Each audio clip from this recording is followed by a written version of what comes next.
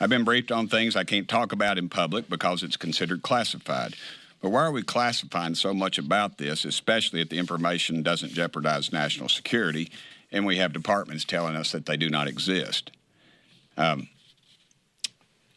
We are here today to discuss that. I've got several other notes, but I'll skip over them because I know y'all probably want to hear from the folks behind me. We had some great witnesses, as I stated before, but these folks want to talk about more of the transparency and some of the pushback we're receiving from those aforementioned groups. And with that, I'll turn it over to my dear friend, Representative Luna, the mother of Henry. And if you get to see this kid, you got to see this kid. He's spectacular. Thank you all so much. Thank you all for being here today. It is unacceptable that any mid-level unelected bureaucrat staffers can tell members of Congress that we are not allowed to access information about UAPs. Let me be clear that we are the representatives of the elected, or that of people that sent us here to do the right thing. Unelected bureaucrats do not get to say what we can and cannot see. We've had three-star generals tell us that we did not have authorized access to this information, but yet how do you expect us to continue to send taxpayer money to fund government projects if you're not even allowing us to see what those projects are? And I say that because, as some of you know, we have been consistently hearing that we do not have the authorized clearances, again, by people not elected to office. Let me repeat this. The people's representatives, members of Congress who sit on Judiciary, Armed Services, and the Oversight Committees are being denied access to this information. But if we do not have the clearance, who does? Does this sound like a truly free country? Referencing Grush, I know there was many questions in regards to what was happening with his current IG report and whether or not we were able to receive access to that information. We were previously denied this. We have now received permission from him directly to go back into the SCIF to review that information. But in my short time in office, it has become very clear and evident that there is an apparent attempt an orchestrated attempt to deny us this access, and it appears that that is coming from the intelligence community. We have a rampant overclassification problem. We need the UAP Disclosure Act, which I would ask that if you see to my left, you have Representative Burchett's language, and it should be added. As we know, we do not want to go forward with fake promises to the American people.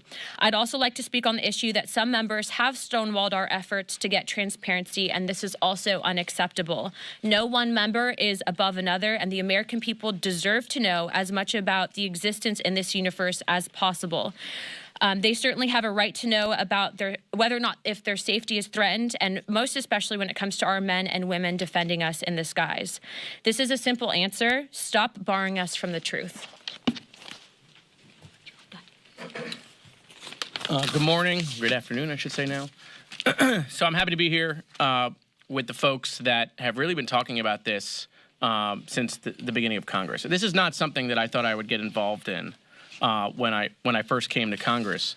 But quite frankly, the reason why I got involved is as we started asking questions, legitimate questions, the pushback we got is what interests me. Every time we pulled a thread and we stumbled on something, it seemed that we would get stonewalled. And so, you know, NASA has stated that the term UAP does not necessarily imply extraterrestrial origin, which means we could be making these things domestic.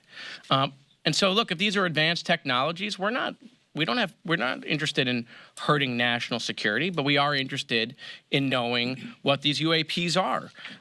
You have the All-Domain Anomaly Resolution Office that was in the NDAA in 2022, and they have said, so the government has said, there's 366 reports of UAPs. A number of them they will not classify. They cannot explain to us. Some they say are weather balloons, some they say is clutter, some they say are other anomalies, but then there are a bunch that they don't explain. And I think you see not just a bipartisan approach here in the House, but you see a bicameral approach with Senator Chuck Schumer and what he's trying to accomplish. And that really just is transparency and disclosure. I think the American people have a simple question, which is if none of this exists, if this is all false, why at every turn are there people trying to stop the transparency and the disclosure? Why are folks who are in charge of committees, whether they are in the House or in the Senate, opposed to this disclosure.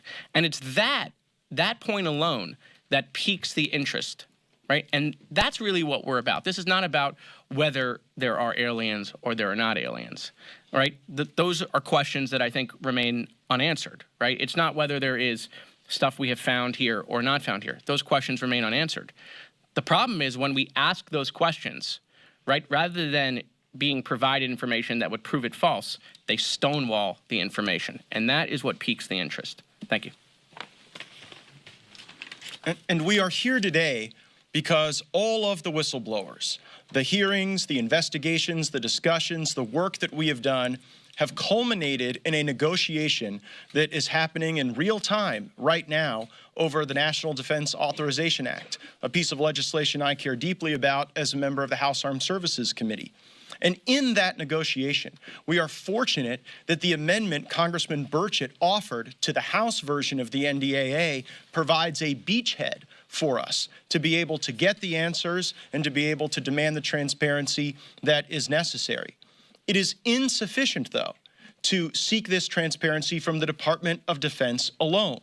We have to have cooperation so that Title 50 authorities through the intelligence community are also subject to review, that the FAA, the NSA, the FBI, even state and local authorities that have information are able to have that cataloged, assessed, and then put out before the public. It is my belief that the Burchett Amendment is the strongest position when coupled with the additional authorities and additional agencies that I've just mentioned in order to be able to get to that productive result. Unfortunately, we have members of the House Intelligence Committee and the Senate Armed Services Committee who right now are frustrating the effort that we are putting forward in order to be able to obtain the information and to move forward. I think it is productive that Senator Schumer has engaged on this issue. He's not an insignificant person in this town, but I am concerned about embracing a disclosure paradigm that mirrors the JFK assassination disclosure paradigm. I don't know that there are any Americans who would view the JFK assassination disclosure paradigm as some sort of vaulted standard. Time and again, we've seen that system fail. I also don't believe that, pursuant to the Schumer language, we would have to wait 25 years in order to get this information. 25 years is a long time when you consider what Mr. Burchett said about the lack of veracity that the government has provided to the people up until this point. And so we're here to call for the most inclusive, most robust provisions possible to be included in the NDAA. We don't want to see a lot of log jams created. And in the event that there's any designation of a national security concern regarding disclosure, we believe that this information can no longer be siloed with the entities that have frustrated disclosure. That there should be broader briefings to members of Congress, that the Oversight Committee, which many of my colleagues here serve on, should be receiving those briefings, that the Armed Services Committee should be receiving those briefings, and it should not just be the fiefdom of the Intelligence Committee and the intelligence community. And if we achieve that objective, I think we can start to restore some of the trust the public has. But as we work through the finer points of that legislation, we felt it was important today to come forward and express where the log jams exist, where the opportunities lay before us, and we will pursue those with great vigor. I also wanted to specifically thank House Armed Services Chairman Mike Rogers. He allowed the Burchett Amendment to go on the bill without objection, and I think he is to be commended for that. And also when my colleagues, Ms. Luna and Mr. Burchett and I, were at an Air Force base and were told by Air Force officials that we weren't allowed to see information that whistleblowers had expressed to us existed, it was in fact Chairman Rogers himself who personally engaged with the Office of the Secretary of Defense and gave us the opportunity to view the images that were taken by pilots of some of these unidentified aerial phenomenon. So work to be done, but we hope that this gives you clarity as to what our goals are, how the scope and depth of the mission ahead. You know, I came to Congress thinking that this place was dysfunctional, and I had a general idea that the bureaucracy would try to block us. But seeing it from the inside, I can tell you it's worse than you can imagine. Everything that you suspect about the federal bureaucracy is doing, they're almost certainly doing. And it's nearly impossible to get a straight answer. So you all know my perspective, but at the end of the day, I think the taxpayers deserve to know where their money is being spent. The question we have before us is that, are we in an environment where the republic is being threatened by individuals and by people who are not elected to be able to withhold information from the public? And so I want to applaud the efforts of this group and the folks standing behind me, especially Mr. Burchett, who, as he said, it's time for transparency. It's time for Tim's amendment to be passed, and as well as the Schumer amendment. While they may not be perfect in their current forms, it gets us in a better direction. And it's my belief that both of them will actually put us in a better place. I don't think that they have to be mutually exclusive. At the end of the day, if we want transparency, we should be going after every avenue that we can to get the information to the American people. Thank you. Well, again, thank you all. This is about accountability and about transparency. It's about holding the deep state to task for their refusal to declassify information that the American people need to know, that Congress needs to know. In July, I questioned highly decorated naval and intelligence officers who had been in aircraft, who had seen UAPs, and what they told me was alarming. These officers told us that when encountering these UAPs, had they had to defend themselves or their aircraft or their personnel, they would not have been able to do so. 3 military intelligence officials swore when giving those statements. Foreign objects are buzzing around in our airspace, and Joe Biden's over 30 generals have not only been silent on the issue, but yet have yet to play ball with Congress. Not to mention, American farmers are seeing intelligence aircraft above their fields. There have been 144 reported sightings of these objects that we know of, and the DoD is more concerned about pronouns and woke agendas than informing Congress and having accountability and having transparency. In a moment when American supply chains are broken, our border is overrun, and Chinese ownership in American institutions has skyrocketed, American defenses against unknown aircraft are paramount. Because of this bipartisan effort in the House and now the Senate, intelligence agencies are now beginning to tout exploratory measures to investigate UAPs. But this needs to be an expeditious process, not 25 years. That's unacceptable. It should be noted that the Kennedy deadline has been blown through a couple of times. The information released has been less than full disclosure. And so whether it's little green men, American technology, or worse, technology from the CCP, we need to know. There needs to be better cooperation amongst agencies, and Congress has a right, an obligation to know. This is about transparency. This is about accountability. The truth is out there, and the American people are ready. Senator, how many? All right, so that is a news conference that is now underway, live, raw, and unfiltered over in Washington, D.C. It's all about UFO and UAP sightings, and GOP lawmakers, along with at least one Democrat, are there speaking, and they're going to answer some questions now from reporters. So we're going to head to our final 2-minute commercial break. On the other side, we will pop that audio right back up and listen in live, raw, and unfiltered. You're watching Live Now from Fox.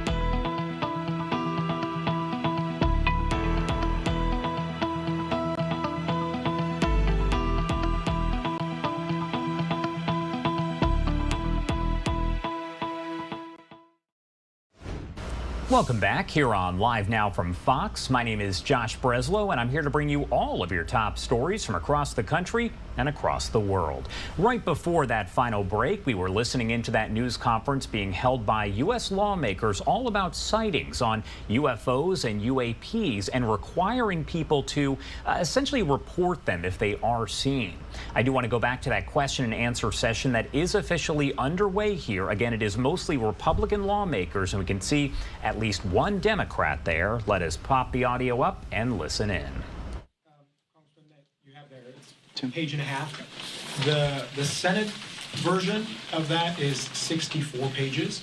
Yeah. I'm just wondering, are there other things that you're going to be hoping to do? They have a lot of elements like the eminent domain thing or whatever, or is that it on your end? I would like to be, that would be it. I think we've overcomplicated the issue. 64 pages, and Matt alluded to the 25 years. I mean, good gosh, you modeled something after the Kennedy assassination situation, and we're still waiting. Even it just peruse that they're allowed a delay of 300 days, and then there's the blanket if it's a national security issue. I mean, so it just, to me, we've got a lot of doors that could be opened, and I think this is I just like a clear, concise way to do it. And I don't need a bunch of lawyers looking over our shoulders telling us, sorry, Jared. And Matt. And Matt, yeah, sorry, but I mean, the lawyers We're are literally looking over your yeah, they're literally looking over my shoulders. I just think a simplification is the way to go. Simple answer. And the second one was just, you made the distinction between the Intel community and the Intel committee.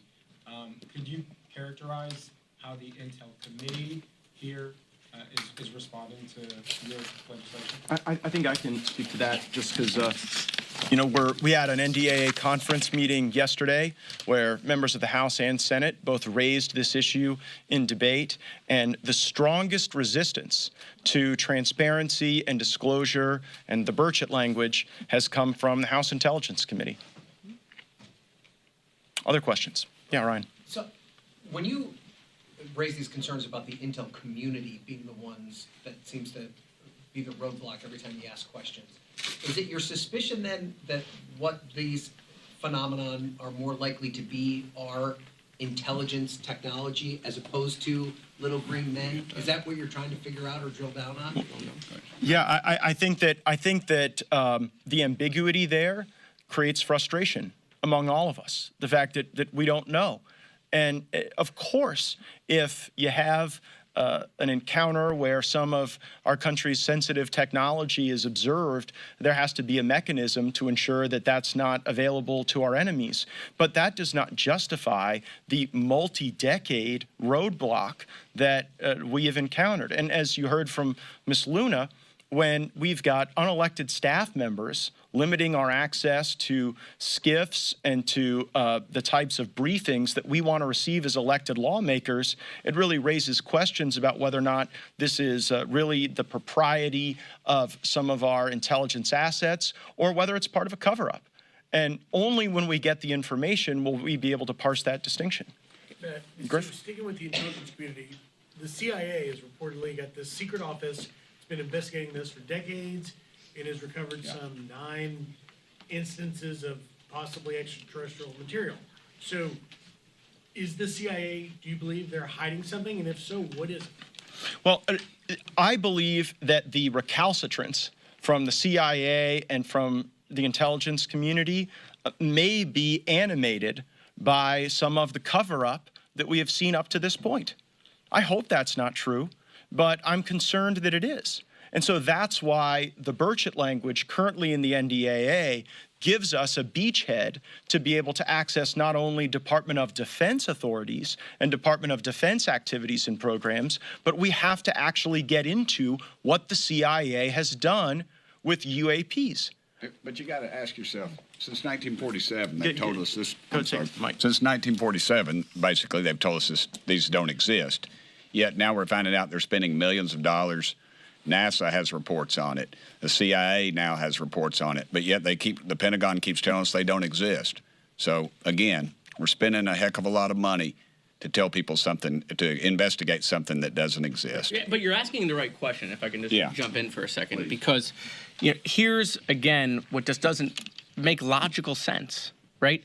Is if this is all nonsense, right, then why are we seeing constant, from different areas of government, whistleblowers coming out with things that are credible? Why, as legislators, are we being stonewalled? Why does it feel like, just as we're making some progress, all of a sudden the ghosts of Christmas past, present, and future come out to talk to staff or legislators that then all of a sudden aren't on board with more disclosure? And I think that's the American people who are following this, that is the same question that you're asking that they're asking. We see the Pentagon not being able to pass an audit for 6 years straight. Grush testified under oath that, part of these programs, these advanced technology programs, are being funded by overfunding programs in some areas of the budget or backdooring money. And so, again, we have been asking these questions, from the financial standpoint and from the transparency standpoint. And it's, Ryan, same question that you had. The intelligence community does not want to share any of this information with Congress. We're asking why. Why? And that it makes it appear that there is a substantial reason why they don't, not an insubstantial reason, right? It's not just maybe it's one of our new toys, right? And so that's, I think, why you see this group pressing so hard. Yeah, and if you go back to the hearing and think about what was said in committee, is that you're seeing this increased activity, yes, near military installation, yes, near conflicts, areas of operation, but you're also seeing it near our nuclear installations. And if you assume for a moment that it's American technology, we have normal areas of operation that we would test new aircraft, right? But it's now conflicting with commercial aircraft. So again, there's got to be an accountability mechanism that if it is our technology, that it's being operated safely, that it's being tested safely. And if it's Chinese technology, then we need to know and ask those questions of, are we ready? What are we doing to counter that? So I don't know if it's Little Green Men or U.S. Technology or the CCP, but they're engaging in around our nuclear facilities, and I don't care who it is or where it's from, that should concern you. There are questions that need to be asked. There are questions that need to be answered, and I'll be damned, we're going to find those answers, and we're going to turn over every stone until we get them. Let me just follow up a little bit on what Congressman Gates, you said about having to fight to get access to see some of the images. So to the best of you can answer this question, have any of you seen something to lead you to believe stronger in the existence of something extraterrestrial, not Chinese or otherwise? Yeah,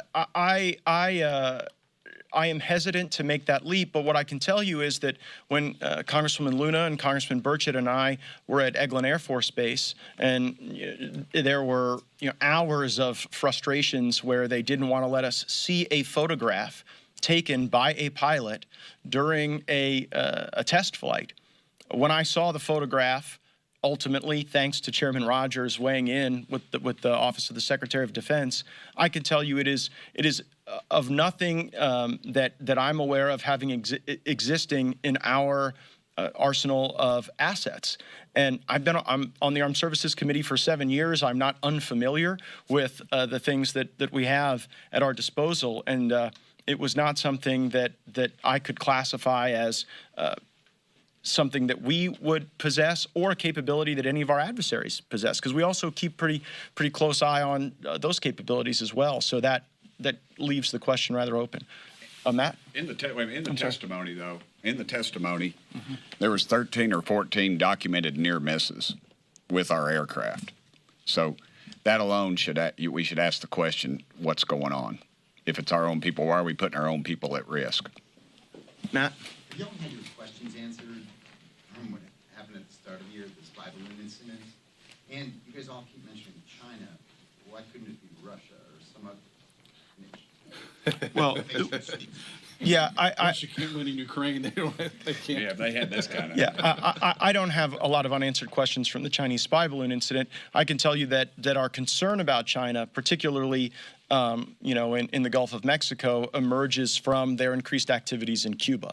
And if they are building out more capabilities, and frankly, you see a leveraged buyout of old Russian assets in Cuba being turned over to Chinese control. And so that's what makes our interest in that. Yes, sir. Okay, so my first question is, are we seeing any actual progress towards actual transparency? And second of all, in regards to the UAP Disclosure Act, Congressman Burchett, what kind of changes would you like to see to be done to it? First answer is no. The second is I'd just like to see more transparency. That's all I want. You all in the media, that's what we got to have. And it's very difficult for me to go home and talk to people who don't trust the government when the government is telling them something doesn't exist, but is spending millions, if not billions of dollars on researching what doesn't exist. If I can jump in too real quick, to be clear, I think that Schumer's efforts here are probably the floor as to where we would like to see disclosure begin. So not to say that they're not good efforts. I think basically any step forward is a step forward in the right direction here. But again, going back to just what we have faced, it shouldn't be the case that it is this complicated to release this information. And also just to, put it out there, I mean, it should scare the American people that there is maybe whether it's special interest or corporation that thinks that they have a say in what your taxpayer dollars go to and also what information The American people are not stupid. We can handle this information. Other countries have declassified similar information, and it's time that the United States steps up to the plate and does the same. One aspect of the Schumer amendment that draws a little concern for me is an appointed body that would review information or photographs or what have you before it's released to the public. That is an appointed body that the American public would have no control over. It'd be appointed by a politician. You'd know who would be on there. You'd have the missile defense companies. You'd have the usual cast of characters. And to me, that casts a chilling effect on the whole thing, in my opinion. I want to add something that Tim said, because I want to give him some credit. So back to your question of have we seen progress? I mean, listen, it's not like the 118th Congress is doing a lot of things, right? So in fairness, right, I think we're at the same pace. I think because of Tim's efforts and the group behind us, we are actually seeing a lot of progress. First of all, we had a hearing in the House that had never happened before. The Intelligence Committee had a hearing that didn't happen in 50 years, okay? We've now had multiple press conferences on this. You're having legislation introduced, not just in the House, but in the Senate. So this has come a long way from the times when Harry Reid was talking about it or Marco Rubio was talking about it. You now have a bipartisan, bicameral effort. And so, this place does a lot of things, unfortunately, incrementally, right? It doesn't do big things at the moment. So I got to, Tim is the one who has spearheaded a lot of this. And so, to give him a little more credit that he's willing to give himself, I think we're making a lot of progress. We just have to accept the fact that the pace here in Washington, that we're caught up in that same pace. Yes, sir. Have you been able to see any documents or videos, etc., that would be considered classified? And follow up if there's a yes there. Yeah. Go ahead, Matt. Yeah, no, I mean, we have. Sure. And so when you see them, have you said to yourself, there's no way this is a threat to national security? Why is this still being classified? I have reviewed classified information and thereafter, wondered to myself why that would be classified.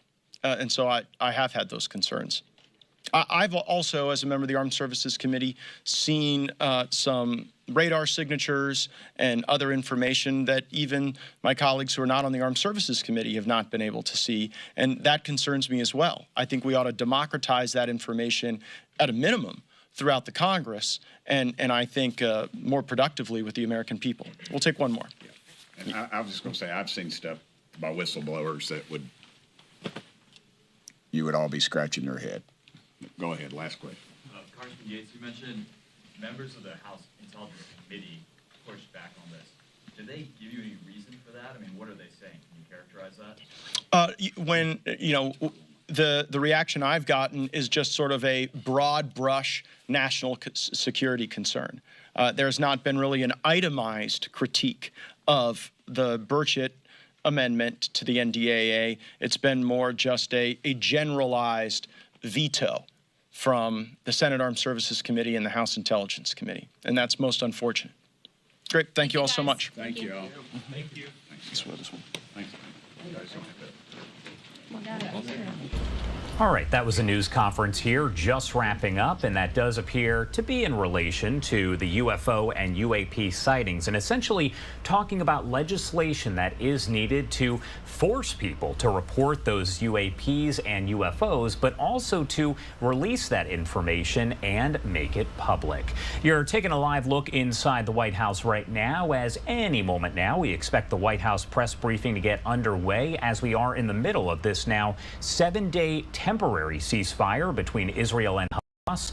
We know that 2 more hostages have been released. One of them, Mia Sharf-Shem, whose mom we have spoken to over the past several weeks. She was unclear whether her daughter had been killed at the music festival back on October 7th when Hamas attacked Israel. However, a video later surfaced from Hamas, a propaganda video that showed Mia having been taken hostage. So again, she has now been released as part of this hostage exchange, day 7 of the temporary ceasefire. You can imagine there will be a lot of questions on that here at the White House press briefing. It is now 1:11 over on the East Coast and 10:11 on the West Coast. Let's head to a quick 2-minute commercial break, the first one of the hour. On the other side, we'll get right back into your top stories and live events. You're watching Live Now from Fox.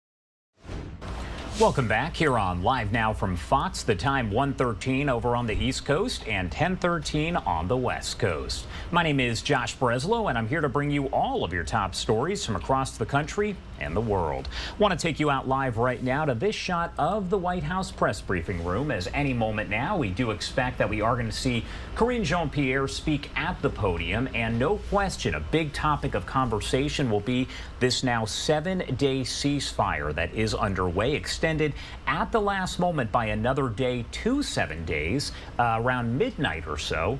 We know that 2 additional hostages have been released by Hamas here, but more are expected, as many as 8 or so. Want to take you out to this other live image that we do have here. This shows Ophir Prison that is over in the West Bank. It is an Israeli prison, and we've seen those Palestinian prisoners released, those that are held by Israel, in exchange for the different hostages that have been held by Hamas since October 7th. Greg Palcott is over in Israel. He is with Fox News and has been bringing us live reports. He just filed this one moments ago. Israel and Hamas extending their temporary ceasefire for a second time. Qatari officials say the deal will follow the terms of the previous ones. At least 10 Israeli hostages for 30 Palestinian prisoners. Another group of hostages freed Thursday. More than a dozen were released Wednesday night, including a 49-year-old Israeli-American woman whose husband remains in Hamas captivity. When Hamas stops releasing hostages, we will stop the pause and we will resume our campaign against Hamas. But after the extension was announced, Israeli officials say 2 men armed with an M16 rifle and a pistol opened fire at a Jerusalem bus station, leaving at least 3 people dead and several others injured. According to police, they were members of a Hamas affiliate group and were killed shortly after the attack by off-duty Israeli soldiers. This is the same Hamas that carried out the terrible massacre on October 7th. The same Hamas that tries to kill us everywhere. Meanwhile, Secretary of State Antony Blinken is back in Israel on Thursday, meeting with Prime Minister Benjamin Netanyahu and the Israeli War Cabinet. He's expected to push for a longer truce and the release of more hostages. We have seen over the last week the very positive development of hostages coming home. This process is producing results. It's important, and we hope that it can continue. The U.S. is also asking Israel to make any offensive in southern Gaza more moderate than its one in the north. In Tel Aviv, Greg Palcott, Fox News. Greg, thank you so much. And this is the video that Greg was talking about as the temporary ceasefire between the two sides was extended for another day. Gunmen opened fire on people waiting for buses along a main highway entering Jerusalem. And this video does show the aftermath. At least 3 people have been killed and about 11 others wounded. The 2 attackers who are dead have been identified by police as 2 Palestinian brothers who lived over in the Jerusalem area. Hamas says they were members of its armed wing and celebrated the attack. Now, the temporary ceasefire between the 2 sides was extended, as he mentioned, for another day, as more of the hostages kidnapped by Hamas on October 7th are going to be released. The U.S. hoping that temporary truce, now in its first week toward the end of the week there, will be extended even further. We did hear a bit earlier from Secretary of State Antony Blinken, who had this to say right after that attack. Unfortunately, as we are meeting now, there are casualties in a serious terror attack in the entrance to Jerusalem, our capital. 2 terrorists have attacked innocent civilians waiting to be picked up to go on their day's work, and we have casualties. We have loss of life, and I would like to express my heartfelt condolences to the families, and of course to pray for the swift recovery of the wounded. And like you, my heart goes out to the victims of this attack. I believe 1 person lost life. Maybe as many as 3. We're thinking of them. We're thinking of their families, their loved ones, and we mourn their loss just as we mourn the loss of any innocent life. And that was Secretary of State Antony Blinken. As we mentioned, he is over there in Israel right now amid the war, one of many trips that he has taken there over the past several weeks. Not clear if there will be a news conference with him at some point later on today, but if there is, you can watch it here on LiveNOW from Fox. We are expecting this White House press briefing to get underway any moment now, and a big topic of discussion, no doubt, will be that ceasefire. The U.S. saying that they do want the ceasefire to continue even longer than the 7 days that it has gone on for. Israel saying as long as Hamas is willing to release those hostages, they will allow for that ceasefire. It is 1:18 on the East Coast, 10:18 on the West Coast. We're going to head to a quick commercial break. On the other side, we are waiting for that White House briefing to get underway, but it does look like Marsha Blackburn is on the Senate floor and could be speaking about Israel, so we'll bring that up here on the other side. You're watching LiveNOW from Fox.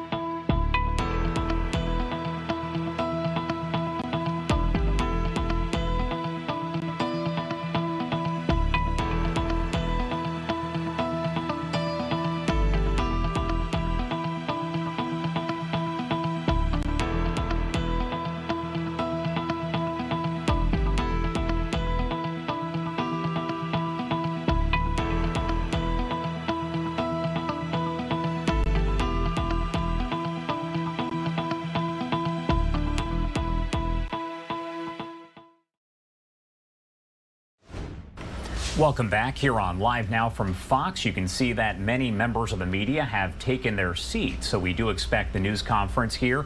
The White House press briefing will get underway with Karine Jean-Pierre any moment now. Not sure if John Kirby will be a part of this, but if he is, you can imagine that they will be answering a lot of questions about Israel and Hamas and the current ceasefire that is now on day 7.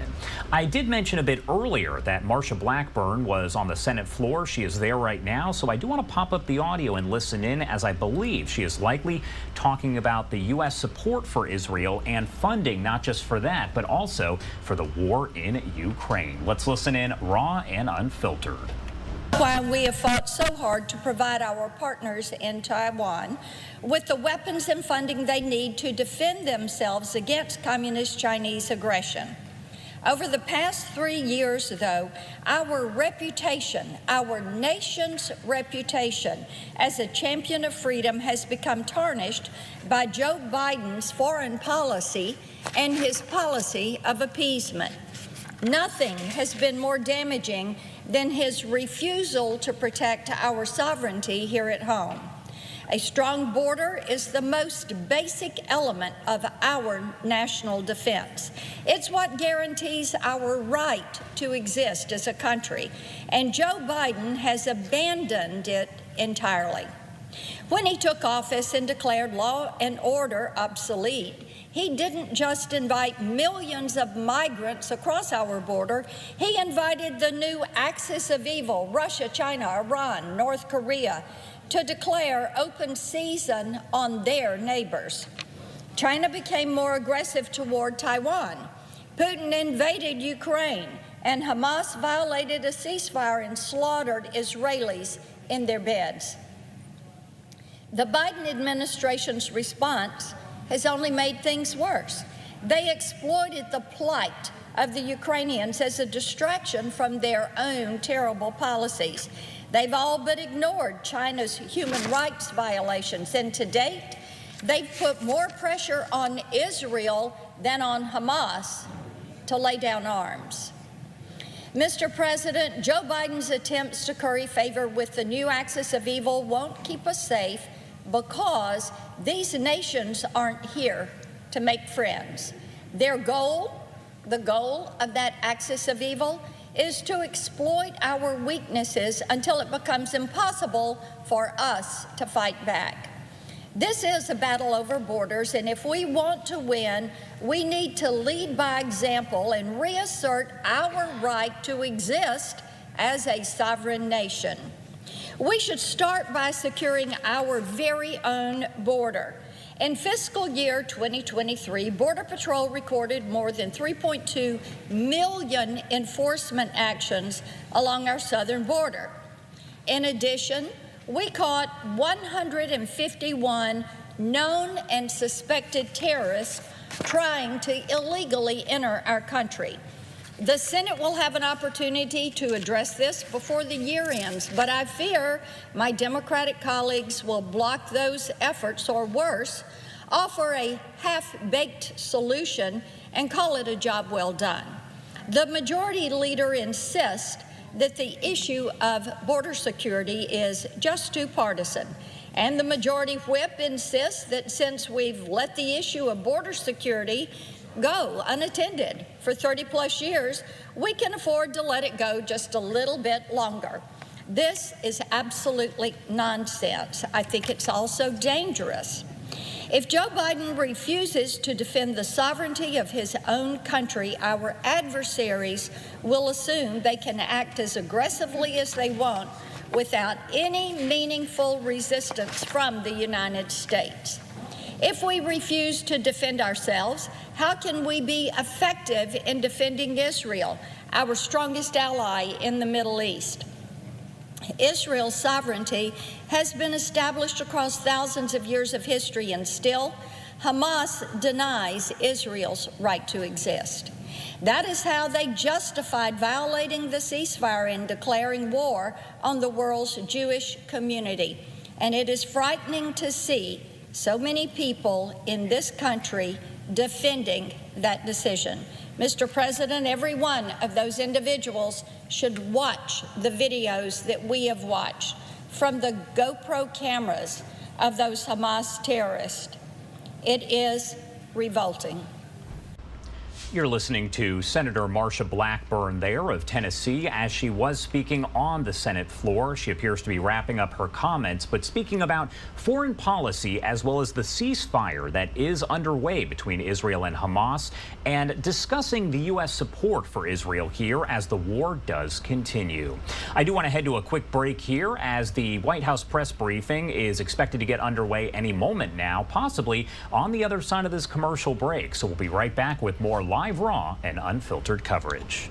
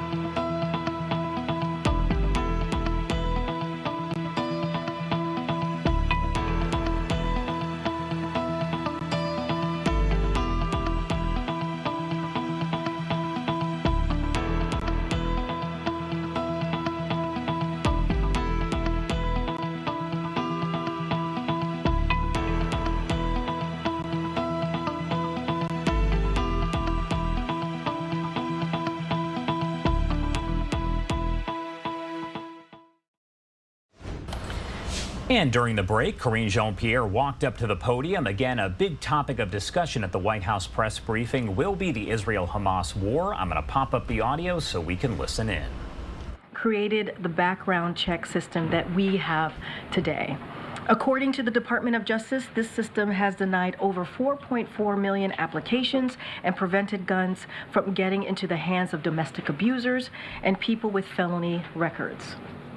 Building on these efforts, President Biden continues to take historic action on gun safety, including strengthening background checks through the bipartisan Safer Communities Act, which is the most sweeping gun safety legislation in the last 3 decades.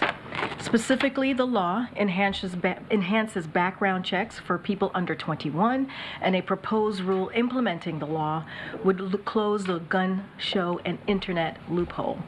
President Biden has also taken more meaningful executive action than any other president to make our schools, our churches, grocery stores, and our communities safer.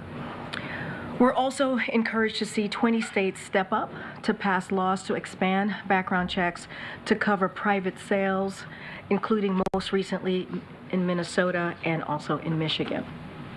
But we can't do it alone. Congress must fully fund the FBI and ATF, who administers the system, and act to establish universal background checks, pass a national red flag law, ban assault weapons, invest in proven solutions, and more. Now turning to the economy, today and yesterday we got more good news on the economy as inflation continues to fall and the economy continues to grow. Today, annual inflation fell to its lowest level in more than 2.5 years, and monthly inflation was 0. Again, 0. Gas prices are down by $1.77 from their peak after Putin's war. Prices for eggs, milks are down over the last year. The economy grew more than 5% last quarter, stronger than any quarter under Trump Trump outside of the pandemic. We still have more work to do, and we understand that, and we know that. The president understands that. But prices are still too high. That's why President Biden is fighting to lower costs for American families by strengthening our supply chains, taking on Big Pharma to lower prescription drugs, cracking down on price gouging by banning hidden junk fees, and calling on corporations to pass savings on to consumers.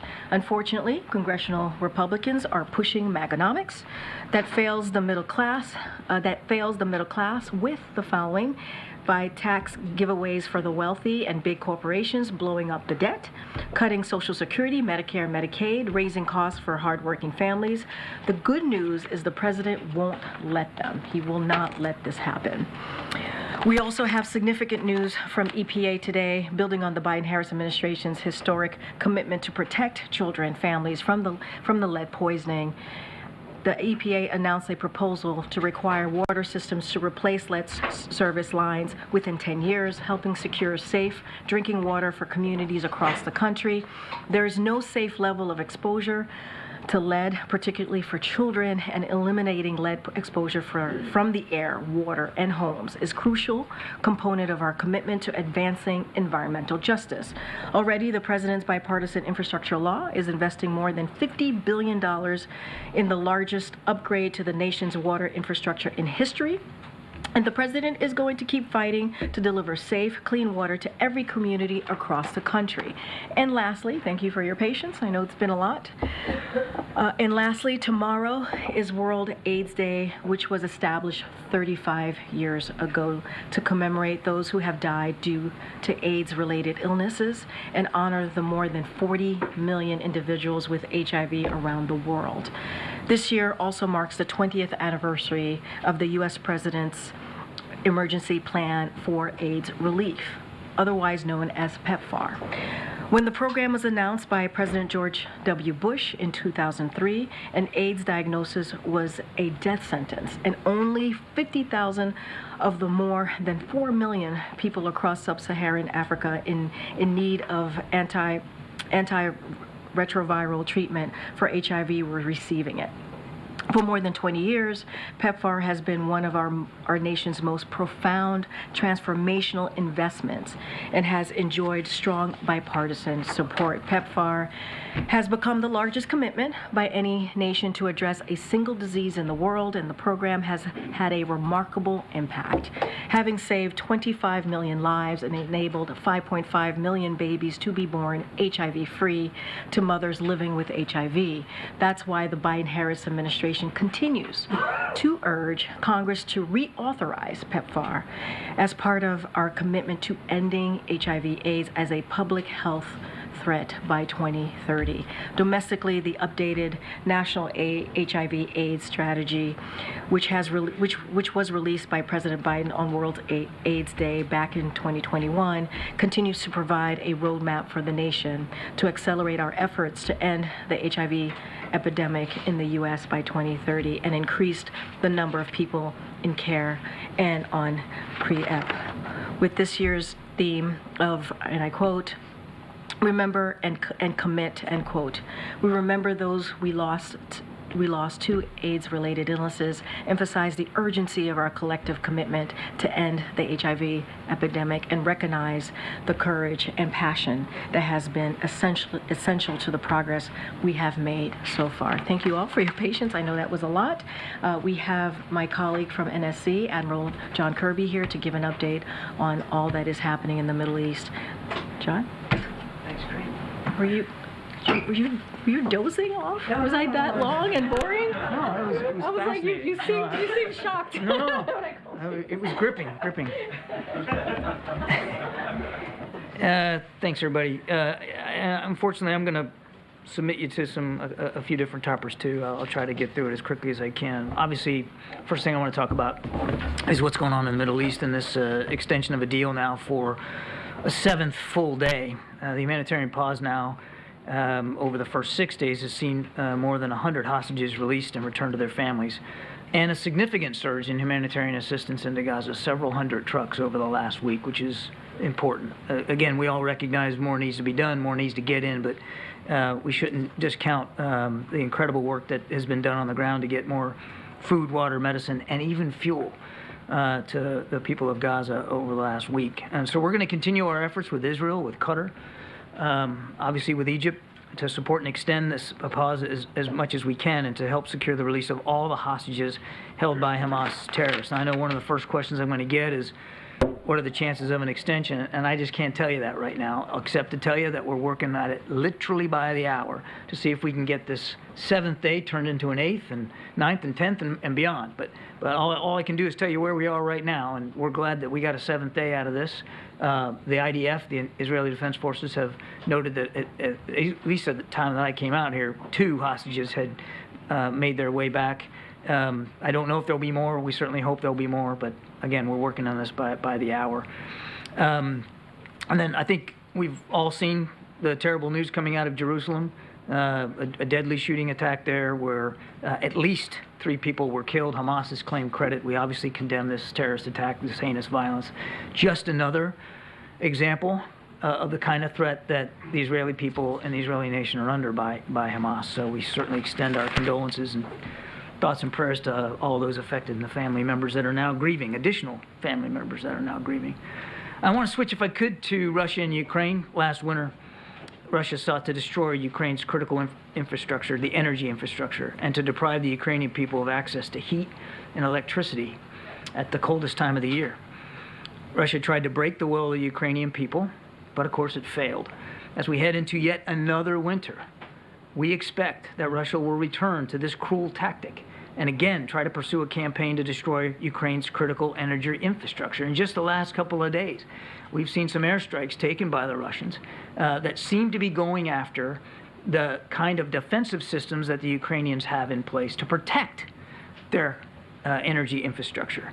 And again, over the weekend, they launched a major drone attack against Kyiv and elsewhere. We view this as a strike of what's to, a sign of what's to come.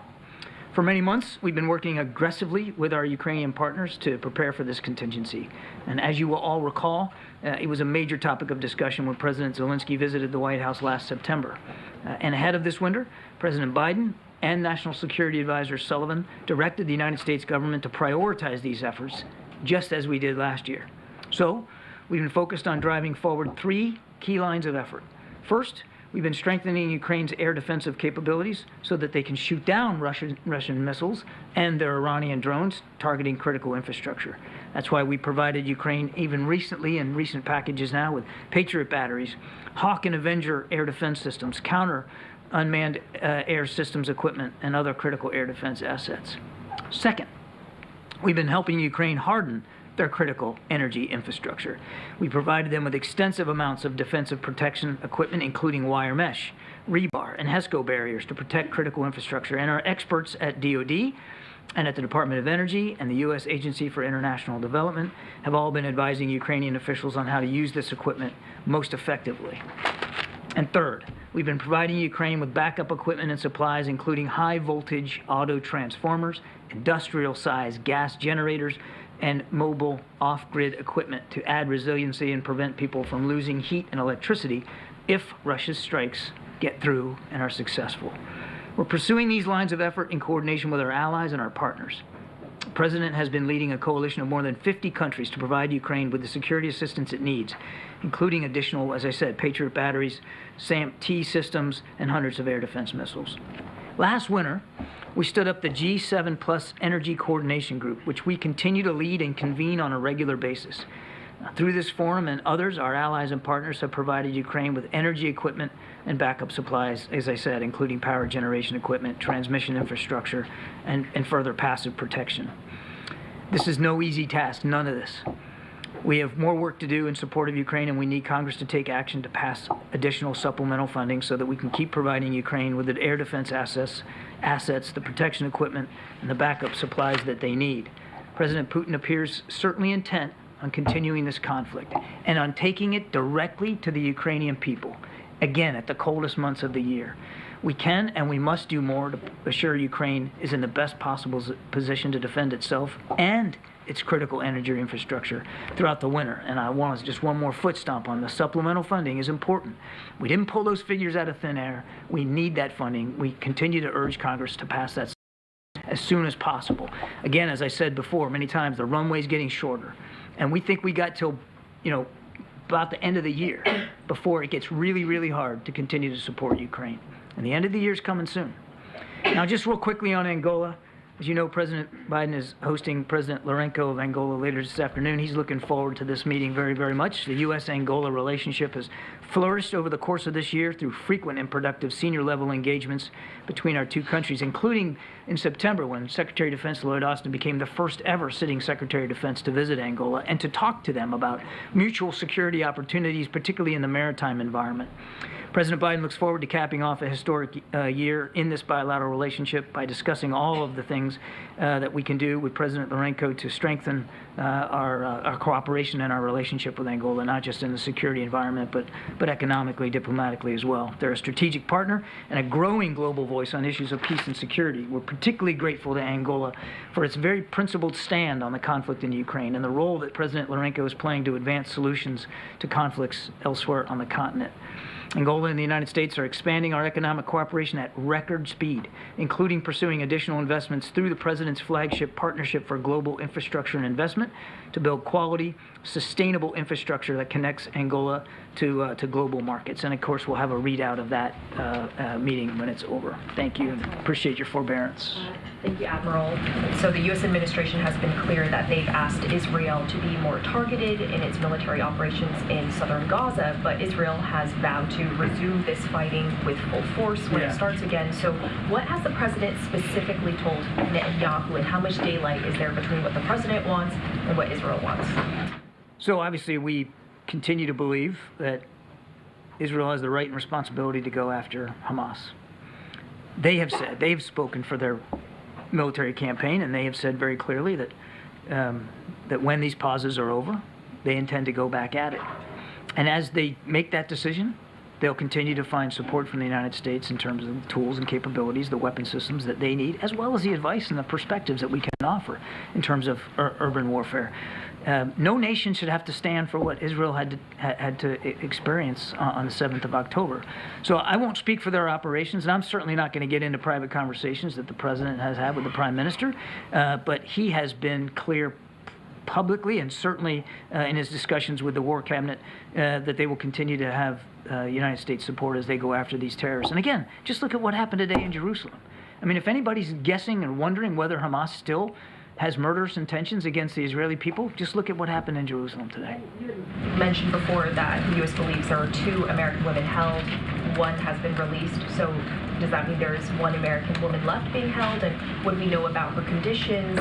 Do we think she could be released soon? I wish I had good answers for those questions. Unfortunately, we don't know.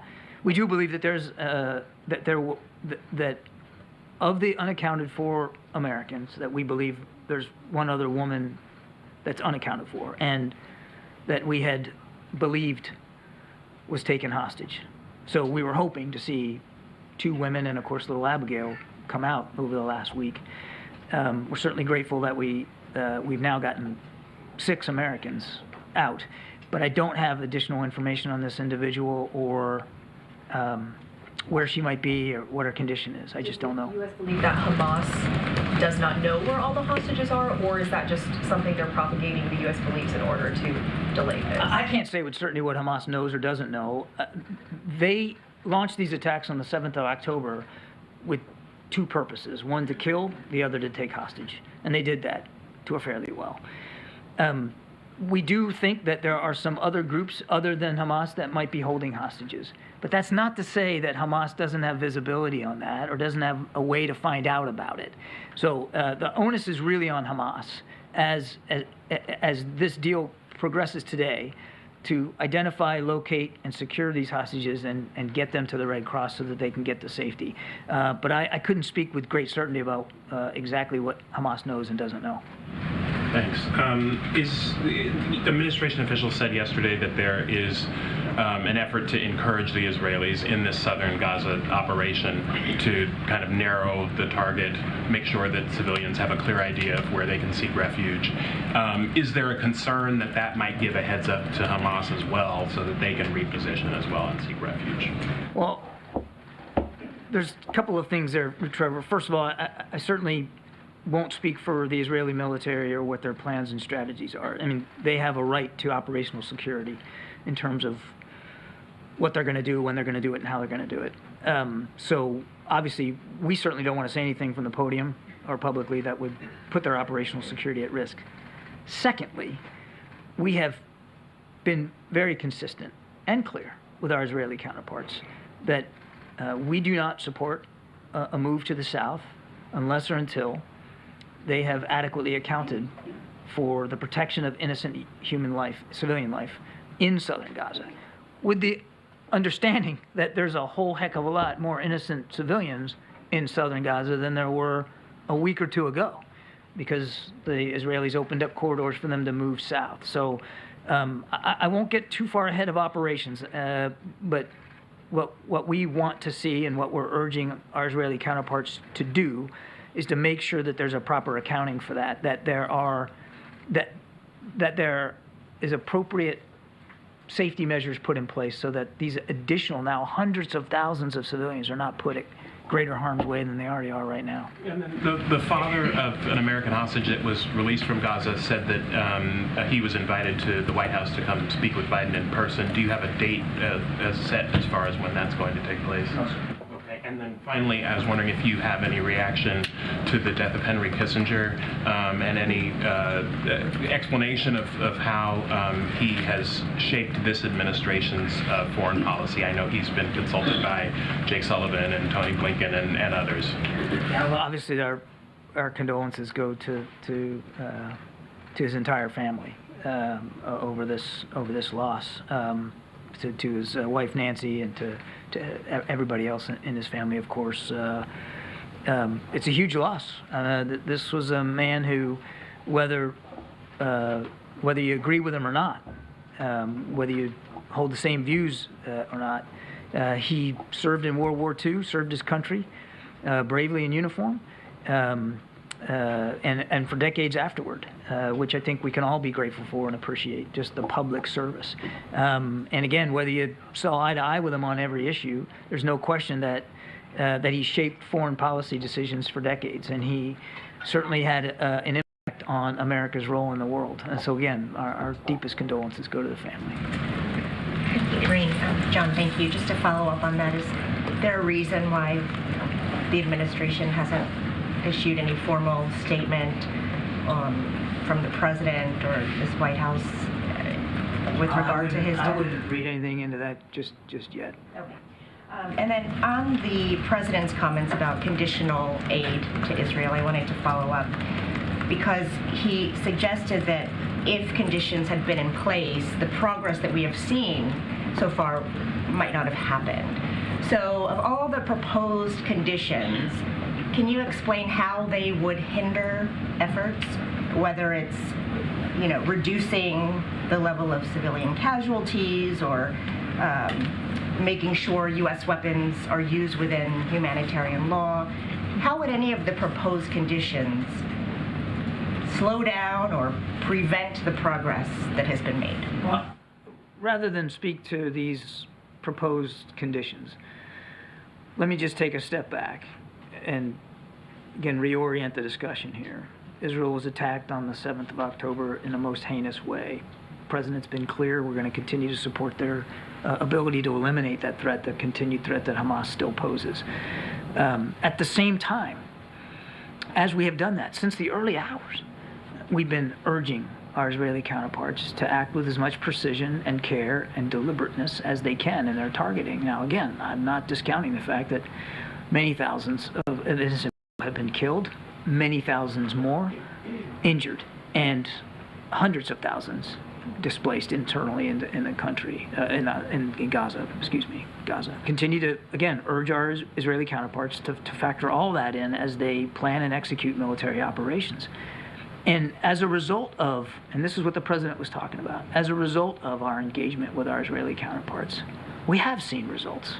I mean, now a week-long pause. At the beginning of this, the idea of a pause was unthinkable to our Israeli counterparts. But now a week-long pause, 100 hostages out, hundreds of trucks of aid getting in. At the outset, the idea of humanitarian assistance getting in was not something that was warmly received as an idea. So the president believes that the approach that we've been taking has had results. Now, again, nobody's discounting or dismissing the loss of innocent life, and we continue to work with and share perspectives about urban warfare with our Israeli counterparts so that they can continue to hone their operations in such a way that there's a reduction and a minimizing of civilian death. But we're going to continue that approach. Hey, John, I hear. And you are listening right there as John Kirby with the National Security Council is speaking at the White House during the press briefing, answering questions from members of the media, all related, of course, to the Israel-Hamas war, or at least mostly related. Now, as you can see on the right side of your screen there, that is a live look at the podium, as we do expect a Pentagon press briefing to get underway really any moment now. On the other side of this quick 2-minute commercial break, the last one of the hour, we will make sure to bring you the rest of John Kirby's comments, but once that Pentagon briefing gets underway, we'll pop that audio up as well. It is 1:52 on the East Coast and 10:52 on the West Coast. I'm Josh Breslow. I'll be right back with more live, raw, and unfiltered content here in just about 2 minutes.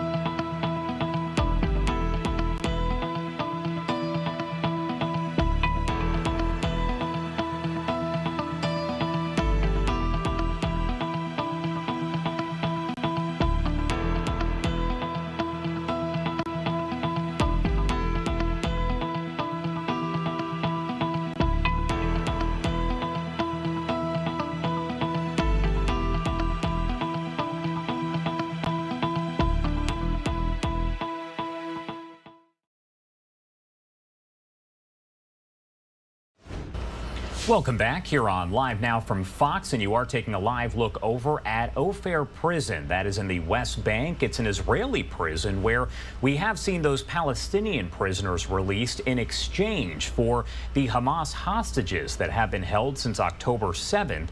We do know that 2 of those hostages have been freed today so far, and more are expected as the truce is now in its 7th day. We do expect a Pentagon briefing to get underway any moment now. You can see the stage is set at this hour, so once they start speaking, we will bring that to you right here on Live Now from Fox. I do want to take you back over to the White House right now as Admiral John Kirby with the National Security Council is answering questions from members of the media. To release wrongfully detained Americans. So my question is, have you seen any progress, and is the U.S. prepared to reimpose sanctions, which was the consequence of not seeing progress on this? Haven't seen any progress yet. There's 8 hours left in the day, so we'll see what the Venezuelans decide to do, and I won't get ahead of decisions about sanctions one way or the other going forward. Thank you. I have a few questions about Angola. As you know, this exciting libido corridor runs through a part of the DRC that's been embroiled in secessionist, violent conflict since 1960. Can the libido corridor work without peace in that region? And then to that point, how is the White House supporting President Lorenzo and his work as AU peace envoy to bring about peace? And then also, how is the administration engaging bilaterally? You know, I'm on a time clock here. No, I hear you. This is the second to last one. Sorry. I should write these down. Engaging bilaterally and multilaterally with Great Lakes leaders to bring about peace? And then finally, what's the President's message to President Lorenzo about his country's poor human rights track record? So, look, I'm going to try to boil this down. Otherwise, I'm going to be in big trouble. So, The President's time. Exactly. Me too. This is a relationship that has been improving now, as I said, over the last year. And the President's very much looking forward to this meeting with the Angolan President. There's a lot of ground to cover. So we never shy away from talking about human rights. The President routinely brings that up. I won't get ahead of the President, and we'll have a readout. But he never shies away from talking about human rights when he's talking to foreign leaders. Number two, we welcome President Lorenzo's efforts to foster peace. I said that at the opening statement. His efforts on the continent to improve peace and security and stability are welcome. And I'm absolutely certain that the two leaders will talk about that today and the prospects for that and where that's going, including in the DRC. And number three, on the libido corridor, the President's very excited about this. This is a real landmark effort as part of PGI and helping lower and middle income countries find sustainable investments in their infrastructure that can not only create jobs but also open up economic opportunities, in this case, all across that southern part of sub-Saharan Africa. So it's very exciting, and we're gonna keep pushing forward with it. Thank you very much, Karine, and thank you, John. Two very brief questions related to foreign policy. One, has the President had discussions with Speaker Johnson akin to those he had with Speaker McCarthy about the supplemental on Ukraine standing alone, and is the price tag on it $60 billion or $47 billion at this point? I have to get back to you on whether there was a specific conversation with the Speaker on the supplemental. That said, we have had numerous discussions and briefings with members of Congress and staff members about the importance of the supplemental and moving on all four of those buckets: Israel, Ukraine, the Indo-Pacific, and border security. We want to see them act as quickly as possible on that. And the total numbers are on the web to see, but. So no standalone then on Ukraine. We want to see all four priorities taken up by Congress and all four funded. The reason why it's a supplemental is because they're all urgent. And as I said earlier, we're running out of runway on Ukraine, and I would tell you the same thing for Israel. We have some existing appropriations and authorities to continue to support Israel, but that well is not endlessly deep either. And will the President send, or has he chosen a representative to go to President-elect Milei's inauguration on the following Sunday? Not that I'm aware of. One of the key provisions of this deal was getting Red Cross officials in to access the hostages and see their conditions. With the fragility of the truce being there right now, is there any realistic hope that the Red Cross is actually going to get any access to these people? That's part of the deal. That's what our expectation is, that Hamas will allow that access. That was part of that arrangement. Have they just simply been saying no at this point? I don't know how much access they've actually had, but that's part of the deal what they signed up to. So we'll see. We'll see if we can get an extension on this. I mean, it's part of the deal for pauses. So during the pause, while you're getting hostages out and aid in, Red Cross gets access. So again, we got one more day today. Hopefully we can get this thing extended, and we'll see. Does the U.S. have any other way that they feel they can determine the condition of these hostages, especially the Americans? That's why the Red Cross access is so important, because it's eyes on. It's an independent view and a look to see how these people are doing. And that's why it's so important, why we've been fighting for it. Can I actually follow up on Angola? Thank you, John. Regarding the attack in Jerusalem, in which Hamas has taken credit, does the U.S. View that attack in any way to be a violation of the ongoing truce between Israel and Hamas? I don't want to get in. I'm not a lawyer here. This attack happened in Jerusalem. Right. The pauses in the fighting were specific to Gaza. Okay, so that's as simple as that. I mean, it wasn't. Therefore, it didn't violate. It didn't technically violate the deal that was in place, but obviously, it's a stark reminder of who they're facing and what kind of enemy that they're opposing. Can I ask you a follow-up on Angola? One question. It is so surprising that you don't take if you are receiving an African leader, you can't take a question from an African journalist. We can sorry, I have one question. Basically, John Senator Mark Baruch. It's not about ending the briefing. I want to ask an African question because you are receiving an African question. All right, thank you. Thank you so much. Oh my God. All right, we can end this briefing if it's not going to be respectful here. Chris. That's what I'm saying. You are receiving an African leader and you don't take questions. Thanks, everybody. I have a question about gas prices. Thanks, everybody. Can we do one about the falling gas prices? All right, looks like they did kind of end that abruptly as they felt the reporters were being a little rude and screaming over each other. I do want to bring you this live image that we do have, as it looks like the Israel Defense Forces will be holding their daily news briefing here in the next few minutes or so. Now, we know these are not always in English. Sometimes they are, and other times they do have a translation that is associated with them. But as of right now, it appears that's kind of up in the air as to what will happen. Once we do get that, though, we will bring it to you right here on Live Now from Fox. We also have this podium right here on your screen. That is the Pentagon briefing right now, as we are waiting for that to get underway amid the war and the ceasefire. I can actually see in one of the images we have where I guess the reporter who was screaming over the other reporters is talking to some of those reporters. Not sure what we can hear, but let me pop that up for just a second. All right, it does look like that audio has been cut, so we can't hear much of anything. I do want to head back over to the Senate floor. We did hear from Marsha Blackburn a bit earlier, who spoke about the Israel-Hamas war, and it looks like we have another speaker here, so we are going to pop up the audio and listen in. Will you do anything you can? We are trying to get these hostages out. The people of Israel want them out, and we're not making any progress. What can you do? You know what I did?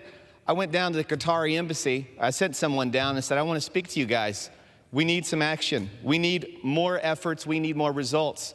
And in the last week, what we have seen are hostages coming out of the Gaza Strip. Now, there are those that say we shouldn't negotiate with terrorists, but the people of Israel, and I'd like to defer to the Israelis on this matter because they're the ones that are living among these folks. They're saying they want these hostages back. They're saying they want to work with the Qataris in bringing them back. They've thanked them for their efforts. The other thing I haven't heard from my colleague within my party, and frankly, I'm disappointed some of my colleagues within my party have not spoken up against this amendment in particular, is the great, fantastic United States Air Force base that we have in Qatar. If they're such accomplices to terror, if they're such bad folks over there running the Qatari government, why do we have an Air Force base there? Folks, this amendment is badly timed. I agree with the concepts in this amendment. I agree that I would love everyone on earth to condemn Hamas, but this amendment right now does not help us achieve our goal, and that is to bring these hostages back. That is what our friends in Israel want. They want these hostages back. If you don't want these hostages back, if you don't want a United States Air Force presence over in the Middle East, then go ahead and vote for this amendment. Because what you're saying is that to the Qataris, we want you to cease efforts. We want you to turn over whoever it is you've got that you're negotiating with. And by the way, the American government, we're the ones that asked them to keep this channel open with Hamas. We're the ones, the United States, said Hamas needs to be close and able to be accessible within the Qataris. And so I would ask my colleagues, I'd ask staffers that are watching this amendment debate back in the office, go back to your boss, especially if you're a Republican, and say, you know what, we got a member from our own party that's saying this is a bad idea, because we've got hostage negotiations that are happening right now that will not be helped if this amendment is passed. Everyone in this chamber knows this amendment is going nowhere if it gets on the bill, but that doesn't matter. The concept of giving the middle finger to the one group in the Middle East that is actually helping us achieve some hostage release, and that's the Qataris, I think is a bad policy, and I urge opposition to this amendment. Yield back. The gentleman from Texas reserves. Gentleman from New York. I am ready to close. Gentleman reserves. Gentleman from Tennessee is recognized. With respect to Qatar's recent activities on the world stage, I'll just say this. Qatar should not get a pass whenever it decides to stop playing lawbreaker in order to start playing first responder. I think it's a misnomer to think that without Qatar that somehow negotiations wouldn't take place. The reality of the situation on the ground is the reason why Hamas is negotiating is because Israel is kicking their butts and is going to continue to do so. These negotiations would happen with or without Qatar. Qatar benefits from our Air Force base there. So, you know, if my colleague from my own party thinks giving money to Qatar so that Hamas can rape little girls, then that's his choice, not mine. You can't pretend to be our friend when you're funding an organization that attacks and brutalizes innocent civilians. You can't have it both ways. It just doesn't work that way. You can't have your network praising the attacks. I reserve. Gentleman's time has expired. Gentleman from New York is recognized. I just simply will say,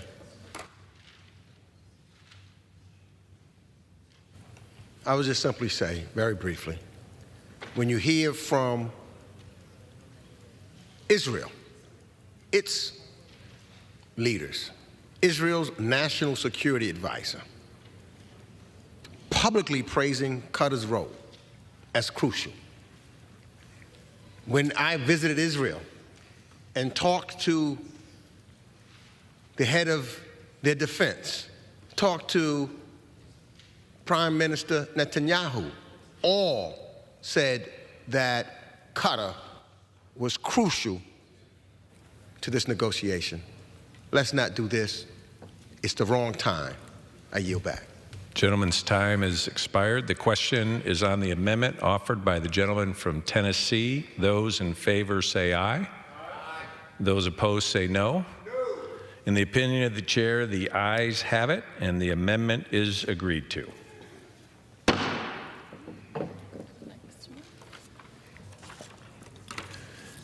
It is now in order to consider amendment number 8, printed in Part C of House Report 118-280.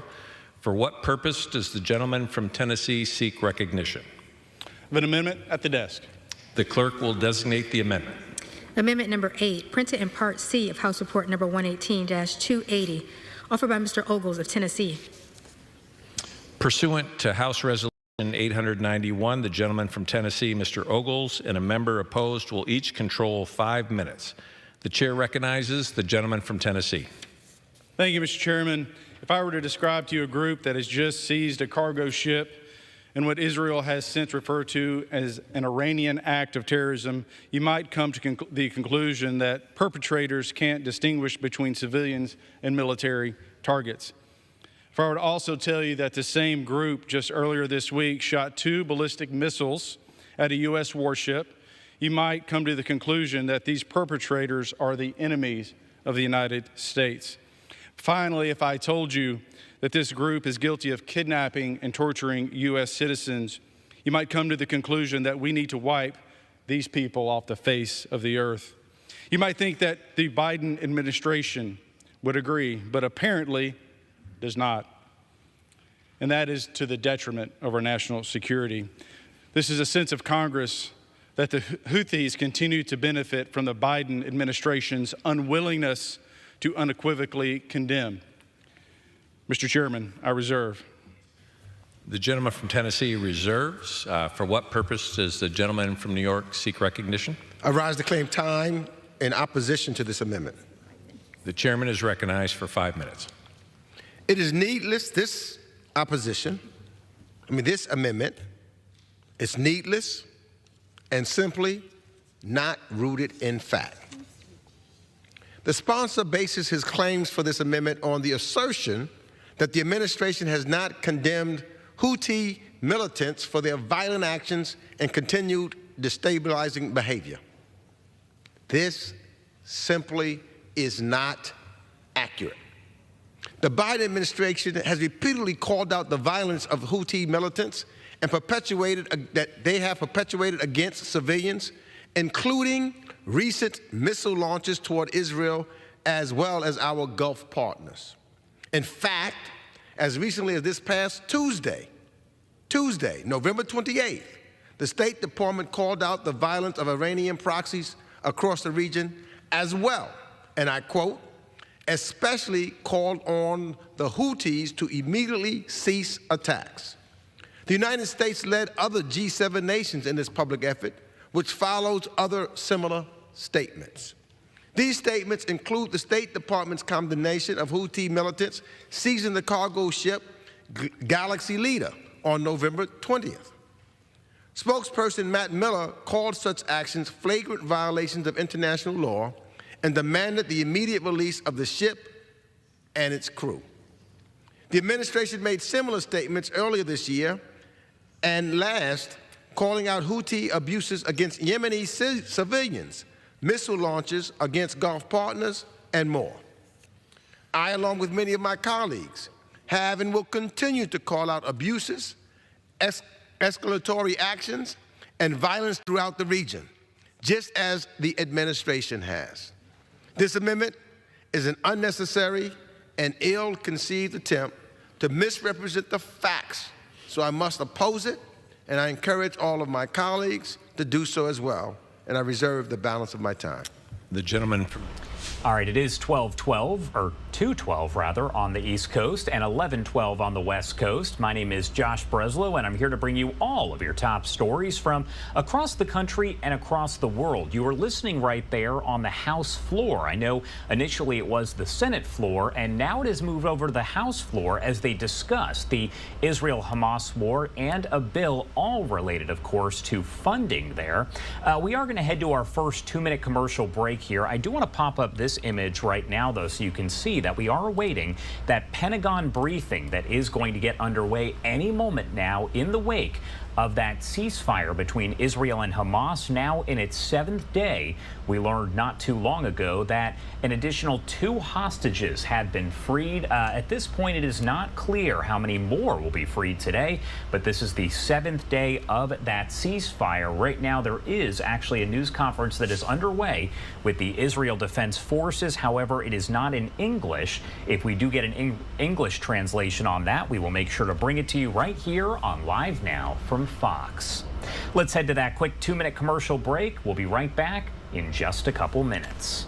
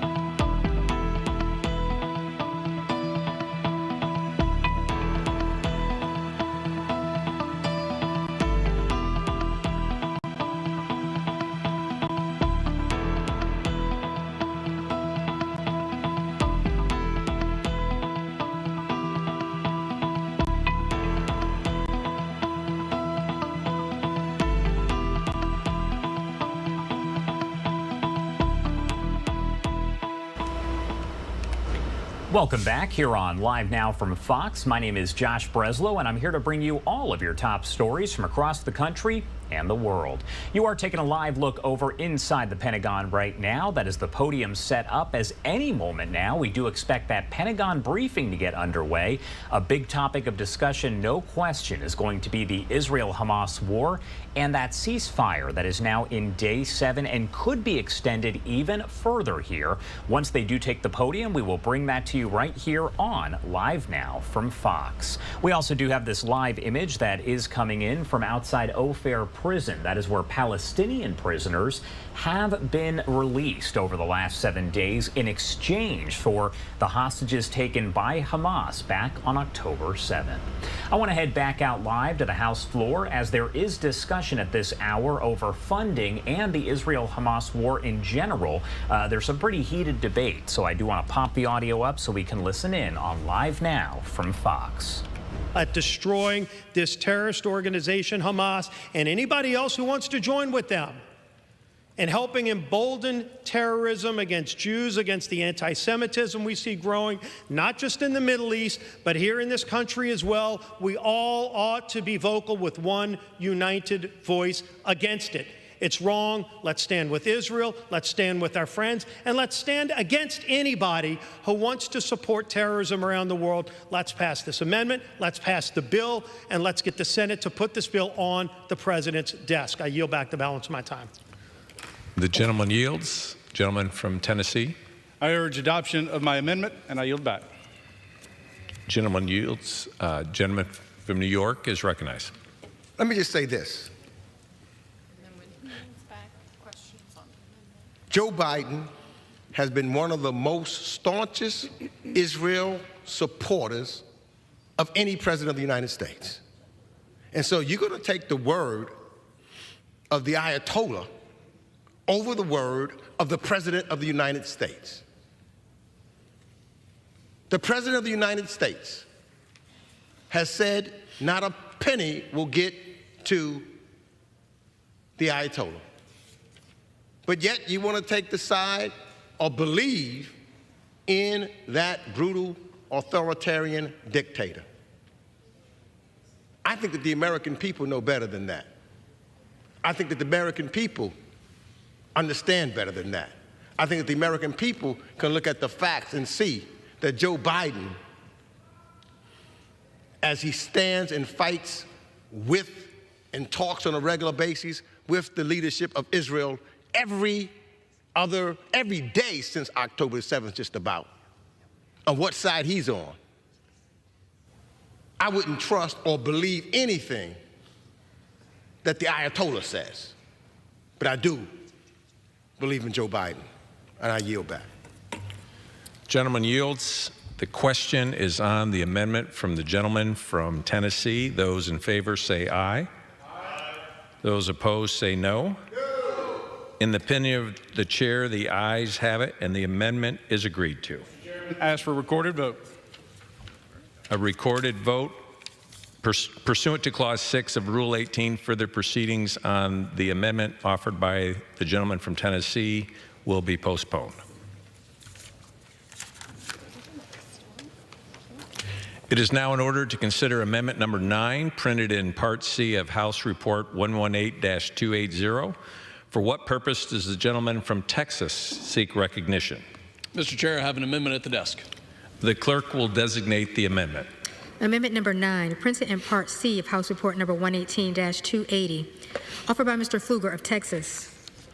Pursuant to House Resolution 891, the gentleman from Texas, Mr. Pfluger, and a member opposed will each control 5 minutes. The chair recognizes the gentleman from Texas. Thank you, Mr. Chair. I yield myself as much time as I may consume.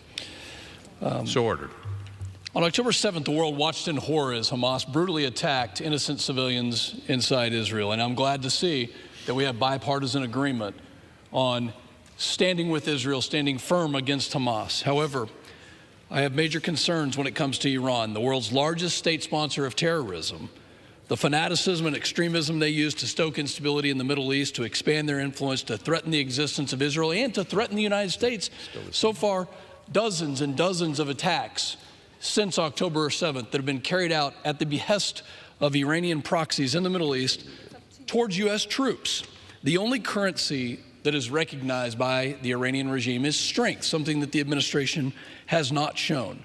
This attack and Israel's valid defense of its sovereignty in the wake of the barbaric invasion is a wake-up call to the threats of the Iran-backed terrorist groups that pose not just to the Middle East, but also to the rest of the world. This is a watershed moment, and it demands a resolute response. The United States must increase pressure on the Iranian regime by denying it the access to funds abroad. Deterrence is the name of the game. In August and September of 2023, the Biden administration facilitated Tehran's access to $6 billion in oil revenues, sanctions that had previously been placed on Iran as a signal of strength, waivers that had been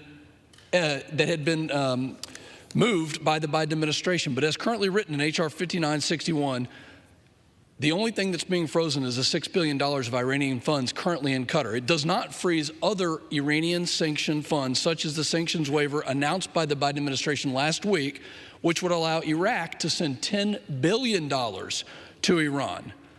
The founders intended us to have a system of checks and balances, and that's exactly what my amendment would do.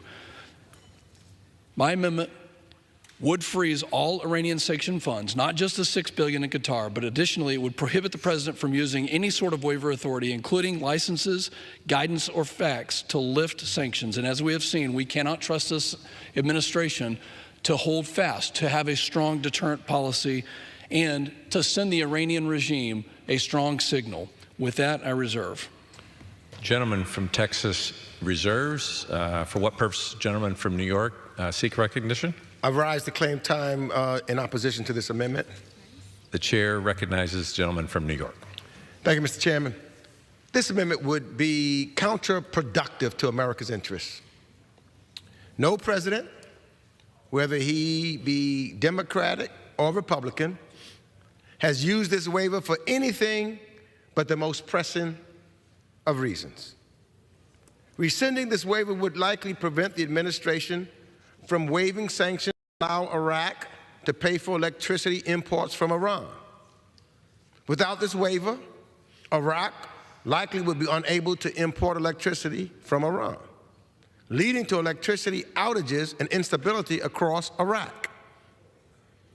We have seen what instability in Iraq looks like over the past decade. The decay of central governance, the rise of ISIS, and a growing terrorist ideology that struck America and Europe in numerous deadly attacks. America has many interests in the Middle East, and this waiver is important for ensuring that this administration or any future administration has the flexibility it needs to promote American interests. It's important for the presidents, this one and those in the future, to have that flexibility.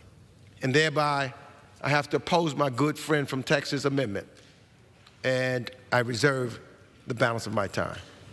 Gentlemen, all right, so definitely some discussion there over Israel and Hamas. We are hearing from a lot of different lawmakers, some of them for that and some of them against it. But again, this is all connected to the war that has been ongoing now since October 7th, when Hamas attacked Israel, killing 1,200 people. We now know, of course, that there is this ceasefire now in day 7 that could be extended even further if more hostages are released by Hamas. We are waiting for the Pentagon briefing to get underway, but we're also waiting on Secretary of State Antony Blinken to speak over in Israel. The podiums are up for both, so whichever does start first, we will bring to you right here, live on Live Now from Fox. I do want to head to a quick 2-minute break. On the other side, if neither of those are underway just yet, we will head back over to the House floor.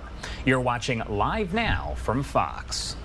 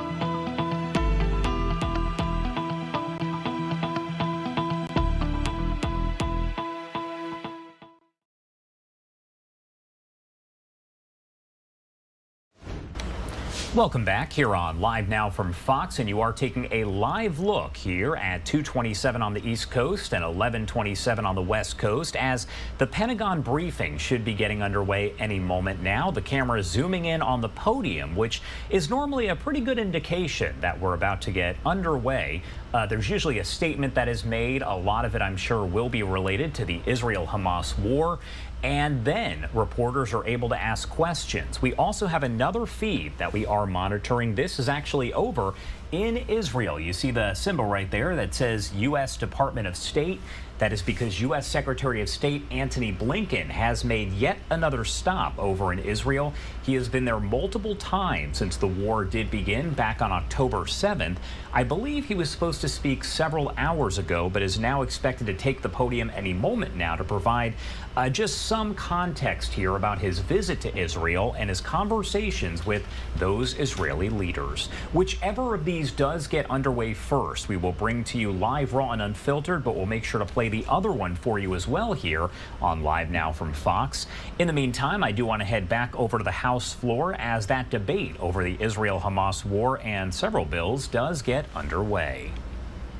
Porter of California. Pursuant to House Resolution 891, the gentlewoman from California, Ms. Porter, and a member opposed will each control 5 minutes. The chair recognizes the gentlewoman from California. The Iranian regime is a danger to international security and democratic order everywhere. The regime has funded terrorism across the Middle East for years, enabling groups like Hamas to attack Israel and commit other atrocities. And the Iran regime doesn't stop with supporting regional terrorism. It commits its own atrocities, consistently and brutally cracking down on its own citizens fighting for basic freedoms.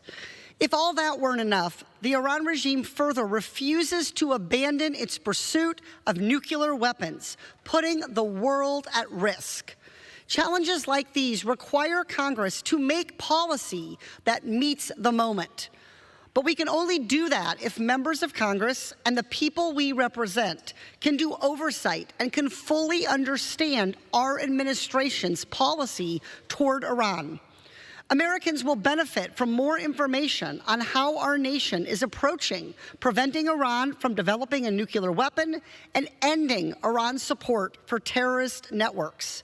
Congress will also benefit from this information so that we can better legislate on Iran consistent with the security interests and the values of the United States. Under President Obama's administration, the United States government issued periodic reports on its evolving policy in Syria. This set a model for the executive branch sharing information with lawmakers and the public regarding United States foreign policy toward countries of concern. In Congress, we know that the details of our nation's Iran policy are complex and they are fluid. But precedent exists for our administration to provide a more complete window into its foreign policy objectives in specific countries. This bipartisan amendment would commission a detailed report on United States policy with regard to Iran, with regard to human rights, nuclear proliferation, the ballistic missile program, and regional terrorism. Look, we don't need talking heads force-feeding us conclusions about this administration's Iran policy. Let's get an oversight report about what that policy is and let everyone draw their own conclusions. And then the lawmakers on both sides of the aisle can better make policy that addresses the challenges we face, operating from a shared platform of information. Let's trust the American people and each other with information. I urge my colleagues to support this bipartisan amendment. I reserve the balance of my time. The gentlewoman reserves. For what purpose? Does any member wish to claim time in opposition? Seeing none. The gentlewoman from California is recognized. Mr. Speaker, I yield back. Gentlewoman yields. The question is on the amendment offered by the gentlewoman from California. Those in favor say aye. Aye. Those opposed say no. In the opinion of the chair, the ayes have it, and the amendment is agreed to. I ask for a recorded vote. Pursuant to Clause 6 of Rule 18, further proceedings on the amendment offered by the gentlewoman from California will be postponed. It's now in order to consider Amendment Number 11, printed in Part C of House Report 118-280. For what purpose does the gentlewoman from California seek recognition? Mr. Speaker, I have an amendment at the desk. The clerk will designate the amendment. Amendment number 11, printed in Part C of House Report number 118-280, offered by Ms. Porter of California. Pursuant to House Resolution 891, the gentlewoman from California. All right, a lot of debate going on, a lot of discussion there over the Israel-Hamas war. I do want to head to a break here at 2:33 on the East Coast and 11:33 on the West Coast. And on the other side, it looks like that Pentagon briefing will be getting underway. So we'll pop up that audio and listen in uninterrupted here on Live Now from Fox.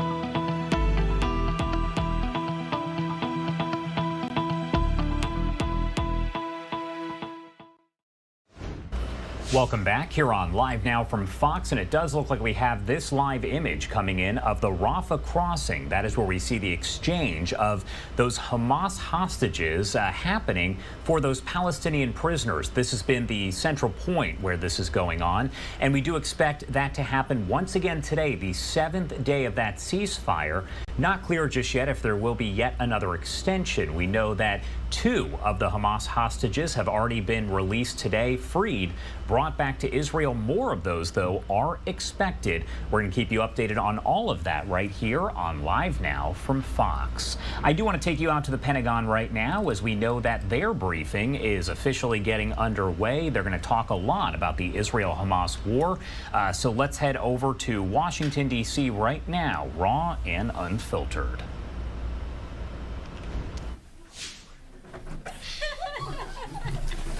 What did I miss? Go on. Does someone want to show me a phone and pictures and photos, Idris? Okay, all right, well, we'll save it for after. Or if you want to come up and, you know, answer some questions. Okay, so we'll get started and then we'll go back to that later. So good afternoon, happy Thursday. So just a few items at the top, and then I'll be happy to take your questions. So sadly, as many of you know, a United States Air Force CV-22B Osprey from Yokota Air Base, Japan, assigned to the 353rd Special Operations Wing, was involved in an aircraft mishap Tuesday Eastern, while performing a routine training mission off the shore of Yakushima Island, Japan. Emergency personnel remain on scene conducting search and rescue operations. The cause of this incident is currently under investigation. Our thoughts are with the unit and their families, and we'd like to thank the government of Japan and the Japanese Coast Guard for all their assistance. As a reminder, Secretary Austin will travel this week to California, December 1st and 2nd. On Friday, he will host the Australian Deputy Prime Minister and Minister of Defence, Richard Marles, and the UK's Secretary of State for Defence, Grant Shapps, at Moffett Field to discuss the Australia-UK-US Security Partnership, or as you all know it, AUKUS. And this is on the campus of the DoD's Defense Innovation Unit. And then, later that day, he will travel to Simi Valley to deliver a keynote address on Saturday at the 2023 Reagan National Defense Forum. And shifting to the Middle East, the United States remains encouraged by the humanitarian pauses that we're seeing in Gaza, and we remain in close contact with our Israeli partners. As you know, on Tuesday, the U.S. airlifted 54,000 pounds of humanitarian assistance, which included medical supplies, warm clothing, food and nutrition assistance to the people of Gaza. We expect more aircraft carrying humanitarian assistance to come in the coming days. And lastly, tomorrow, approximately 180 U.S. Army soldiers from the 5th Corps 2nd Cavalry Regiment will join Exercise Brave Partner in North Macedonia, concluding on December 10th. This U.S. Army and Africa-led exercise tests the regiment readiness on short notice, enhancing interoperability, and strengthening our NATO alliance.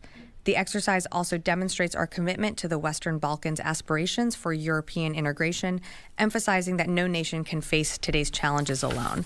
And with that, I'd be happy to take your questions. Lita. Yeah. Thanks, Sabrina. Japan has suspended its Osprey flights and has asked that the U.S. also suspend some Osprey flights. Is there any move or any decision yet by the department to suspend, pause, or otherwise even slow down in that area flights of the Osprey until after recovery operations are finished? And has the department received an official request from Japan to do some sort of stand down? So I'm not tracking an official request received here at the department.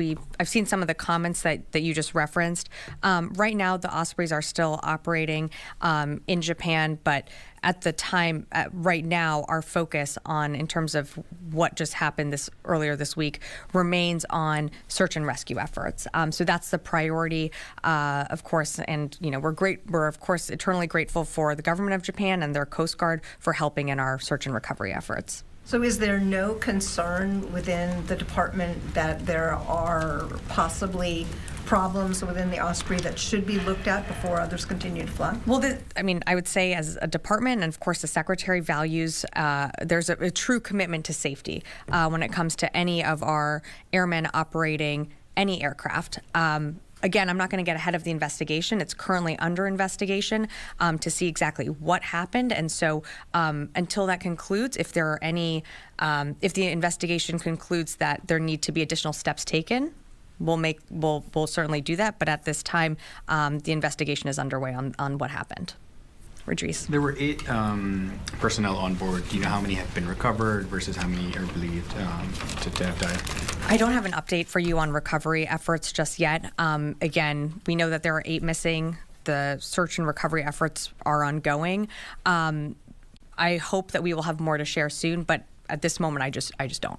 Do you have any updates on the 5 Somali attackers who were on the Carney over the weekend, and have you been able to find any link between the Somalis and the Yemeni Houthis? Do you mean the Mason? Sorry, the Mason. That's okay. So in terms of connection, let me take the second part of your question first. So in terms of connection, again, we're still doing our assessments. We're not seeing one right now, but if there is one, we'd certainly, of course, let you know. But at this time, these 5 armed individuals that the Mason was able to interdict as they were trying to flee from the Central Park remain in U.S. custody. Yeah, Laura. Can you tell us, have there been any additional attacks on U.S. troops in Iraq and Syria since Thanksgiving? The last we were tracking was 73, I believe. Yes, let me see here. I just want to make sure. Yes, so we do have an update. There was an attack on Tuesday, so that was earlier this week. So that brings the total attacks up to 74 attacks from October 17th until now. We did not see, as you just mentioned, over the period of Thanksgiving and then over the last 2 days, we did not observe any additional attacks on our troops. And where was the attack on Tuesday? That was in Syria. In Syria. Yeah. Were there any injuries? No injuries, no damage to infrastructure. If there are any injuries, and again, I know that we provide those updates. I don't have any more updates to provide on additional non-serious injuries, but I'm not tracking that there were any injuries from that attack on Tuesday that happened. Drones, rockets? I would have to get back to you on that. I just don't have that information in front of me. And just specifically, the drone that was shot down, I think, was it yesterday? What type of drone was it? I think it was an Iranian drone. Can you say what type of drone? It was an Iranian manufactured drone. I believe that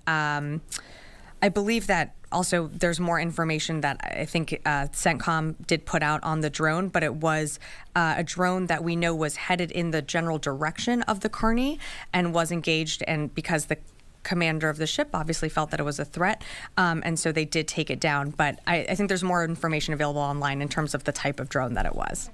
Constantine. Thanks. On that topic, can you say what the Carney used to down the drone, missiles or guns? I would refer you to CENTCOM for more information. I just don't have that. And one other question. Can you say whether the Mason fired any weapons as part of its engagement with the ballistic missile that was headed its way? On the, I'm sorry, are you talking about the event when from Wednesday or Tuesday? No, I'm not aware that the Mason did fire any weapons in regards to the ballistic missile.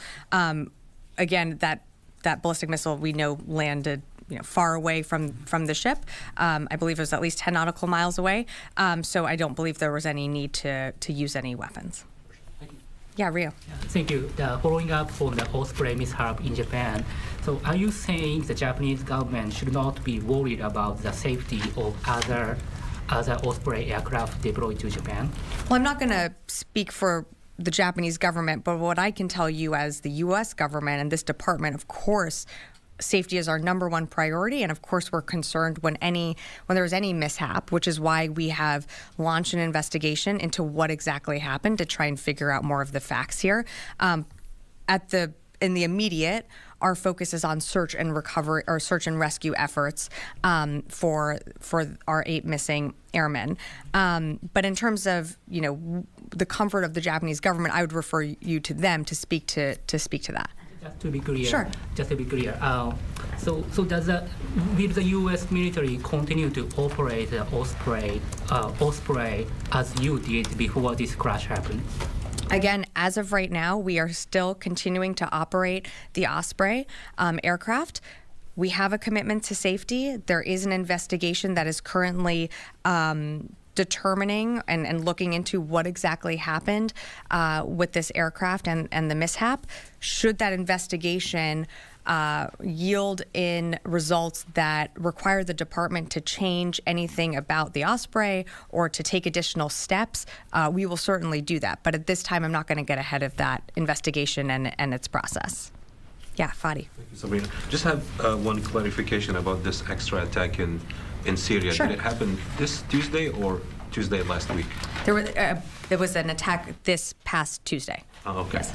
And then on the incident with the drone yesterday with the Carney, the statement from CENTCOM mentioned one of the ships that the Carney was escorting was carrying military equipment to the region. My understanding that this is not a government ship, but are you able to say whether that shipment was going to Israel or somewhere else, and maybe try to understand what actually happened in that incident? Sure. All I know that is it's not a military ship, it's a commercial vessel. In terms of where it was going, I don't have more information for you on that. I would direct you to the CENTCOM team to answer more of those questions. But yes, the Carney was escorting that ship as a matter of safety and to ensure international passageways obviously remain open. But in terms of where that ship was bound for, the Central Park, I think that. Oh, I'm sorry. I'm getting my own incidents confused here. In terms of where the Carney was escorting that commercial ship, I just don't have more for you on where it was going. And then lastly, in terms of rules of engagement with some of the UAV activity, what is the threshold? I mean, obviously these incidents are happening in international waters. Did you have information on how far out was the drone before it was shut down by the Carney? I don't have the exact measurements of how far it was from the Carney, but of course a commander of a ship, if he or she assesses that the drone or missile is a threat to that ship and the personnel on that ship, they have the authority to shoot it down. So I don't know that there's a threshold that needs to be met, so much so as that the commander of that ship feels that it is under threat and therefore they must take action and respond in whatever is coming its way. Yeah, Liz. Hey, Sabrina. The USS Carney shot down a drone that was, quote, heading towards it, according to the statement we got yesterday in the Red Sea. And then on Sunday, the USS Mason, at least one ballistic missile was heading towards it. But these are not deemed the targets of these Houthi missiles. So my question is, what makes these not considered targets? What is the target? Why are these not being considered attacks, like the attacks in Syria and Iraq? Because the Iranian proxies are missing there too. Well, I don't know that we wouldn't say that these aren't attacks. I mean, we are, of course, taking action if we feel that they are a threat to us. But in terms of intended target, our initial assessments when it came to what the Mason took down and what the Carney took down, our initial assessment is that the ships were not the intended target. But they came close enough where at least the Carney felt the need that it had to engage the drone that was coming its way or headed toward in the general direction. And I'm sorry, I forgot you had another question in there that I'm... I guess just to pinpoint it a little bit more, if it's not the intended target, then is it an attack or not an attack? Well, again, I refer you to the people who are launching these drones or missiles, what their intended target is. We can't really speak to that. What we can speak to is the fact that our initial assessment, and if that changes, we would let you know, but our initial assessment right now is that these ships are not the intended target. If that changes, and if we continue to go through our assessments and say, you know, we did another analysis and it did look like they were targeting the Carney, we would, of course, let you know and adjust how we're talking about these. But again, it is up to the commanders of these ships, if they feel that they are under attack or they feel like their personnel are threatened, to be able to respond and take action. And a completely separate topic. So President Biden met with Chinese President Xi earlier this month in San Francisco, and they said that military-to-military communication would continue or would restart. Has Secretary Austin or anyone in the U.S. military been in contact with their Chinese counterparts since that meeting? I don't have anything to read out today. We certainly welcome the conversation, and that was something that you saw the president announce in San Francisco, that mill-to-mill communications would start back up again. But again, until the PRC appoints the secretary's counterpart, the secretary doesn't have someone to necessarily engage with just yet. But of course, we welcome mill-to-mill communications at the very high levels from the secretary to our lower levels and of course in the Indo-Pacific as well. I'm going to go to Allie. All right, you are listening to that Pentagon briefing that is underway. A lot of different topics being discussed. You're also going to notice there off to the top right-hand side of your screen, we are waiting on Secretary of State Antony Blinken to be speaking in Israel. As we're waiting for all of this to get underway, I do actually want to bring you to some breaking news that we are following. This is coming out of Washington. Take a look. This is actually a tweet that was put out, or an X post, depending on who you talk to, from Politico reporter Burgess Everett, who said, whoa, Rand Paul used the Heimlich maneuver on Joni Ernst at Senate lunch today. She was choking on some food per attendees. She is okay, senators say. Now, we did also get a response here. Joni Ernst quote tweeting that and saying, can't help but choke on the woke policies Dems are forcing down our throats. thanks Dr. Rand Paul. Not a lot of information known here, or even to be known at this point, but we do know that Senator Rand Paul did perform the Heimlich maneuver on Joni Ernst. That is according to Fox News and now confirmed by the senator herself. Again, no specifics on that. Not sure how serious of a situation it was, if she needed to be checked out by medical staff or anything of that nature. But again, the first time we heard about it was via Politico reporter Burgess Everett, who said Rand Paul used the Heimlich maneuver on Joni Ernst at that Senate lunch today. She was choking on some food. She is okay. It is now 2:53 on the East Coast, 11:53 on the West Coast. We are going to head to our final 2-minute commercial break of the hour, and on the other side, Melissa Brennan will be in the hot seat over in Phoenix with all of your top stories and live events. You're watching Live Now from Fox. Don't go anywhere.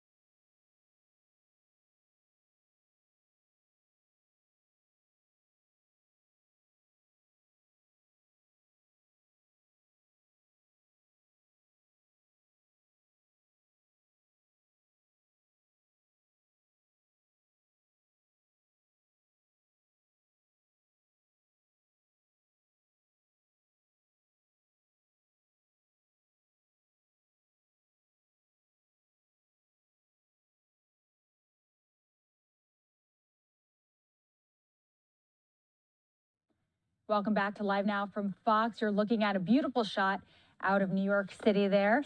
Thank you so much for joining us. I'm Melissa Brennan here on the seat. We're going to go out now to Tel Aviv, where Secretary of State Antony Blinken just stepped up to hold remarks about the truce over there in Tel Aviv. Let's listen in.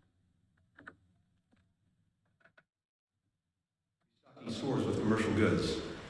These are vital to the lives and livelihoods and well-being of men, women, and children. That's especially true for the most vulnerable parts of the population. Children, the elderly, pregnant women, people with disabilities. And it's even more pressing as winter sets in, bringing with it a heightened risk of infectious disease outbreaks. The government of Israel agrees with the imperative of humanitarian assistance and the need to sustain it. Prime Minister Netanyahu also made clear that Israel intends to resume its military operations against Hamas when Hamas stops releasing hostages. As we've said from the outset, Israel has the right to do everything it can to ensure that the slaughter Hamas carried out on October 7th can never be repeated. Hamas cannot remain in control of Gaza. It cannot retain the capacity to repeat that carnage. That was only underscored by this morning's appalling terrorist attack on people waiting at a bus stop in Jerusalem, which killed 3 Israeli civilians and wounded at least 6 others, including 2 American citizens. Hamas has claimed responsibility for that attack. It called its perpetrators heroic. We mourn those killed, just as we mourn the loss of every innocent civilian life, Israeli or Palestinian. But as I've also said since I first came here after October 7th, the way Israel defends itself matters. It's imperative that Israel act in accordance with international humanitarian law and the laws of war, even when confronting a terrorist group that respects neither. In my meetings today with the Prime Minister and senior Israeli officials, I made clear that before Israel resumes major military operations, it must put in place humanitarian civilian protection plans that minimize further casualties of innocent Palestinians. That means taking more effective steps to protect the lives of civilians, including by clearly and precisely designating areas and places in southern and central Gaza where they can be safe and out of the line of fire. It means avoiding further significant displacement of civilians inside of Gaza. It means avoiding damage to life-critical infrastructure, like hospitals, like power stations, like water facilities. And it means giving civilians who have been displaced to southern Gaza the choice to return to the north as soon as conditions permit. There must be no enduring internal displacement. All of this can be done in a manner that still enables Israel to achieve its objectives. Of course, we know that every one of these elements is made more complicated by the fact that Hamas intentionally embeds itself with civilians, within and below hospitals, schools, apartment buildings, refugee camps. But Israel has one of the most sophisticated militaries in the world. It is capable of neutralizing the threat posed by Hamas while minimizing harm to innocent men, women, and children. And it has an obligation to do so. Ultimately, that's not just the right thing to do, it's also in Israel's security interest. The Prime Minister and members of the War Cabinet agreed with the need for this approach. We discussed the details of Israel's ongoing planning, and I underscored the imperative of the United States that the massive loss of civilian life and displacement of the scale that we saw in northern Gaza not be repeated in the south. As I told the Prime Minister, intent matters, but so does the result. At the same time, Hamas has choices too. Hamas could immediately release all of the hostages it holds. It could stop using civilians as human shields and stop using civilian infrastructure to stage and launch terrorist attacks. Hamas could lay down its arms, surrender the leaders who were responsible for the slaughter, the torture, the rapes of October 7th.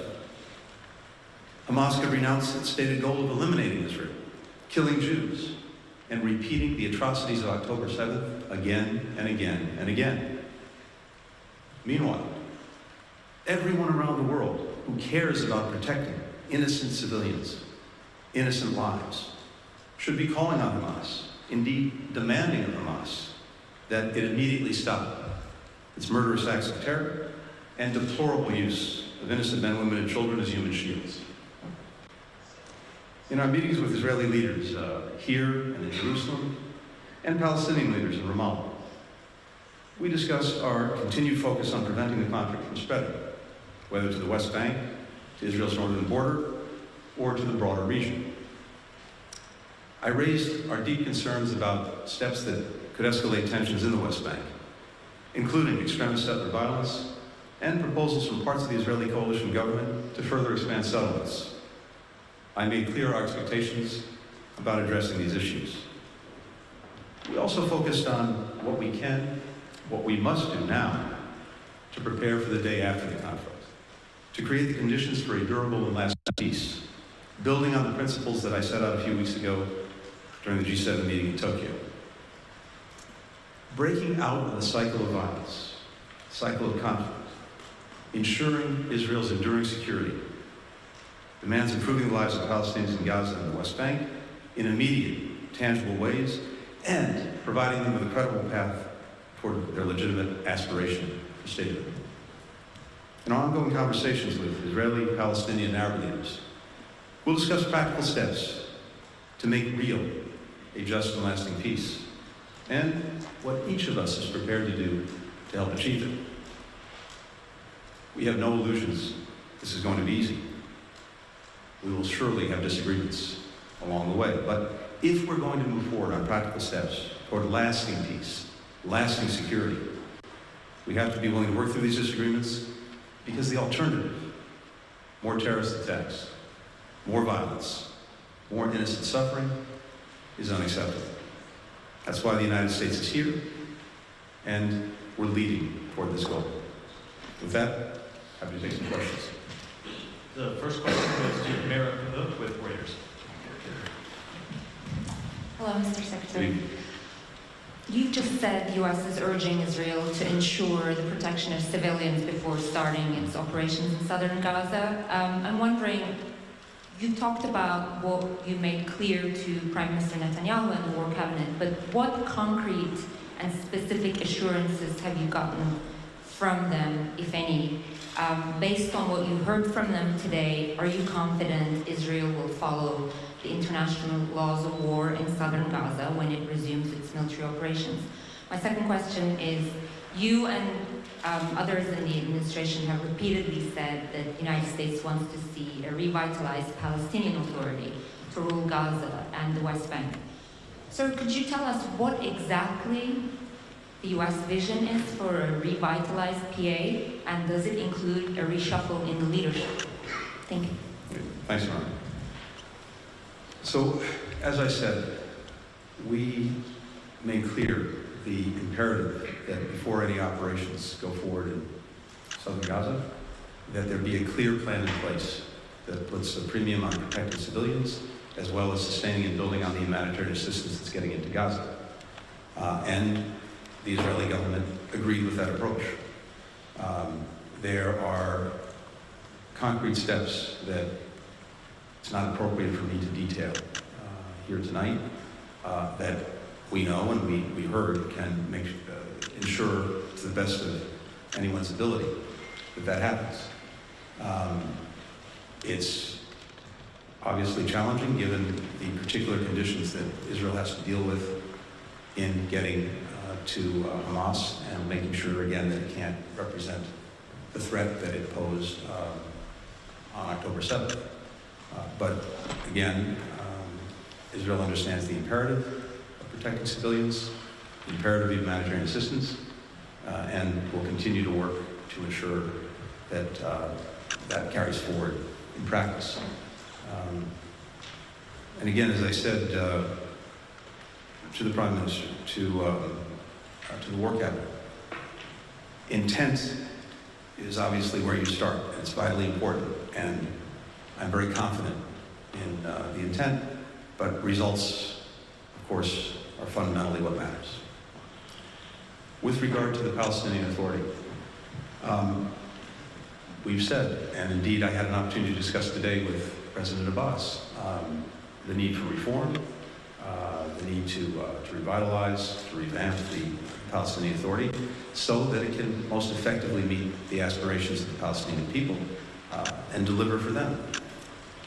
There are a number of things that go into that, including, for example, reform so that it more effectively combats corruption, that it engages and empowers civil society, that it supports free press and open media, and a number of other things. Leadership choices, these are of course up to the Palestinian people and Palestinians themselves.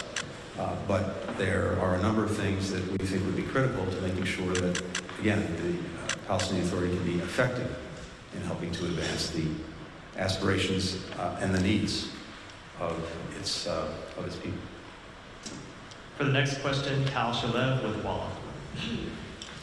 Secretary Blinken, reportedly there are disagreements between you and the Israeli government about the way forward regarding the timetable. Is there a time limit from the U.S. point of view on the operation, on the continuation of the operation in Gaza? And another question, there are about 140 hostages still left in Gaza. Many of them are reportedly severely injured, and yet the Red Cross hasn't yet visited them. Can you clarify if this was indeed included in the agreement, and if it was, why isn't it being implemented, and why is Israel pressured to continue to expand the humanitarian assistance to Gaza while the Hamas does not let humanitarian access to our hostages? Thank you. First part of the question. We support, continue to support, will continue to support Israel's efforts to do everything possible to ensure that Hamas cannot repeat the horrors of October 7th. And that means, among other things, that Hamas cannot remain responsible for governance in Gaza, and it cannot retain the capacity to repeat those attacks. How Israel does it, those are decisions for Israel to make. But as I've said, we also believe it's very important that in engaging in that effort, the way it does matters, makes a big difference. And as we've just discussed, the imperative of putting a premium on protecting civilians and ensuring humanitarian assistance flows into Gaza is something that is vital to us and something that the Israeli government agrees with. On the hostages, I'm not going to get into any negotiations or any agreements, but clearly it would be very beneficial and important for the Red Cross to have access to hostages, to be able to check on their well-being and condition. Having said that, of course, none of that should be necessary because there shouldn't be any hostages in the first place. That horrific part of what Hamas did on October 7th is something that we are dealing with now every single day. The positive development is, as I said, we're now completing the 7th day where hostages have been returned to their families. And that's a very positive and powerful thing. It's something that we want to see continue. And Hamas should release everyone right now. But in the absence of doing that, and as this process, I hope, continues, yes, it would be very good for the Red Cross to have access and see them. The question of humanitarian assistance is something fully apart from Hamas or the hostages, because this is about innocent men, women, and children in Gaza, not Hamas, who desperately need the aid, who desperately need the help. Conditions in Gaza are very, very, very difficult, severe, and the need for the most basic things, for food, for water, for medicine, for fuel to make sure that people can have clean water, they can have sewage systems that work. That's absolutely essential and imperative. And as I said earlier, particularly as we head into winter, we're already seeing potential for disease outbreaks because, for example, of the lack of potable drinking water. So this is an imperative. It's an imperative because it's the right thing to do. It's an imperative because it's the necessary thing to do. And again, I come away convinced from my discussions with the Israeli government that they fully not only understand that, but believe that and will act on it. Vivian Salama with the Wall Street Journal. Thank you, Mr. Secretary. I know it's been a long day, so apologies for the bundle of questions. Hamas is believed to have released the vast number of women and children that were in its captivity. So what assurances, if any, do you have that Hamas might be open to releasing male hostages? And on the flip side of that, is Israel prepared to agree to the conditions set out by Hamas on that? Separately, President Biden has signaled that that the U.S. is prepared to issue visa bans on what he described as extremist Israeli settlers. What is the status of that? And forgive me, one last one on India. Federal prosecutors on Wednesday charged an Indian national in a murder-for-hire scheme targeting a Sikh separatist and activist in New York who's a U.S. citizen. According to the indictment, the assassination plot was organized by an Indian government official. The U.S. Charges come shortly after Canada. Canada's Prime Minister said that the Indian government participated in extrajudicial killing of a Canadian citizen on Canadian soil. Are you concerned that India is turning to tactics that violate international human rights law to silence its critics around the world? Thank you. Thanks, Vivian. So three, not bad. But yes, nice and concise. So on the release of more hostages, look, I can't speak to Hamas's views or its intentions. I can tell you that for the United States, for Israel, for other countries who have their citizens being held captive by Hamas, clearly we want to see this process continue, move forward. We want an eighth day and beyond, so that people can be returned to their families. And that applies to all hostages, whatever category they may happen to be in. But it's also up to Hamas. And again, I can't speak to their intentions. I can say that I think this process has clearly been beneficial, and the fact that so many have now been reunited with their loved ones and families is something we, I think, take joy in, but a lot of unfinished business, and we're determined to finish it when it comes to bringing the hostages home. With regard to extremist violence, all I can tell you is this: we're looking to the Israeli government to take some additional steps to really put a stop to this, and at the same time, we're considering our own steps. Finally, with regard to India, first, this is an ongoing legal matter, so you'll understand I can't comment on it in detail. I can say that this is something we take very seriously. A number of us have raised this directly with the Indian government in past weeks. The government announced today that it was conducting an investigation, and that's good and appropriate, and we look forward to seeing the results. And the final question goes to Qassem Al-Khatib with Al-Shar. Good evening, Mr. Secretary. Discussing from Al-Shar News. My question is, lots of discussion are going on with the so-called revamp the Palestinian Authority leadership. Do you consider that via free, fair election in Gaza, Jerusalem, and West Bank? So, first, as a matter of basic principle, we support free and fair elections around the world, including, of course, for Palestinians. They should have a right to choose their own leaders, and the way to do it is through free and fair elections.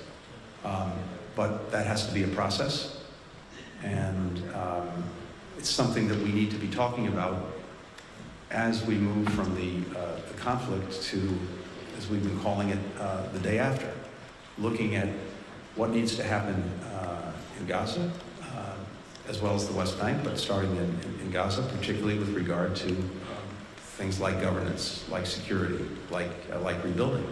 And part of that discussion needs to be about elections. But again, it's a process, and it's something that work needs to go into in the time ahead.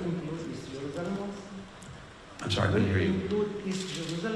So again, we're focused right now on Gaza and what we need to see happen in Gaza to make sure that there is governance that is different from what it has right now, which is Hamas, that it has security, that it has rebuilding. All of those things are what we're focused on and need to be focused on.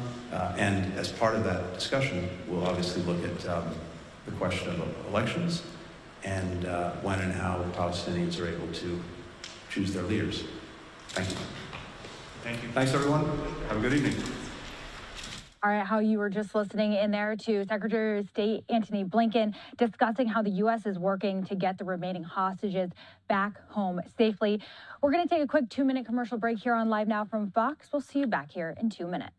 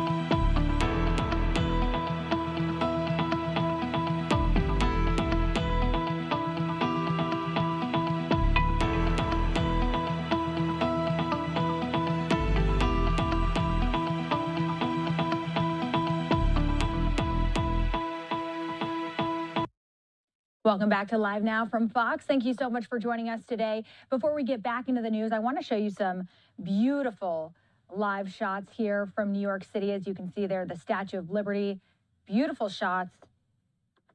Even though it's 3 o'clock in the afternoon, it does look like the sun is setting. A beautiful shot there of the Empire State Building, which we love to see here on Live Now. Now I want to take you out. This is the House floor where U.S. Representative for New York's 3rd Congressional District, George Santos, is refusing to resign and warned that his expulsion from Congress before being convicted in a court of law would establish a precedent that is, quote, going to be the undoing of a lot of members of this body. Let's go out now, live to the House floor.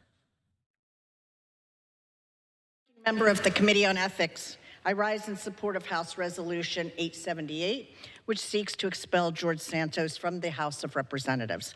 One of our most basic obligations as members of Congress is to adhere to the principle that public office is a public trust. As the Ethics Committee's report lays out in thorough detail, Mr. Santos has repeatedly, egregiously, and brazenly violated the public's trust. Mr. Santos is not a victim. He is a perpetrator of a massive fraud on his constituents and the American people. In fewer than 9 months, and despite Mr. Santos's non-cooperation and numerous attempts to mislead the committee, the Ethics Committee compiled a staggering factual record against him. And my colleague, Chairman Guest, has already outlined all of the subpoenas and pages of documents and witnesses, and I'm not going to go through that again, but let me just say that the staggering factual record... It's expired. May I ask for one more minute? 30 seconds. Thank you.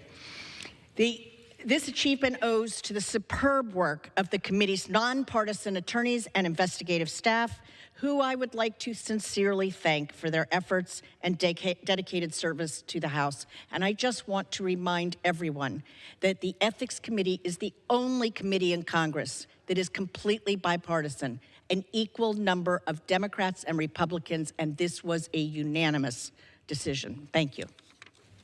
Gentlewoman yields. Gentleman's recognized. Mr. Speaker, I reserve. Gentleman reserves. Gentleman from New York, Mr. Santos, is recognized. Mr. Speaker, I'd like to yield time, as much time as he may consume, to my colleague, Clay Higgins. Gentleman from Louisiana is recognized. Thank you, Mr. Speaker. Mr. Speaker, many times in the course of my life as a military police officer and a civilian police officer, I've had occasion to say, calm down, son. I've heard your argument. I feel your passion. I understand your position. But you're about to go too far. Just calm down and step back. This is what I advise my colleagues on both sides of the aisle today. One of my brothers here, whom I love and respect, these men seated here, they're making a mistake. Mr. Speaker, one of the gentlemen said we should be held to a higher standard, talking about the removal of a member of Congress. Are the American people to believe that the opinions of congressmen is a higher standard than the deliberate vote of the American people? Is a report from a committee a higher standard than the 2-year election cycle as established by our founding fathers and enshrined in our Constitution? Calm down. Mr. Speaker, I've spoken for 7 years to this body here, standing here, and very rarely have I had a prepared statement, nor do I today, but I'm going to read a letter that I distributed to my Republican colleagues for the benefit of my Democratic colleagues that did not receive a copy of the letter. Perhaps I'm wrong for that. I considered sending you all this letter, and I did not, and I apologize for that, because the media has gotten it, and it's out there. Although I completely respect the work of our colleagues on the Ethics Committee, I have serious concerns about the way this particular case is being handled, and I'll oppose the George Santos expulsion. In the 7 years I've been a member of Congress, many members have been subject to campaign expenditure ethics investigations. To my recollection, members have always had the opportunity to settle the matter by restitution, even if they disagreed with the Ethics Committee conclusions. Further, in many prior instances of allegations of misconduct, I recall no massive media release from the Ethics Committee. After a bit of a whispered brush fire, the matter just went away. Maybe the member left Congress, maybe the member didn't leave Congress, but they weren't publicly crucified and expelled.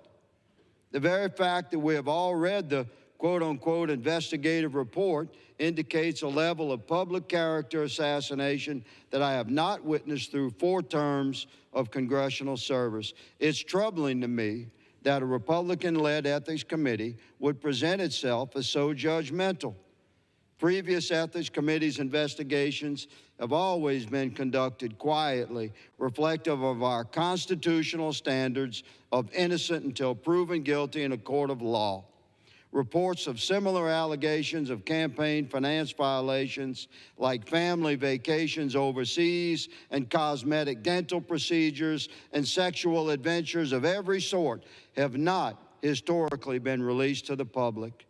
This particular Ethics Committee investigation seems to be quite public, and I'm not seeing any allowance for the member to make restitution of alleged campaign finance violations. Full media disclosure, combined with intention to move straight to expulsion, appears weaponized to me. Colleagues, you can believe what you like, but the 56-page investigative subcommittee report is most certainly not written within the parameters normally found in an unbiased, impartial investigative report. It's filled with conjecture, opinion, and pejorative language that no professional investigative report should include, no experienced cop would present to a DA, and no impartial DA would ever present to a court as unbiased. You may accept this report as grounds for expulsion from Congress, but I say no. It's not right. The totality of circumstance appears biased. It stinks of politics, and I'll oppose this action in every way. Perhaps my colleagues should step back from expulsion, look in the mirror, reflect upon the long-established historical record of congressional behavior, consider the founders' intent, and let we, the people of New York, determine their representative. This report is posing as an objective presentation of fact, yet it is most certainly written with notable disregard for professional objectivity, and it's wrapped in a media-incensed public disclosure that any reasonable man can see is a congressional equivalent of a public crucifixion. I'm stunned that members would cheer for this public shaming and expulsion. It's like witnessing an otherwise fair and compassionate village gather to celebrate the burning of an alleged witch. Since the Civil War, only 2 members of Congress have been expelled, and both have been convicted in court of federal crimes. That's the standard, and the House of Representatives should not deviate from that standard. I'm a solid no on expulsion, and I encourage every member to carefully consider what kind of precedent we're setting here. Mr. Speaker, I appreciate this opportunity to encourage my colleagues sincerely on both sides of the aisle to step back from this expulsion. I yield. Gentleman reserves. All right, we are going to step out there for another 2-minute commercial break here on Live Now from Fox.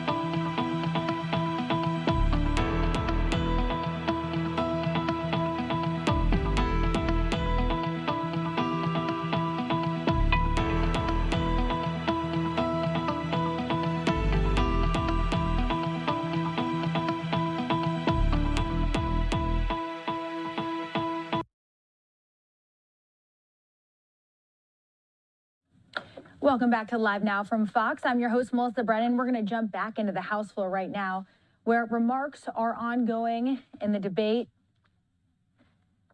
on the House floor of George Santos, the first-term Republican congressman from New York that could well become just the 6th member of the House to have been expelled by colleagues. Republicans and Democrats have offered resolutions to remove him, and the House is expected to vote on one of them on Friday. Let's go back in live. Single element of it through the bipartisan ethics committee process. Due process requires notice, an opportunity to be heard, and a decision by a fair and impartial tribunal. First, Santos got his notice when the ethics committee informed him of the probe into his conduct. Second, Santos had every opportunity to be heard when the ethics committee invited him to confront the accusations against him, an invitation Santos rejected. Finally, his tribunal is us, the House of Representatives, whose collective impartiality is proven every day by the partisan fights we have every day, day in and day out. So, Mr. Speaker, while this proceeding is not covered by the due process clauses, George Santos has indeed been afforded much more process than a person in his shoes deserves. Finally, Mr. Speaker, I would like to speak on the matter of election integrity. Before I came to the House, I was my county's elections commissioner for 7 years, where I fought for more integrity in our elections. As elections commissioner, I fought for removing deceased voters from our rolls, for voter ID, against fraudulently submitted absentee ballots, and against voters being registered in 2 different places. Following the 2016 and 2020 elections, members of Congress from both sides of the aisle voted not to certify those elections, stating the results were not reliable. Tomorrow, by voting yes to expulsion, Republicans and Democrats can stand for election integrity and against voter fraud, because there is no more provable case of election fraud before this Congress than George Santos's 2022 election fraud. In closing, Mr. Speaker, I would like to offer that New Yorkers from Queens and Nassau counties deserve better than George Santos, a total fraud and a serial liar representing them in Congress. Each day that Mr. Santos is allowed to remain a member of Congress, my New York neighbors to the west are being denied real representation in these halls. That is because their representative is incapable of getting a bill passed, a project funded, or even sitting on a committee, because he lacks the minimum amount of trust necessary to be a member of Congress. Today, the best way to support my fellow New Yorkers and overcome George Santos's fraud is to expel George Santos from the House of Representatives. I yield, Mr. Speaker. Gentleman yields. I reserve. Gentleman reserves. Gentleman from New York, Mr. Santos is recognized. I'd like to yield as much time as he may consume. My colleague from Florida, Mr. Gates. Gentleman from Florida is recognized. I do not believe that the Long Island crew is acting in bad faith, just exceedingly bad judgment. And here's why. Since the beginning of this Congress, there's only 2 ways you get expelled. You get convicted of a crime, or you participated in the Civil War. Neither apply to George Santos. And so I rise not to defend George Santos, whoever he is, but to defend the very precedent that my colleagues are willing to shatter. Now, let's speak to due process. Mr. Santos hasn't been convicted of anything, but we haven't even moved to expel the people who have.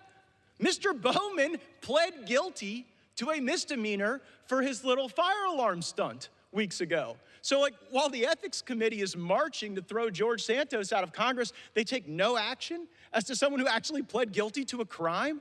What's that all about? And then there's all this talk about, well, he could have come and testified to the Ethics Committee, and he didn't. So he had his due process. But that belies the fact that he faces a trial, and had Mr. Santos testified before the Ethics Committee, an argument could have been made that he waived any of his rights that he would have had at trial that any American would enjoy. So it was a procedural double bind that shouldn't be held against Mr. Santos as some sort of adverse inference. Let's also talk about this precedent. The fact pattern as to Mr. Santos is remarkably similar to the fact pattern of former Representative Duncan Hunter. Duncan Hunter used campaign money on girlfriends and trips and home improvements and all sorts of personal lavishes. He was indicted for those crimes and continued to serve in Congress. He pled guilty to a number of those crimes and continued to serve in Congress. He was in Congress for an additional pay period after having pled guilty to the very same things that Mr. Santos has been indicted for. And so I think it's persuasive to me that Mr. Higgins and Mr. Nels, 2 law enforcement officials with sterling reputations, are here not necessarily to defend Mr. Santos, but to defend this precedent and this due process that is being shattered. And I was struck when the author of this resolution said the quiet part out loud. He didn't try to shoehorn the expulsion of George Santos into some existing construct or precedent. He said, yep, we're making a whole new precedent. We're making whole new rules right now. But he defends that by saying that the new rules are better, that it's a higher standard, so we should just throw away everything that's happened from the first Congress to the 118th because the new precedent is more robust. The problem is it's a lower standard for due process without merit. Mr. Speaker, whatever Mr. Santos did with Botox or OnlyFans is far less concerning to me than the indictment against Senator Menendez, who's holding gold bars inscribed with Arabic on them from Egypt while he is still getting classified briefings today. But he's not getting thrown out of the Senate. He's getting classified briefings under indictment for bribery. But what? Because Santos was buying Botox and OnlyFans, we got to throw him out? If George Santos is convicted, he ought to be expelled. But until then, it is an incredibly dangerous thing for people in Washington, D.C. to substitute their judgment for the judgment of voters. Winston Churchill said that, you know, in a democracy, people get the government that they deserve. Well, the people of Mr. Santos's district elected him. And like, this is not some district in rural Mississippi with like one newspaper. This is New York City.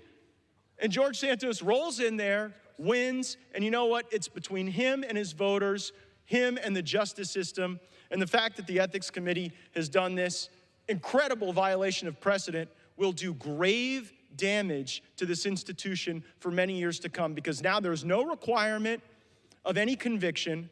There is a departure from the precedent from the Duncan Hunter matter and many others, and I fear what that may indicate lies ahead for the future of due process in the House of Representatives. I yield back. Yeah. Gentleman reserves. I yield 1 minute to Mr. Garcia. That was great. Gentleman is recognized. Mr. Speaker, truth and justice are crucial components of a healthy and strong democracy. It speaks to the public trust we hold and the dignity of this institution. As a freshman member of Congress, I take the oath very seriously. I love this country deeply, and we should all have intentions to defend it.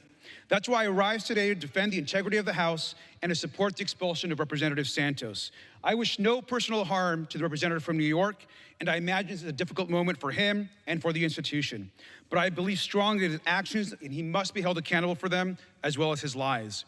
He fabricated his qualifications, his background, lied to the FEC, and unemployment fraud. That's why he's under a serious 23-count indictment. The bipartisan report is out. It's damning. It should convince all members to vote for this expulsion. People want better from Congress. They want good and ethical government, and they deserve the truce. I once again ask the representative from New York to resign and save himself and the country from this vote.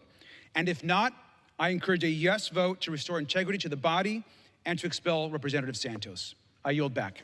Gentleman from California yields. Gentleman from New York. I reserve. All right, we're going to slide away again here from the House floor to take another 2-minute commercial break here on Live Now from Fox.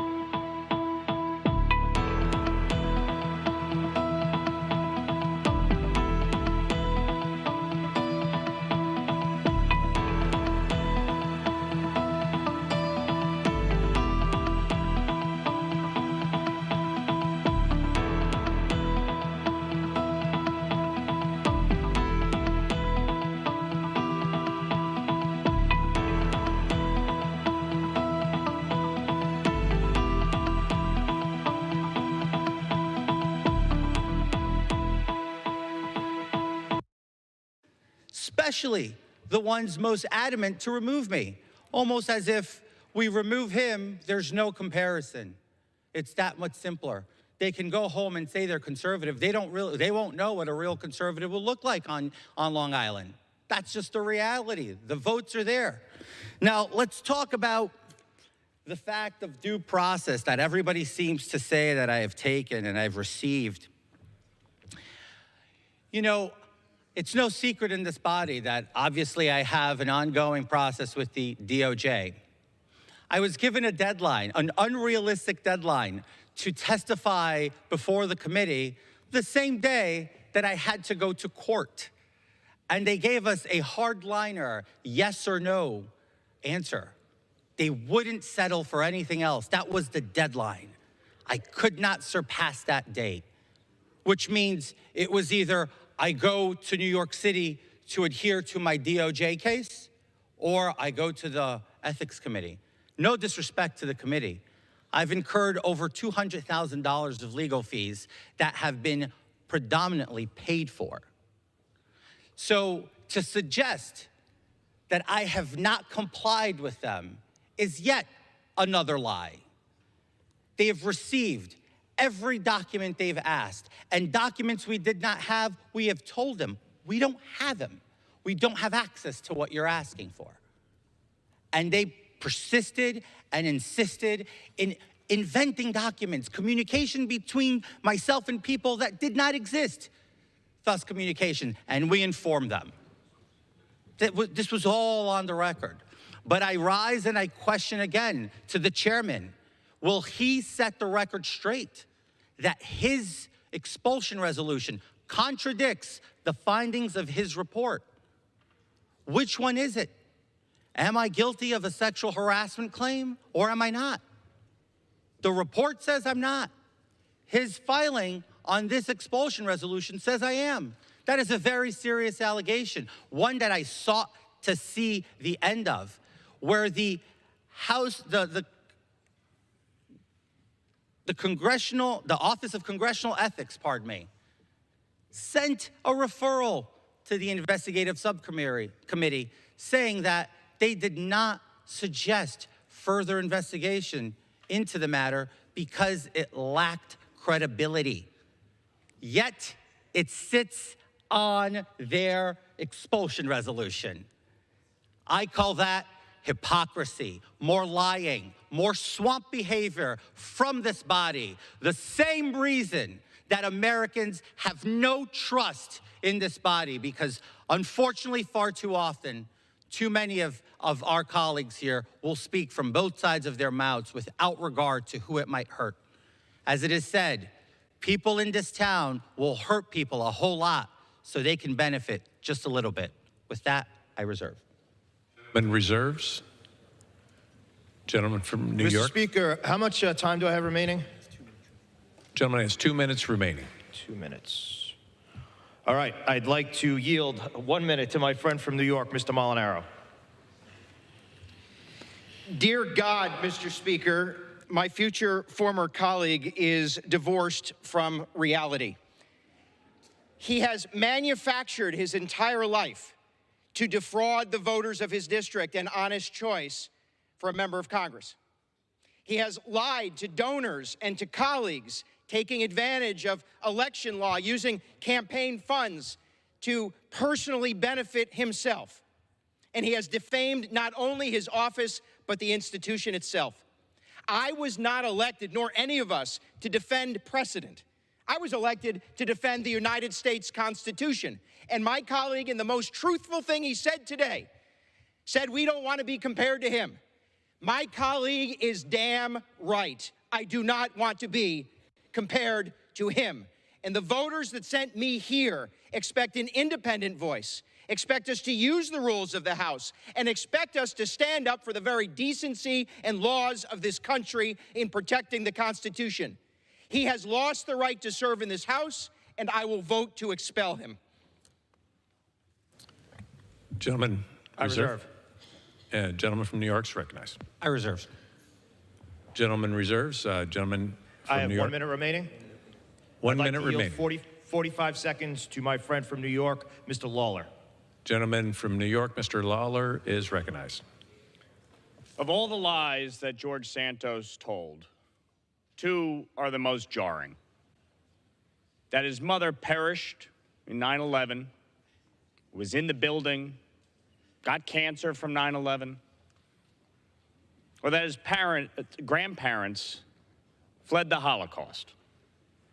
In both instances, Mr. Santos used tragic events in history to try and propel himself to public office. Worse than that, he not only defrauded the voters of the 3rd District, he defrauded donors, stealing their money for personal gain. The facts and the evidence are clear. He can defend himself in a court of law, but for the purposes of this body, he's got to go. It's time to expel George Santos. Gentleman's time has expired. I reserve. Gentleman reserved. Gentleman from New York. How much time do I have left, Mr. Speaker? Gentleman has 8 minutes remaining. I reserve. Gentleman. I have 15 seconds remaining. Gentleman has 15 seconds remaining. I yield those last 15 seconds to my friend from Ohio, Mr. Miller. Thank you. Gentleman is recognized from Ohio. Thank you. I'll keep this very brief. I myself have been a victim of George Santos and as well as other members of Congress in terms of defrauding through public donations. I had received an ethics complaint from the FEC, which I had to spend tens of thousands to defend myself. You, sir, are a crook. I know I should direct my comments to the chair. I yield back. Gentleman's time has expired. I reserve. Gentleman from New York, Mr. Santos is recognized. I'd like to move to have the gentleman from Ohio's words stricken from the record, please. Gentleman's request is not timely, but the chair will remind all members to direct their remarks to the chair and not to others. Gentleman's request is not timely, but I would remind members to direct their remarks to the chair. Gentleman is recognized. Mr. Speaker, hypocrisy, as I mentioned. My colleague wants to come up here, call me a crook. Same colleague who's accused of being a woman beater. Are we really going to ignore the facts that we all have passed and we all have the media coming out against us on a daily basis? Every last one of us has struggled with every little ounce of what happens within public service. I didn't come here. I can go and read about all my colleagues. I'm not gonna stand here to smear them. I'm not gonna stand here and use the time I have to say ill things about my colleagues. I refuse to stoop to that level. Well, the only thing I wanna make clear is, if tomorrow when this vote is on the floor, it is in the conscience of all of my colleagues that they believe that this is the correct thing to do, so be it, take the vote. I'm at peace. I have accepted that whether I get expelled or I don't, I have accepted that I cannot control that faith, Mr. Speaker. I have done the best I can to serve in this body and to deliver the best I can in my campaign promises to vote as a conservative voice in this body. I stand by that. And with that, I'd like to yield as much time as my colleague may consume. Gentleman from Louisiana, Mr. Higgins. Gentleman from Louisiana is recognized. Thank you, Mr. Speaker. What I ask of my colleagues, again, very respectfully on both sides of the aisle. All right, we are going to move away one more time from the House floor for our last 2-minute commercial break of the hour.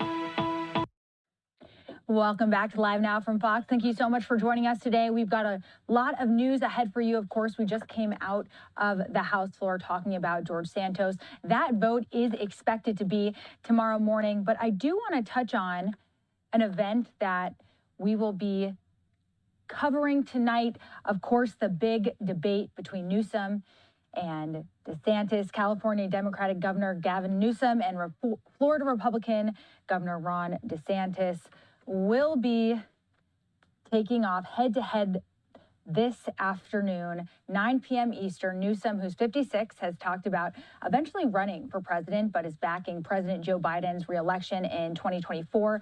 DeSantis, who's 45, entered the 2024 GOP presidential race 6 months ago as the perceived top challenger to Donald Trump. DeSantis is betting big on Iowa's first in the nation presidential caucus on January 15th and could still turn things around. But for now, though, he's in a fight for second with former South Carolina Governor Nikki Haley, with both well behind Trump.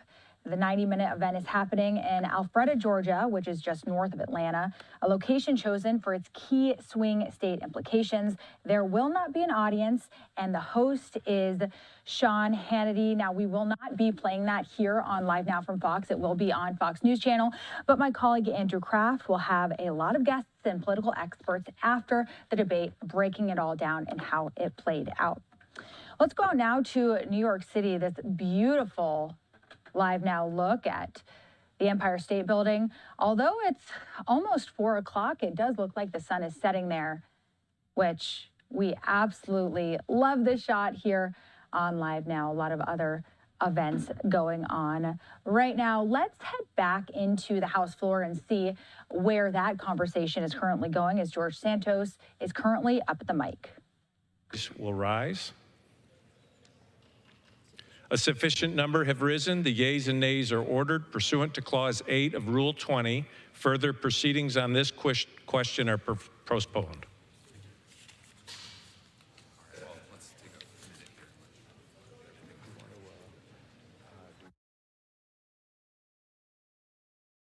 Oh, okay. It looks like the debate may have just stopped here as we went right to the shot.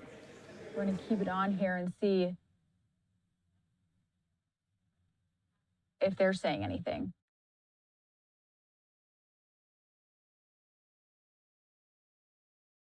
All right, it does look like there is a pause there. We're going to go back out to this beautiful shot in New York City as we will take you back once someone else steps up to the panel there. Earlier today, though, George Santos spoke to the media about exactly what we were just watching on the House floor. We're going to go into that right now.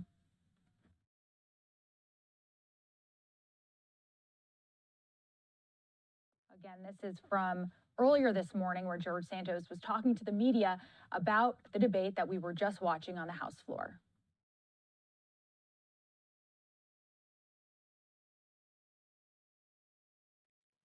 Thanks for coming out early today. Just wanted to, we all good? All right, cool. All right, good morning, everybody. Thanks for coming out. As you all know, the vote that was supposed to happen today was moved to tomorrow, but in lieu of keeping a schedule, I decided to stay with today's 8 a.m. Commitment to all of you and to the American people. Here's where we are. We are due to go for round 3 of expulsion of Congressman George Santos from NY3. I think we can all look back and say, this is not how at least I thought this year would go. I don't think this is how most of people in the media would think this year would go. And it's just an unfortunate circumstance that I have to sit here and watch the American people waste, Congress waste the American people's time over and over again on something that is the power of the people, not the power of Congress, which is to remove and elect and remove members of Congress. Obviously, some want to cling to some circumstances and to allegations, but there's been a long-standing precedent in the House that every single member that's ever been expelled, and they are trying to join me to the group of 3 Confederates and 2 people convicted in a court of law. So if I am to get expelled tomorrow, I will be number 6 in the history, the first Republican and the only one without a conviction or without being part of or without having committed treason. So that's kind of where we stand today on that sense. But let me go down a few things here to give you a sense of Congress today and what it represents for the American people. It represents chaos. Chaos because we have a House that doesn't work for the people. We have a House where we have members with severe allegations against them having the gall and the courage to call the Speaker a joke. I read that today in Political. It was on the cover of Political where, you know, we're reading about members of Congress trying to smear one of the most honorable members of our conference in the Republican Party. So that's just where we've stooped down to. People with rap sheets who think and feel emboldened enough to go call out other people for their policy. Secondly, it's amazing to me that this House continues to want to push me out. Meanwhile, we have Secretary Mayorkas, who's committed absolute dereliction of his duty, has put all Americans in danger. If you saw last night, the Rockefeller Center Christmas tree lighting, which is something that for years has been one of the most beautiful celebrations in New York City, most peaceful, crowded, yes, but yesterday we had a band of vandals who thought it was appropriate to fight the NYPD. This is what took place just yesterday. And that's on Secretary Mayorkas, because a lot of these people, they're not here because they love this country. They're not here because they want the best for this country. Why are they here? It's starting from inside. And that's what you get when you have open borders and an administration that is oblivious to the real issue that's taking place. And then lastly, let's talk about consistency. We have a member of Congress that earlier this year took a plea deal to obstructing a congressional hearing. That's not the plea deal he took, right? I'm kidding. He took a plea deal for pulling a fire alarm which obstructed and delayed an official hearing and proceeding on the House floor.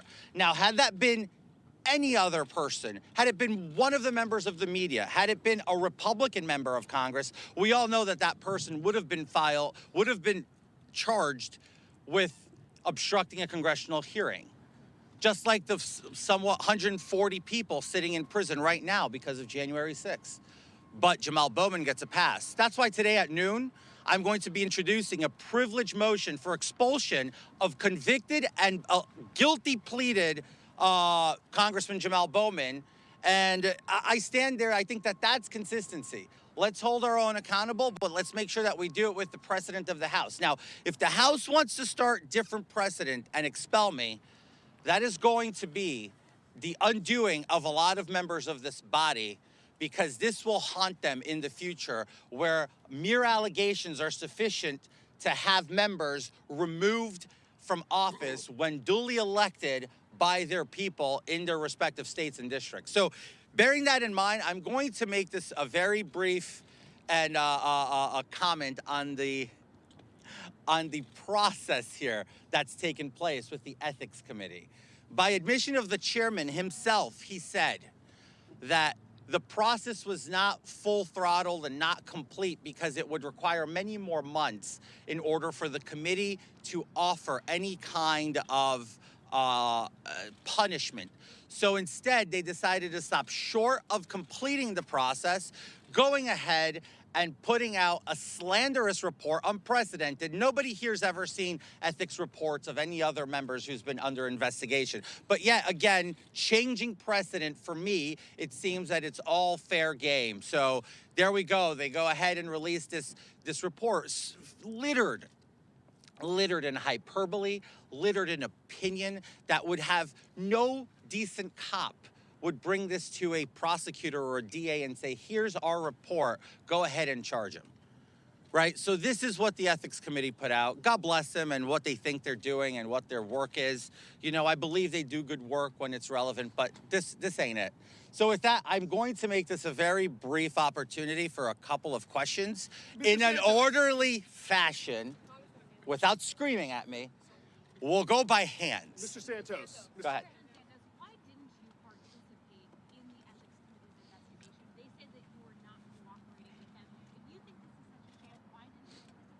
I cooperated. I provided them every single document, for the most part, that they went off of came from my counsel. Mr. Santos, Mr. Santos. Go ahead. You said that this is a distraction for the institution. I know you've been getting this question a lot, but if it's really truly a distraction for the institution, why not just resign?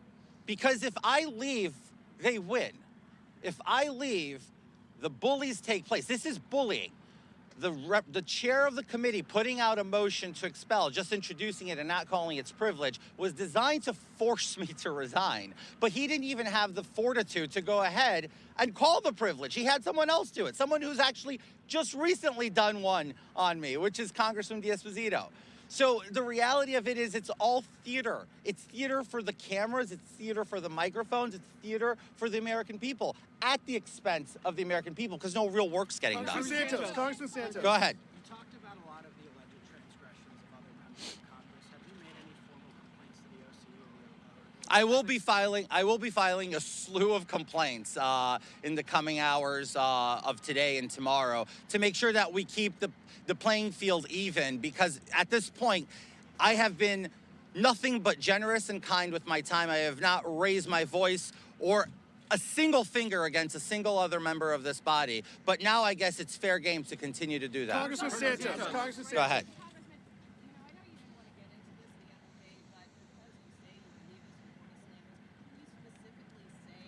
I told you the other day, I am not unpacking the report. It is counterproductive for me to do so at this time. There will be a time that I will unpack it entirely and go line by line. I will go line by line when the time is proper. Go ahead.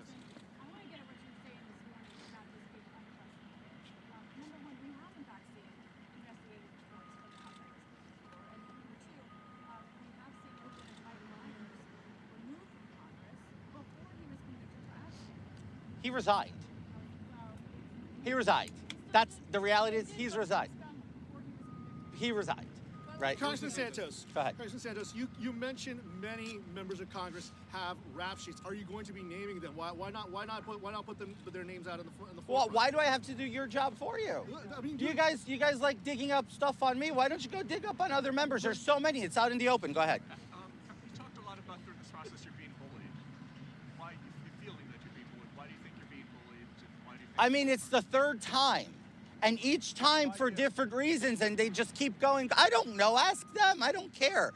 Go ahead. I know you've been asked this before, but are the accusations against you true? I've said this many times. I'm fighting to defend myself and to dispel each and every accusation as soon as I have the opportunity. Go ahead. What do you say to your constituents who feel like you're not serving them while all this is going on? You see, that's not true. I have 2 district offices in New York, and they're constantly busy with folks coming in for various issues, obviously pertaining from the simple as a need for an expedited passport to more complex immigration issues.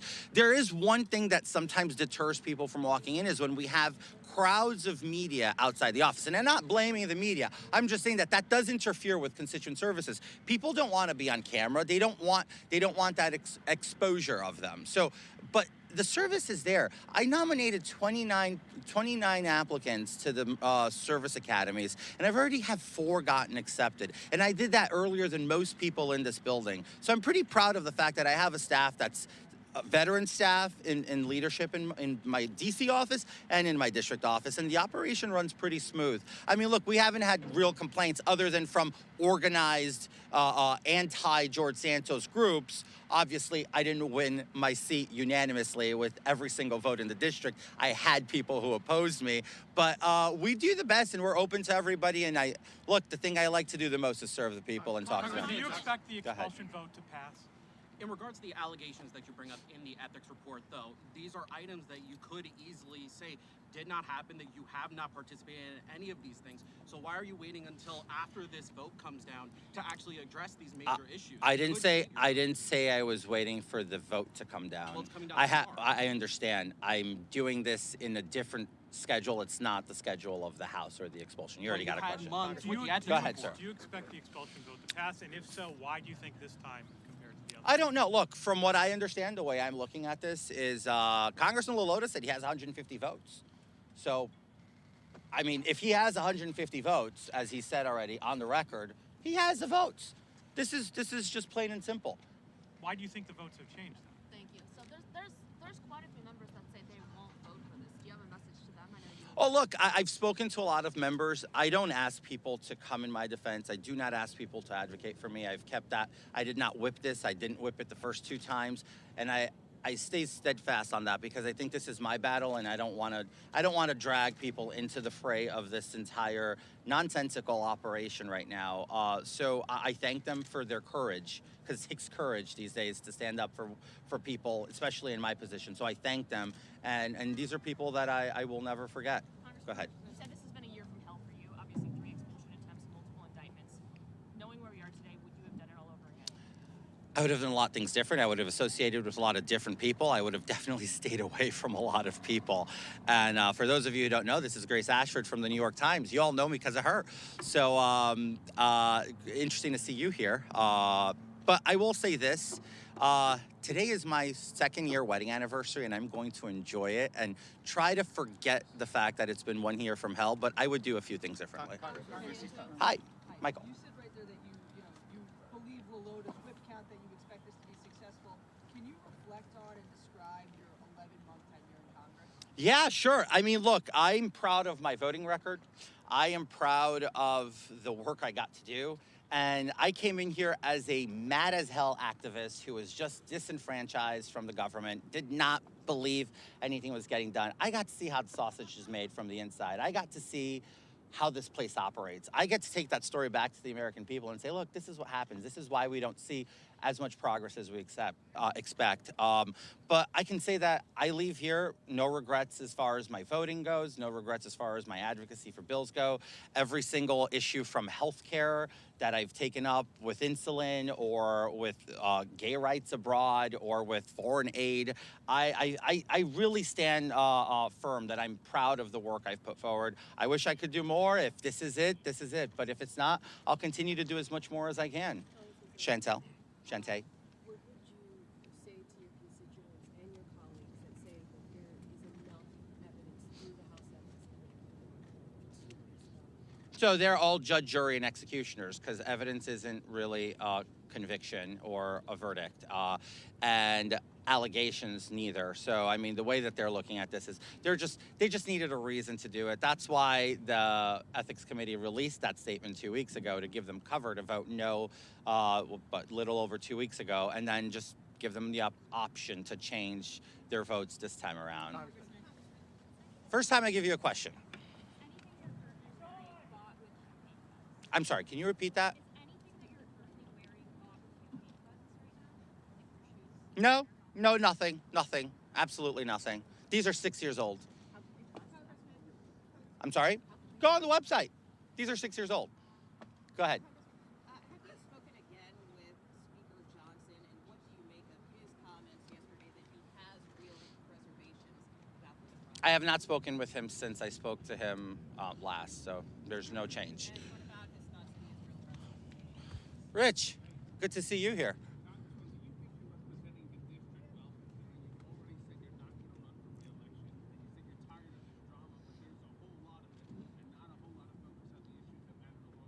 Well, you know what? If you put it into perspective, so every lame duck member of Congress is unproductive, Rich, is that what you're suggesting? I'm suggesting you put that out there and no one asked you to. Why didn't you already say you're not going to run for re-election, but at the same time won't resign? Well, I'm not running for re-election because I chose not to put myself, my family through this process. Because here's the reality when it comes down. You're a local Long Islander. You know how this works. I would have an uphill battle against the press. I would have an uphill battle against the party. And it's just, you know what? There's a point in time where you just say, you know, enough is enough. I'm 35 years old, Rich. It doesn't mean that it's goodbye forever. That's just all I can say. Yes, sir. How do you think of just generally how the speaker has handled this situation this third time around? Look, I didn't want this to be on the speaker's hands. I didn't want the speaker to have to deal with this. He has bigger issues to deal with, like funding the government and passing appropriation bills and just, you know, getting the House back in order. But I think the man's a gentleman. He's an exemplary member of this body, and he does a great job at everything he does. And look, we might not always agree with him, but I think he does his best effort to put out the best, he can out there. I didn't see you. You mentioned you're not operating on Congress's timeline. So what is your timeline for outlining all of this? And then what is next for you as you're looking at potentially being gone by Friday? Oh, look, I don't know. The future's is endless. I mean, you just never know. You can do whatever you want next, and I'm just going to do whatever I want. Whatever comes my way, I have the desires to stay very much involved in public policy and advocacy for specific issues. And we also have an entire presidential campaign coming up in 2024. And, I think I've made this very clear, but I won't rest until I see Donald Trump back in the White House. Last question. Hi. Hi, thank you so much. I spoke with yesterday, and he just said it's long overdue that you either resign or be expelled. Okay, it's long overdue. He also get his fair day at an expulsion vote because, after all, he pleaded to pulling a fire alarm, obstructing an official proceeding, lied about his timeline. I put his timeline out. None of you actually picked it up, but if you look at the time, from the moment he pulled off the fire alarm to the moment he showed up into the House, it was almost an hour later. So there was no rush to go to vote. There was a rush to stall the vote so that they can go into conference, so that they can read the bill and figure out if they were going to vote yay or nay on that. So, again, he lied to D.C. prosecutors on that. Anyway, look, thank you very much, all of you, for coming out. I appreciate the time. We'll continue to do this. I'll be putting out some invitation requests to some of you in the media. Keep it mixed up and do it well, and we'll do another pen and pad in my office probably later today. Thank you.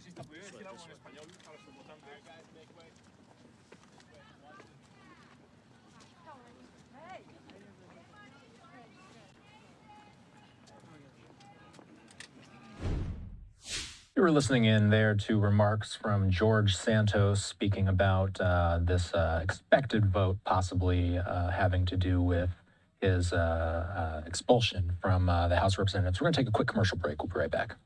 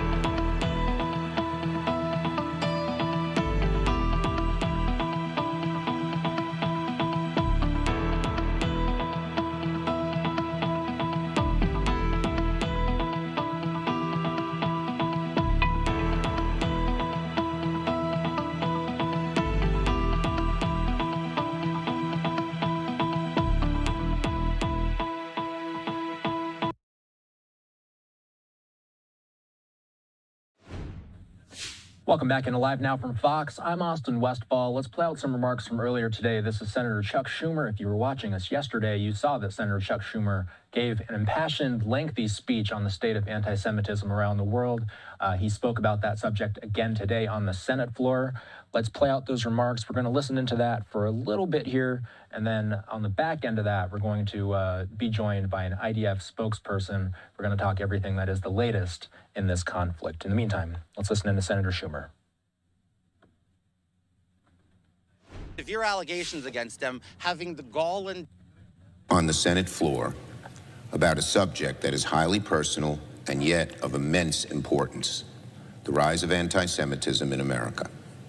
I spoke out because as the highest Jewish elected official in the country and in American history, I felt an obligation to say out aloud what is felt within the hearts of so many Jewish people across the country and around the world. After October 7th, Jewish Americans are feeling singled out, targeted, and isolated. In many ways, we feel alone. The solidarity that Jewish Americans initially received from many of our fellow citizens was quickly drowned out by other voices. I want to be clear. I believe most Americans who are criticizing Israeli policy are not anti-Semitic, nor that the vast majority of criticism of Israel's policies is inherently anti-Semitic per se. But it cannot be denied that in too many instances, anti-Semites are taking advantage of the pro-Palestinian movement to espouse hatred and bigotry towards Jewish people. And similarly, on the hard right, the poison of anti-Semitism has reached levels over these past few years we have not witnessed, perhaps ever, in America. All Americans share a responsibility and an obligation to fight against anti-Semitism. We have an obligation to fight back against all forms of bigotry, be it Islamophobia or racism against Black Americans or demonizing the immigrant. Whether it comes from the left or from the right, anti-Semitism is an evil that must be condemned. So as I said yesterday, Americans ask, how can we help combat that? As I said yesterday, my plea to the American people of all creeds and backgrounds is this. First, learn the history of the Jewish people who have been abandoned repeatedly by their fellow countrymen, left isolated and alone to combat anti-Semitism with disastrous results. I talked about this issue at some length in the speech I gave yesterday, and I would urge all Americans to read it. Second, reject the illogical and double standard that is once again being applied to the plight of Jewish victims and hostages, to some of the actions of the Israeli government, and even to the existence of the Jewish state. The glaring double standard, where so many support nationhood for so many other peoples, but not for the Jews, must be condemned.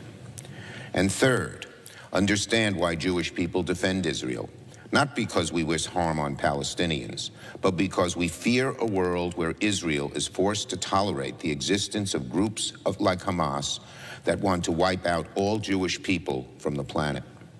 We fear a world where Israel, the place of refuge for Jewish people, will no longer exist.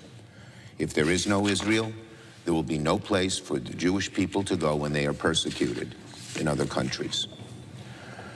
I want to thank my colleagues for taking the time to listen, not just to my remarks yesterday, but to all Jewish Americans speaking out against the rise of anti-Semitism.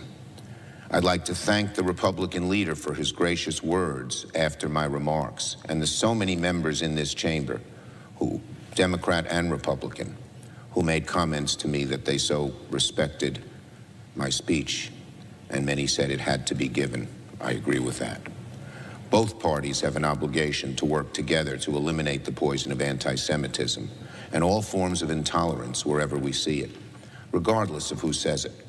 I hope we can continue working together in this chamber to advance that very noble goal. Now on the supplemental. Talks on finding a way to pass a much-needed national security supplemental package continue here in the Senate. In our supplemental, we must deliver aid to Israel, aid to Ukraine, humanitarian assistance to innocent civilians in Gaza, and fund military capabilities in the Indo-Pacific. All these national security issues are related and should move together. Yesterday, I spoke directly to both Leader McConnell and Speaker Johnson and made clear that if Republicans don't work with us in a bipartisan way on the border, passing a supplemental is going to be very difficult. I was deeply troubled by reports yesterday that Speaker Johnson joined Senate Republicans and made a push to inject more H.R. 2 provisions into the Senate supplemental. That is precisely the kind of thing that undermines the entire supplemental, including aid to Israel, aid to Ukraine, and humanitarian aid to Gaza. We all know the border is a problem that we should deal with, but it's not related to Ukraine or to Israel or to the Indo-Pacific. It's been put in there by Republicans, and that means there's an onus on them to make sure it's bipartisan. Democrats are willing to work with Republicans on common sense, realistic border security. But we can't have the hard right essentially say it's H.R. 2 or nothing. If Speaker Johnson, or for that matter the negotiators, feel they have to listen to what Johnson can pass just among his caucus, we'll never get anything done. Democratic votes are going to be needed in the House to pass this legislation. We all know that. So this H.R. 2. All right, so you listen to Senator Schumer there discussing the bills that are at hand that may eventually lead to some sort of aid or financial package dealing with this Israel-Hamas conflict. التواصل بين الجانب المصري والوفد الأمن المصري. For the audio that's playing, but we're getting some images in right now that appears to be a large set of emergency response vehicles. You see in the center there some of those Red Cross vehicles. We've been seeing similar types of those white Red Cross vehicles that have been transporting hostages from Gaza into Egypt and then back up into Israel, where a lot of these released hostages have been getting their initial medical assessments in cities like Tel Aviv. I'm Austin Westfall, joining you on the desk here. We want to start off with the news of the day. We're joined now by Major Doron Spielman of the Israel Defense Forces. Major, we appreciate your time. Thank you so much for having me. You told us yesterday that the pause may be extended daily as long as Hamas agrees to free 10 Israeli hostages per day. Where do we stand on that front heading into tomorrow? Well, we are on the brink of receiving today's hostages. 2 have already entered Israel, and we are expecting that another 6 women and children will be entering Israel in the next few hours, which would fulfill the obligations of today's agreement. In return, we are releasing people from Israeli prisons. This is an unfortunate thing that we have to do because we've seen an uptick in violence in Judea and Samaria where these people have been released because Hamas flags are what are receiving them, and it's giving fire, fanning the flames of fire of Hamas in the West Bank. However, this is a price that we're paying in order to bring our hostages home. I will point out that Hamas did today take credit for a vicious terror attack in Jerusalem, in the holy city of Jerusalem, a city important to Jews, Christians, and Muslims all throughout the world. 3 innocent people were gunned down and 6 people injured. And these are just more Hamas tactics similar to those used on those families along the Gaza envelope, near the Gaza Strip, the Israeli families, and now used in Jerusalem. So Hamas, wherever they go, there's an evilness. However, strictly according to the terms of this agreement, if we receive the 10 hostages total per day, we do have the opportunity to move forward with this up till 10 days. There a deadline every day for when you have to hear that those 10 will be released every day? Yes, there is. There's a deadline. It takes place in the early hours of the morning, Israel time. And we were really up to the edge of that deadline this morning until that deal actually came together and was made. And this is not surprising. I mean, Hamas will exploit any opportunity they have to inflict emotional pain on the families of the hostages every single day. These delays are late. The families come out late. There are videos that are circulated. There have been stories that hostages have been killed, and then they've arrived living, like Hana Katsir in Israel. And also we've seen people go to Gaza alive, and afterward, we've seen Hamas kill them. So this same ability to manipulate the press and manipulate the Israeli people is Hamas's game. It happens on a daily basis, and therefore, we've come almost to expect it. I will say, if this agreement does not move forward, we are fully prepared to move forward with our operational military goals in the field. The only reason we've stopped them is because of this opportunity to get our hostages home in this framework agreement. Now, we do want to play some footage. We just got this into our newsroom moments ago. We were watching as we saw what appears to be the transport vehicles for those hostages. Again, this footage just coming into our newsroom within the past few minutes. So what we expect, I believe, is possibly, and it looks like this might be that border crossing in between southern Gaza and northern Egypt. So time will tell as to whether or not these vehicles were entering into Gaza or if they were exiting Gaza. But it's your understanding that those hostages are in the process of transport right now. Is that right, Major? That is correct. The reports do say that they are on the way from Gaza via the Rafah crossing into Egypt. And from Egypt, they will take a short course until they come finally, after 55 painful days, back home into Israel to be welcomed by their families. Again, this is a ray of light in a dark cloud that has been covering the skies of Israel. But for these families, the story is just beginning. Many of them do not even know the extent of the October 7th massacre that Hamas carried out. They don't know, in some cases, that their relatives are still abducted in Gaza and unfortunately have been killed. And so this is a long, painful process of healing these people are going to need to go through because of the war Hamas inflicted on Israel. We saw the images of the 21-year-old French-Israeli woman who was released today. She had an emotional reunion with her family that was caught on video. What have we learned now that hostages have been released over the past 6-7 days? What have we learned from the hostages that have been released, perhaps about the conditions that they were living in while they were in captivity? Well, the stories that we're getting are varied. It's obviously a harrowing ordeal to be woken up from your bed, yanked out of your bed, in your pajamas, dragged across the ground, thrown on motorbikes, hit by bats while you're being driven. An 86-year-old woman recounts that she was being driven on the back of a motorcycle, lying on her side, and the terrorist was beating her as he was driving her into the Gaza Strip. The hostages are kept deep underneath the ground. They're having trouble seeing because they have not been exposed to sunlight for so long. Malnutrition is common amongst all the hostages. And we hear different stories. We also hear stories that Sinwar himself came to visit some of the hostages. And when they challenged him, he remained quiet, almost as if he was afraid with the challenges of, do you have any self-respect whatsoever? And so the ordeal depends on person by person. Again, families have been split up. We've seen some hostages that have come home and their family members are still left in Gaza. And so the ordeal is harrowing. It is going to be a cut that is going to take many years to heal, not only on their bodies, on their physical health, but on the mental trauma that these people have had to go through because Hamas really spares no opportunity to inflict pain. U.S. Secretary of State Anthony Blinken met with the Palestinian Authority president today and spoke about the importance of accelerating humanitarian aid in Gaza. How do these entities balance sending aid into Gaza without it turning into aid for Hamas?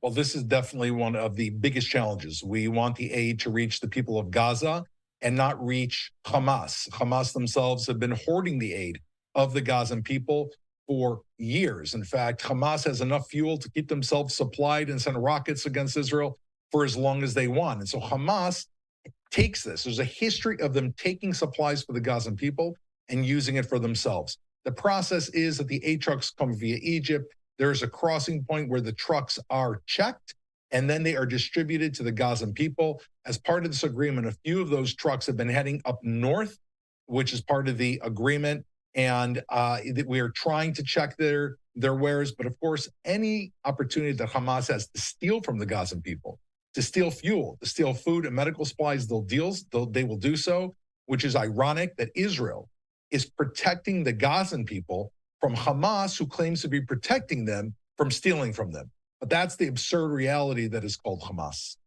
Major, we're on the 7th day of this pause. We're, perhaps looking into seeing further extensions of the ceasefire. Would you consider this pause so far to be a successful one? Every person that comes to our border is a success. We call it as our responsibility. We are the Israel Defense Forces. Almost every person living in Israel serves in this army. We have family and friends that have been captured and killed. We really are one people. And every person that comes over our border is an enormous feeling of success, a feeling of joy. And yet, of course, it is bittersweet because there are still 140 of our people, as you and I are speaking, deep down in some side, dark, wet tunnel, being held at gunpoint by Hamas. We don't even know if they are alive or if they're dead. This is the travail that the Jewish people are going through and the Israeli people. but we will not stop until we eliminate Hamas and bring our people home. You mentioned the fact that it almost came up to the deadline as far as extending this truce. What does the IDF envision this war looks like in the immediate aftermath if this truce does break? The operational goals of the IDF are as we've had originally. We have two operational goals. The first is to eliminate Hamas terrorists, while trying to be as exact as possible because they are hiding behind civilians. They cower behind their own civilians. Eliminate Hamas and operationally destroy their infrastructure, and of course, find our hostages. We managed to capture Hamas terrorists, and throughout the various opportunities that we have to get information from them via interrogation, to uncover more intelligence, and then to find our hostages and bring them home. We are ready to roll out with this operational goals the moment that we need to. The only reason our operations are not continuing and are paused are because of this framework agreement. As soon as that ends and we're given the green light, we move right back into operational mode in the Gaza Strip. Major Jerome Spielman with the IDF. We appreciate your time. Thank you. All right, we're going to slide away for a quick 2-minute commercial break. More top headlines from around the world when we return.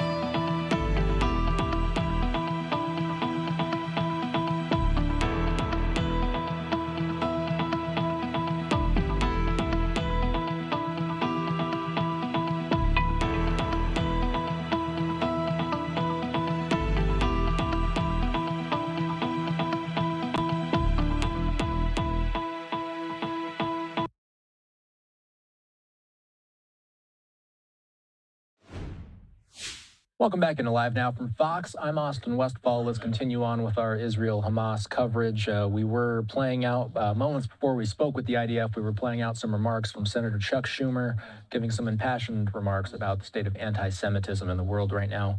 Let's pick those up where we left off. Again, this is Senator Schumer speaking on the Senate floor earlier today. Both parties have an obligation to work together to eliminate the poison of anti-Semitism and all forms of intolerance wherever we see it, regardless of who says it.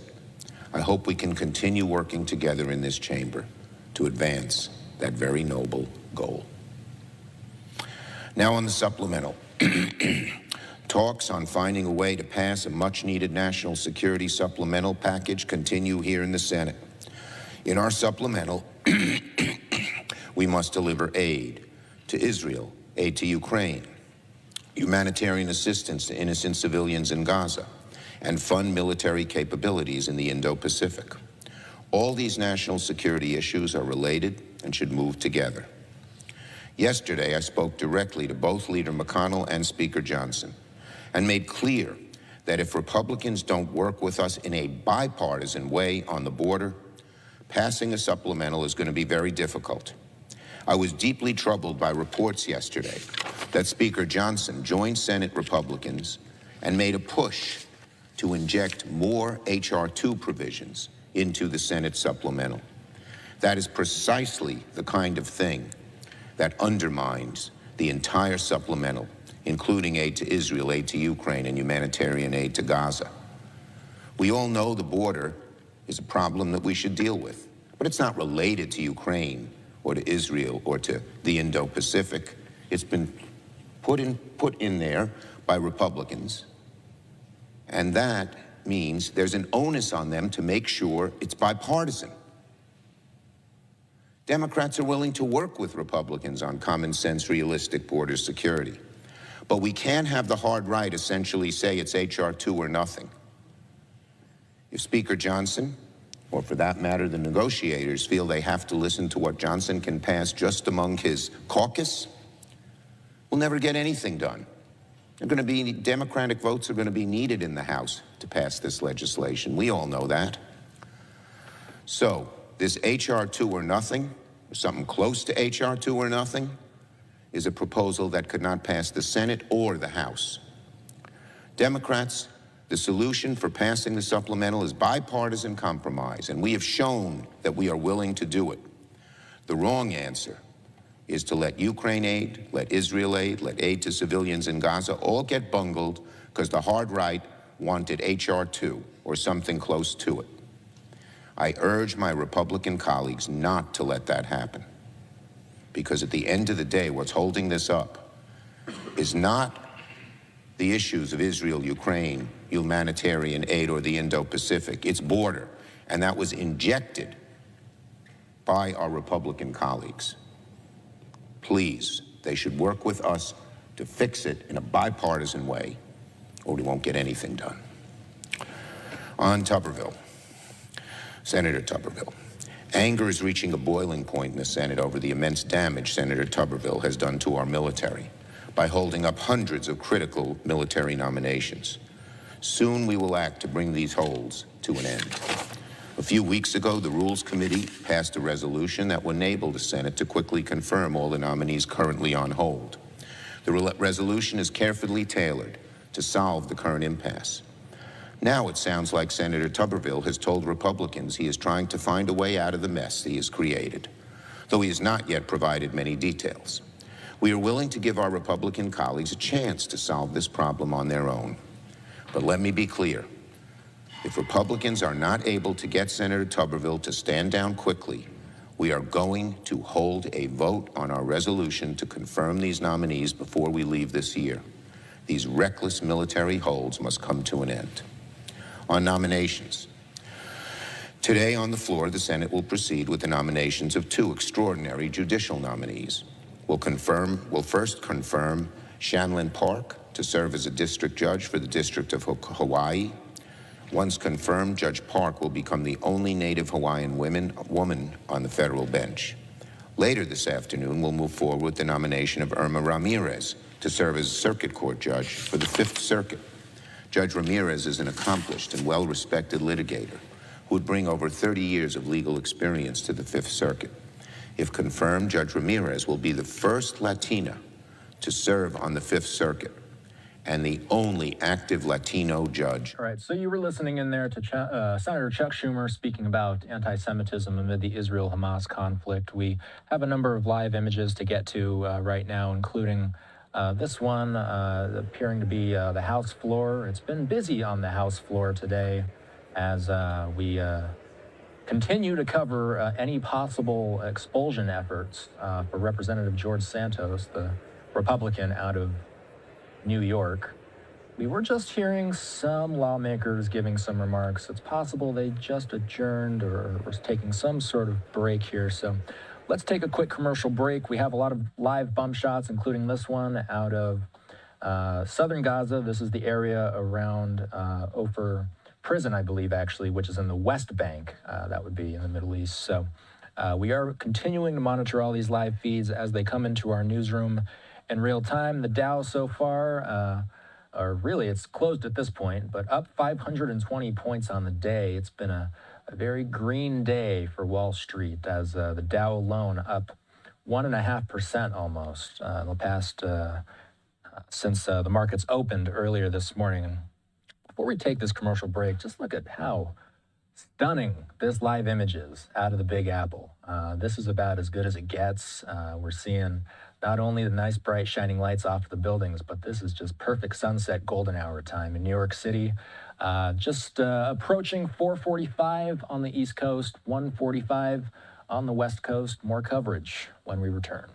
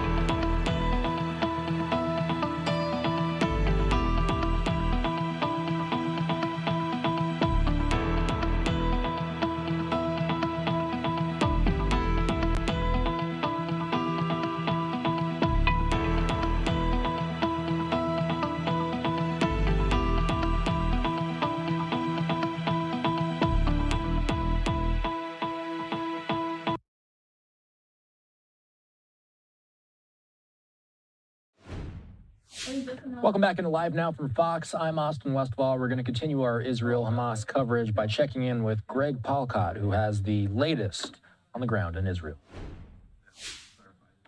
Israel and Hamas extending their temporary ceasefire for a second time. Qatari officials say the deal will follow the terms of the previous ones. At least 10 Israeli hostages for 30 Palestinian prisoners. Another group of hostages freed Thursday. More than a dozen were released Wednesday night, including a 49-year-old Israeli-American woman whose husband remains in Hamas captivity. When Hamas stops releasing hostages, we will stop the pause and we will resume our campaign against Hamas. But after the extension was announced, Israeli officials say 2 men armed with an M16 rifle and a pistol opened fire at a Jerusalem bus station, leaving at least 3 people dead and several others injured. According to police, they were members of a Hamas affiliate group and were killed shortly after the attack by off-duty Israeli soldiers.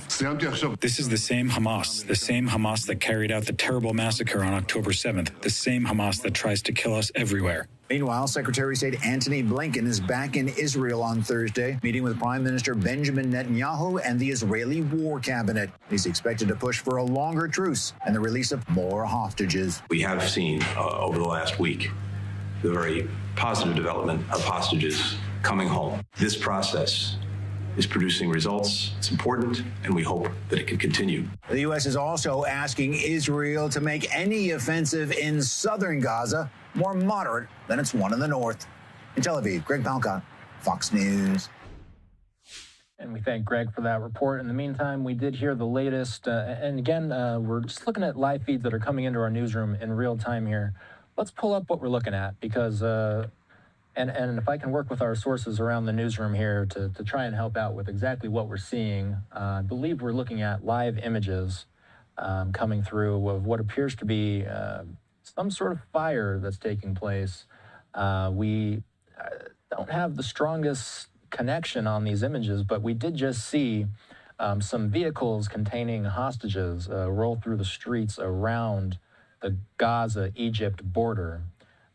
We will work behind the scenes. Sometimes these live feeds come into our newsroom and we just have to sort of sit and assess exactly what we're looking at in real time. So we're hearing that this is possibly in the area of the West Bank. We don't have any information about what exactly may be happening. This may be in the area of Bitunia, which is located within the West Bank. So again, our video journalist on the ground, again, this connection doesn't appear to be as stable as we'd like it to be, but we're looking at a dumpster fire. We're looking at other fires on the ground. We're not exactly sure what's on fire on the ground there, but let's keep watching this image and let's see if there's any audio that's coming through. Let's pump up the audio and see if we can hear anything.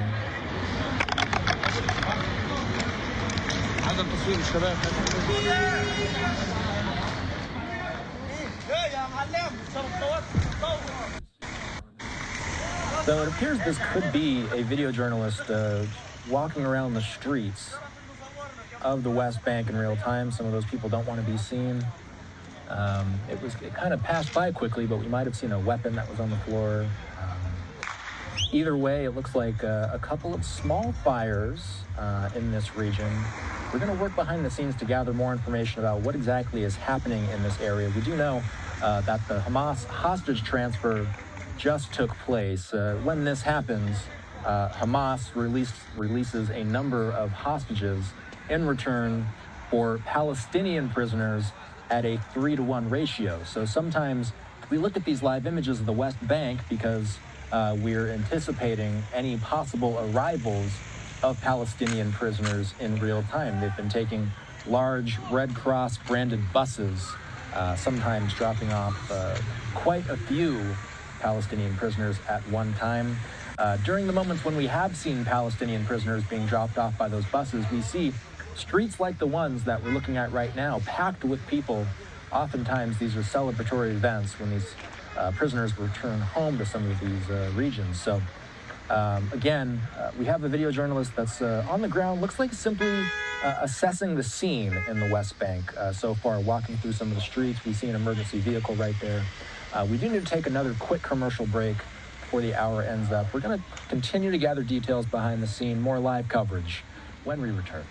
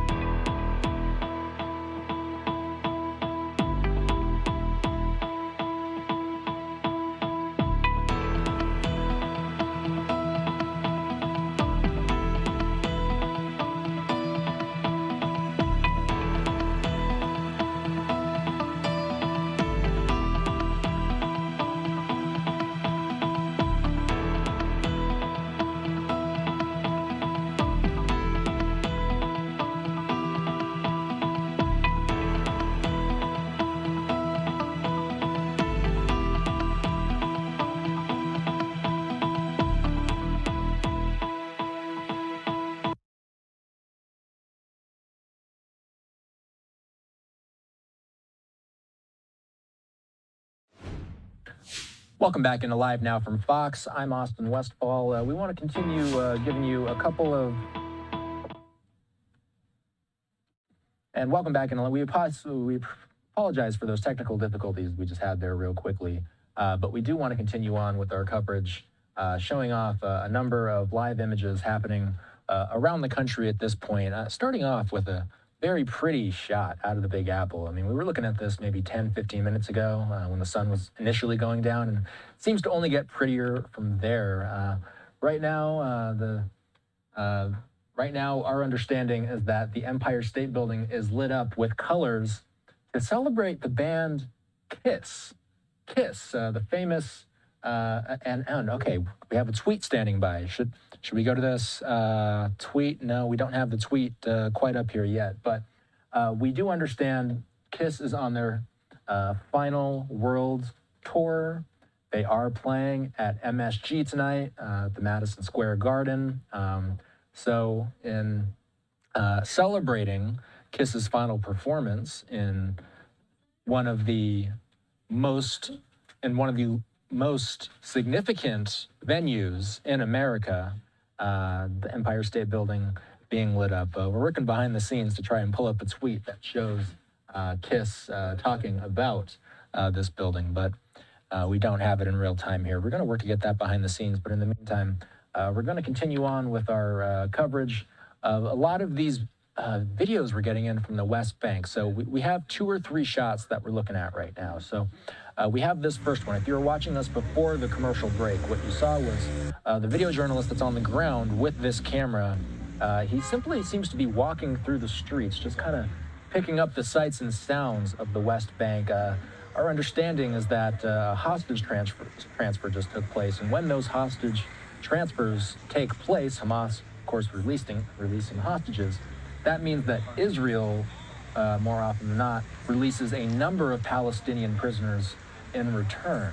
It's very possible that we have our camera on the ground here, just in case any of those buses arrive that might be carrying those loads of prisoners. This has been an ongoing thing for 7 days straight now, where we see batches of prisoner releases swapped with batches of Palestinian prisoners. The Palestinian prisoners often coming in large numbers, so they have to be brought in larger buses. We're recovering these events almost every day since this began last Friday. A lot of times people pack into these streets when those buses arrive. Of course, not a lot of activity on the streets in the West Bank area, at least here for now. We have another image coming out of the West Bank as well right now. And what these are some sort of emergency vehicles. Again, we work in the realm of speculation sometimes with these images because they come in real time, and we can only sometimes just see what is coming through our screens. And so far, we just see some emergency vehicles. It does not look like those are the same types of vehicles that were transporting either prisoners or hostages. So let's move away from that shot for now. We do want to take a look at the stock market. We do have the Dow looking pretty good on the day, up 520 points, gaining about a percentage point and a half. We also have, we just have an endless amount of live feeds coming into our newsroom right now. Here's the White House with their, and if I'm not mistaken, we look at this shot every day. I don't believe that big red bow was there in previous days. We had those wreaths there before for sure. The festivities only continuing. Our understanding is that there will be a celebration later today taking place at 6 p.m. Eastern Time. President Biden and First Lady Jill Biden will be participating in the national Christmas tree lighting. Vice President Kamala Harris and the second gentleman will also be in attendance as well. Very festive shot of the White House here. All right, it looks like we just got our KISS tweet up. So KISS has left the building. Thank you to our producer, Matt, for pulling this up for us here. The Empire State Building showing. It looks like we've got some, are those the band members themselves? Yes, it is. The tall one, likely Gene Simmons, I'm gonna guess. We're talking about this because look at the Empire State Building right now. It's lit up in these colors to celebrate KISS. KISS is on their final tour. They're on their farewell tour, and they are playing at Madison Square Garden for the final time. Kiss tweeting out, #KissArmy, experience our final concert ever, live on pay-per-view, streaming exclusively. This is the end of the road. There you see the band members of Kiss. Kiss's New York City. Mayor Eric Adams declares it official Kiss Day in New York City, November 30th. Now going to be Kiss Day in the Big Apple. Good morning, New York. Tommy Thayer saying it right there. The New York Post on the cover is Kiss. Kiss takes over New York City. Kiss seems to be the theme of the day in the Big Apple. We love every second of it, especially when the Empire State Building is looking as pretty as it is right now. More than likely, a lot of hard rock and metal fans going to be enjoying that show in Madison Square Garden over at MSG. No doubt going to be an amazing time. In the meantime, we do want to get the latest on the Israel. Oh, did we just get another tweet? Okay, we're getting more tweets. And again, we thank our producer, Matt, for all the amazing visuals here, because there's the band members themselves. Kiss going to be performing their last show ever at the world-famous Madison Square Garden in New York City. There's even a pop-up that's open today. You can stop by Lightbox for those in the area. 248 West 37th Street from 11 a.m. to 7 p.m. through Sunday, December 3rd to shop for the band's merchandise. Again, the final show ever. Yeah, get a shirt with Gene Simmons. Why not? Yeah, look at how cool all that stuff looks. All right, we appreciate our producer, Matt, for feeding us in so much. Who would have thought we would have had a Kiss block here on Live Now today? But here we are. All right, so let's get back to the news of the day. We still have a live image coming out of the House floor. Let's bump up the audio on this. Let's see if they're debating anything currently. The yeas are 307. The nays are 119. One present. The bill is passed. Without objection, a motion to reconsider is laid on the table.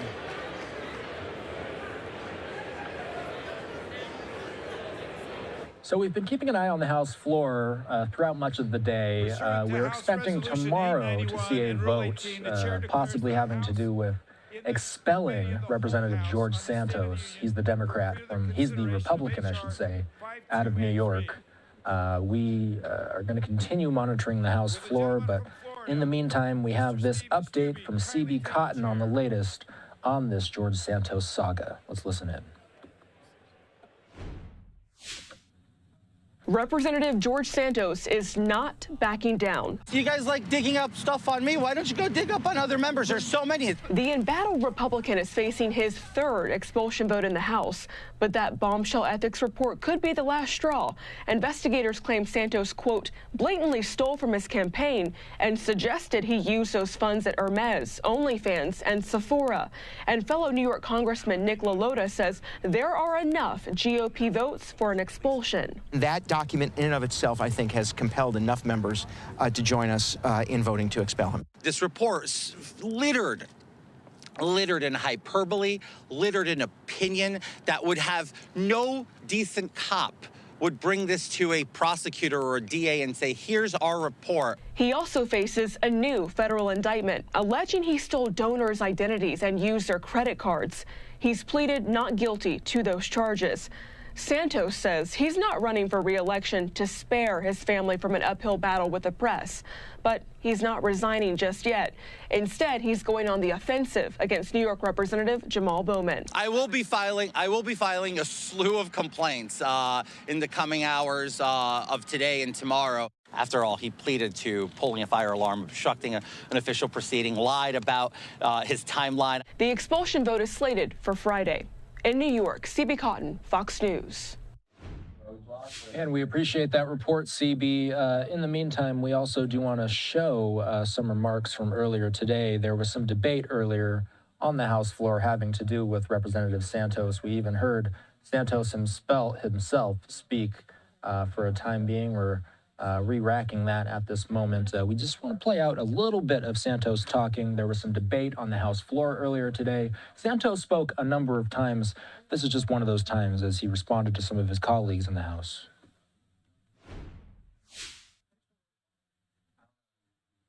Stricken from the record, please.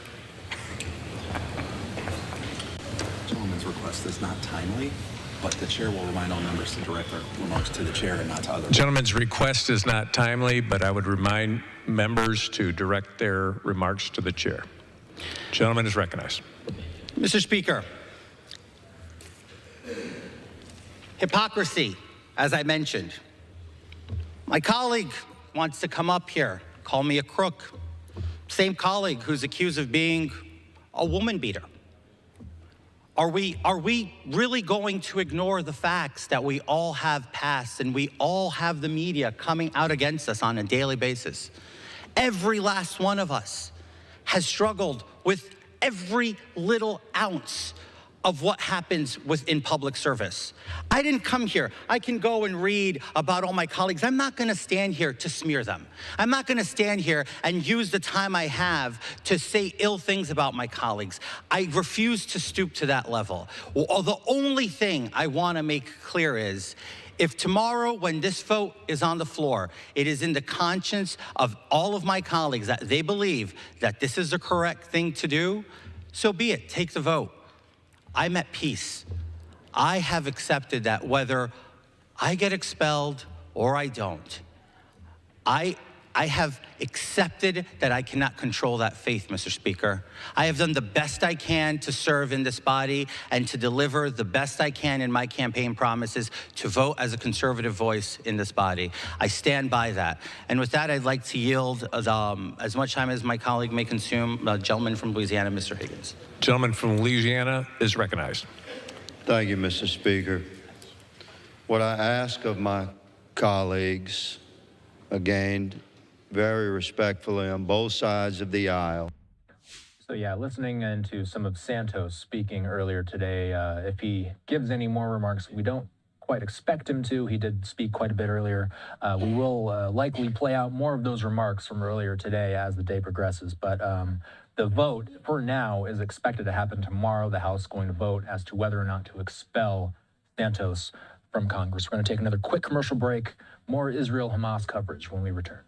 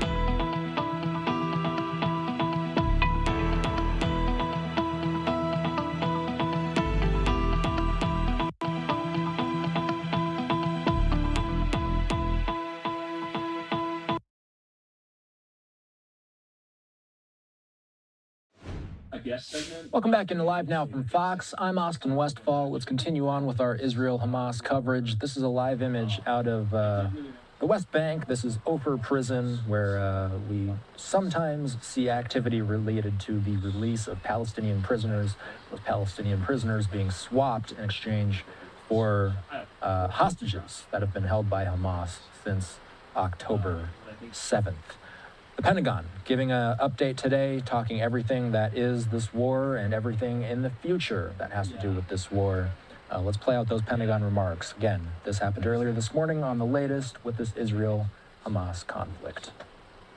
Phone and pictures and photos, Idris? Okay, all right, well, we'll save it for after. Or if you want to come up and, answer some questions.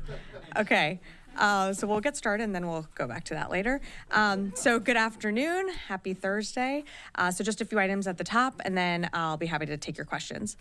So sadly, as many of you know, a United States Air Force CV-22B Osprey from Yokota Air Base, Japan, assigned to the 353rd Special Operations Wing, was involved in an aircraft mishap Tuesday Eastern, while performing a routine training mission off the shore of Yakushima Island, Japan. Emergency personnel remain on scene conducting search and rescue operations. The cause of this incident is currently under investigation. Our thoughts are with the unit and their families, and we'd like to thank the government of Japan and the Japanese Coast Guard for all their assistance. As a reminder, Secretary Austin will travel this week to California, December 1st and 2nd. On Friday, he will host the Australian Deputy Prime Minister and Minister of Defence, Richard Marles, and the UK's Secretary of State for Defence, Grant Shapps, at Moffett Field to discuss the Australia-UK-US Security Partnership, or as you all know it, AUKUS. And this is on the campus of the DoD's Defense Innovation Unit. And then, later that day, he will travel to Simi Valley to deliver a keynote address on Saturday at the 2023 Reagan National Defense Forum. And shifting to the Middle East, the United States remains encouraged by the humanitarian pauses that we're seeing in Gaza, and we remain in close contact with our Israeli partners. As you know, on Tuesday, the U.S. airlifted 54,000 pounds of humanitarian assistance, which included medical supplies, warm clothing, food and nutrition assistance to the people of Gaza. We expect more aircraft carrying humanitarian assistance to come in the coming days. And lastly, tomorrow, approximately 180 U.S. Army soldiers from the 5th Corps 2nd Cavalry Regiment will join Exercise Brave Partner in North Macedonia, concluding on December 10th. This U.S. Army and Africa-led exercise tests the regiment readiness on short notice, enhancing interoperability, and strengthening our NATO alliance. The exercise also demonstrates our commitment to the Western Balkans' aspirations for European integration, emphasizing that no nation can face today's challenges alone. And with that, I'd be happy to take your questions. Lita. Thanks, Sabrina. Japan has suspended its Osprey flights and has asked that the U.S. also suspend some Osprey flights. Is there any move or any decision yet by the department to suspend, pause, or otherwise even slow down in that area flights of the Osprey until after recovery operations are finished? And has the department received an official request from Japan to do some sort of stand down? So I'm not tracking an official request received here at the department. I've seen some of the comments that you just referenced. Right now, the Ospreys are still operating in Japan, but at the time, right now, our focus in terms of what just happened earlier this week remains on search and rescue efforts. So that's the priority, of course, and we're of course eternally grateful for the government of Japan and their Coast Guard for helping in our search and recovery efforts. So is there no concern within the department that there are possibly problems within the Osprey that should be looked at before others continue to fly? Well, I would say as a department, and of course the Secretary values, there's a true commitment to safety when it comes to any of our airmen operating any aircraft. Again, I'm not going to get ahead of the investigation. It's currently under investigation to see exactly what happened. And so until that concludes, if there are any, if the investigation concludes that there need to be additional steps taken, we'll certainly do that. But at this time, the investigation is underway on what happened. Idris. There were 8 personnel on board. Do you know how many have been recovered versus how many are believed to have died? I don't have an update for you on recovery efforts just yet. Again, we know that there are 8 missing. The search and recovery efforts are ongoing. I hope that we will have more to share soon, but at this moment, I just don't. Do you have any updates on the 5 Somali attackers who were on the Carney over the weekend? And have you been able to find any link between the Somalis and the Yemeni Houthis? Do you mean the Mason? Sorry, the Mason. That's okay. So in terms of connection, let me take the second part of your question first. So in terms of connection, again, we're still doing our assessments. We're not seeing one right now, but if there is one, we'd certainly, of course, let you know. But at this time, these 5 armed individuals that the Mason was able to interdict as they were trying to flee from the Central Park remain in U.S. custody. Yeah, Laura. Can you tell us, have there been any additional attacks on U.S. troops in Iraq and Syria since Thanksgiving? The last we were tracking was 73, I believe. Yes, let me see here. I just want to make sure. Yes, so we do have an update. There was an attack on Tuesday, so that was earlier this week. So that brings the total attacks up to 74 attacks from October 17th until now. We did not see, as you just mentioned, over the period of Thanksgiving and then over the last 2 days, we did not observe any additional attacks on our troops. And where was the attack on Tuesday? That was in Syria. Yeah. Were there any injuries? No injuries, no damage to infrastructure. If there are any injuries, and again, I know that we provide those updates. I don't have any more updates to provide on additional non-serious injuries, but I'm not tracking that there were any injuries from that attack on Tuesday that happened. Drones, rockets? I would have to get back to you on that. I just don't have that information in front of me. Down, I think. Was it yesterday? What type of drone was it? I think it was an Iranian drone. Can you say what type of drone? It was an Iranian manufactured drone. I believe that also there's more information that I think CENTCOM did put out on the drone, but it was a drone that we know was headed in the general direction of the Carney and was engaged, and because the commander of the ship obviously felt that it was a threat, and so they did take it down. But I think there's more information available online in terms of the type of drone that it was. Constantine. Thanks. On that topic, can you say what the Carney used to down the drone, missiles or guns? I would refer you to CENTCOM for more information. I just don't have that. And one other question. Can you say whether the Mason fired any weapons as part of its engagement with the ballistic missile that was headed its way? On the, I'm sorry, are you talking about the event when, from Wednesday or Tuesday? No, I'm not aware that the Mason did fire any weapons in regards to the ballistic missile. Again, that ballistic missile we know landed far away from the ship. I believe it was at least 10 nautical miles away. So I don't believe there was any need to use any weapons. Yeah, Rio. Thank you.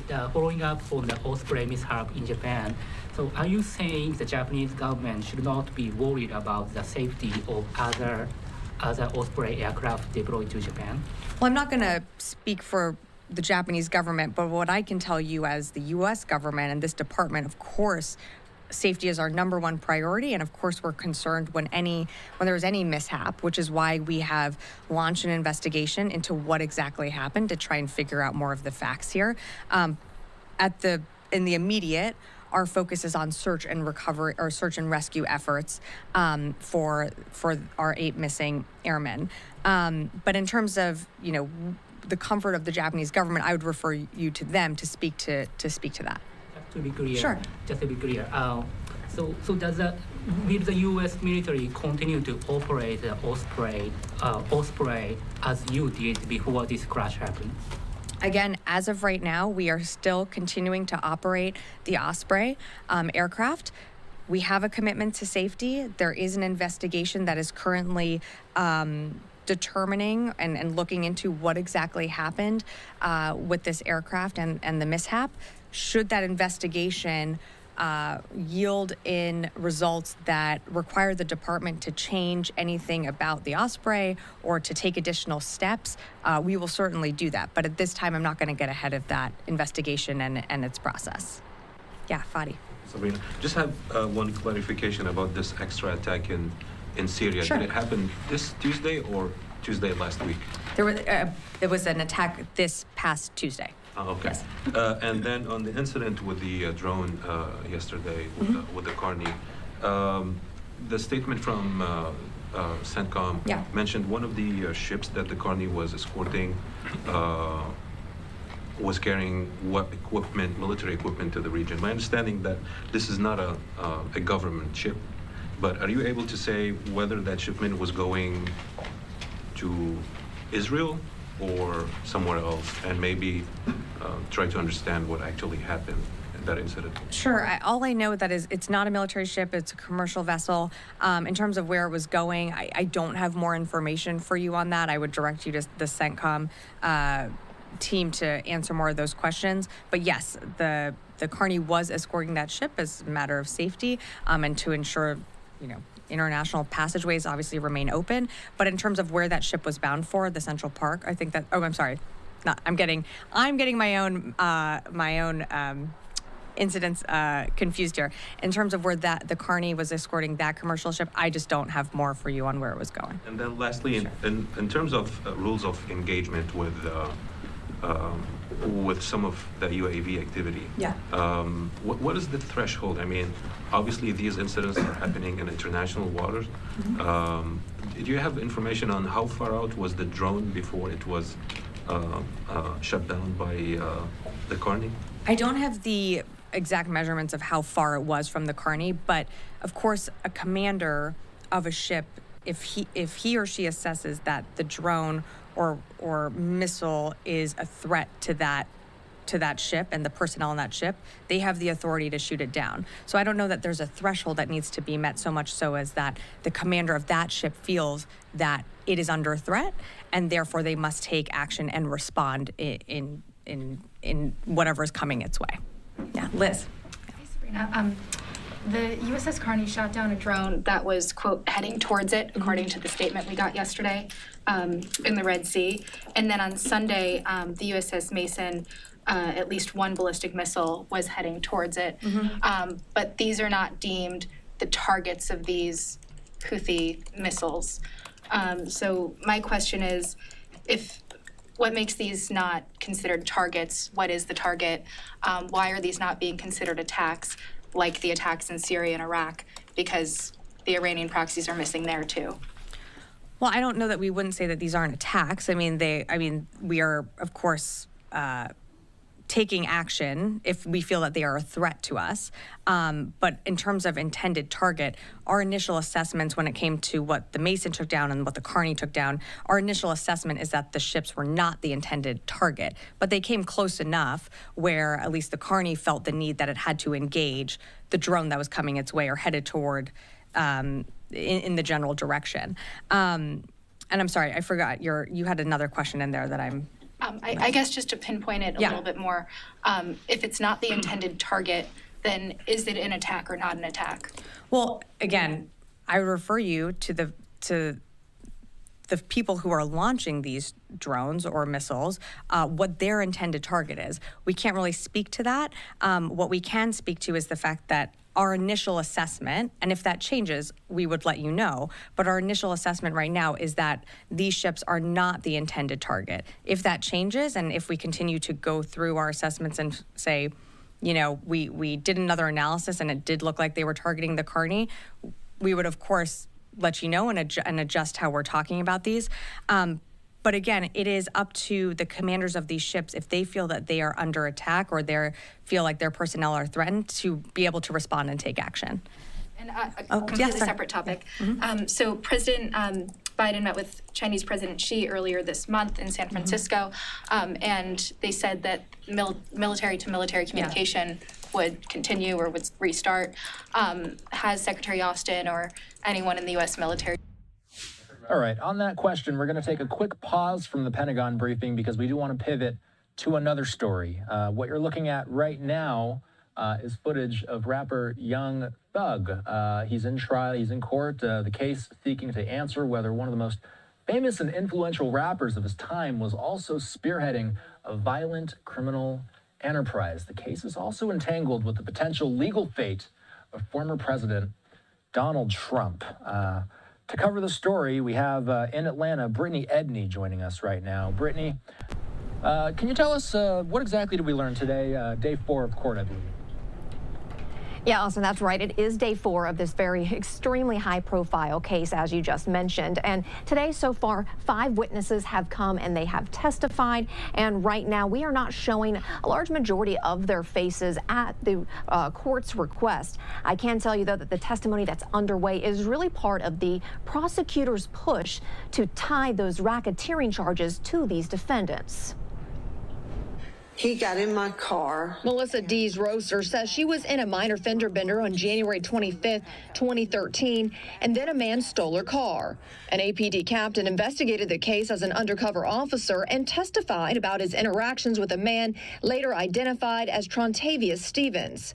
At prosecutors' request, we're not showing the captain's face. There was some middle fingers. There were some gang signs being thrown. I cannot tell you what they were. He then testified the man flashed a gun. He pulled the pistol from his pants and held it down beneath his waistline while pointing the barrel at myself and my partner. This is the first overt act listed in the indictment, which prosecutors aim to prove as racketeering. It involves Stevens, an alleged co-founder of the YSL gang. Multiple attorneys questioned the investigators' claim of seeing gang signs. What was the gang sign you saw being thrown up that day? No idea. No idea? None. Okay. And you agree that if a person is flashing their gang signs at you and then they point a weapon at you, that's criminal gang activity, right? I don't agree with that. Okay. An APD sergeant testified to a third overt act in the indictment referencing defendant Shannon Stillwell. And you charged my client, Shannon Stillwell, with possession of with marijuana. Yes.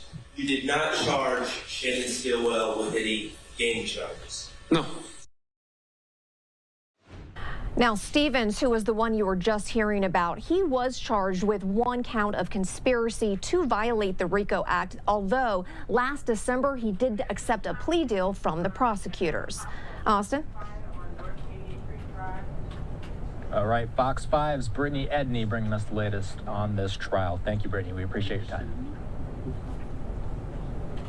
Let's move on because we do have I believe we have a live image possibly coming in from the courtroom in Atlanta. Let's take a listen in. Let's see if we can hear anything on this shot.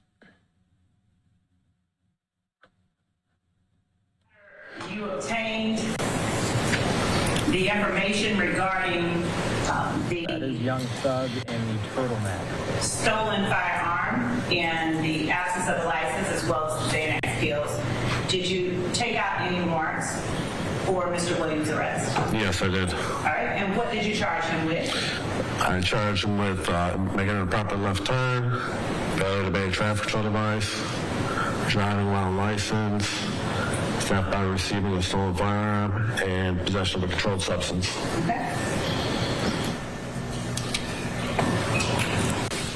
Now, is the person that you, do you recognize Mr. Williams? Would you recognize him if you saw him today? Yes. All right. Do you see him in the courtroom today? Yes, I do. Would you describe what he is wearing and where he is seated for the jury? He is at the second defense table in front of me. He is wearing a black turtleneck, and he's got his hair pulled back in braids. John, would the record reflect that the officers identified the defendant Jeffrey Williams? Michelle. Officer Monheim, did you have any contact with the district attorney's office in terms of reporting that you had made the arrest? Yes, I did. And did you submit to the complaint room your warrants and your tickets that you issued in this arrest? Yes, I did. And did you have any control over the disposition of the case at any time thereafter? No, I did not. All right. And do you have any personal knowledge, yes or no, about how it was that the district attorney's office chose to resolve the case?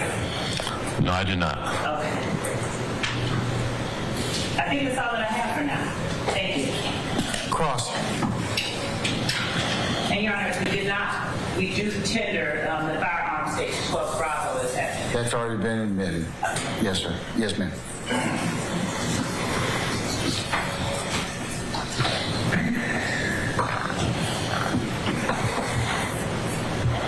Good afternoon, officer. afternoon. You met Mr. Williams on or about September 9th of 2013. Is that fair to say? Yes. And to be frank with the jurors, you don't remember this traffic stop, but you're using reports to refresh your memory. Is that fair to say? Statement. I stand as to form. You can just rephrase it, chop it down a little bit. You don't remember this traffic stop on your own memory. Is that true? I would say yes, that is true. But your memory got aided with your report that you wrote. Is that okay to say that? Yes. Okay. And you're doing your best you can today to articulate accurate facts to the jury? Yes. With regards to the burglary, you were not involved with the investigation responding to the burglary, God forbid, of the Phillips home in Buckhead or anything like that. Is that accurate? That is correct. And that burglary, from what you read, is 2 months before you run into Jeffrey Williams on September 9, 2013. Is that right? That is correct. And when I say 2 months before, I may not be to the date, but approximately July 10th of 2013 is about 2 months before September 9, 2013. Is that fair to say? That is fair to say. And you're not telling this jury in any way that you have any scintilla of evidence that Mr. Williams was involved in that burglary. Is that fair to say? Form. I'll stand as to form. You can rephrase. Is it true that you do not have any information Mr. Williams was involved in any burglary of the Phillips home? Objection. Is that true? As to form. I'll let him answer that. I'll rule that objection. You can answer that. Say the question one more time. Sure. You don't have any information at all that Mr. Williams is involved in the burglary of Mr. Phillips or Miss Phillips' home. Is that true? That is true. Okay. So now we're 2 months later. It's approximately 8, I think you said 8, hold on one second. 8:30 in the morning, is that fair to say? That is fair to say. And Mr. Williams is driving around Techwood, 14th Street. If you could just tell the jurors what part of Atlanta is that, if you don't mind. That is close to Midtown. Okay, that's not the Cleveland Avenue. You know where Cleveland Avenue area is? I do know where Cleveland Avenue area is, yes. And Midtown is not near, near is relative, but it's not the Cleveland Avenue area. Is that fair to say? That is fair to say. Okay. So Mr. Williams is driving, and you see him, you say, making a left turn from a straight-only lane, and then you get behind him, and then later he continues in a right turn-only lane but goes straight. Is that the 2 traffic infractions you saw? Yes, that is. Okay, and then you blue lighted Mr. Williams, he pulls over the car. Is that fair to say? That is fair to say. Okay, he didn't flee from you or anything. You blue lighted him, you pulled over, and you approached the car. That's true. Okay, and Mr. Williams was totally professional and cooperative with you. Is that fair to say? He was cooperative. And he gave you his name, date of birth, told you he doesn't have a driver's license, right? Yes. And you confirmed that? Yes. And then you felt duty-bound to arrest him because he's driving without a driver's license. Is that fair? All right, we're going to dip out of this coverage in Atlanta. This is the 4th day of the Young Thug trial. We're going to be watching this story closely. We understand this is likely to be a long trial. More than likely, we will continue to check in with our Fox 5 reporters at WAGA in Atlanta. In the meantime, we are going to swoop around to some of our live images that we have around the nation right now, including one out of Washington, D.C., where there will be a ceremony to unveil the White House Christmas tree a little bit later. We're also getting live images in from Israel, from the West Bank, and from, we are actually getting 2 live images from the West Bank, I should say. So continuing to bring you any live updates in real time as they come into our newsroom. As long as we get any new information from the IDF, we will bring you any of that information in real time. But some of the other big news of the day, if you take a look at your screen, is these 2 men. Ron DeSantis, the governor of Florida, Gavin Newsom, governor of California. They're going to be debating tonight on Fox News. They're going to be debating on Sean Hannity's show tonight, 9 p.m. Eastern Time. To help us break that down, we are joined by the California GOP chairwoman, Jessica Milan Patterson. Jessica, we appreciate your time. Thanks, Austin. Great to be with you. Why is it important for DeSantis at this point, GOP contender for 2024, why is it important for him to participate in this debate today with California's governor? Well, I think it's a great opportunity for Governor DeSantis. You can talk about a very clear contrast between the way a blue state governor has failed its citizens and the leadership that he has shown in a red state like Florida. What do you expect will be major topics? What do you think Americans are going to want to tune in and listen to when they watch this tonight? Well, as a Californian who's been under the rule of Gavin Newsom for the last 7 years that he's been in office, it's pretty clear that, he has failed on every major issue. And when you look at things like populations, we had 800,000 people leave California in 2022 alone. A place like Florida got over 400,000 people coming to its state. In the last reapportionment, we lost a congressional district for the first time in our state's history. Meanwhile, a place like Florida gained a seat. And it's because of the policies here that California Democrats and have been championed and many signed into law by Governor Gavin Newsom. So whether you're looking at a median home price, where here in California, it's over $800,000, in Florida, it's $400,000. When you're looking at the price of gas, you're paying $1.60 more per gallon here in California than you are in Florida. When you look at our education system, our schools were closed longer than any other state in the nation, and our children are paying the cost of that. Right now, less than 50% of our kids are reading at grade level. We're 50 out of 50 when it comes to literacy in the country. When we talk about math and science, less than a third are performing at grade level. So I think these are all huge issues that we're going to see come up tonight. You're also probably going to see a conversation about homelessness. While California has 30% of the nation's homeless, Florida only has 5% of the nation's homeless. So these are some real deep contrasts that you can show between the failed leadership of Gavin Newsom and the way that Governor DeSantis has led in Florida. DeSantis has told Fox News Digital that he's been warning Republican voters that it may not be Biden in 2024. Do you expect the same? I've been actually saying this for months. Listen, between his red state tour, his trips abroad, Gavin Newsom has been running a shadow presidential campaign. I think that Democrats are going to be looking for a respectful way to usher President Biden out of that nomination spot. And when that happens, Gavin Newsom wants to make sure that he is positioned in the best way to be the #1 guy. Every single one of these activities that he does, whether it's attending the spin room at a Republican debate or debating one of the lead contenders for the Republican nomination, he has been sending brushback pitches to all of the other Democrats telling them, I'm the #1 guy. This is my spot when it's open. Do you think this debate can help Newsom in any way with a potential run for president, perhaps giving him exposure that he wouldn't have otherwise had? Absolutely. Make no mistake, with a failed record like Gavin Newsom has here in California, it's hard to figure out why he was even given a second term. But he is a smooth talker. He is a shiny tide salesman trying to sell you that lemon. And that's exactly what it is. The failures he has led here in California is completely undeserving. But his smooth talking works with a lot of people, and that's why he's been able to get reelected.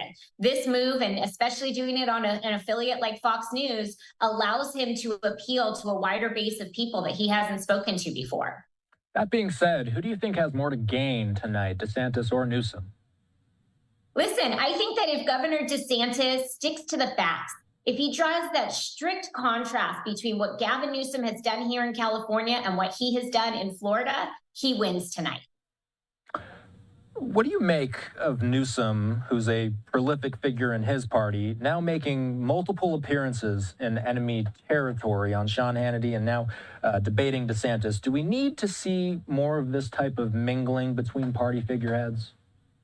I think that there is always good that comes from individuals that are willing to be open and listen and talk to. But let's make no mistake. Gavin Newsom is going to try and cover up what his record is. He will try and use terms like 4th or 5th largest economy in the world. When less than 15% of the people in your state can afford to buy a house, the 4th and 5th largest economy isn't important. They need to be talking to people about their everyday average issues. And I think Gavin Newsom has failed on many of those fronts. Do I think that open dialogue in front of diverse communities is a good thing? Yeah, absolutely, I do. All right, California GOP Chairwoman Jessica Milan Patterson joining us today. We appreciate your time. Thanks, Austin. All right, we're going to slide away for a quick commercial break. More top headlines and live coverage when we return.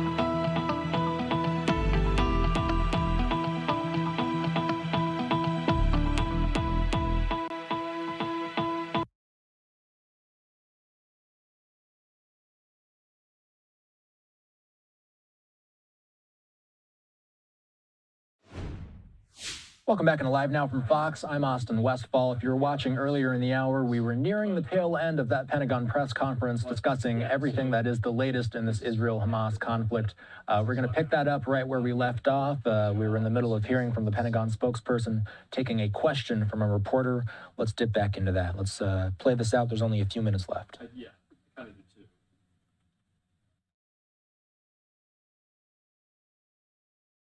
Chinese President Xi earlier this month in San Francisco, and they said that military-to-military communication would continue or would restart. Has Secretary Austin or anyone in the U.S. military been in contact with their Chinese counterparts since that meeting? I don't have anything to read out today.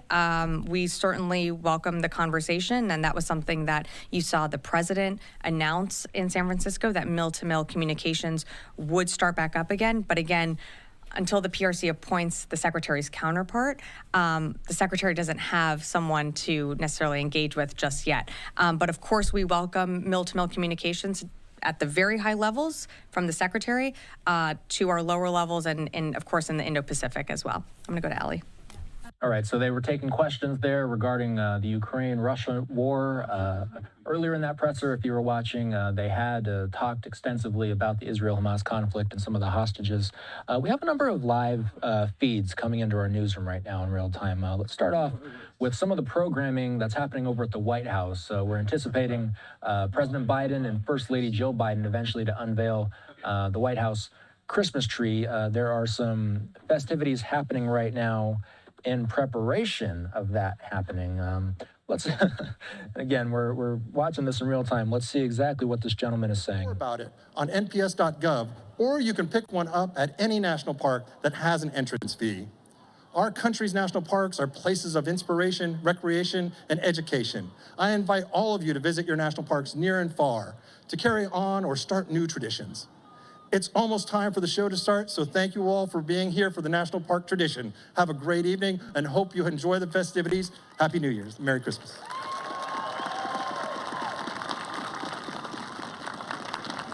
Oh man, Wisdom, the night is over for us. But Looked like a National Park Service representative, perhaps speaking just moments ago. We possibly have the hosts of the event. Let's listen. One more time, guys. They're like, why are you asking us to clap so much, Wisdom? All right. Thank you very much for having us tonight. Thank you for getting the crowd ready for the festivities tonight. We appreciate you so much. Yes, yes. The main show is going to start in a few minutes, and the beautiful National Christmas tree will be lit. Yes. All right, so the National Christmas tree will be lit. We're understanding that President Joe Biden, First Lady Jill Biden, eventually going to be taking part in unveiling the National Christmas tree. We're going to bring those moments to you in real time as they happen. We expect that to happen within the next hour or so. Another live image that we have right now is out of Atlanta, Georgia. This one having to do with the trial of rapper Young Thug. This is that very contentious trial that really a lot of people have been waiting for quite some time to see this story develop. The case seeks to answer whether one of the most famous and influential rappers of his time was also spearheading a violent criminal enterprise. This case is also entangled with the potential legal fate of former President Donald J. Trump. In August, a grand jury indicted Mr. Trump and others in a conspiracy to overturn the 2020 election in Georgia under the exact same criminal racketeering law, or RICO, used to charge Young Thug. Let's pull up the audio on this. Let's just listen into court for a bit. Let's see what we hear. No, I do not. Okay, then what is it that you're actually testifying about? I am testifying to, that is the persons whose name was on the legal documents that purchased the vehicle. Okay. And who the vehicle's registered to. Okay. So is it always the case in your experience as a patrol officer? I sustain the questions to Lee. You can rephrase, madam. During your time patrolling the streets of Atlanta, do you always find that the person who is registered as an owner is the actual owner of the vehicle? No. Okay. And without saying how, you were asked by Mr. Williams whether or not you had any information about whether Mr. Williams knew the gun was in the car. You remember that? Yes, when he was at No. Okay. Well, without saying what he said, yes or no, did Mr. Williams indicate that he knew the gun was in the car? Without saying what was said? No. Are you certain? What's the basis for the objection? I just asked, was he certain? I'll sustain it on the grounds. Do you recall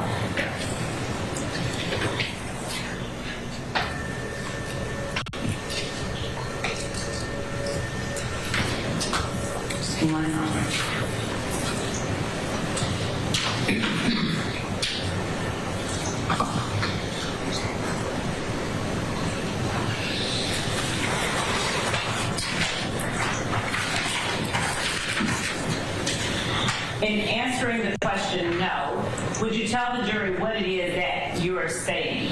What you understand my question to be? Objection, vague. I sustain the question's vague. Do you have information regarding Mr. Williams' knowledge of the gun in the car? Objection calls for speculation. No, it doesn't. You can answer it yes or no, and then we'll... Yes or no only. Did you have information regarding Mr. Williams' knowledge of the gun in the car? That's all I'm asking. If you need to process it, please do before you answer. Because I'm only asking for a yes or a no. No. Okay. Do you recall ever indicating that you had such knowledge? No. Okay. Your Honor, at this time I have no further questions for Officer Monheim. However, we are asking to reserve the right to recall him. All right, anything further, Mr. Steve, or anybody else? Anybody else have any other questions? Okay. Officer Monheim, thank you for your patience with us. We're going to go ahead and temporarily excuse you as a witness. I can't tell you when we'll call you back, but state will let you know. Don't discuss your testimony with anybody except the attorneys in this case, okay? But I'll give you plenty of time to come back and see us when we need you, okay? All right, thank you. Okay. I apologize to the court. Before Officer Monheim is excused for the day. Listening in to Adrian Love, who's the Fulton County Deputy District Attorney. Not entirely sure why our camera appears to be pointed at the floor. They are still talking. Let's listen, and they might be closing up this portion of the day's proceeding. I wish you'd just stop. We'll see. We'll see if it's just one. I doubt it. Watch. Okay, all right, go for it. Officer Monheim. We do also want to point out while we're listening in that box in the top right corner of your screen, possible movement in the West Bank as we expect prisoner transfers, possible hostage transfers in the region. Keep an eye out for any activity. Possible buses would be what we would be looking for. Buses full of Palestinian prisoners in the West Bank. Okay. Officer Monheim, before you get asked any other questions, I'm going to go ahead and release you for the evening, okay? All right, so it sounds like they're going to be wrapping up for the evening here, our cameraman pointing down. So we do want to get into one last, and again, let's just look at these live images, because again, there's so much that happens on these live feeds in real time. This is something I haven't seen before, some sort of tractor heading into, and I believe this shot is coming out of the West Bank. Possible military accompanying some sort of tractor there. And one can only guess what exactly we're looking at in real time. Let's see if there's any audio coming through on this channel. And no, there's no audio coming through on the channel. So we are going to step away for a very quick commercial break. I want to make sure before we take that break that we're not missing anything important, though, because sometimes it's just tough to deconstruct exactly what we're watching in real time on these images. This certainly does look different from anything we've seen on this camera before. Possibly some type of military operation happening in the West Bank region. Of course, that's one of those contentious regions that Palestinians largely call home. But we did see the exchange of some prisoners. I should say we saw the exchange of some hostages earlier today making their way in those Red Cross vehicles that we've become accustomed to seeing. Those Red Cross vehicles exiting Gaza through the Rafah crossing, which is in southern Gaza, making their way into Egypt, and finally those prisoners, those hostages, I should say, being brought to some of their families, being reunited with the people they love for the first time in over 50 days. It appears that these vehicles have stopped moving for now. We have to take our final commercial break of the hour. We'll be right back with more live coverage when we return.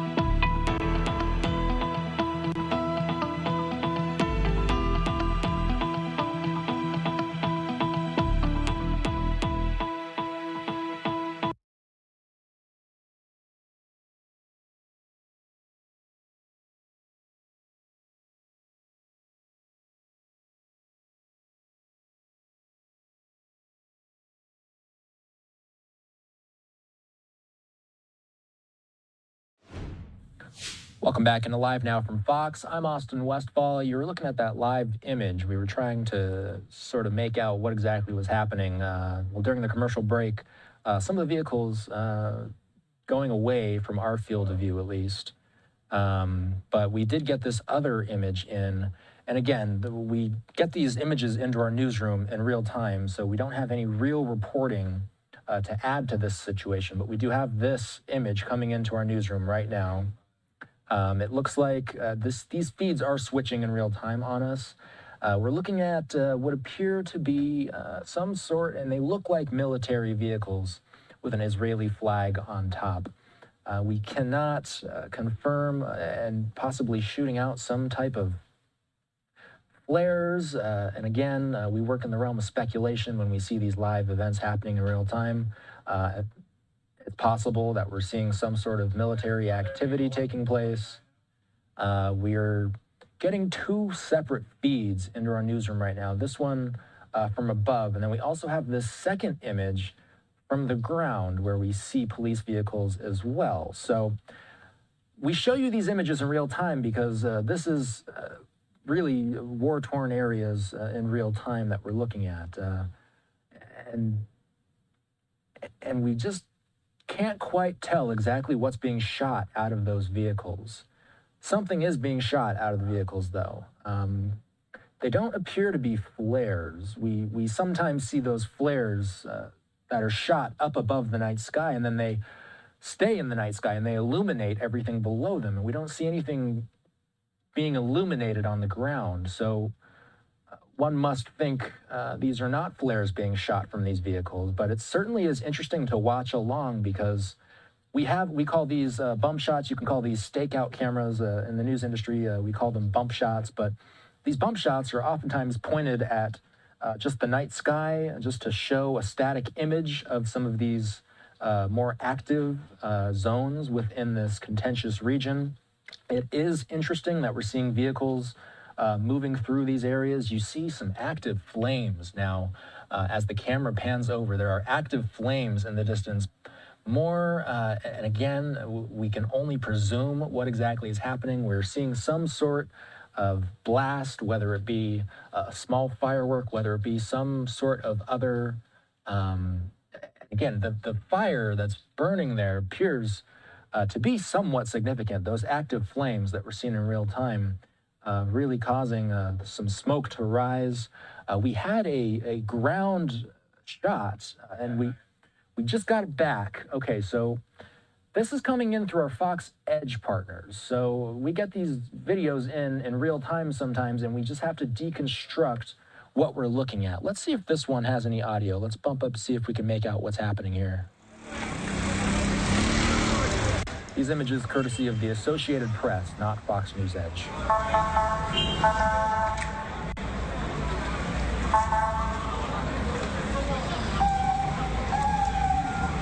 And again, this is the West Bank region, Petunia, to be specific. So we see, and we were checking in on some images similar to this within the past hour or so, as we did see some what appeared to be trash fires at first. It appears that the fire on screen now has grown into something a little bigger than what we saw earlier on in the afternoon. Right now in Israel, it is just about midnight. So all of this taking place in the overnight hours. Again, we're going to return you to our other image that we have of vehicles that seem to be moving in for some sort of action. We just saw another, call it a blast, if you want, coming from these vehicles that are in the streets on the West Bank. But the more active shot, perhaps, is this one that actually has audio. We see those active flames. We're not exactly sure what's happening in the West Bank right now, or if there's any cause for concern about what we are looking at in real time. It appears everybody's body language on the scene here is relaxed. We do know that as Palestinian prisoners have been released during this ceasefire, we've seen these large Red Cross buses that have been busing in these large amounts of prisoners into these town squares, sometimes in the West Bank area. Okay, so now we're seeing some activity, possibly some law enforcement vehicles moving into the area, people running away. Let's listen in.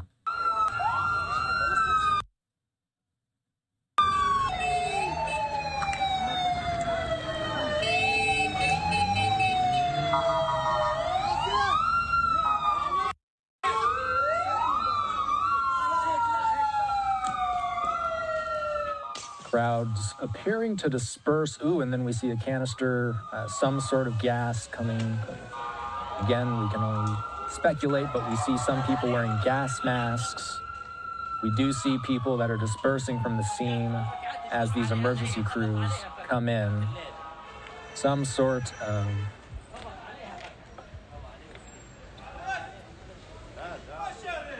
So we're going to keep watching this shot as it remains active. Let's just pull up the audio here. Let's listen in for a little bit.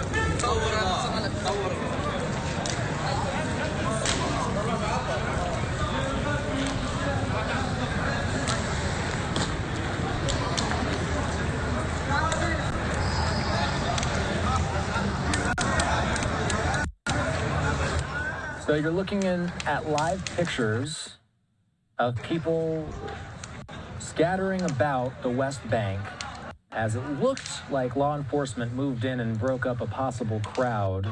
We still see active flames on the street, so we're going to continue to monitor this feed just to see if any other... We want to watch to make sure that we're not missing anything significant in real time.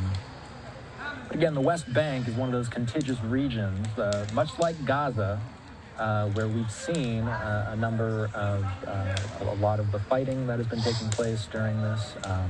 Many of the casualties, of course, have been in Gaza, but the West Bank is where we've been watching a lot of these prisoner transfer operations taking place. What we've been looking at doesn't appear to be part of a prison, a Palestinian prison transfer. We have not seen... The makings of these Palestinian prison transfers is usually big white Red Cross buses that drop off a good majority of these people into the streets. What we're looking at here appears to be more of a, and again, there's active fires still on the ground. We're working to assess exactly what's happening in real time, but Batunia, West Bank is the location for this scene. You never like to see those active fires. It at least looks like it's under control for now. We saw...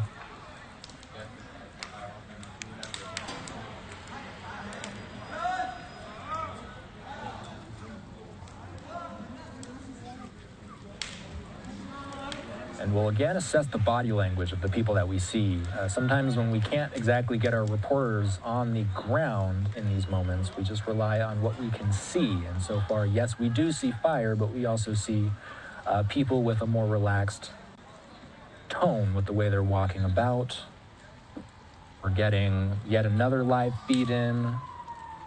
Okay, so this is what we've been talking about when we talk about these large-scale prison transfers. So Palestinian prisoners have been swapped by a 3-to-1 ratio with every Israeli hostage, I should say with every hostage that's been in Hamas captivity. So for every one hostage that's released, we see 3 prisoners. That's why we see these large buses, because there are large amounts of prisoners that are released with every day that passes. And it's very possible that what we're seeing now, and let's go back over to our other shot, because we're still seeing people fleeing from some type of smoke. And again, we can only work in the realm of speculation as to whether these are smoke grenades, are these some sort of flashbangs. Let's pull up the audio. Let's listen in.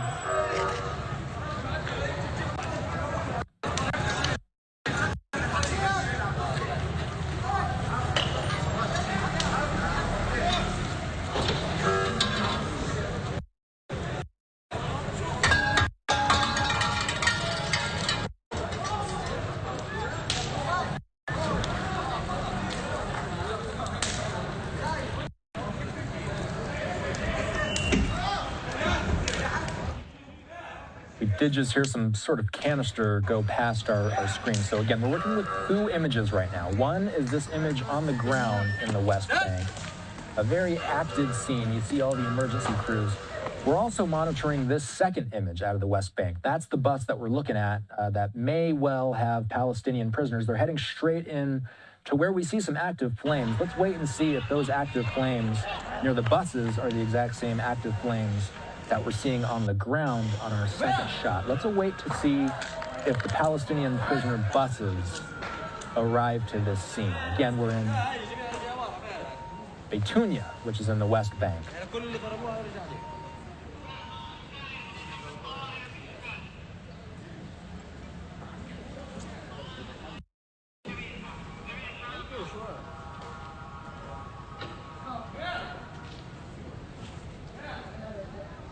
The scene appearing to calm down. Once again, we are monitoring Betunia, which is located in the West Bank. We're expecting the arrival of Palestinian prisoners at any moment. We heard from the IDF that a number of hostages were released today. So whenever Hamas releases hostages, these Palestinian prisoners are released and returned. We're still waiting to see if that bus that we had seen earlier perhaps appears in this same image that we're looking at. And again, we're doing a lot of swapping back and forth here, but that's only because we're trying to lay eyes on the bus that's carrying these possible prisoners. We saw the bus on this shot, we saw the bus driving through the streets of the West Bank, headed toward some of the areas that appeared to have active fire situations. Shots are just getting a little spotty. Internet service can be tricky in these regions. Very well could be the bus that we're seeing as we hear yet another bang.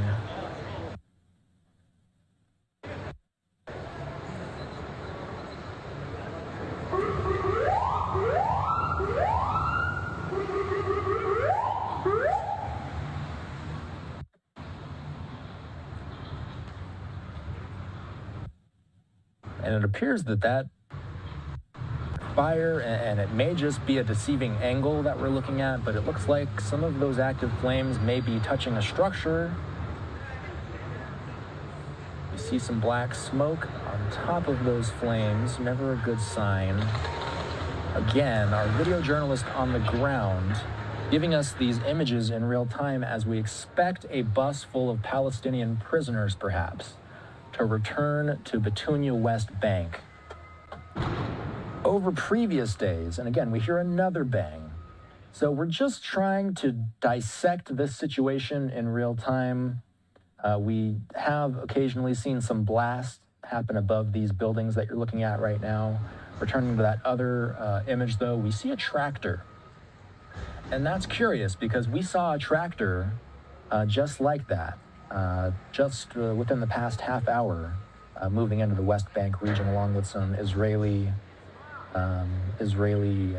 military vehicles. So we're going to continue monitoring this shot. It appears to have died down for now. That active flame that we were seeing before appears to have been extinguished. So let's keep an eye. Let's just, I'll mute my microphone for now. Let's bump up the audio from the West Bank. Let's hear the sights and sounds. Let's try and get an understanding for what we're, again, our shot changing on us. Then this is what happens on live TV sometimes, is these feeds are coming into us in real time, and they're changing in real time. They're being swapped out in real time. So we're just at the mercy of what our journalists on the ground are able to bring us. Internet service always spotty in these war-torn regions.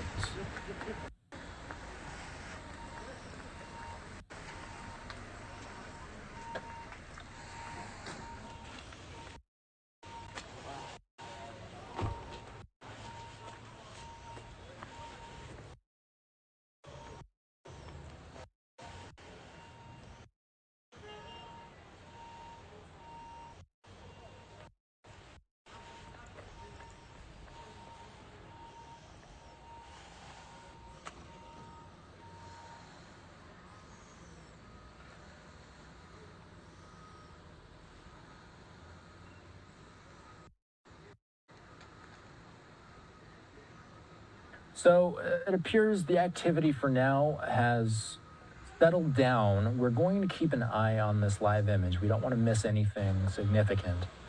You see a good amount of smoke. We're not sure where the smoke is coming from. We did see some smoke grenades possibly thrown in this area. We have seen some active fires, but those were producing black smoke. So we're going to continue to watch this shot behind the scenes, but here at LiveNOW, we do like to bring you live events as they happen in real time. We're going to take a quick commercial break. Right now, they're holding some festivities in Washington, D.C.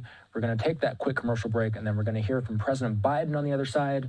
If we don't hear from President Biden, it's going to be because something else active has happened in the West Bank. So we're going to continue to monitor that West Bank shot. We're going to take a quick commercial break. We'll be back with more live coverage when we return.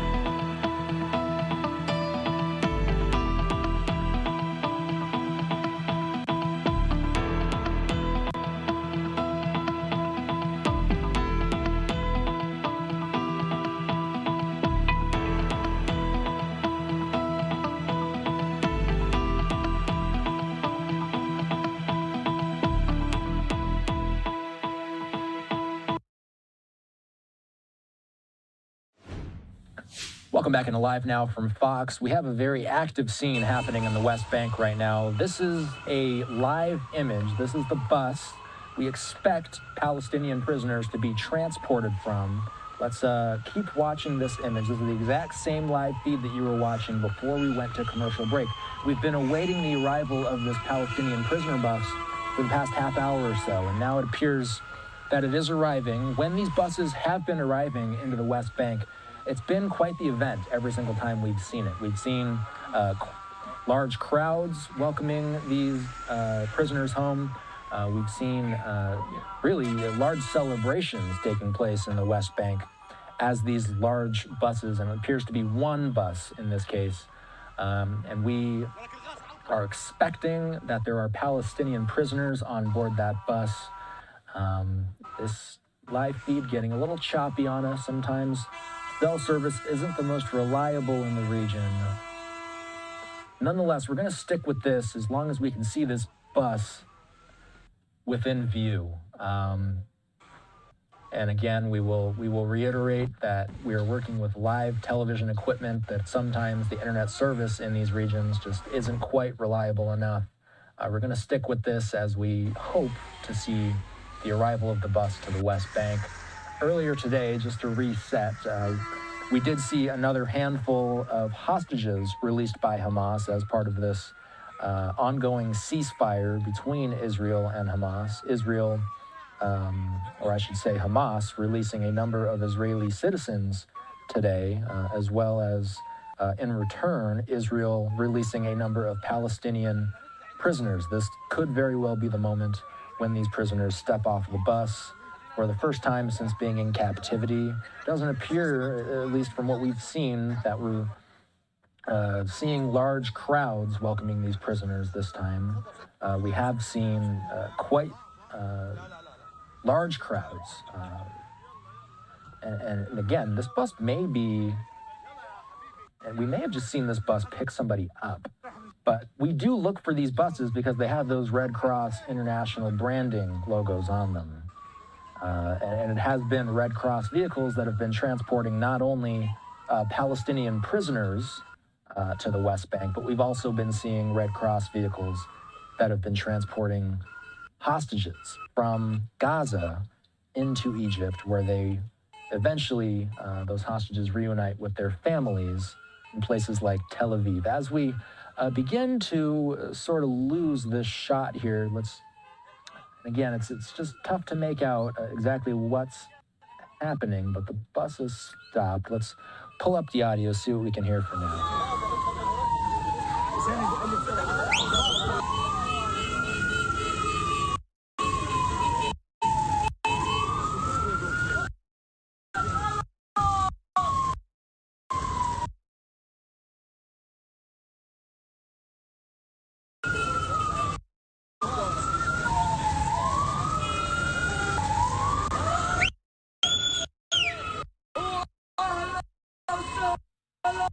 So this is a choppy image that we're working with, but if all the signs are the same as they have been in previous days, this is the exact type of bus that would be busing Palestinian prisoners into the West Bank. We have a tweet that we just pulled in from the IDF saying that IDF Special Forces and ISA forces are currently with the 6 released Israeli hostages inside Israel.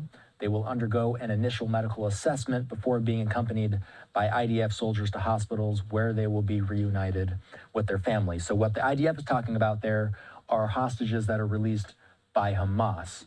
We've returned to our live image here, and again, this live image not dealing with hostages, but instead dealing with the people that are being transferred and really being swapped for those hostages. So Palestinian prisoners, by a 3-to-1 ratio, 3 Palestinians to 1 hostage, we're seeing 3 Palestinian prisoners be released. So we're going to continue to keep an eye on this shot just to make sense of what exactly we're looking at. There certainly are a good amount of people on that bus. We keep seeing people jogging or briskly running away from some of these scenes. We saw smoke grenades being thrown on the streets here earlier. Again, this is all happening in real time coming into our newsroom. This is happening in the West Bank of Israel, Batunia, to be specific.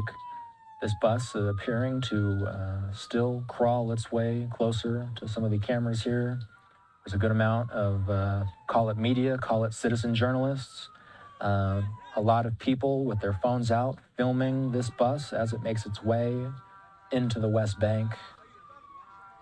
Law enforcement apparently escorting this bus as it makes its way through the streets.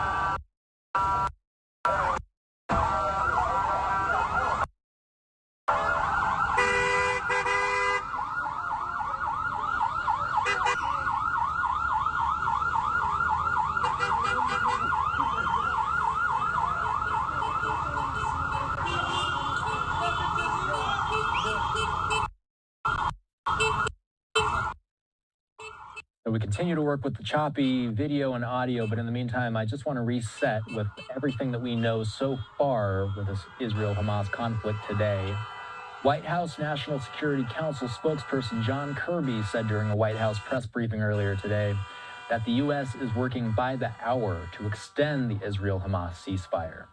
The ceasefire in the Gaza Strip between Israel and Hamas remains ongoing today after the two sides agreed to a one-day extension. It is still up in the air whether or not we will see any further extensions.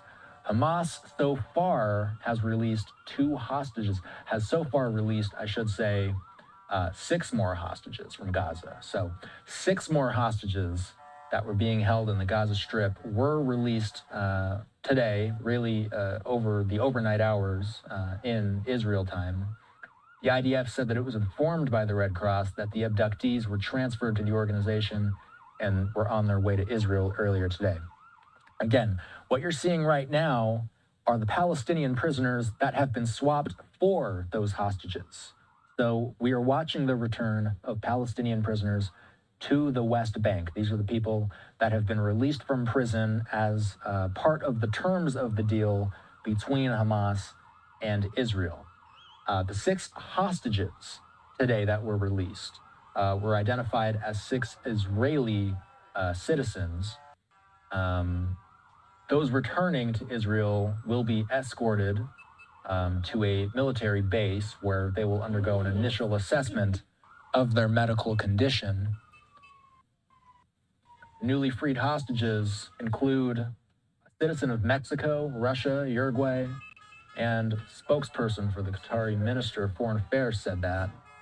In addition, 30 Palestinians, 23 minors, and 7 adults included in that were released from Israeli detention. So what we're possibly seeing right now, and these are the live images out of Bitunia, West Bank that you're watching, you see quite the crowd that has now amassed around this bus as it continues its drive into the West Bank.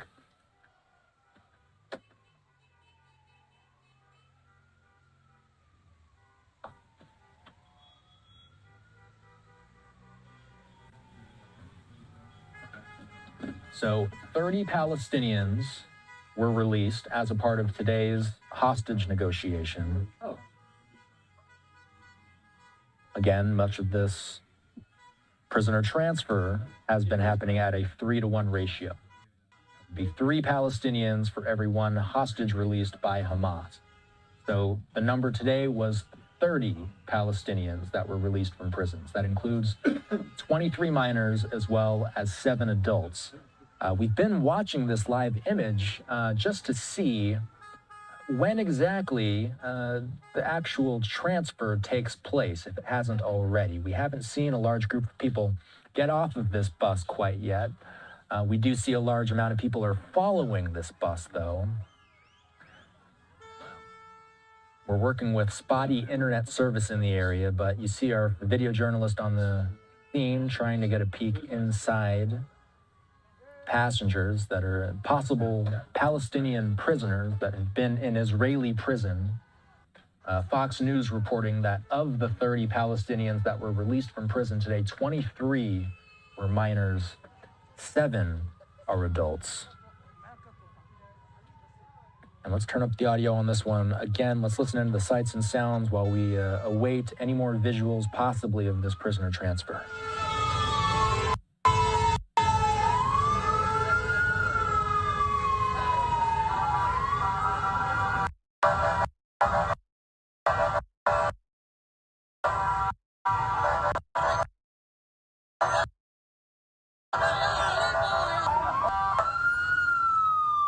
All right, so while our shot is getting a little fuzzy, we are going to take a quick commercial break. We don't want to miss the actual prisoner exchange itself, so let's take this commercial break now as this bus is still en route. We'll be right back with more live coverage.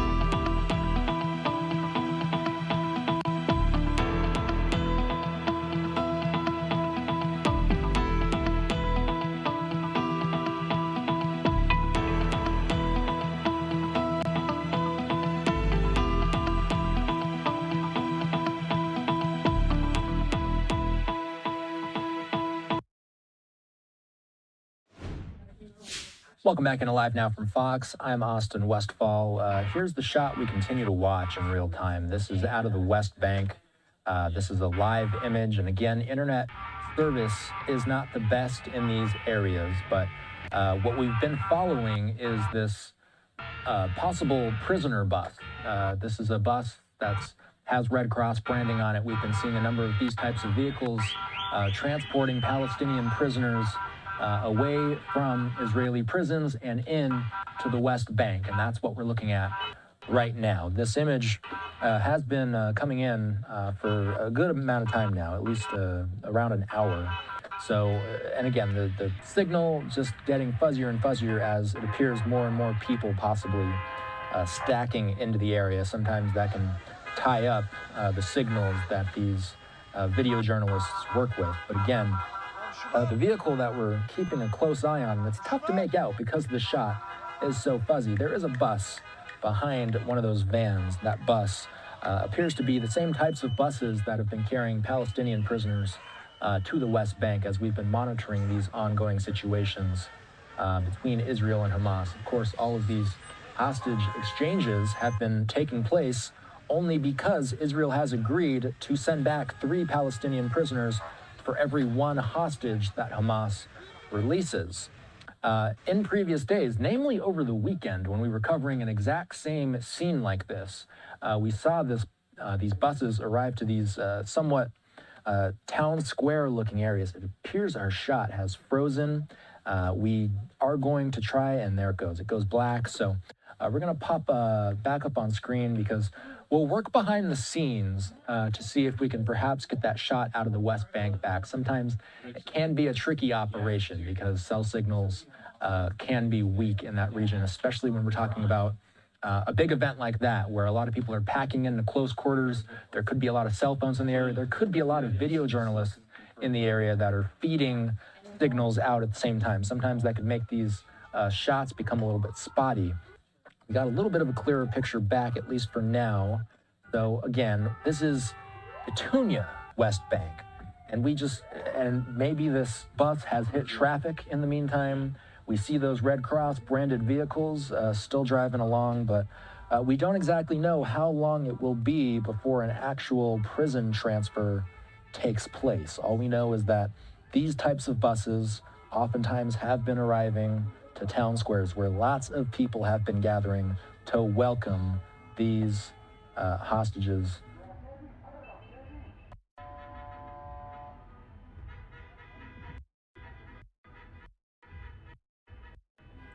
And we're continuing to monitor this video in real time, and we will continue to monitor this video in real time. This is, again, happening as we watch this. Our video journalist on the ground has been so good with keeping up with this bus, following it as it goes down the street and now appears to be hitting traffic.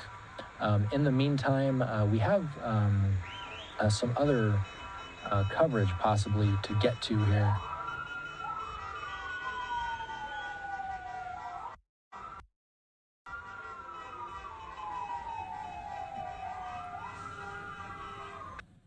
Here's the bus, sometimes just stopping. There are a good amount of people following this bus.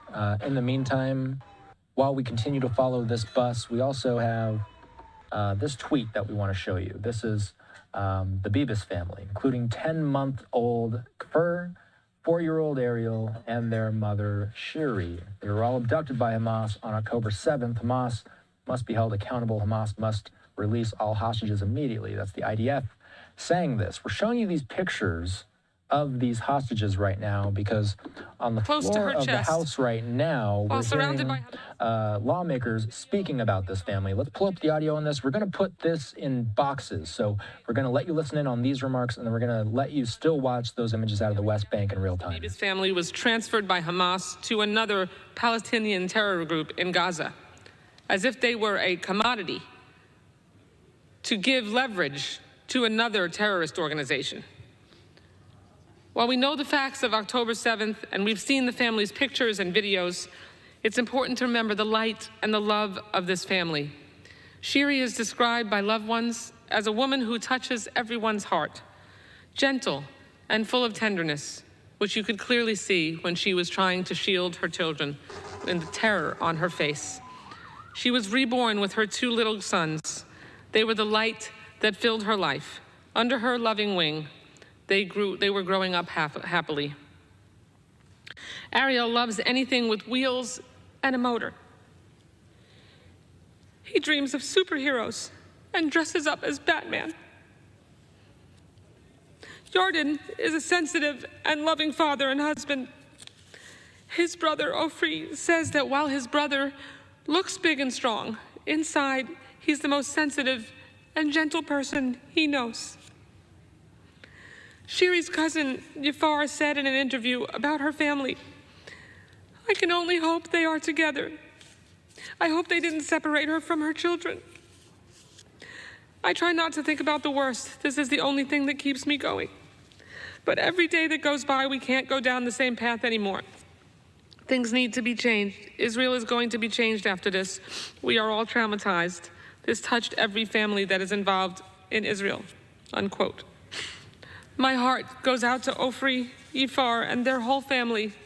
Make no mistake, Hamas will be held responsible. With that, Mr. Speaker, I now yield to the gentleman from Maryland, Mr. Hoyer, for as much time as he may consume.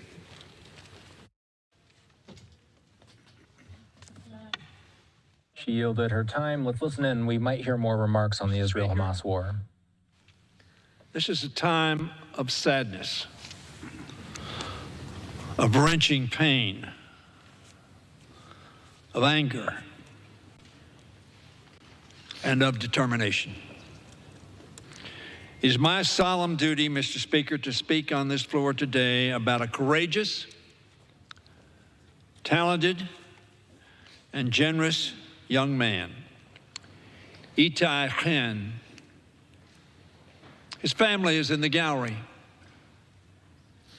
I had the opportunity to speak to them just a few minutes ago. As any family, knowing that their child is at great risk and not knowing his present welfare, they're grieving, but determined. Itai is an American-Israeli dual citizen bravely serving his nation in the IDF. That's probably incorrect. This is his nation.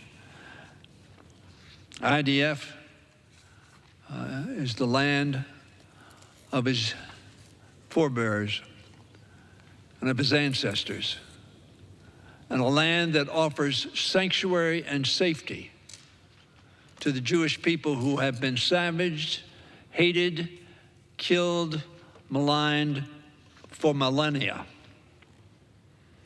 On October 7th, Itai was taken hostage during Hamas's brutal, criminal, and savage attack on Israel and on innocent civilians in the land that is not contested by anybody.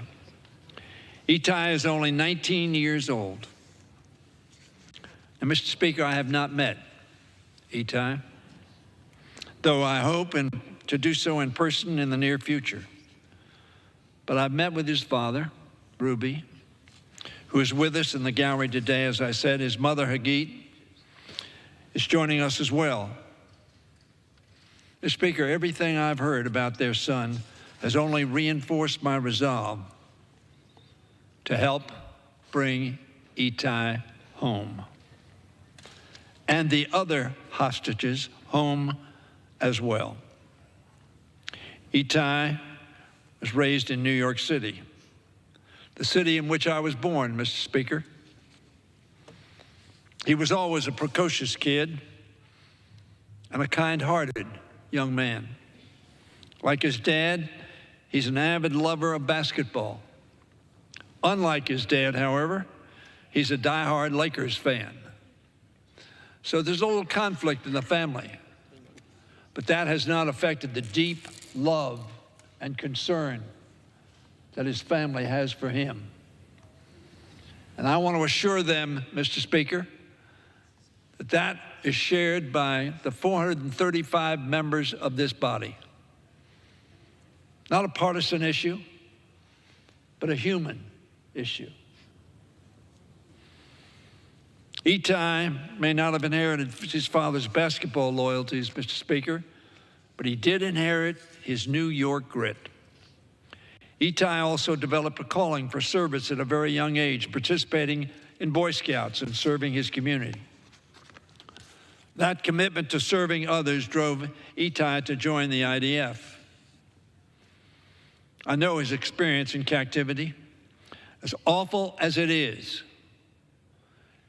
And very frankly, Mr. Speaker, the Red Cross that has seen the horror of how these hostages are being kept ought to tell the world that truth. But we know that his experience will not break his generous spirit and his dedication to the sacred Jewish principle of tikkun olam, repairing the world,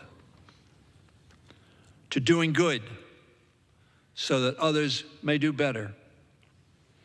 He, his parents, Ruby, who I've referenced, Hagit, his mother, his brothers Roy and Alon, and the rest of his family and friends continue to show tremendous resilience and courage.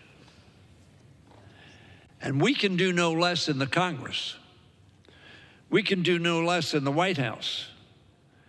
We can do no less in America than make sure we bring this American home alive and healthy. I think, Mr. Speaker, how I would feel if one of my 3 daughters, or one of my 3 grandchildren, or one of my 4 great-grandchildren were in some tunnel or crevice, illegally, criminally.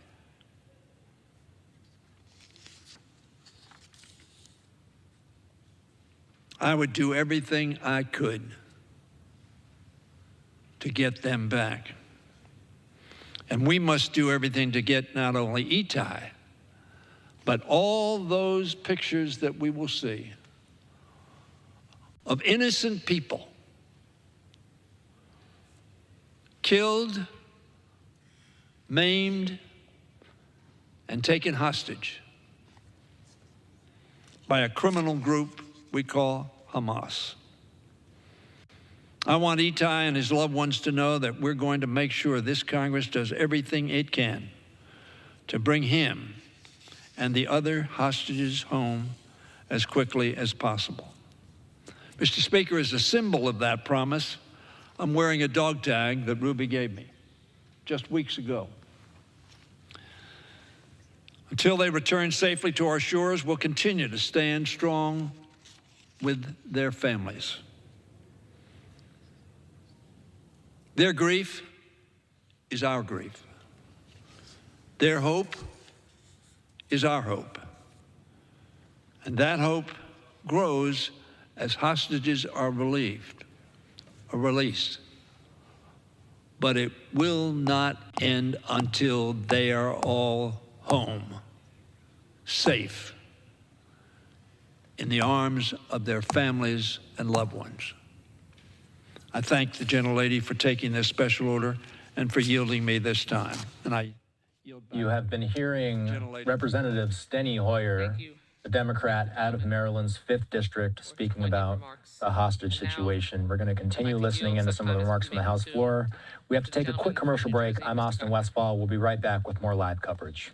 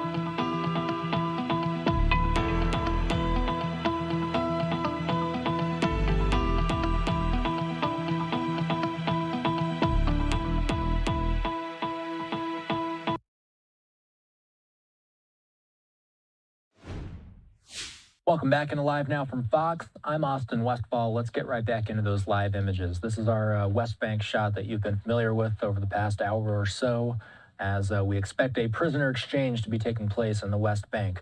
Happening at the same time is this speech on the House floor. We're hearing a number of lawmakers speaking about hostages right now. Let's pull up the audio on this, and then let's watch the hostage situation in the West Bank in real time in a box in the upper corner. Let's listen in. That took place on October 7th knows what Hamas is capable of. Look what they're doing to innocent Palestinian civilians every single day. Are they welcoming them underground, giving them safe haven? No. They take no responsibility. They use them as innocent people, as human shields. That's what Hamas does.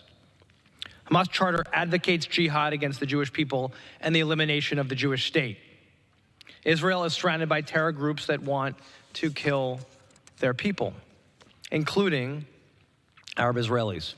Israel is and remains the only vibrant, progressive, and inclusive democracy in the region. They are our key ally because they are critical to our national security and they stand up for values that we share, strong democratic values. They're key to our fight against terror in the region, against Hezbollah, Palestinian Islamic Jihad, and against Hamas.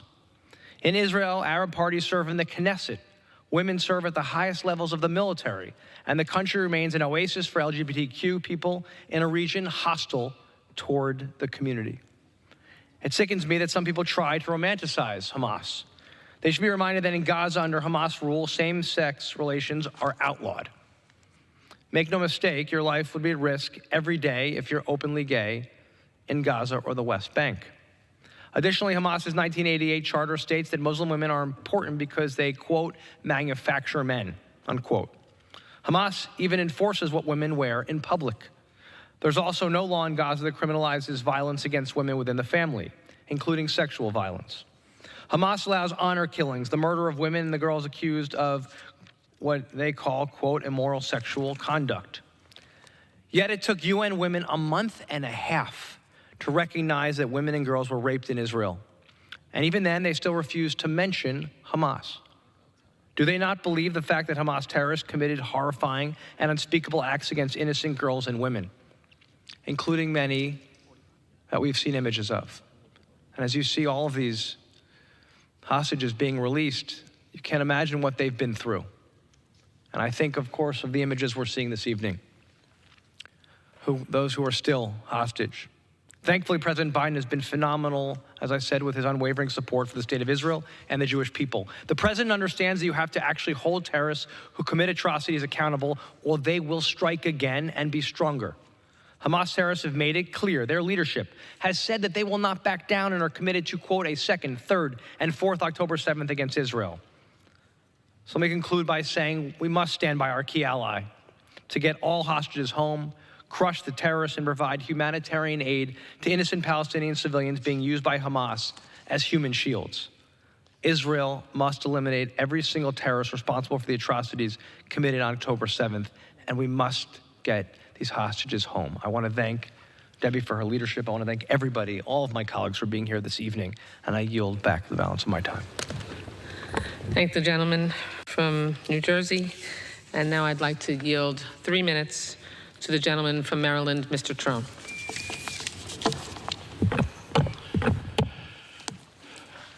Thank you, Mr. Speaker. I rise today to call for the release of Abraham Munder, who was taken hostage by Hamas during the brutal attack on October 7th. Mr. Munder was a 78-year-old father and grandfather. Who does that? And has been in captivity for 54 days and counting. Abraham and his wife Ruti lived and raised their family in Kibbutz Nir Uz for nearly 60 years. They built a home, they built a life. It's all gone. Nir Uz, one of the hardest hit by Hamas on October 7th, almost a quarter of their population was murdered or kidnapped. The Munder family has endured unspeakable hardship and tragedy in these weeks. That day, Abraham and Rudi's daughter, Karen, was visiting with her parents with her son, Ohad. They all were taken hostage by Hamas. Ohad spent his 9th birthday as a hostage in Gaza. A few weeks ago, I had the solemn honor of meeting with the hostages' family members in my Capitol office, including Karen's cousin, Maruv, and her son, Itay. All they wanted was for the hostages to be brought home, for the world not to forget about their loved ones. Many of us here in Congress took these meetings, and we all pledged we'd do all we could to bring them home. For the last 54 days, Abraham has been held separately and was feared dead by his family. For the last 54 days, he hasn't known that his son was murdered in the attacks.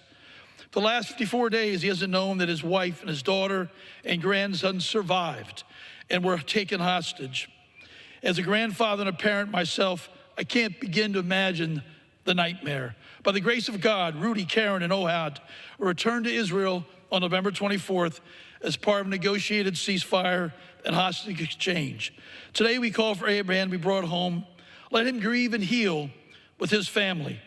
We continue to call for Hamas to release all the hostages. We must bring them all home. I yield back. I thank the gentleman for his participation, and now I'd like to yield 3 minutes to the gentleman from New York, Mr. Nadler.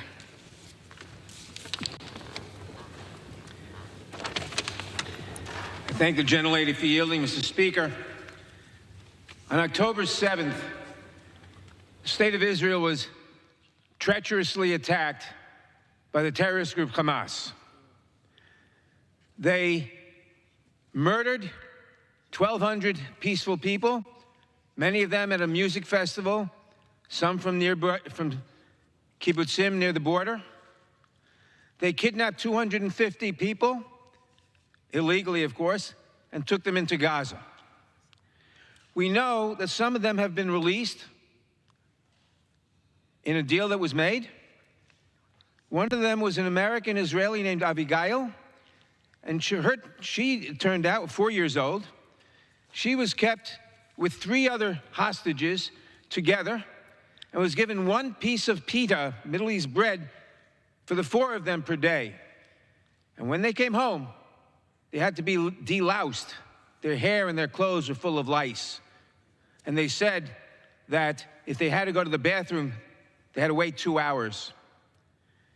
Mr. Speaker, Hamas has said over and over again, they have said, we will attack over and over again and again, until Israel is no more. And when people demand a ceasefire, we should think, what would we have thought about people demanding a ceasefire 7 or 8 weeks after Pearl Harbor? And a ceasefire would simply permit Hamas to regroup and to attack Israel again and again and again, which they have told us they would do. And by the way, there have been ceasefires. There have been 4 ceasefires, every one of which Hamas broke, including breaking a ceasefire on October 7th. One of the hostages who was taken was a fellow named Danny Elgarat, brother of Yitzhak Elgarat. And I want to read what Danny said about that. He said, my name is Danny Elgarat. Around 10:30 a.m., my brother calls me, my brother Yitzhak Elgarat. He lives in kibbutz Nir Oz. He tells me that his hand is crushed, flushed with blood. He was hysterical and stressed, and I didn't quite understand what was going on with him. And I tried to guide him how to apply a tourniquet to stop the blood. Suddenly, while I am still trying to guide him, I hear screams in the background and shouts. Then Itzik, my brother Itzik, shouts, Danny, it's the end, and our call is cut off. Afterwards, we checked the amount of Itzik's phone, the location of the phone. We found out that his phone is located in Gaza, the center of the city of Gaza. When he would come back to us, we would sit in the porch with a good glass of whiskey, and we would say it was just a bad dream, unquote. Mr. Speaker, I pray for Yitzhak and all the remaining hostages who were so barbarically taken from their families. Bring them home and defeat Hamas so it can't do this again and again and again. Thank you, and I yield back.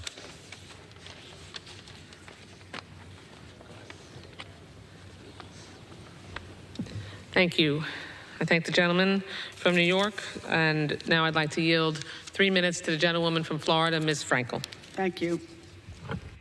Mr. Speaker, on October 7th, the deadliest day for the Jewish people since the Holocaust. Hamas terrorists took over 200 hostages from Israel, men, women, children, elderly, the young, including dozens of IDF soldiers who Hamas refused to release. And I want to tell you about one of them. A beautiful young lady, Nama Levy. She's the second of 4 children. She's an athlete, loves soccer, triathlon. And during her summer in high school, she was a participant in the Hands of Peace project in the United States, working towards peace between Israelis and Palestinians. We do have to take a quick commercial break. What you're looking at in the upper right-hand corner of your screen is the crowds awaiting the arrival of a Palestinian prisoner transfer bus that should be arriving to the town of Ramallah in West Bank. We're going to take that commercial break. We'll be right back with more live coverage when we return.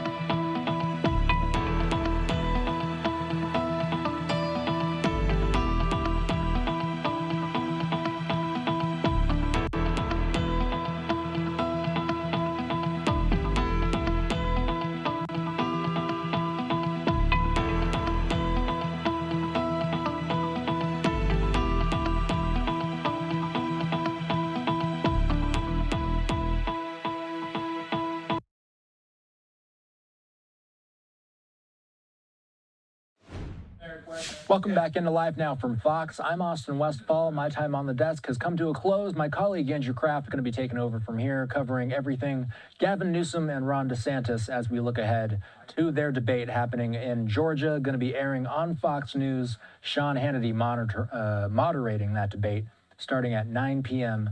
Eastern time. In the meantime, we're going to bring you back out to those dual live shots. Simultaneously happening is a House floor speech where a number of lawmakers are talking about hostages in Gaza right now. We're also watching for the return of some Palestinian prisoners to the West Bank. So we're going to put both of those shots back up on screen. Andrew Kraft coming at you in a little bit.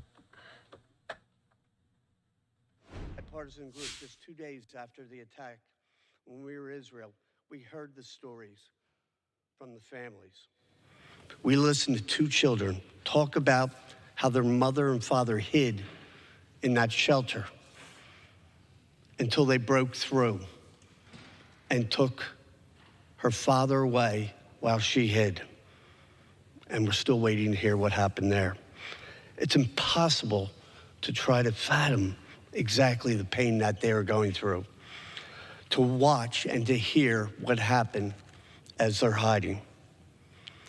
Many Israelis continue to live that dark day, and they're waiting to hear about those who have been taken away.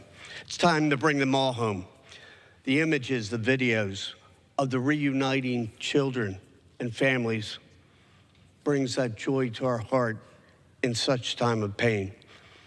And it is a reminder that we must bring all the remaining hostages home without delay.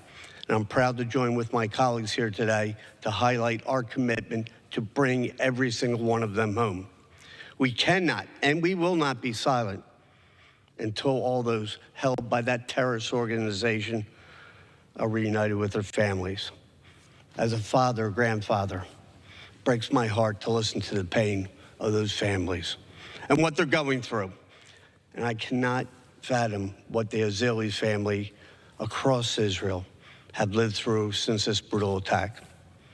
Avi and Liat's story is a reminder that every single hostage in the Israeli loss is a son, a daughter, a mother, a father, a brother, or sister.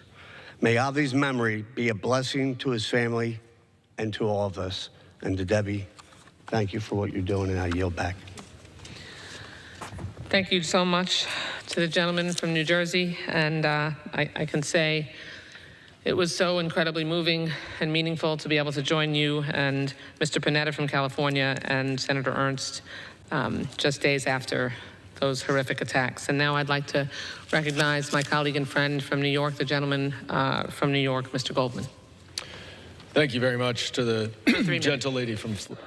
Go for 3 minutes. Thank you to the gentle lady from Florida and for organizing this very important special order hour. And thank you, Mr. Speaker, for giving us the time to do this.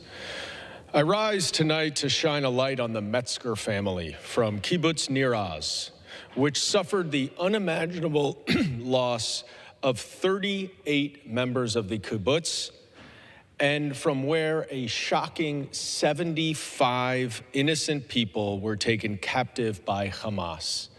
That is almost 1/3 of the innocent hostages who were abducted by Hamas on October 7th. 2 of those abducted were Tamar Metzger, age 78, and her husband Yoram, age 80, grandparents. Mrs. Metzger was released 2 days ago after 52 days in captivity.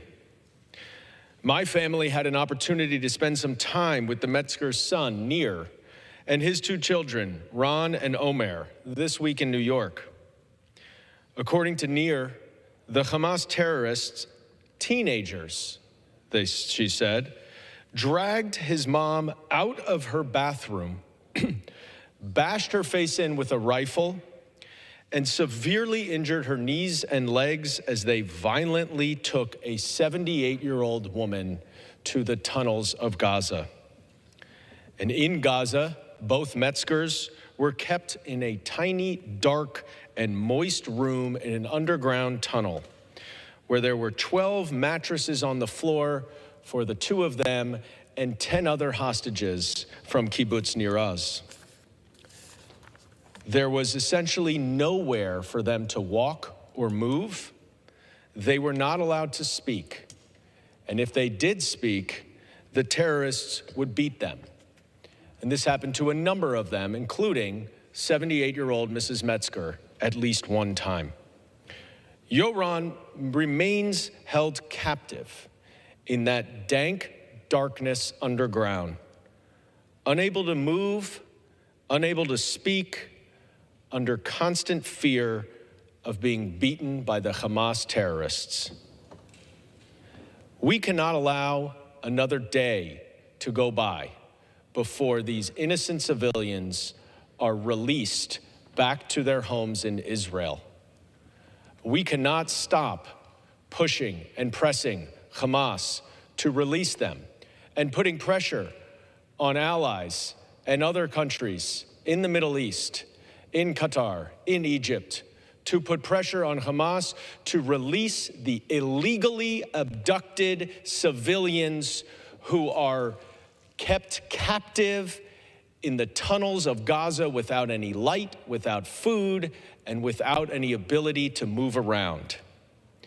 It is time to bring them home. It is time to bring them all home. I yield back. The gentleman from New York, and now recognized for 3 minutes, the gentlewoman from Michigan, Ms. Stevens, who is the co-chair of the Congressional Task Force on American Hostages Wrongfully Detained Abroad. Thank you to my colleague from Florida, and thank you for her incredible leadership in the House of Representatives during this incredibly sobering and trying moment. When the Task Force for American Hostages and Americans Wrongfully Detained Abroad was created, we never envisioned a moment like the one that we found ourselves in on October 7th. And we as Americans, we as members of the House of Representatives, don't just call for the release of the American hostages in Gaza, but we call for the release of all of the hostages. For what took place on October 7th was an attack on innocent people. It was an attack on all of humanity, an attack on those living freely and peacefully, going about their daily business in free society. They were attacked by terrorists, they were attacked by those who seek to do evil, and they were attacked because of what Israel means to the world. That cannot stand. Behind me is a picture of a woman, Karyana Arev, age 19, a surveillance soldier who was taken captive on October 7th when Hamas terrorists attacked the base at Nahal Oz, where she was stationed. Her family is still eagerly waiting for her release, including her parents and her 24-year-old sister, Sasha. Sasha's plea for the return of her sister has been heard around the world. And as I join my colleagues this evening in bringing attention to the individuals like Karina and the remaining hostages, it is incredibly sobering. Sasha's words, of which I would like to read about her beloved sister, are as follows. She called us in the morning of October 7th, and she said that the base had been raided and attacked. She basically called all of us to say goodbye. And so if she won't live, she asked us to continue our life. The last message was, the terrorists, they are here. A few hours later, we identified her in a video. This was a video that the terrorists took and then published on their Telegram channels. This is our last confirmation that she is alive. She is alive on the video, but we do not know what is going on now. We know they probably took her. She was in a Jeep with other girls. We went to the police to show them the video and to say that we identify my sister so they can do. All right, Andrew Kraft here now in the anchor chair. You are watching two dueling live pictures right now. One in the nation's capital on the House floor, a Democrat from Michigan, Haley Stevens, joining so many of her Democratic colleagues there, talking about the hostages who still remain in Hamas captivity and some who were killed on October 7th when Hamas came in and perpetrated their slaughter there in southern Israel. But there in the upper right, that is in the West Bank. As we have been showing you these scenes of these charter buses, we've shown you this for the last several days here, of these Palestinian prisoners who were released, being bused back into the West Bank there as part of the hostage deal that, as of this time just yesterday, we did not know if that truce would be extended. It's been extended now by just 1 day, and so we'll wait and see whether or not it'll be extended even further. We'll be bringing on experts to talk about that, and if so, if that truce is extended even further, well, that might mean even more hostages released today. We'll also be going into those that were released today, who they were, and what they have endured throughout the last 50-plus days. In the meantime, let's just reset here, take a quick commercial break. We have a really huge domestic story we have followed so closely. I'm talking about the doomsday mom, Lori Vallow. Updates there in Arizona when we come back. Live Now look there in and over the Valley of the Sun, Phoenix, Arizona. We'll see you in 2 minutes.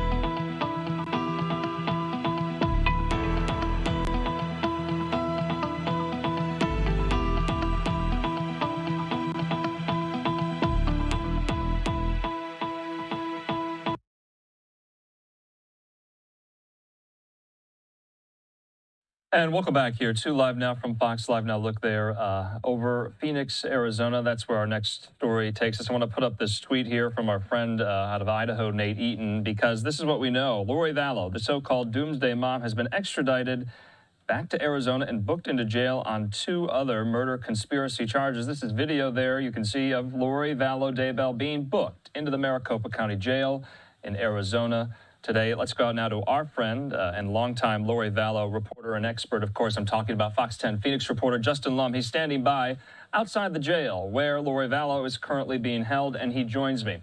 Justin, thanks so much for being with us here.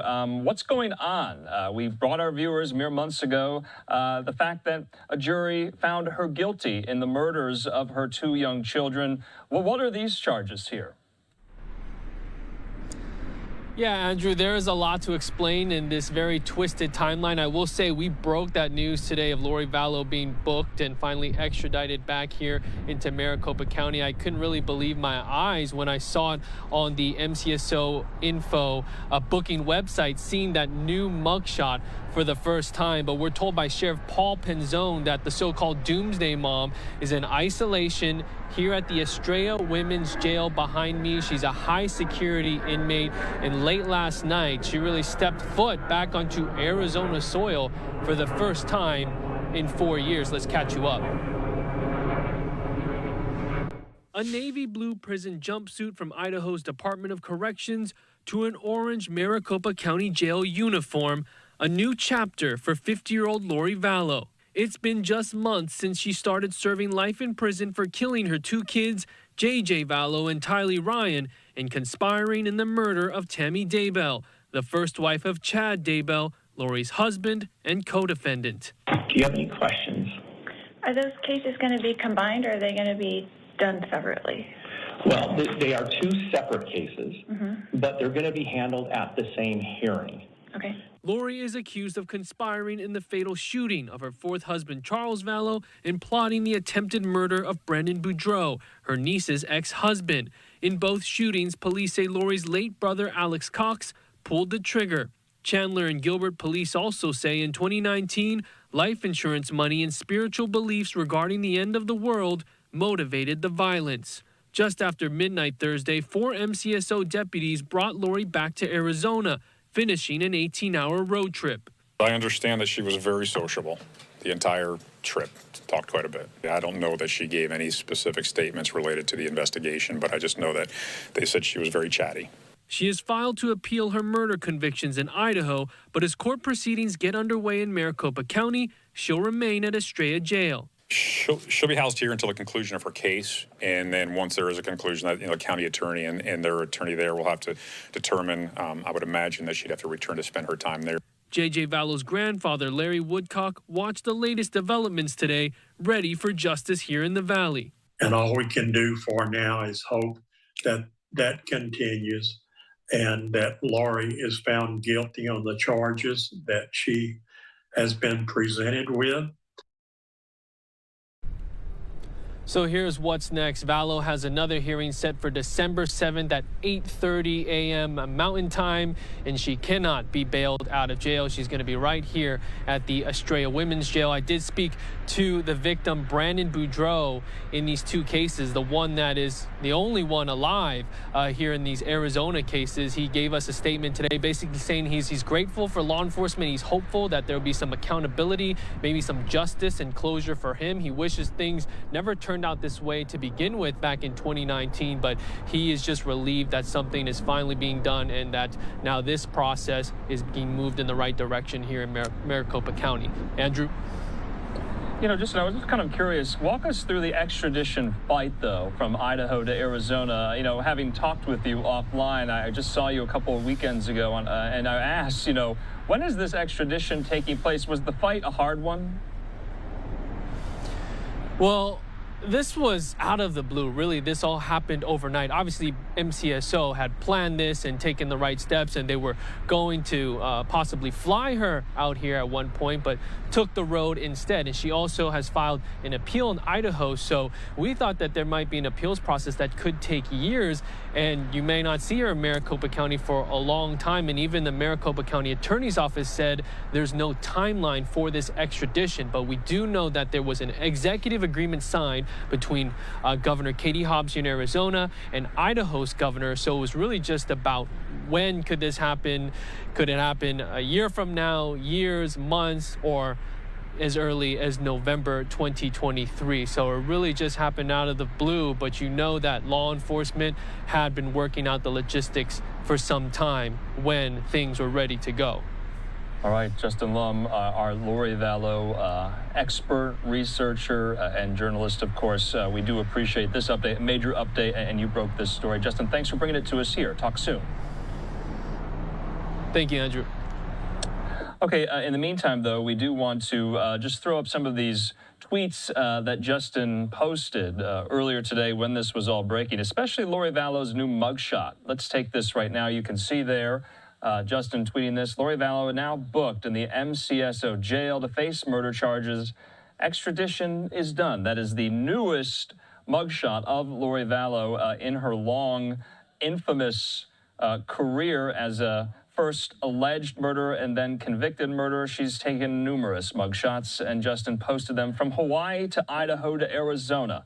The many mugshots of the Doomsday Mom, Lori Vallow. And so this is quite interesting. Now, we know also Justin was posting some of the court documents. Justin saying she will be housed at the Estrella jail. We're requesting more info on her initial appearance in court as well. We're learning as well that that could possibly be, or that is actually scheduled for December the 7th. Justice says the release order says she is not bailable, no bond for Vallow, who's under jurisdiction of Idaho and extradited to Arizona. And she has her arraignment December the 7th, 8:30 in the morning there. So we're not done, though, with this story because Justin Lum also filed another report today, and this includes Lori Vallow's lover, husband. I'm talking about Chad Daybell, who is standing trial as well for murder in Idaho, and a judge ordering today the trial will be live streamed. Justin Lum has the report as well. Let's listen. MCAO has declined to prosecute Chad Daybell in the attempted murder of Brandon Boudreaux. Boudreaux is the ex-husband of Lori Vallow's niece. The reason? Prosecutors say there's no reasonable likelihood of a conviction. That leaves the same recommended charge for Vallow, which is still under review. I heard the bang, and immediately I just pushed the gas and went forward because it's like I'm getting shot at. October 2nd, 2019, Brandon Boudreaux tells a Gilbert police officer he saw someone open fire at him from the back of a Jeep as he pulled into his driveway. Boudreaux says the bullet shattered the window of his Tesla. More than 2 years later, investigators identified the shooter as the late Alex Cox, brother of Lori Vallow. The police report says Cox, Vallow, and Chad Daybell prepared to murder Boudreaux by tinting the windows of the Jeep Wrangler, removing the back seat and the back wheel, placing them in a rented storage unit in Rexburg, Idaho. Investigators believe Vallow and Daybell's unorthodox spiritual beliefs led to Boudreaux being identified as a dark soul. At the time, Daybell was a fictional doomsday author in Idaho who Vallow followed from Chandler shortly after her fourth husband, Charles, was shot to death by Alex Cox. Cox died in December 2019 of natural causes. Since then, Vallow has been indicted in the death of Charles, accused of conspiring with her brother in the fatal shooting. Boudreaux, the ex-husband of Lori Vallow's niece, was close to being shot just months later. They were surprised, I think, as much as I was. Okay. I probably thought they were going to hit me. I mean, it was... Okay. So you know what we're doing. I'm going to get a bunch of cops here. We're going to walk down the street just to see if we see any shell casings or anything like that. Meantime, in Idaho, Chad Daybell's murder trial is scheduled for January 2023. Vallow is supposed to stand trial along with him, but as of now, she's deemed not competent to proceed with the charges against her, although the extension for her mental health commitment is set to end by next week. I'm investigative reporter Justin Lum, Fox 10 News.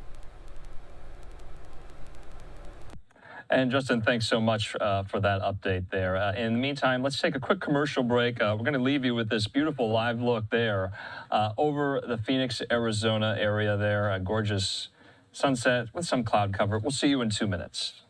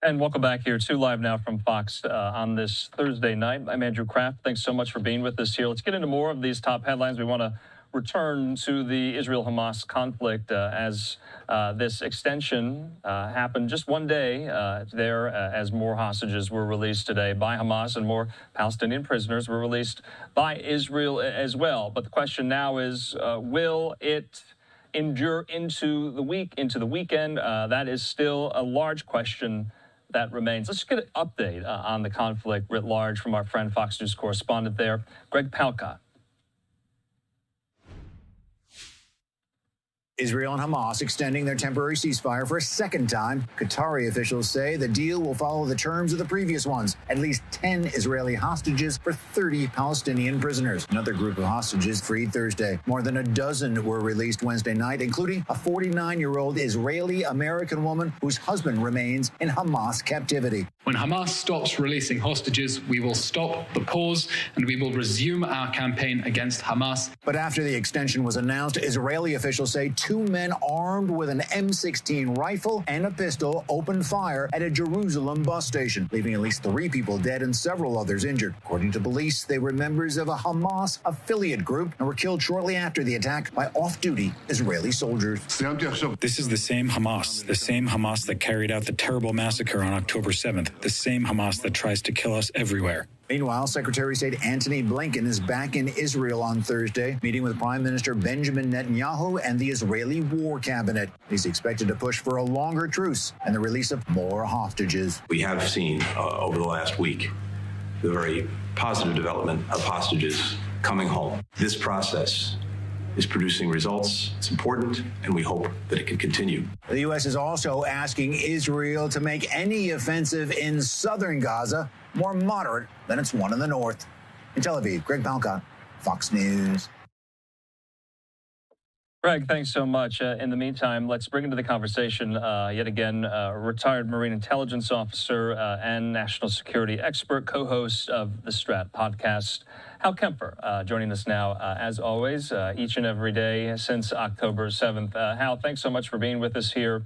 I guess my first question to you is, what will Hamas do? Do you think Hamas here will up the ante in order to extend the ceasefire even further after the extension by 1 day, which literally happened, mere minutes before it was set to expire this very time last night. And so do you think they will demand more out of Israel, more Palestinian prisoners released, something more? Does that have to be on the table here for this to continue? Andrew, I wouldn't be surprised if I was a fly on the wall in Doha, that's exactly what they're trying to do. But the issue for Hamas, and this is what's being pointed out by many, to include Israel, is can Hamas perform? Can they get the hostages out? They had a tough time just getting the hostages out on this particular exchange, and even then they were a little short compared to where they should have been, although Israel had agreed to it. But there's a real question of, do they have direct control? Do they have the ability to get the number of hostages out to maintain the agreement? The agreement itself could go out to 10 days total time, but they have to release 10 hostages per day.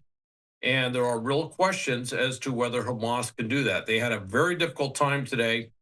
We don't know if they're going to be able to do it throughout the weekend. So it's more of a performance thing. Now, with that said, when they get to the point where they're going to try and trade men, particularly men of military age, and of course soldiers themselves, that's where the expectation is that they're going to dramatically increase the exchange rate. Right now it's 3-to-1, which is 3 Palestinians being held as prisoners or detainees for every Israeli hostage. That I'm sure they're going to want more, but there really isn't a number being floated around. And I don't think you can go back and look at the previous exchange of IDF soldiers for Palestinians detained as any measure, because that was a long time ago and that was an exceptional situation. No, that's so true. I mean, we're looking at these really incredible scenes, though, Hal, outside in the West Bank of these Palestinian prisoners who have now since been released, embracing their loved ones that they haven't seen for whatever set amount of time. We watched the charter buses come in there to the West Bank. But this current ceasefire, Hal, it's set to expire, early Friday in just a couple of hours. That's not to say, talks aren't ongoing right now to try to extend it. But I think this is going to be, much, much harder because think of how last minute it was just last night, Hal. It was kind of cobbled together very hastily. It was a very, very fragile extension, if you will, here. And there weren't nearly as many hostages released today as there have been in the past. I want to put this up here. There was only 7 Israelis, and one of them, Mia Shem, that dual Israeli-French, young woman, 21 years old. She was released earlier, and then 6 came in one group here. You have their names right here. I'm going to drop this. Yonat Frilling, she's Trey Yink's producer there in Israel, tweeting out their names and ages, saying welcome home. And so it just seems like what happened last night and early this morning was somewhat haphazard, albeit very, very good news. More hostages released is good news. But does that bode well for a more solid deal going forward, Hal? Andrew, I don't think so. I think Hamas is having some very distinct administrative and operational problems maintaining the pace, if you will. And one thing Israel has made very clear is they weren't going to accept, this small 1-2 hostages released in exchange for a full day of ceasefire. One of the things a couple of things are happening across the body politic. In the West Bank, Hamas has been getting detainees and prisoners freed. That's something the Palestinian Authority has been unable to do. And so there are somewhat anecdotal, but it says that the popularity of Hamas in the West Bank has grown dramatically. That's very disturbing for both Israel and the Palestinian Authority. It's very disturbing going forward that there are more adherents or followers of what Hamas is doing in the West Bank. The other is that we get back to the fundamentals of warfighting, which is this pause has given Hamas a chance to reorganize, to, in some cases, reconstitute forces in certain areas, resupply them. reposition them, do all sorts of things. And there's a point to where Israel gains, Shin Bet and the IDF gain in terms of intelligence gathering by just watching what they're doing. There's also a point to where, okay, they're going to make it a lot harder for us, and we're going to pay for that later on. So there is a lot of pressure within Israel saying, look, we all know where this goes, so let's just get on with it.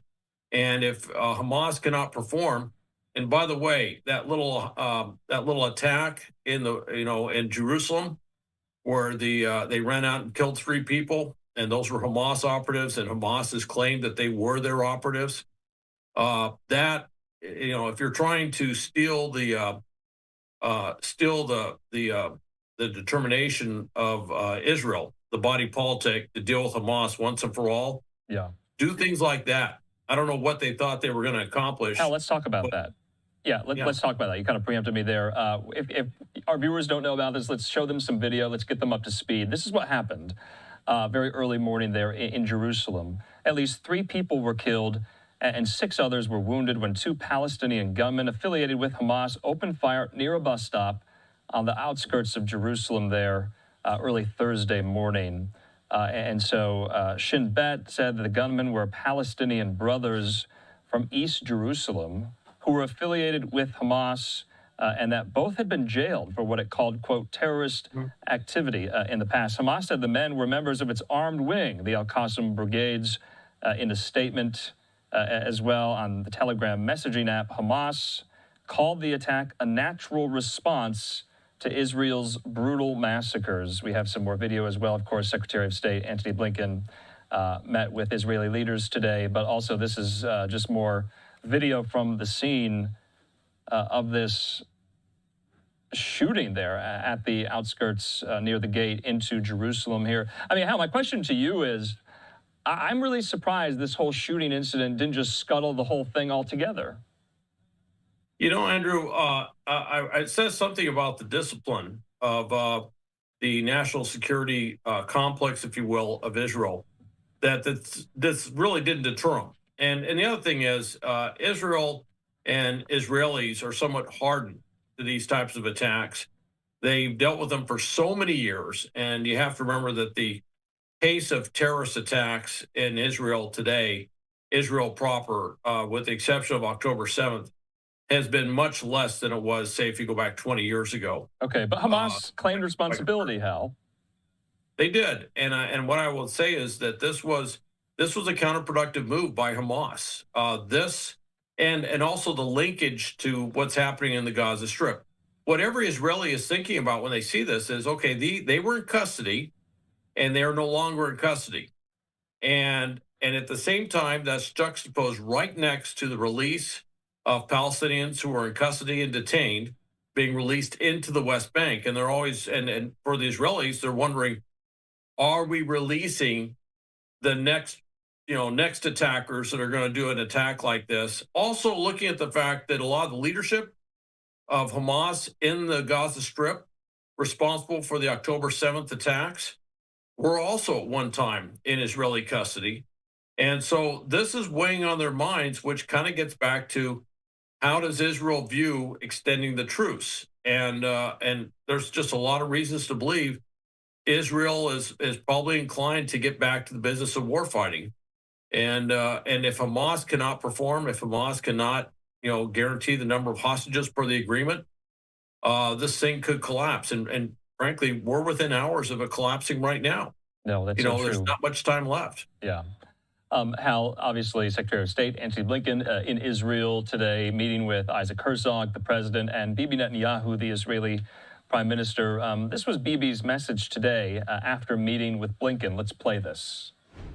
סיימתי עכשיו פגישה עם מזכיר המדינה האמריקני אנטוני בלינקן.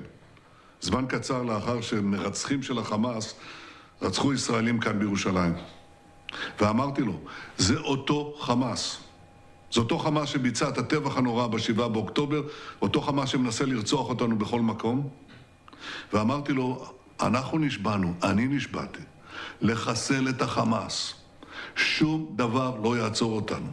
אנחנו נמשיך את המלחמה הזאת, עד שנשיג את 3 היעדים, לשחרר את כל חטופינו, לחסל את החמאס עד תום, ולהבטיח שמעזה לא יחזור איום כזה לעולם. All right, so we wanted to show that to our viewers here. This is the tweet Blinken posted today, a photo of him meeting with Netanyahu. As they say, they discussed efforts to secure the release of all remaining hostages and accelerate delivery of life-saving humanitarian assistance into Gaza. I emphasized the need for Israel to take every possible measure to avoid civilian harm. Now, Hal, it seems like, and correct me if I'm wrong here, maybe this was your impression, Blinken going there, not only to Israel, he also met with Mahmoud Abbas of the Palestinian Authority, but to the Israel aspect of this, it seemed like Blinken was really urging Israeli leaders, to caution themselves when they are going to still carry out this offensive when the ceasefire is over. Was that the message today? Was it one of caution? And did Bibi Netanyahu take it in stride? I think Netanyahu took it in stride. But if you heard Antony Blinken's press conference, that is exactly what he communicated. He said they do not want to see the level of destruction in whatever happens in the south that they see in the north, and that Israel needs to modify how it's doing that. I will say this: it's very difficult. I mean, it's one thing to say that from a diplomatic perspective. I do hear some of the same sort of things that was heard under the Johnson administration. I know it's going back a few years, but it was some of these things where that's easy to say. It's a lot more difficult to execute. And for Israel, it makes it very challenging. Part of the problem is Hamas wraps themselves up for protection in civilian areas. They keep civilians around. They don't let them move. They put their facilities, their battle positions, everything in areas that really Israel has to work really hard to figure out can or can't they target it legally from an international law perspective. And so it's tough. And I've heard a number of Israeli spokesmen, particularly IDF, saying, look, we're going to do everything we can going forward to try and minimize civilian casualties. Okay. With that said, they don't have an answer because there's just only so many ways to prosecute a war. And there's limitations on what they can do and their mission.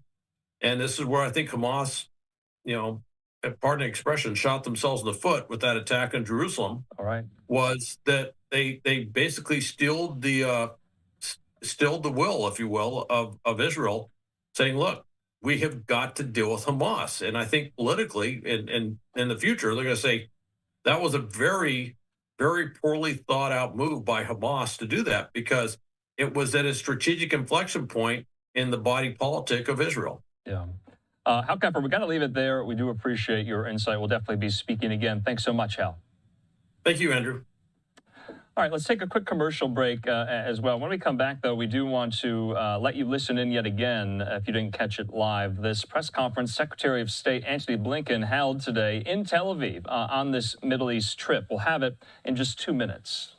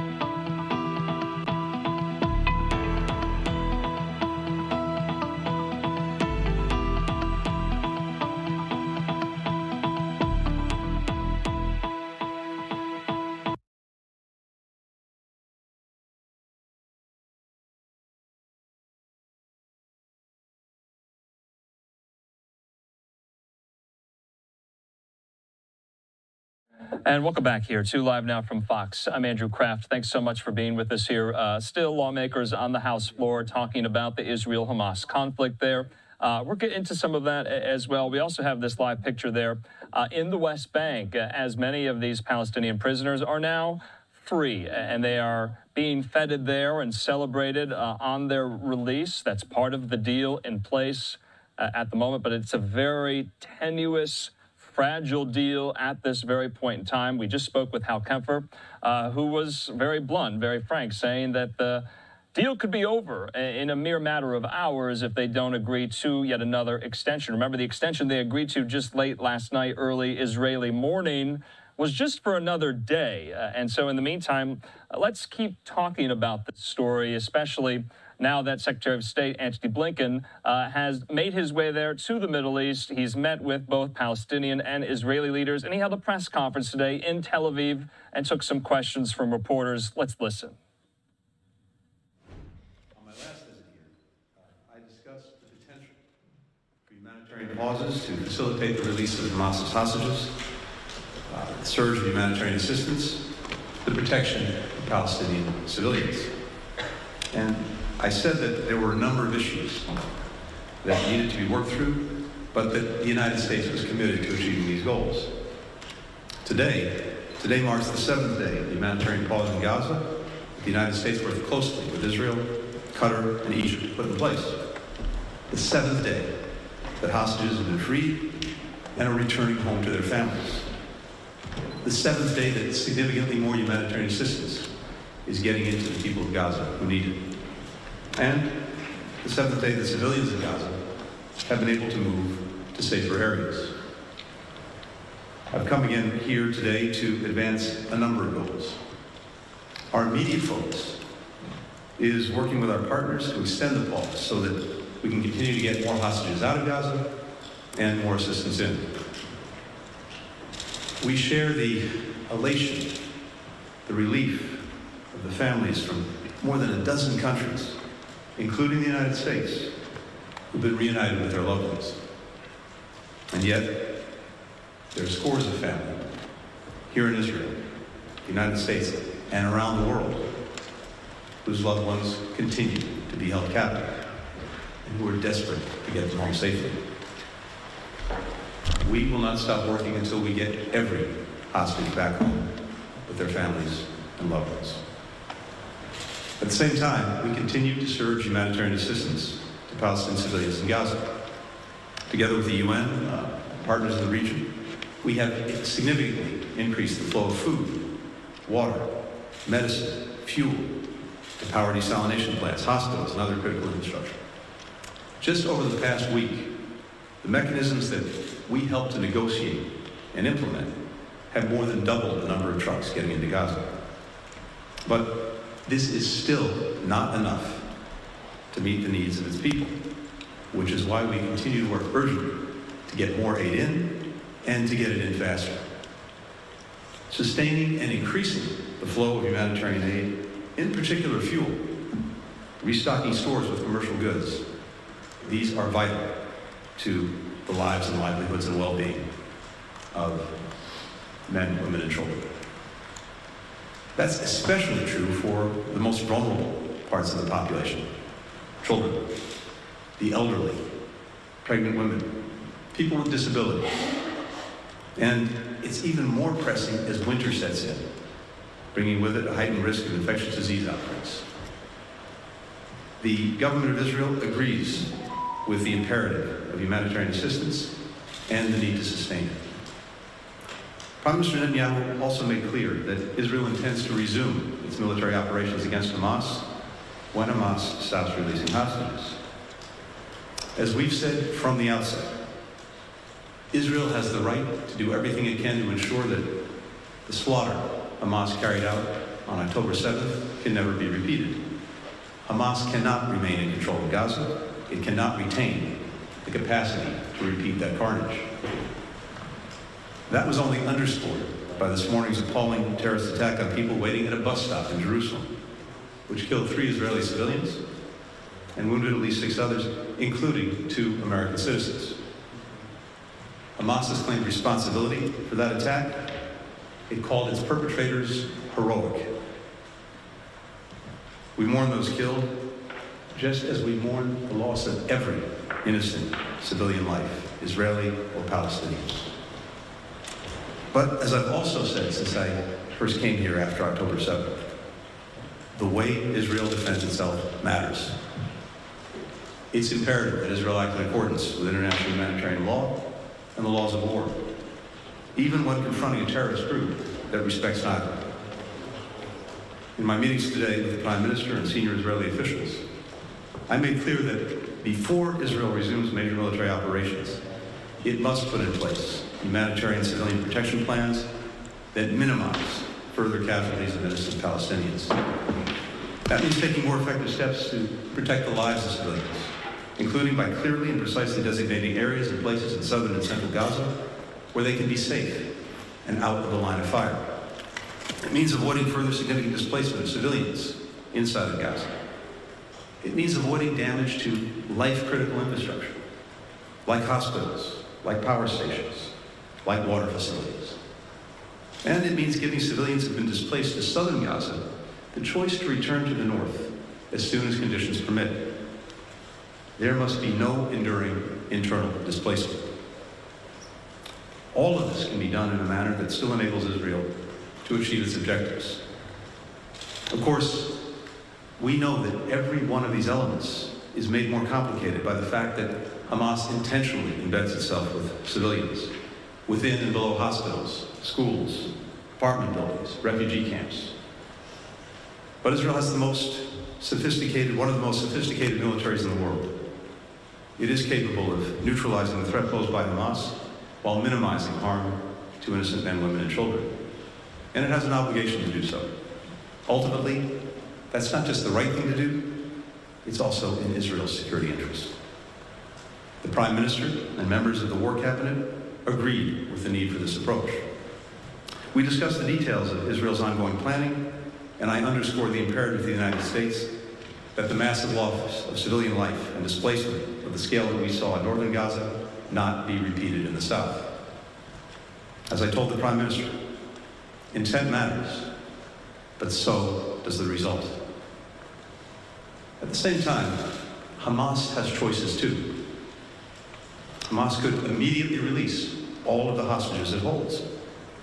It could stop using civilians as human shields and stop using civilian infrastructure to stage and launch terrorist attacks. Hamas could lay down its arms, surrender the leaders who were responsible for the slaughter, the torture, the rapes of October 7th. Hamas could renounce its stated goal of eliminating Israel, killing Jews, and repeating the atrocities of October 7th again and again and again. Meanwhile, everyone around the world who cares about protecting innocent civilians, innocent lives, should be calling on Hamas, indeed demanding of Hamas, that it immediately stop its murderous acts of terror and deplorable use of innocent men, women, and children as human shields. In our meetings with Israeli leaders here and in Jerusalem, and Palestinian leaders in Ramallah, we discussed our continued focus on preventing the conflict from spreading, whether to the West Bank, to Israel's northern border, or to the broader region. I raised our deep concerns about steps that could escalate tensions in the West Bank, including extremist settler violence and proposals from parts of the Israeli coalition government to further expand settlements. I made clear our expectations about addressing these issues. We also focused on what we can, what we must do now to prepare for the day after the conflict, to create the conditions for a durable and lasting peace, building on the principles that I set out a few weeks ago during the G7 meeting in Tokyo. Breaking out of the cycle of violence, cycle of conflict, ensuring Israel's enduring security, demands improving the lives of Palestinians in Gaza and the West Bank in immediate, tangible ways, and providing them with a credible path toward their legitimate aspiration for statehood. In our ongoing conversations with Israeli, Palestinian, and Arab leaders, we'll discuss practical steps to make real a just and lasting peace, and what each of us is prepared to do to help achieve it. We have no illusions this is going to be easy. We will surely have disagreements along the way. But if we're going to move forward on practical steps toward lasting peace, lasting security, we have to be willing to work through these disagreements, because the alternative, more terrorist attacks, more violence, more innocent suffering, is unacceptable. That's why the United States is here, and we're leading toward this goal.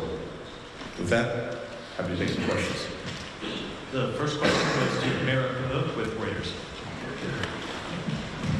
Hello, Mr. Secretary. You've just said the U.S. is urging Israel to ensure the protection of civilians before starting its operations in southern Gaza. I'm wondering, you talked about what you made clear to Prime Minister Netanyahu and the War Cabinet, but what concrete and specific assurances have you gotten from them, if any? Based on what you heard from them today, are you confident Israel will follow the international laws of war in southern Gaza when it resumes its military operations? My second question is, you and others in the administration have repeatedly said that the United States wants to see a revitalized Palestinian Authority to rule Gaza and the West Bank. Sir, could you tell us what exactly the U.S. vision is for a revitalized PA, and does it include a reshuffle in the leadership? Thank you. Thanks, Ron. So, as I said, we made clear the imperative that before any operations go forward in southern Gaza, that there be a clear plan in place that puts a premium on protecting civilians, as well as sustaining and building on the humanitarian assistance that's getting into Gaza. And the Israeli government agreed with that approach.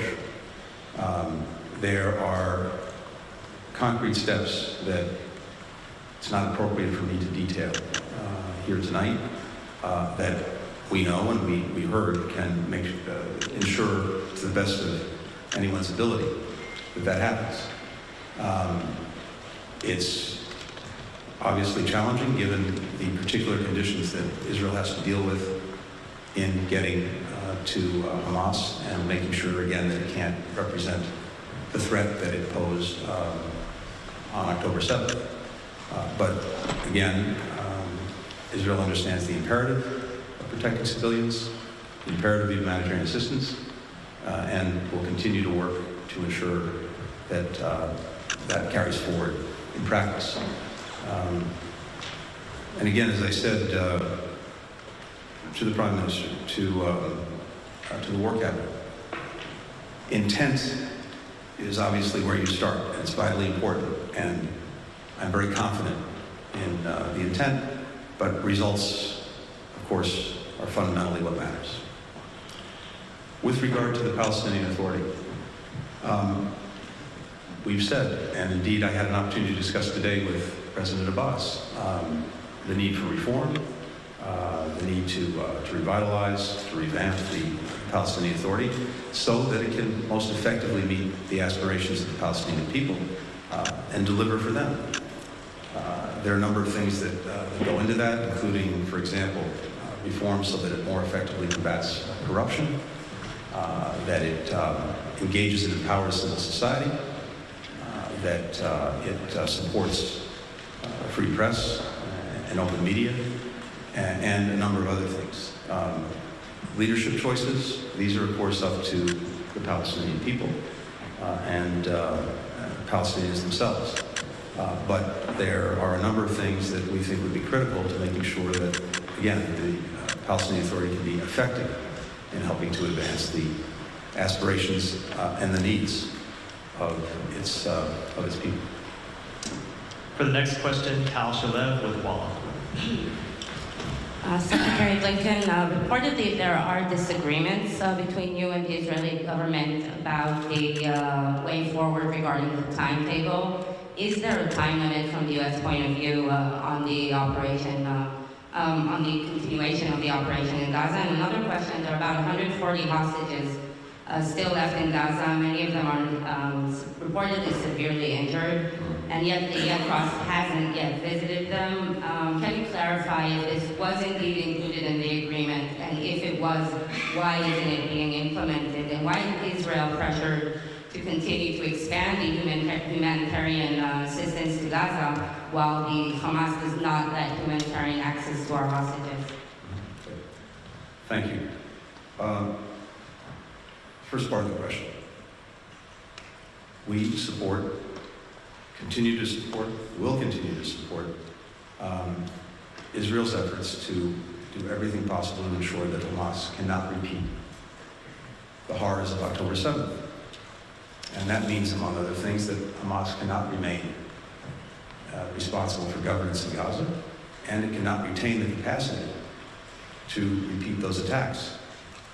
How Israel does it, those are decisions for Israel to make. But as I've said, we also believe it's very important that in engaging in that effort, the way it does matters, makes a big difference. And as we've just discussed, the imperative of putting a premium on protecting civilians and ensuring humanitarian assistance flows into Gaza is something that is vital to us and something that the Israeli government agrees with. On the hostages, I'm not going to get into any negotiations or any agreements, but clearly it would be very beneficial and important for the Red Cross to have access to hostages, to be able to check on their well-being and condition. Having said that, of course, none of that should be necessary because there shouldn't be any hostages in the first place. That horrific part of what Hamas did on October 7th is something that we are dealing with now every single day. The positive development is, as I said, we're now completing the 7th day where hostages have been returned to their families. And that's a very positive and powerful thing. It's something that we want to see continue. And Hamas should release everyone right now. But in the absence of doing that, and as this process, I hope, continues, yes, it would be very good for the Red Cross to have access and to see them. The question of humanitarian assistance is something fully apart from Hamas or the hostages, because this is about innocent men, women, and children in Gaza, not Hamas, who desperately need the aid, who desperately need the help. Conditions in Gaza are very, very, very difficult and severe. And the need for the most basic things, for food, for water, for medicine, for fuel to make sure that people can have clean water. All right, you've been listening there to Secretary of State Antony Blinken, and he traveled to the Middle East from Europe. He met with Israeli leaders. He also met as well with the Palestinian Authority. President Mahmoud Abbas posting this today on his Twitter account, saying he spoke with Abbas in Ramallah about the conflict in Gaza and measures to improve security and freedom for Palestinians in the West Bank. I reiterated the U.S. commitment to advancing the establishment of a Palestinian state here. So definitely wanted to get all of that in as we approach the top of the next hour. I'm Andrew Kraft. Thanks so much for being with us here on this very busy Thursday night. Let's just give you kind of a roundup of what we're looking at right now as well. You have this beautiful live look there at the White House in Washington, D.C. You also can see the Christmas decorations, which First Lady Jill Biden debuted just on Monday. And then, of course, that very large red ribbon there, smack dab in the middle. Of course, December 1st, tomorrow is World AIDS Day, and that is a symbol that has become iconic with that cause. Also, Live Now look there at the New York City skyline. We're monitoring some of these top headlines out of New York City. Live Now look as well. Speaking of New York there, at Fox Square, the Christmas tree standing proud there on the Avenue of the Americas, and things got quite hairy just yesterday across the street at Rockefeller Center as the Rockefeller Center Christmas tree lighting was underway, and scores of pro-Palestinian demonstrators clashed with NYPD officers, and it got quite violent. We were showing you some of the scenes there caught on the ground. We also spoke with Fox 5 New York reporter Richard Giacobus about some of those demonstrators who were taken into custody after they were clashing with NYPD officers. So wanted to make sure we got all those live pictures in as well. Let's take a quick commercial break. 6 o'clock here Mountain Time, 8 o'clock there in New York City. Well, in just about an hour time, two of the nation's leading governors, one from a red state, one from a blue state, will be facing off, squaring off, talking about the issues of the day. Newsom and DeSantis were previewing it when we come back.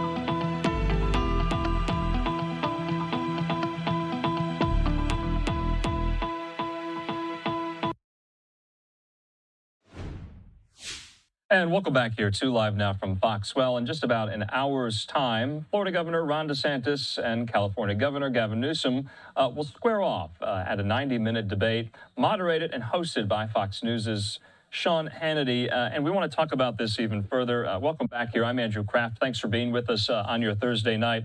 Let's bring into the conversation right now one of the main DeSantis campaign surrogates and donors. That is, of course, Pete Snyder, and he joins me now. Pete, thanks so much for being with us here. I want to talk to you about this. My first question, I guess, to you is, what is the DeSantis campaign hoping to achieve with this debate tonight? I mean, to me, it seems like the political stakes are very low. I mean, DeSantis doesn't have to beat Gavin Newsom. He has to beat Nikki Haley. He has to beat Donald Trump. He has to beat Chris Christie here. Why did the campaign agree to do this, do you think? Andrew, you need to create a compelling vision for the future of America, and there's no better way to do it than what he's doing tonight against Gavin Newsom. I mean, you know, look at what our country's been through the past couple of years. There's a very clear model. It's the Florida model or the California model. You can have a model of America where the economy is booming, people are flocking to your state, schools are open, freedom is ringing, or you can have a state that's completely in decline, crime is overridden, people are going to the bathroom in the streets. It's a very, very clear vision. That's why it was an easy thing for the governor to do. And I think it's a great idea for the campaign. And it's going to capture the attention of millions tonight. Yeah, and of course, you know, every day on the campaign trail, DeSantis, you know, touts the Florida model of what he has done there in the Sunshine State, how he kind of wants to extrapolate that writ large to the rest of the country here. So you're going to be seeing these kind of two ideologies, rather, kind of posed against each other here. But some critics have said this is a distraction. I mean, there is no political benefit because he is, you know, kind of trailing in the polls to Nikki Haley in New Hampshire. Yes, we know he's doing the full Grassley in Iowa to visit all 99 counties there in Iowa. But some critics have said, well, why now? What does this help him? Well, I love it because we've had 3 debates so far. I think even, all Fox viewers and most Americans believe that Ron DeSantis won all 3 debates, and he's taking on all comers. Here we have an octogenarian president who is barely functioning right now. We have a former president who's running in the Republican Party who won't show up for debates. So I'm a former college wrestler. I love it. Ron DeSantis will take on all comers and beat them and show the voters of America what we need to do to bring our country back to prosperity. Yeah, I can imagine there's going to be a lot of fiery moments tonight there. What are you looking for? I mean, obviously, some of these major issues the country is facing are going to be brought up, but specifically, what do you think they're going to get into? I think they're going to get into the whole thing, which is, what do you do? Like California, I'm an entrepreneur and a small businessman, and that used to be the mecca for every single person. You wanted to bring your company to California, wanted to go to the Silicon Valley, you wanted to make your dreams come true, whether you're a business person or an actor or actress or you name it. And that's just not the case anymore. People are fleeing California by the millions, and it's under Gavin Newsom's watch. You have crime overriding every single city. It's absolutely disgusting there. You can't run a small business. And the only time it's cleaned up is when you bring a dictator from China to town and instantly everything gets cleaned up. So I think they're going to get into every single major issue, whether it's crime or immigration or foreign policy or defense or our borders, you name it, tonight. And that's the beauty of having a leader like Ron DeSantis. You put him on the playing field, he can talk about anything all day long and win. And that's what, as Republicans, we need to do. We've been losing for far too long. We need someone who is a proven conservative, who has a great track record and can win. And that's why he's going to be the next president of the United States. Yeah, of course, that was one of his opening lines at the last debate there in Miami. What about some of the lines people have said going into this tonight? That this is kind of a prelude or a preview of a 2028 presidential debate between Newsom and DeSantis. What do you think about that? I don't know. I don't really think Joe Biden's going to be there in November of 2024. Do you? I think most of your viewers probably don't think that's the case. That is the case right now. Who knows what's going to happen with former President Trump? So I think you have two. While I don't really like or anything that Gavin Newsom stands for, I will admit that these are two of the most dynamic, very different leaders that we have in America, and they're going head to head, and I think it's a great thing. And as you well know, Andrew, we live in an attention-driven society. So when you have these snooze fests that Ron DeSantis has been winning in the Republican Party debates, why not do something else? Take on all comers. And again, Fox News draws millions and millions of viewers. Online, you're going to get millions more. It's a really terrific, wonderful thing for him to do, to show yet again why he is the leader to bring our country forward.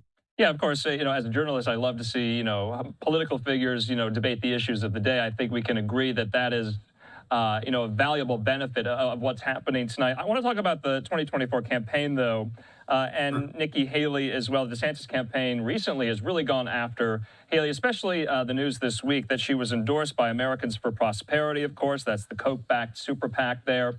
DeSantis's communications director, Andrew Romero, they put out a statement saying this, Pete: "Congratulations to Donald Trump on securing the Koch endorsement. Like clockwork, the pro-open borders, pro-jailbreak bill establishment is lining up behind a moderate who has no mathematical pathway of defeating the former president here." And you hear that time and again, that the field needs to consolidate, whether it's just Haley and DeSantis or just DeSantis, what have you, in order to beat the big guy, the big kahuna at the top. That, of course, is Donald Trump here. What did, DeSantis folks mean by that statement, that this is an in-kind contribution to the Trump campaign? Well, Donald Trump would love nothing more than a very fractured field where he can win with a plurality of 29% and not really campaign much, and then go on to the general election. And, again, outside of 2016, there hasn't been a lot of winning that's going on. So, what I think the DeSantis campaign is talking about is the constant pearl clutching that happens with the donor class of the Republican Party, who's very out of step with the grassroots. And, you know, Ron DeSantis is catching fire in the grassroots. There's a reason why he has a great shot of winning in Iowa. He's taking off there. He has the endorsement, a historic endorsement of the governor of Iowa. Hasn't happened in nearly 40 years there. So, you know, the Republican donors do what they do, which is they dilly-dally for eons and in the last second try to do something, and it doesn't work out. So we've seen this movie before. It's not going to work out well. It will work out well for Ron DeSantis. He is capturing fire all throughout Iowa. He's going to win in mid-January. Okay, say all that does not happen. Say he doesn't win Iowa. What's the threshold for donors like yourself to kind of, you know, throw their backing behind someone else? If DeSantis is not there, come what? We're 6 weeks from the Iowa caucuses here. If he's not there, if he's showing that he doesn't have a viable path forward, when do donors like yourself, surrogates like yourself, decamp, move to someone else? Well, it's a great question because really, really dumb donors start dilly-dallying right now and, like, you know, freaking out and saying, right. "Oh my you gosh, said bedwetting. That's the term." Yeah, that's what happens. Right. But smart ones actually realize that Ted Cruz was at, I don't know, 13% right now in Iowa and ended up winning it. You know, Rick Santorum was next to nowhere. Mike Huckabee was next to nowhere. And over the next 4 weeks or so, they caught fire and actually won. So that's how these things actually work outside of the salons of New York and the martini glasses of wherever, you know, of Palm Beach. So real people who understand this stuff know that there's a window in the next 4 weeks where things actually happen. And I think that's going to happen for Ron DeSantis. Hey, just the last question for you. I want to just get your thoughts, though, on Gavin Newsom. You kind of offered some of them. Our friend at Fox 11 in Los Angeles, Alex Michelson, sat down with him just a couple of weeks ago. And Newsom says he baited DeSantis into debating him. And I'm quoting here, "The fact he took the bait shows he's completely unqualified to be president. Why is he debating a guy who is not even running for president?" He goes on to say, "In my opinion, he regrets running. He made a huge mistake here." I mean, I asked that question in kind of 3 different forms to you, Pete. Why is he debating a guy who is not even running for president? So do what you do you think that Gavin Newsom is not running for president? You're crazy if you think that. This guy is so locked in, dying to replace Joe Biden. He knows that Joe Biden can't even stand up in meetings. I mean, come on. See, this has been the most coordinated campaign that I've seen from a Democrat in the past 20 years. So Gavin Newsom is thrilled that he's debating Ron DeSantis tonight and vice versa. These two are the future of our country, and they're going to knock it out tonight, and Ron DeSantis is going to win. So I love the trash talking. You know, I appreciate the locker room bulletin board stuff, but I got to tell you, Gavin Newsom is so thankful for Ron DeSantis tonight, and it's going to be a great show. Yeah, and to your point, though, that interview took place kind of off the sidelines of the second presidential primary debate at the Reagan Library. Newsom showed up to that. So maybe you have a point. Oh my gosh, but he's not running for president, right? No, that's he's not running, no. Yes. Pete Snyder, we do appreciate your time. Definitely, hopefully get your kind of reaction to what we're all going to watch tonight as well. Thanks so much. Hey, thank you, Andrew. All right, I hope you found that conversation informative, very, very lively there. Of course, we'll be bringing on some of our station partners and friends, not only from Fox 13 in Tampa, talking about the DeSantis angle, but also Fox 2 in the Bay Area, talking about the Newsom angle. We're just about, 45 minutes until this all gets kicked off there on the Fox News channel. We'll see you in 2.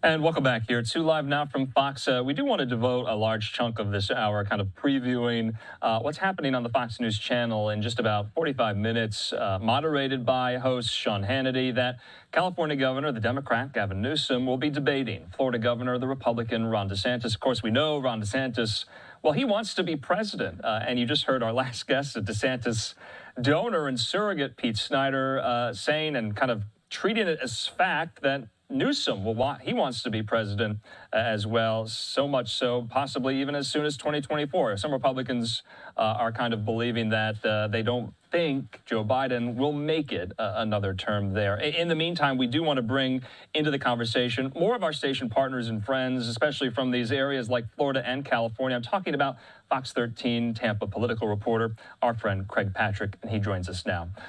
Craig, good to see you. Thanks for being with us here. I don't know if you were kind of listening into my last conversation there with one of DeSantis' main surrogates and donors, Pete Snyder, and I kept asking in every form that I could, why would the DeSantis campaign agree to debate Gavin Newsom? Gavin Newsom is not running for president. He needs to beat Donald Trump and Nikki Haley and Chris Christie and Vivek Ramaswamy here. Has some of the DeSantis campaign sources that you have maybe said that they want to go through with this? Some critics have said it's a distraction, Craig. Well, I think this ultimately works as a positive for Governor DeSantis unless he makes some kind of huge gaffe in the course of the 90 minutes, which I think is unlikely because he already has a few debates under his belt, doesn't he, that we've already seen among the official Republican challengers for the Republican nomination. So the bottom line is that DeSantis and Newsom have been going back and forth at each other for some length of time, going back at least to the summer of last year, really before that. And that's when they started raising funds by attacking each other in different ways. For example, Governor DeSantis ran ads and claims that he went to San Francisco and saw people defecating in the streets and doing heroin and smoking crack. And then you have Newsom turning around and governor with an ad buy of his own in Florida in which he attacks the governor's additional restrictions on abortion within the state of Florida. And so you've had this tit for tat going back and forth for some length of time. And then going back several months ago, it was Governor Newsom who led the push for this debate between the two of them. And at first, when Governor DeSantis' numbers look much better than they currently do in the Republican race, he wasn't interested in debating someone he wasn't running against. He was interested in going toe-to-toe with former President Trump and the other Republican contenders. However, as his fundraising has lagged, as DeSantis' numbers in the Republican race has lagged, it certainly works to his advantage now to have a largely conservative audience on Fox News Channel, presumably largely conservative. That's what we expect, at least, in which he has an opportunity to take on his foil. Of course, Newsom has a chance to take on his foil as well, but in an audience that he thinks can give him much more attention that can help boost his presidential campaign, which frankly has been lagging now for several months. He has not regained the momentum. Nikki Haley has some momentum. Former President Trump is far, far, far ahead of both of them. So this is an opportunity for Governor DeSantis to get some additional attention, and assuming he doesn't trip up badly, which, again, we don't expect, then this should be a net gain for him. He needs attention. Newsom wants attention. You know, Craig, with all of the major kind of political stories that have come out of Florida over the last 6 to 8 months, I'm talking about the DeSantis battle royale with Disney down there in Florida. Also, these pieces of legislation and bills that have been passed regarding, you know, LGBT issues and gender identity issues as well. Each one, Newsom has responded in kind, almost immediately, to what DeSantis has been doing down there in Florida. It seems like the stage for this debate was set way back when. It really was, and there may be some new components to it today. For starters, we have a breaking, developing news story throughout the state of Florida in which we now know the chair of the state Republican Party is under investigation for sexual assault. He hasn't been charged with any crime. His attorney says he will be exonerated, but it is a big story in Florida. We also know that the Florida Democratic Party has been advising Newsom in terms of how to go after DeSantis. And given the breaking developments here in Florida, I think it's a pretty decent bet that Newsom will bring up the investigation regarding the state Republican Party boss. And also, based on what we have heard from people we now know have been advising Newsom in Florida, the Democrats, that is, Democratic leadership, they will likely focus a good deal on Florida's home insurance crisis because it has been raging. Multiple efforts by the state to bring down the soaring premiums,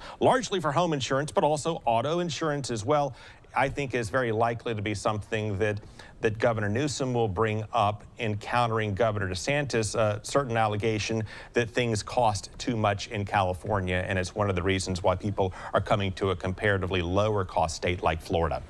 Yeah, Greg, you're going to see, Craig, kind of the blue model and the red model posed against each other for these certain ideologies and philosophies Newsom and DeSantis have used to run their respective states here. But to your point, Newsom kind of dared DeSantis to do this. This was kind of Newsom's idea, and then much later, DeSantis, agreed to do it, and they set the parameters, and each side had their own set of parameters that they ultimately agreed on here. Is this a last-ditch attempt to kind of salvage the DeSantis campaign here? Are people kind of characterizing it as that, or no? Well, people will characterize it that way, especially DeSantis challengers. It's not a last ditch by any stretch. I would say the last ditch may be Iowa if Governor DeSantis fails to get the kind of numbers he needs in Iowa. That could be the end of the road. And of course, if he performs very well in Iowa, then people would long forget about this night and he would move on and stay in the race and perhaps could get some momentum. But even though it's not do or die, it's not the end of the road, it certainly is an important opportunity for DeSantis. And think of it this way. Who do you think is going to win this debate? Well, I guess each person will judge it different ways, but what will the audience be? It will be, this is Hannity's show. Right. It will largely be a conservative audience. And so expect any kind of polling on people who actually watch the debate, they're going to say DeSantis won. I mean, think about this. Think about the polarized world in which we live. if you have Newsom go on a progressive format, a progressive show with a progressive host, bet that the audience will say that he won no matter what. Same goes for DeSantis, really, no matter what. Frankly, if Newsom were to go on a progressive medium and DeSantis a conservative one, either one of them could spend the whole time making farting sounds with their hands and not say anything. That'd be really weird. We wouldn't expect him to do that, but then they would be judged the winner of the debate. Right. So basically, DeSantis is in a position to ultimately be declared the winner by the lion's share of the viewers. That should give him some good positive headlines among the Republican base. It can only do him good, again, unless he makes a crucial mistake somewhere along the line. And after 3 debates under his belt, again, we don't anticipate it, but anything can happen. As for Newsom, maybe he's looking to position himself as an alternative should something happen in the Democratic race that's unexpected. But also, he could be looking beyond 2024 to 2028. Look, you have Obama, for example, when he was a state senator in 2004. That's when he launched his national star, wasn't it? When he spoke at the Democratic convention. Right. And with that, he was looking ahead to 3+ years later. I think Newsom may be doing the same thing. The challenge that he has is that a lot of Democrats do see him as a future leader of the party because they're impressed with the idea of Newsom. And what Governor DeSantis found out is that there's a difference when voters see the idea of somebody and then you see how they actually perform in the arena. What happened to DeSantis? Well, his numbers went down a bit, and that's where ultimately this could backfire on Newsom as well if he does not meet expectations. Yeah, I mean, to me, it just seems like the electoral prospects or benefits, rather, for both, just seem very, very low here. I mean, Ron DeSantis is on Fox News a lot. I'm reminded that interview a couple of months ago Newsom gave to MSNBC host Jen Psaki, former White House press secretary, where he admitted he is obsessed with Fox News. He watches it all the time. Newsom said that there as well. And I was asking some of our previous guests, Craig, that maybe this is somewhat of a preview to a 2028 presidential debate as well. But I can't imagine what the Biden White House is thinking about this tonight, or even some Trump folks, rather, if they're going to be watching this and what they are going to think, taking it all in. I'm especially curious about Biden-Harris folks watching Newsom on this stage tonight. Yeah, you keep in mind the president just a couple of weeks back, a couple of days, in fact, said in meeting with Governor Newsom he could have his job at some point. I don't think the president meant coming up for 2024, but certainly people interpreted it that way, that he may be bowing out and setting the stage. And that's where, as a potential alternative, Newsom is currently white hot, and I think he might be trying to ride that crest, not necessarily for now, but maybe 3 or 4 years down the road. Keep in mind, they have been waging, the two of them, this red state versus blue state. So I think this debate may be much more red meat, focused on culture war issues, on social flashpoints, for example. But I think it'll also be a clash of economic policy, because surely the governor, as he has said many times, will note that more Californians have come to the state of Florida. It must be because Florida does it better than California does economically. And this also is an opportunity for Newsom to respond to that. And that's where he could be connecting, or trying to connect, with voters in California today. If you've checked his poll numbers, and I know you have, Newsom's numbers have waned a bit in the state of California, because that state is facing some issues. This may be his opportunity to say, look, we're doing a lot better than my critics might say. And that's where he may be looking to the here and now, and not necessarily the White House, but the State House in California too. Yeah, of course, and we'll just have to wait and see whether or not it remains largely substantive, or if some of these low blow shots are levied by Newsom and DeSantis. And I'll be looking for as well, and I'm probably sure this is going to happen. They're going to be fundraising off this after it's all said and done, no matter what. Craig Patrick there in Tampa. We always appreciate your insight, your reporting. Definitely talk soon, Craig. Thanks. Sure thing. Thank you. Take care. All right, hope you enjoyed that there. We're going to be talking still to more of our friends and station partners after the break. We're going to go from Florida across the coast out to the Bay Area. We'll see you in 2 minutes.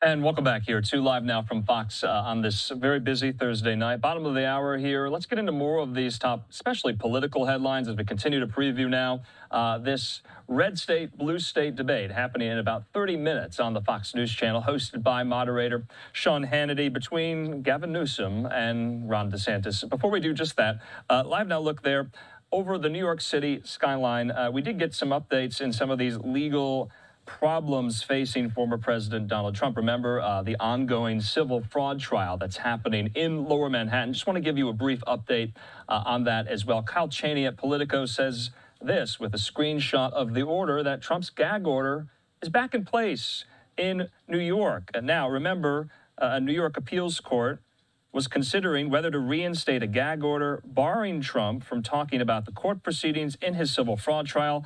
Well, that appellate court has reinstated that gag order. The new ruling comes 2 weeks after the appellate judge had put the gag order on hold. So Trump has in the past, remember, posted derogatory statements about the judge's law clerk to social media, including attacks on the clerk's personal life, more specifically accusing the law clerk of being Chuck Schumer's girlfriend.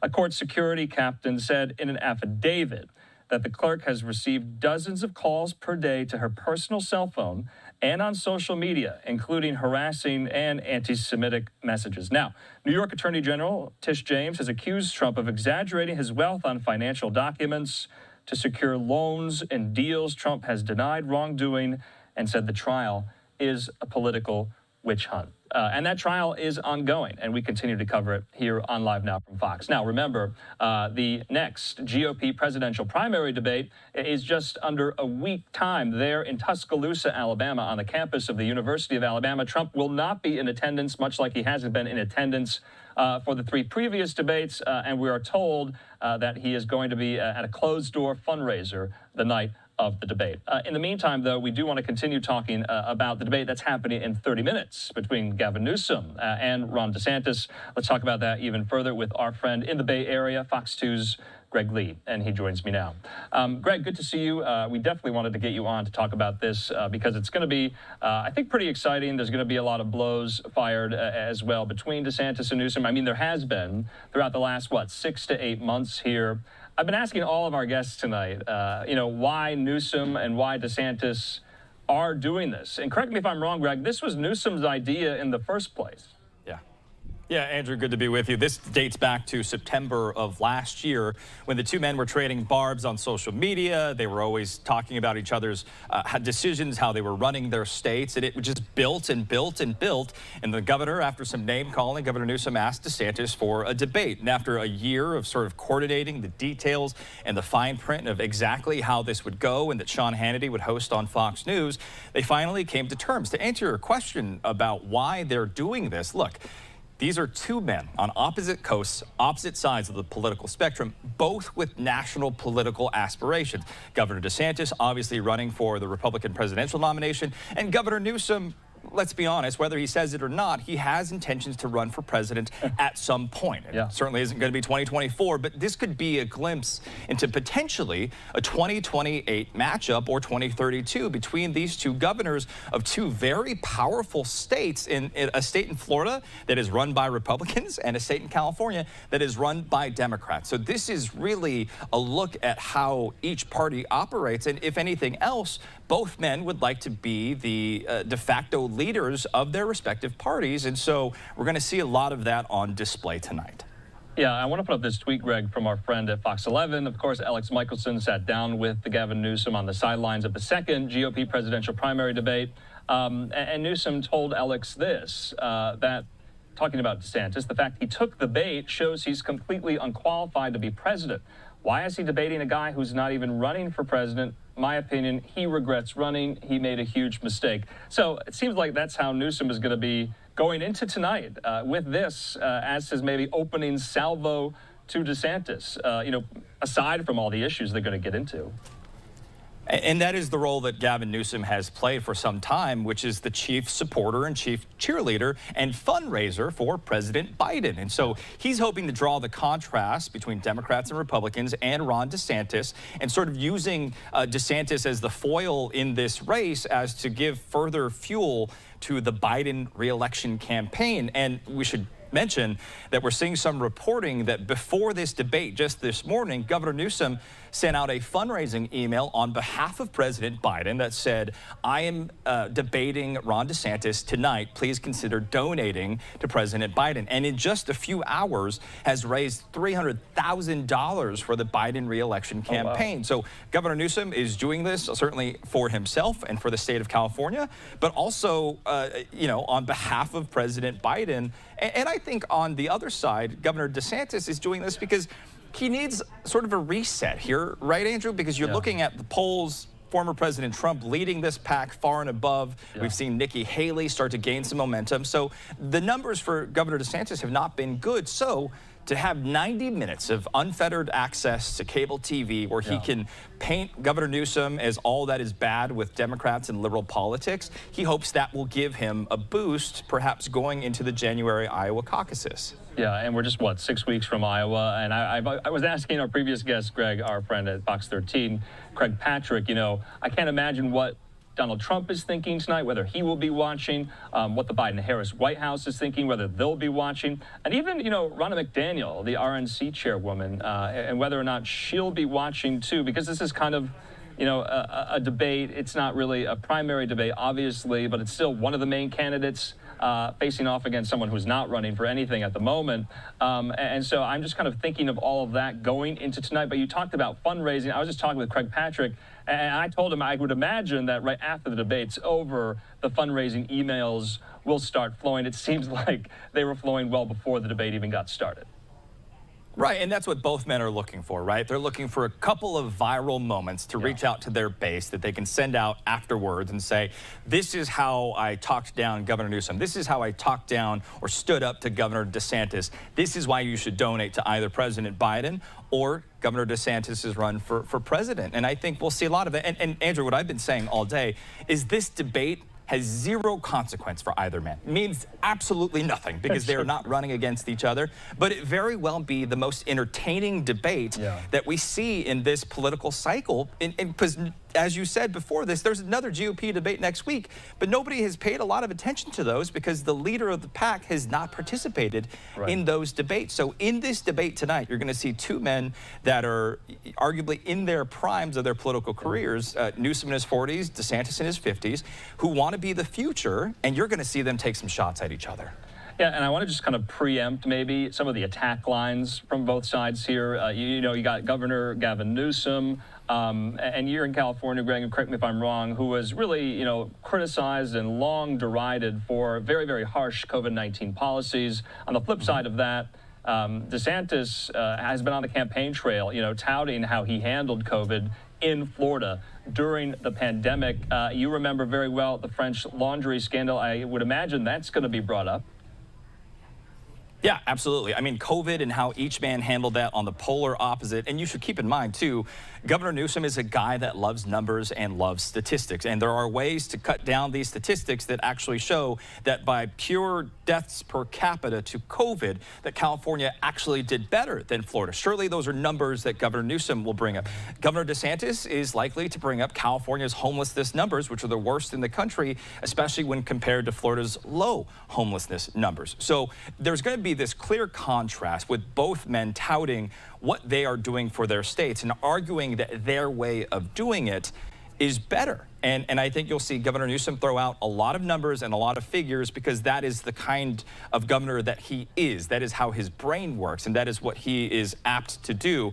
One of the arguments and one of the criticisms that we're likely to see from Governor DeSantis is one that he's made often on the campaign trail, is that people are leaving California, he will argue, and going to Florida. In fact, the Florida Attorney General had a news conference this afternoon with what they called refugees from California, people who moved from California to Florida during COVID and blamed Governor Newsom for it. So, I mean, this is a concerted effort to really draw the contrast, not just between these two men, but between these two states. And so I think what will be interesting is if anyone's mind really changes about how they feel about either man after this. And I frankly think the answer is no, because It'll be a win for Governor Newsom if, at the end of this, Republicans say, man, I can't stand Governor Newsom. And at the end of it, if Democrats say, I can't stand Governor DeSantis. That is the idea, because you're really looking at the polar opposites of the two parties in our country right now.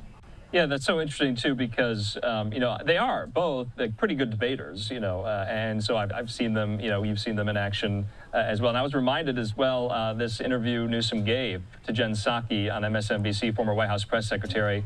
He told her he is obsessed with Fox News. And so he has been interviewed by Sean Hannity, you know, multiple times. Obviously, Ron DeSantis is on the Fox News airwaves all the time. And so this is kind of the moment where they can kind of duke it out. Hopefully it remains substantive, but I would imagine there's going to be some, you know, pot shots given.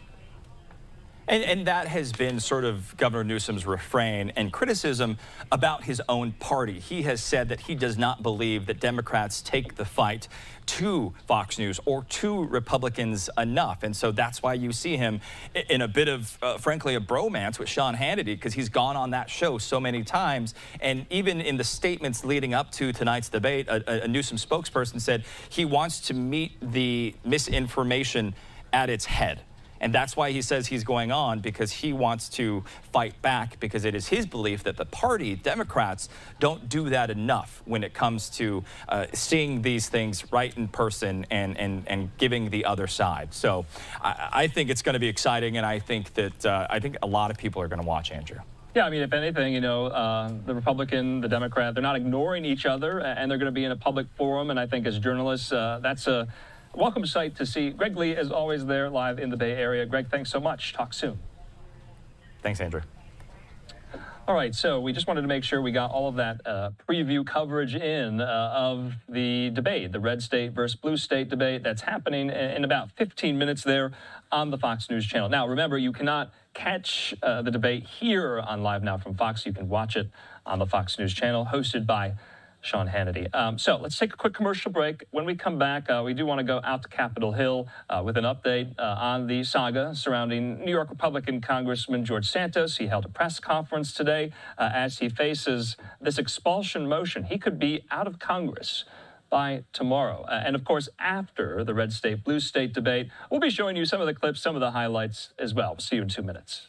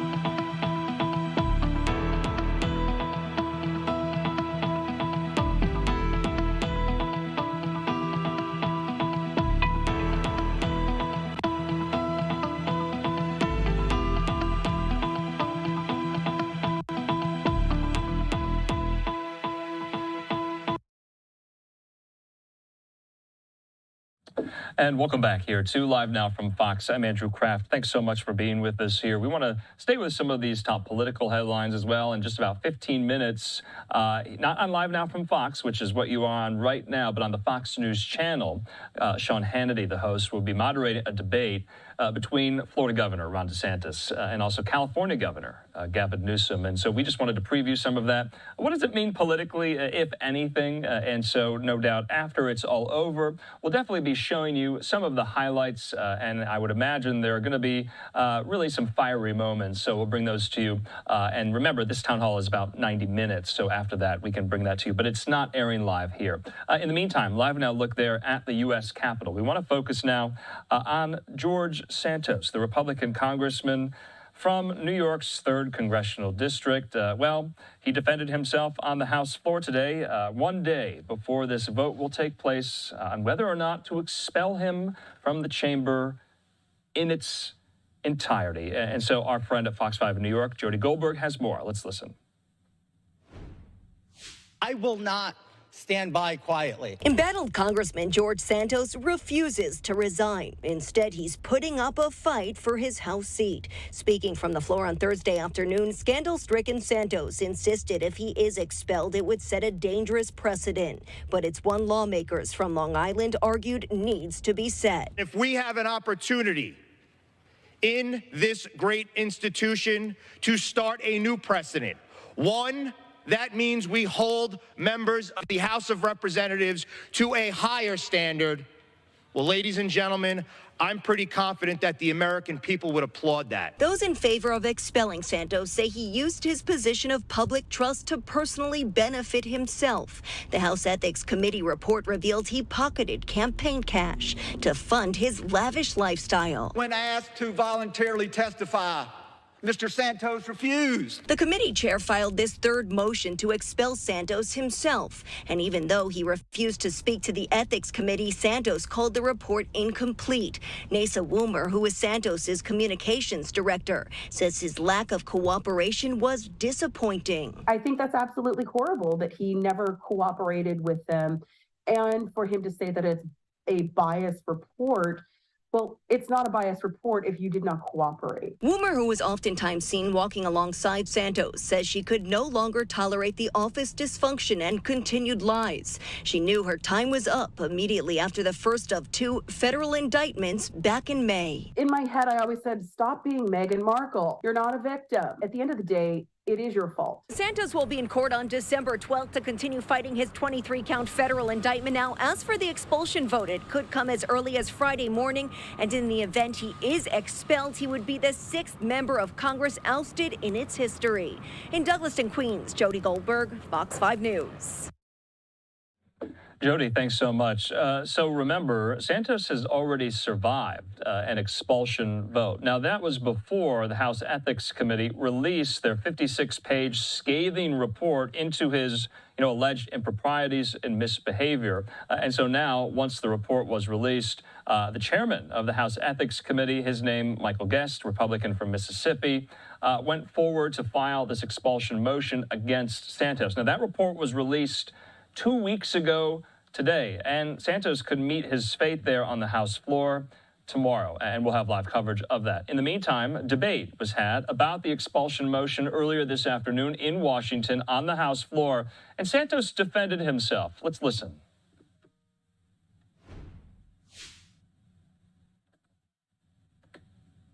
New York? I reserve. Gentleman reserves. Gentleman from New York is recognized, Mr. Santos. Thank you, Mr. Chair. You know, I hear a lot the line, I encourage Representative Santos to resign, do the right thing, which is resign. What I hear is people don't want to take this vote. I'm just here. I'm willing to take the vote. Take the vote, guys. I'm okay with it. This is your time. This is what they've all built up to all year. The most damning feature of this farce is the total perversion of the priorities of this body and this conference, who ran on the commitment to America. Yes, witch hunting George Santos is great right there. I remember that on the top line of the commitment to America. This conference has failed to pass 4 different appropriations bills, Mr. Speaker. It had rules fail on the floor. We had members weaponizing the Rules Committee because it didn't do what they wanted. Our borders are wide open. It's no man's land, being run by NGOs. And yet, this Congress has now taken 3 measures and the insurmountable amount of time that goes behind them to expel a member duly elected by the people of the 3rd District of New York. You see, I didn't think that my tenure in Congress would be this way, Mr. Speaker. I came here to do work. I came here to pass and work on conservative legislation. I have a stellar conservative record that I am proud of. The work I've done in this body, I am proud of. The votes I've taken in this body, I am proud of. Every vote that I've taken that might have been against leadership, I stand by those votes. Not because I disrespect leadership, but because I want a more conservative agenda for our country. Now, I can't say the same thing about some of my colleagues, especially the ones most adamant to remove me, almost as if we remove him, there's no comparison. It's that much simpler. They can go home and say they're conservative. They won't know what a real conservative will look like on Long Island. That's just the reality. The votes are there. Now, let's talk about the fact of due process that everybody seems to say that I have taken and I've received. You know, it's no secret in this body that obviously I have an ongoing process with the DOJ. I was given a deadline, an unrealistic deadline, to testify before the committee the same day that I had to go to court. And they gave us a hardliner yes or no answer. They wouldn't settle for anything else. That was the deadline. I could not surpass that date, which means it was either I go to New York City to adhere to my DOJ case, or I go to the Ethics Committee. No disrespect to the committee. I've incurred over $200,000 of legal fees that have been predominantly paid for. So to suggest that I have not complied with them is yet another lie. They have received every document they've asked, and documents we did not have, we have told them, we don't have them. We don't have access to what you're asking for. And they persisted and insisted in inventing documents, communication between myself and people that did not exist, thus communication, and we informed them. This was all on the record. But I rise and I question again to the chairman, will he set the record straight that his expulsion resolution contradicts the findings of his report? Which one is it? Am I guilty of a sexual harassment claim or am I not? The report says I'm not. His filing on this expulsion resolution says I am. That is a very serious allegation, one that I sought to see the end of, where the House, the Office of Congressional Ethics, sent a referral to the investigative subcommittee saying that they did not suggest further investigation into the matter because it lacked credibility. Yet it sits on their expulsion resolution. I call that hypocrisy, more lying, more swamp behavior from this body. The same reason that Americans have no trust in this body, because unfortunately far too often, too many of our colleagues here will speak from both sides of their mouths without regard to who it might hurt. As it is said, people in this town will hurt people a whole lot so they can benefit just a little bit. With that, I reserve. Gentleman reserves. Gentleman from New York. Mr. Speaker, how much time do I have remaining? Gentleman has 2 minutes remaining. 2 minutes. All right, I'd like to. All right, so you heard there, George Santos defending himself on the House floor today in the debate of the expulsion resolution against him. You can see there behind that member of Congress in the red striped tie is Michael Guest, the chairman of the House Ethics Committee, who issued this scathing report there and referred it to the Department of Justice as well. In the meantime, we do have more Santos news, to get to. He held a press conference very early in the morning outside of the Capitol, taking questions from reporters, so we'll have that when we come back. But in just about 5 minutes' time, remember on the Fox News channel, not here on Live Now from Fox, that the red state, blue state debate will get underway between California Governor Gavin Newsom and Florida Governor Ron DeSantis. Our friend, Fox News correspondent Ilma Lugin, he is there in Georgia to cover the debate live on Fox News tonight. He says it will be the first time they meet after months of slinging insults. Newsom has called DeSantis a small, pathetic man, and DeSantis said Newsom's hair gel is interfering with his brain function. No doubt some of those barbs will be slung around tonight as well there. It's a 90-minute debate. We'll have highlights and clips for you once it wraps up, but you're not going to catch it live here. You can catch it live on the Fox News channel. Let's take a quick commercial break. We'll see you in 2 minutes.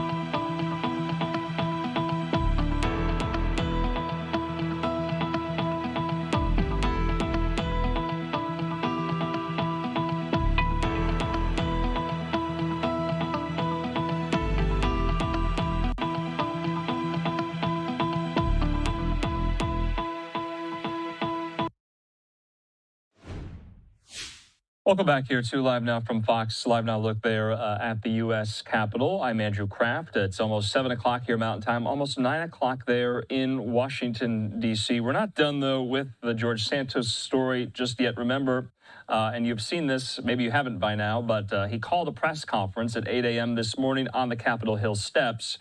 Many reporters came out and he took some of their questions about what might he do next if he is expelled from the House of Representatives tomorrow? Now, this would be historic. He would become only the 6th member of the House of Representatives to be expelled in the chamber's entire 200-plus year history. That is why we are focusing so heavily on this story, because it is historic if it happens tomorrow morning. Remember, the House is at 435 members right now, full attendance. Remember, we brought you the news just a couple days ago that Republican Congresswoman Celeste Malloy in Utah, who just won a special election, well, she was sworn in by Speaker Johnson, and so that brought the House to full membership. And sometimes the House is down some members due to illness, other things, what have you. And so right now it's at 435, but that could change tomorrow. In the meantime, we do want to get to this press conference from earlier today. I just want to put up this tweet before we do that. Some of the reporters tweeting out some of Santos's demands.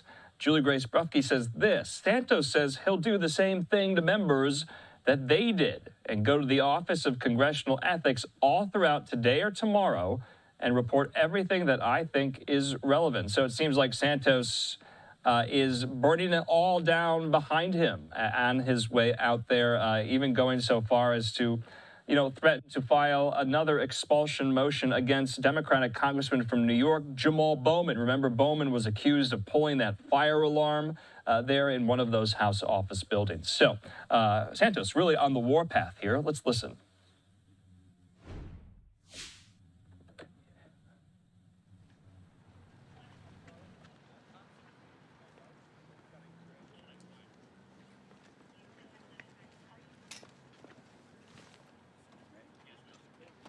Good morning, everybody. Thanks for coming out early today. Just wanted to, we all good? All right, cool. All right, good morning, everybody. Thanks for coming out. As you all know, the vote that was supposed to happen today was moved to tomorrow, but in lieu of keeping a schedule, I decided to stay with today's 8 a.m. Commitment to all of you and to the American people. Here's where we are. We are due to go for round 3 of expulsion of Congressman George Santos from NY3. I think we can all look back and say, this is not how at least I thought this year would go. I don't think this is how most of people in the media would think this year would go. And it's just an unfortunate circumstance that I have to sit here and watch the American people waste, Congress waste the American people's time over and over again on something that is the power of the people, not the power of Congress, which is to remove and elect and remove members of Congress. Obviously, some want to cling to some circumstances and to allegations, but there's been a long-standing precedent in the House that every single member that's ever been expelled, and they are trying to join me to the group of 3 Confederates and 2 people convicted in a court of law. So if I am to get expelled tomorrow, I will be number 6 in the history, the first Republican and the only one without a conviction or without being part of or without having committed treason. So that's kind of where we stand today on that sense. But let me go down a few things here to give you a sense of Congress today and what it represents for the American people. It represents chaos. Chaos because we have a House that doesn't work for the people. We have a House where we have members with severe allegations against them having the gall and the courage to call the Speaker a joke. I read that today in Political. It was on the cover of Political where, we're reading about members of Congress trying to smear one of the most honorable members of our conference in the Republican Party. So that's just where we've stooped down to. People with rap sheets who think and feel emboldened enough to go call out other people for their policy. Secondly, it's amazing to me that this House continues to want to push me out. Meanwhile, we have Secretary Mayorkas, who's committed absolute dereliction of his duty, has put all Americans in danger. If you saw last night, the Rockefeller Center Christmas tree lighting, which is something that for years has been one of the most beautiful celebrations in New York City, most peaceful, crowded, yes, but yesterday we had a band of vandals who thought it was appropriate to fight the NYPD. This is what took place just yesterday. And that's on Secretary Mayorkas, because a lot of these people, they're not here because they love this country. They're not here because they want the best for this country. Why are they here? It's starting from inside. And that's what you get when you have open borders and an administration that is oblivious to the real issue that's taking place. And then lastly, let's talk about consistency. We have a member of Congress that earlier this year took a plea deal to obstructing a congressional hearing. That's not the plea deal he took, right? I'm kidding. He took a plea deal for pulling a fire alarm which obstructed and delayed an official hearing and proceeding on the House floor.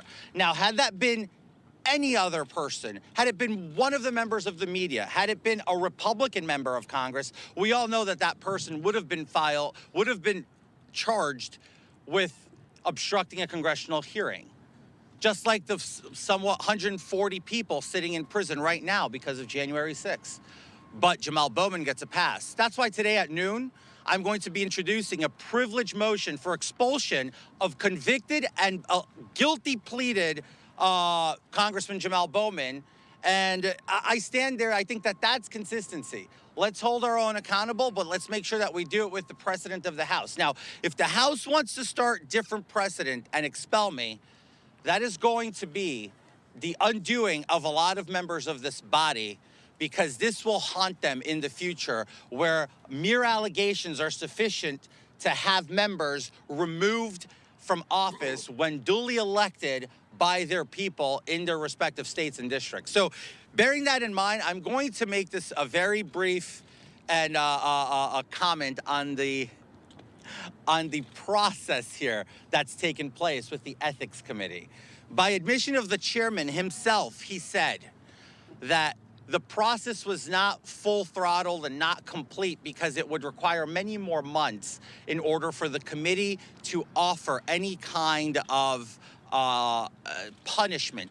So instead, they decided to stop short of completing the process, going ahead and putting out a slanderous report, unprecedented. Nobody here's ever seen ethics reports of any other members who's been under investigation. But yet again, changing precedent for me, it seems that it's all fair game. So there we go. They go ahead and release this report littered in hyperbole, littered in opinion that would have no decent cop would bring this to a prosecutor or a DA and say, here's our report, go ahead and charge him, right? So this is what the Ethics Committee put out. God bless them and what they think they're doing and what their work is. You know, I believe they do good work when it's relevant, but this ain't it. So with that, I'm going to make this a very brief opportunity for a couple of questions in an orderly fashion, without screaming at me. We'll go by hands. Mr. Santos. Go ahead. Why didn't you participate in the Ethics Committee's investigation? They said that you were not cooperating with them. If you think this is such a chance, why didn't you participate? I cooperated. I provided them every single document, for the most part, that they went off of came from my counsel. Mr. Santos. Go ahead. You said that this is a distraction for the institution. I know you've been getting this question a lot, but if it's really truly a distraction for the institution, why not just resign? Because if I leave, they win. If I leave, the bullies take place. This is bullying. The chair of the committee putting out a motion to expel, just introducing it and not calling it privilege, was designed to force me to resign. But he didn't even have the fortitude to go ahead and call the privilege. He had someone else do it, someone who's actually just recently done one on me, which is Congressman D'Esposito.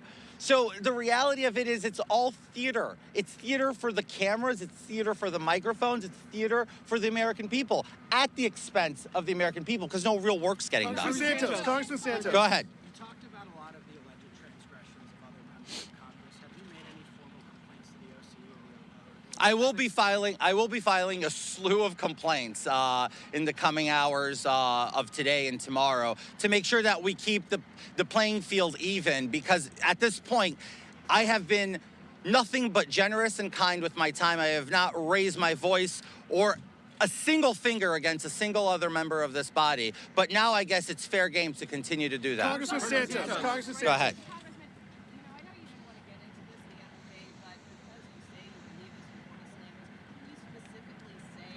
I told you the other day, I am not unpacking the report. It is counterproductive for me to do so at this time. There will be a time that I will unpack it entirely and go line by line. I will go line by line when the time is proper. Go ahead.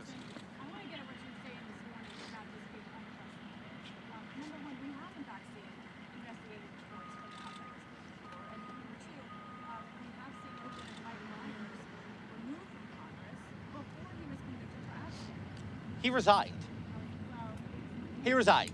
That's the reality. Is he's resigned. He resigned, right? Congressman Santos. Go ahead. Congressman Santos, you mentioned many members of Congress have rap sheets. Are you going to be naming them? Why not put their names out in the front? Well, why do I have to do your job for you? I mean, you guys like digging up stuff on me. Why don't you go dig up on other members? There's so many. It's out in the open. Go ahead. You talked a lot about through this process you're being bullied. Why are you feeling that you're being bullied? Why do you think you're being bullied? Why do you think I mean, it's the third time. And each time for different reasons, and they just keep going. I don't know. Ask them. I don't care. Go ahead. I know you've been asked this before, but are the accusations against you true? I've said this many times. I'm fighting to defend myself and to dispel each and every accusation as soon as I have the opportunity. Go ahead. What do you say to your constituents who feel like you're not serving them while all this is going on? You see, that's not true. I have 2 district offices in New York, and they're constantly busy with folks coming in for various issues, obviously pertaining from the simple as a need for an expedited passport to more complex immigration issues. There is one thing that sometimes deters people from walking in is when we have crowds of media outside the office. And I'm not blaming the media. I'm just saying that that does interfere with constituent services. People don't want to be on camera. They don't want that exposure of them. So, but the service is there. I nominated 29 applicants to the service academies, and I've already have 4 gotten accepted. And I did that earlier than most people in this building. So I'm pretty proud of the fact that I have a staff that's veteran staff in leadership in my DC office and in my district office, and the operation runs pretty smooth. I mean, look, we haven't had real complaints other than from organized anti-George Santos groups. Obviously, I didn't win my seat unanimously with every single vote in the district. I had people who opposed me, but we do the best, and we're open to everybody. And look, the thing I like to do the most is serve the people and talk to them. Do you expect the expulsion vote to pass? In regards to the allegations that you bring up in the ethics report, though, these are items that you could easily say did not happen, that you have not participated in any of these things. So why are you waiting until after this vote comes down to actually address these major issues? I didn't say I was waiting for the vote to come down. Well, it's coming down I understand. I'm doing this in a different schedule. It's not the schedule of the House or the expulsion. You already got a question. Go ahead, sir. Do you expect the expulsion vote to pass? And if so, why do you think this time compared to the other? I don't know. Look, from what I understand, the way I'm looking at this is Congressman Lolota said he has 150 votes. So, I mean, if he has 150 votes, as he said already on the record, he has the votes. This is just plain and simple. Why do you think the votes have changed, though? Thank you. So there's quite a few members that say they won't vote for this. Do you have a message to them? I know you. Oh, look, I've spoken to a lot of members. I don't ask people to come in my defense. I do not ask people to advocate for me. I've kept that. I did not whip this. I didn't whip it the first 2 times, and I stay steadfast on that because I think this is my battle, and I don't want to drag people into the fray of this entire nonsensical operation right now. So I thank them for their courage, because it takes courage these days to stand up for people, especially in my position. So I thank them, and these are people that I will never forget. Go ahead. You said this has been a year from hell for you. Obviously, 3 expulsion attempts, multiple indictments. Knowing where we are today, would you have done it all over again? I would have done a lot of things different. I would have associated with a lot of different people. I would have definitely stayed away from a lot of people. And for those of you who don't know, this is Grace Ashford from the New York Times. You all know me because of her. So interesting to see you here. But I will say this. Today is my 2nd year wedding anniversary, and I'm going to enjoy it and try to forget the fact that it's been 1 year from hell, but I would do a few things differently. Hi, Michael. You said right there that you believe Lolota's whip count, that you expect this to be successful. Can you reflect on and describe your 11-month tenure in Congress? Yeah, sure. I mean, look, I'm proud of my voting record. I am proud of the work I got to do. And I came in here as a mad as hell activist who was just disenfranchised from the government, did not believe anything was getting done. I got to see how the sausage is made from the inside. I got to see how this place operates. I get to take that story back to the American people and say, look, this is what happens. This is why we don't see as much progress as we expect. But I can say that I leave here no regrets as far as my voting goes, no regrets as far as my advocacy for bills go. Every single issue from healthcare that I've taken up with insulin or with gay rights abroad or with foreign aid, I really stand firm that I'm proud of the work I've put forward. I wish I could do more. If this is it, this is it. But if it's not, I'll continue to do as much more as I can. Shantae. What would you say to your constituents and your colleagues that say that there is enough evidence through the House Ethics Committee? So they're all judge, jury, and executioners because evidence isn't really a conviction or a verdict. And allegations neither. So, I mean, the way that they're looking at this is they just needed a reason to do it. That's why the Ethics Committee released that statement 2 weeks ago to give them cover to vote no, but little over 2 weeks ago, and then just give them the option to change their votes this time around. First time I give you a question. I'm sorry, can you repeat that? No, nothing, absolutely nothing. These are 6 years old. I'm sorry? Go on the website. These are 6 years old. Go ahead. Have you spoken again with Speaker Johnson, and what do you make of his comments yesterday that he has real reservations about this process? I have not spoken with him since I spoke to him last, so there's no change. And what about his thoughts on the Israel resolution? Rich, good to see you here.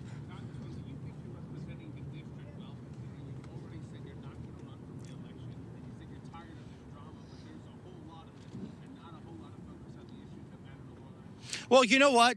If you put it into perspective, so every lame duck member of Congress is unproductive, Rich, is that what you're suggesting? I'm suggesting you put that out there and no one asked you to. Why didn't you already say you're not going to run for re-election, but at the same time won't resign? Well, I'm not running for re-election because I chose not to put myself, my family through this process. Because here's the reality when it comes down. You're a local Long Islander. You know how this works. I would have an uphill battle against the press. I would have an uphill battle against the party. And it's just, you know what? There's a point in time where you just say, you know, enough is enough. I'm 35 years old, Rich. It doesn't mean that it's goodbye forever. That's just all I can say. Yes, sir. How do you think of just generally how the speaker has handled this situation this third time around? Look, I didn't want this to be on the speaker's hands. I didn't want the speaker to have to deal with this. He has bigger issues to deal with, like funding the government and passing appropriation bills and just, you know, getting the House back in order. But I think the man's a gentleman. He's an exemplary member of this body, and he does a great job at everything he does. And look, we might not always agree with him, but I think he does his best effort to put out the best, you know, he can out there. I didn't see you. You mentioned you're not operating on Congress's timeline. So what is your timeline for outlining all of this? And then what is next for you as you're looking at potentially being gone by Friday? Oh, look, I don't know. The future's is endless. I mean, you just never know. You can do whatever you want next, and I'm just going to do whatever I want. Whatever comes my way, I have the desires to stay very much involved in public policy and advocacy for specific issues. And we also have an entire presidential campaign coming up in 2024. And, you know, I think I've made this very clear, but I won't rest until I see Donald Trump back in the White House. Last question. Hi. Hi, thank you so much. I spoke with yesterday, and he just said it's long overdue that you either resign or be expelled. Okay, it's long overdue. He also get his fair day at an expulsion vote because, after all, he pleaded to pulling a fire alarm, obstructing an official proceeding, lied about his timeline. I put his timeline out. None of you actually picked it up, but if you look at the time, from the moment he pulled off the fire alarm to the moment he showed up into the House, it was almost an hour later. So there was no rush to go to vote. There was a rush to stall the vote so that they can go into conference, so that they can read the bill and figure out if they were going to vote yay or nay on that. So, again, he lied to D.C. prosecutors on that. Anyway, look, thank you very much, all of you, for coming out. I appreciate the time. We'll continue to do this. I'll be putting out some invitation requests to some of you in the media. Keep it mixed up and do it well, and we'll do another pen and pad in my office probably later today. Thank you.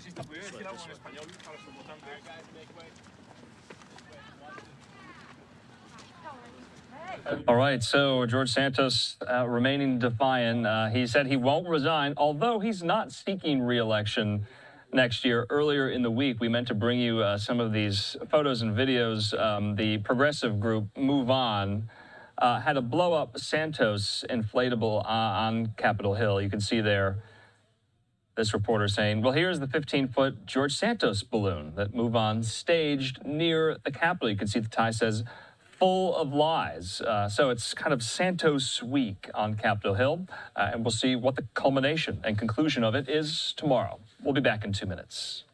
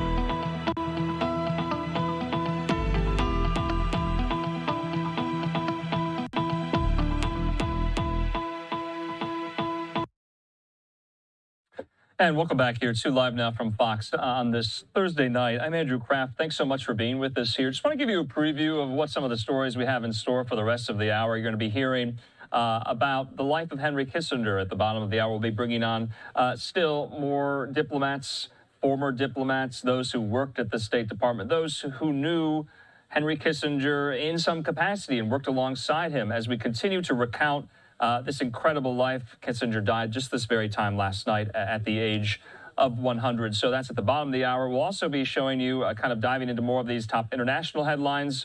President Biden meeting with the leader of Angola today in the White House as he kind of tries to revitalize his U.S.-Africa policy. He has committed to traveling to Africa this year. The year is running out very quickly, so don't know if that's going to be happening. Remember, the White House hosted countless African leaders earlier this year to try to shore up U.S.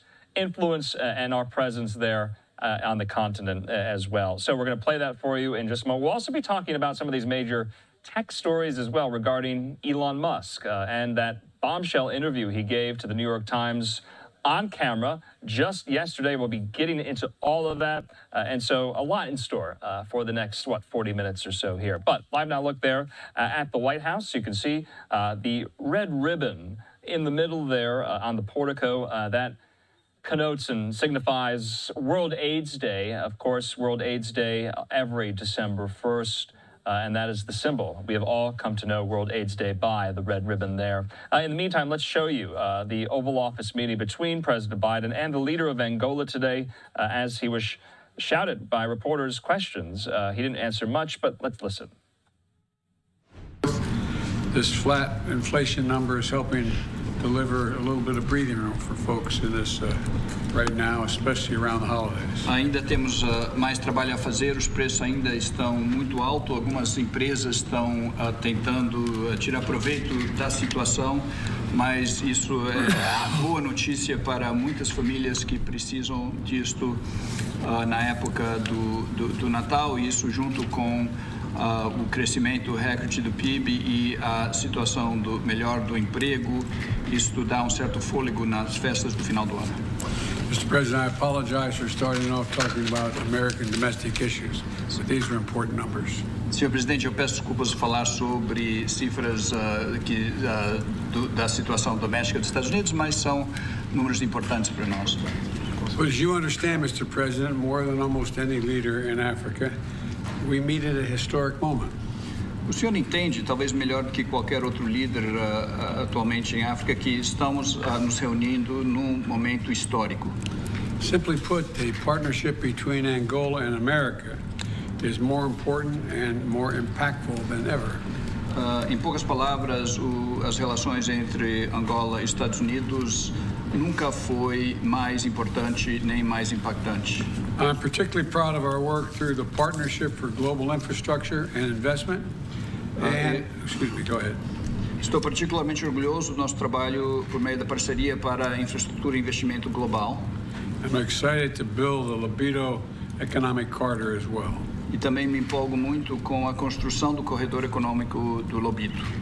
Together, we'll be mobilizing more than $1 billion for railway lines that extend from Angola to Zambia to the DRC and ultimately to the Indian Ocean. Juntos mobilizaremos mais de $1 milhão para linhas ferroviárias que se estenderão de Angola até a Zâmbia e a República Democrática do Congo e no futuro até o Oceano Índico, conectando o continente de leste a oeste. Connecting the continent for the first time from east to west. Conectando o continente de leste a oeste. This is the first of its kind project. It's the biggest U.S. rail investment in Africa ever. Este projeto inédito é o maior investimento ferroviário dos Estados Unidos em África de todos os tempos. And one that's going to create jobs and connect markets for generations to come. É projeto que criará empregos e conectará mercados para futuras gerações. On top of that, Mr. President, we're also investing nearly $1 billion more in Africa for a number of items. Além disso, estamos a investir quase $1 milhão adicionais em Angola para vários outros projetos. The solar energy project, that will help Angola generate 75% of its clean energy by 2025.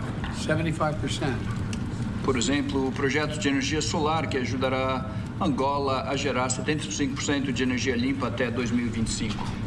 And the agricultural infrastructure projects that can help Angola be a net food exporter, exporting food by 2027.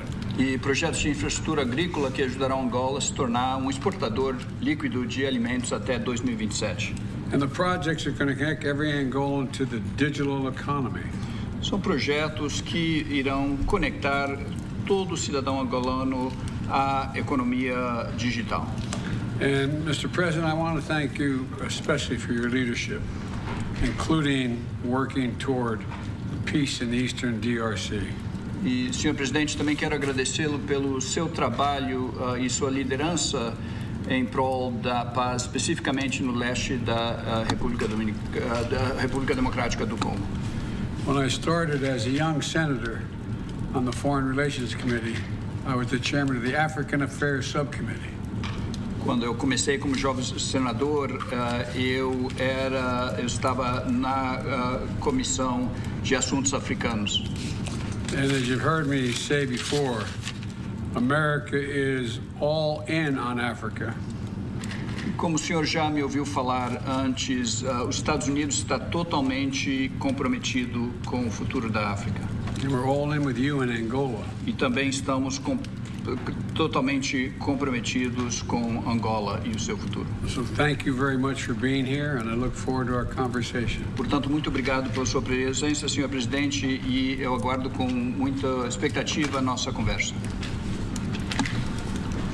Okay. Muito obrigado, presidente Joe Biden, pelo convite que me foi endereçado para realizar esta visita oficial de trabalho aos Estados Unidos da América, no sentido de procurarmos reforçar os laços de amizade e de cooperação econômica entre os nossos dois países, Angola e os Estados Unidos.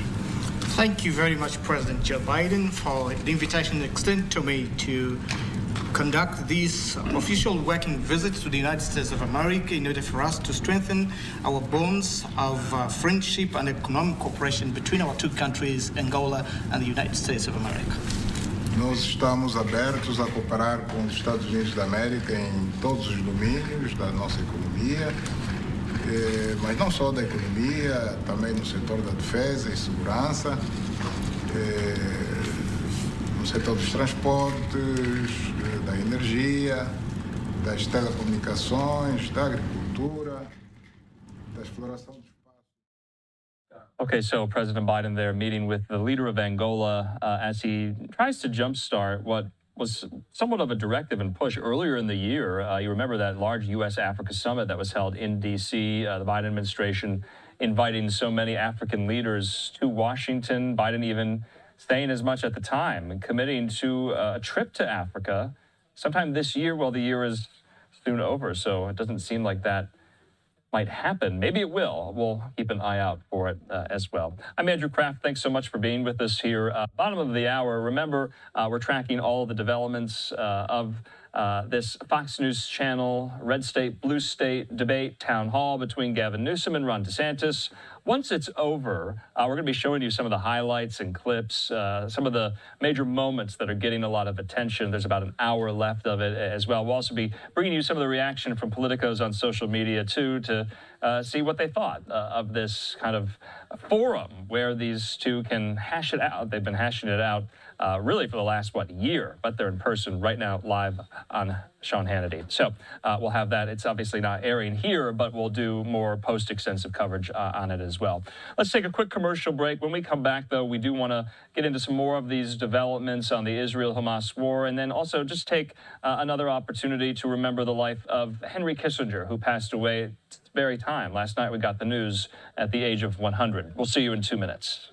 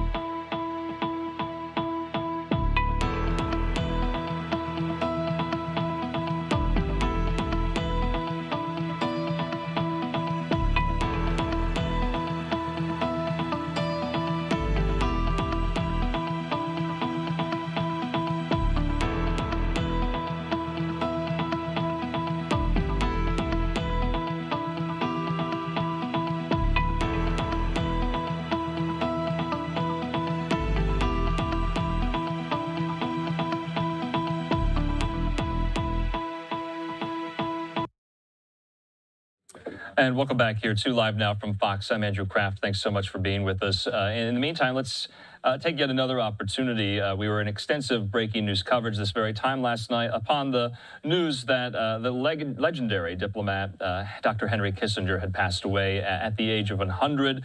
He turned 100. He met that milestone in May of this year. And Fox News correspondent Marianne Rafferty is tracking all of the reaction and tributes. Here's her report. Henry Kissinger, former Secretary of State under Presidents Richard Nixon and Gerald Ford, passed away at the age of 100 Wednesday. Reactions now pouring in from those he mentored about his contributions to American diplomacy. I was very privileged to get his counsel. Few people were better students of history. Even fewer people did more to shape history. Former Secretary of State Mike Pompeo writing, quote, "I will always be grateful for his gracious advice and help during my own time as secretary. Always supportive and always informed, his wisdom made me better and more prepared after every one of our conversations." Henry was born Heinz Alfred Kissinger back in 1923 in Germany. His family fled to America to escape the Nazis, but Kissinger was later drafted by the U.S. to serve in World War II. In a statement, former President George W. Bush writes, quote, "I have long admired the man who fled the Nazis as a young boy from a Jewish family, then fought them in the United States Army. When he later became Secretary of State, his appointment as a former refugee said as much about his greatness as it did America's greatness." As Secretary of State, Kissinger helped negotiate the ceasefire to end the war in Vietnam, a move that would later win him the Nobel Peace Prize. He's also noted for easing tensions between the U.S. and the Soviet Union during the Cold War, as well as establishing U.S. diplomatic relations with China. Dr. Kissinger is survived by his wife, 2 children from his first marriage, and 5 grandchildren. Marianne Rafferty, Fox News. Marianne, thanks so much. And we did get a statement in from President Biden today as well. I want to read it here. It's quite brief. He says, "I'll never forget the first time I met Dr. Kissinger. I was a young senator and he was Secretary of State, giving a briefing on the state of the world. Throughout our careers, we often disagreed, and often strongly. But from that first briefing, his fierce intellect and profound strategic focus was evident. Long after retiring from government, he continued to offer his views and ideas to the most important policy discussion across multiple generations. Jill and I send our condolences to his wife, Nancy, his children, Elizabeth and David, his grandchildren, and all those who loved him." In the meantime, to remember Dr. Henry Kissinger with us, let's bring into the program here Brett Bruin, former diplomat, our friend here at Live Now. And Brett joins me. Brett, good to see you. Thanks for being with us here. I was struck by the fact that the Biden statement just came this afternoon. I thought that was somewhat delayed. I don't want to look too much into it, but it was brief. It was somewhat terse there. What did you make of that? Well, I think there was an effort by the White House to balance the praise and the effusiveness with which the president spoke, because there are a number of folks within the Democratic Party who have very strong views about some of the things that former Secretary Kissinger did when he was in office, notably around the Vietnam War, Cambodia. But at the same time, and as you know, having served as a diplomat for a decade and a half, he looms large in the world of diplomacy because he pioneered so many of the modern diplomatic tactics, including some of the shuttle diplomacy that we are seeing now play out between the Palestinians, Israel, and regional powers. Yeah, I guess my next question, Brett, I was asking some of our experts yesterday, how much the world has changed since really Kissinger was at his prime. And you could argue he never left his prime, but the world Kissinger left last night, is it much the same as when he was in his prime or different?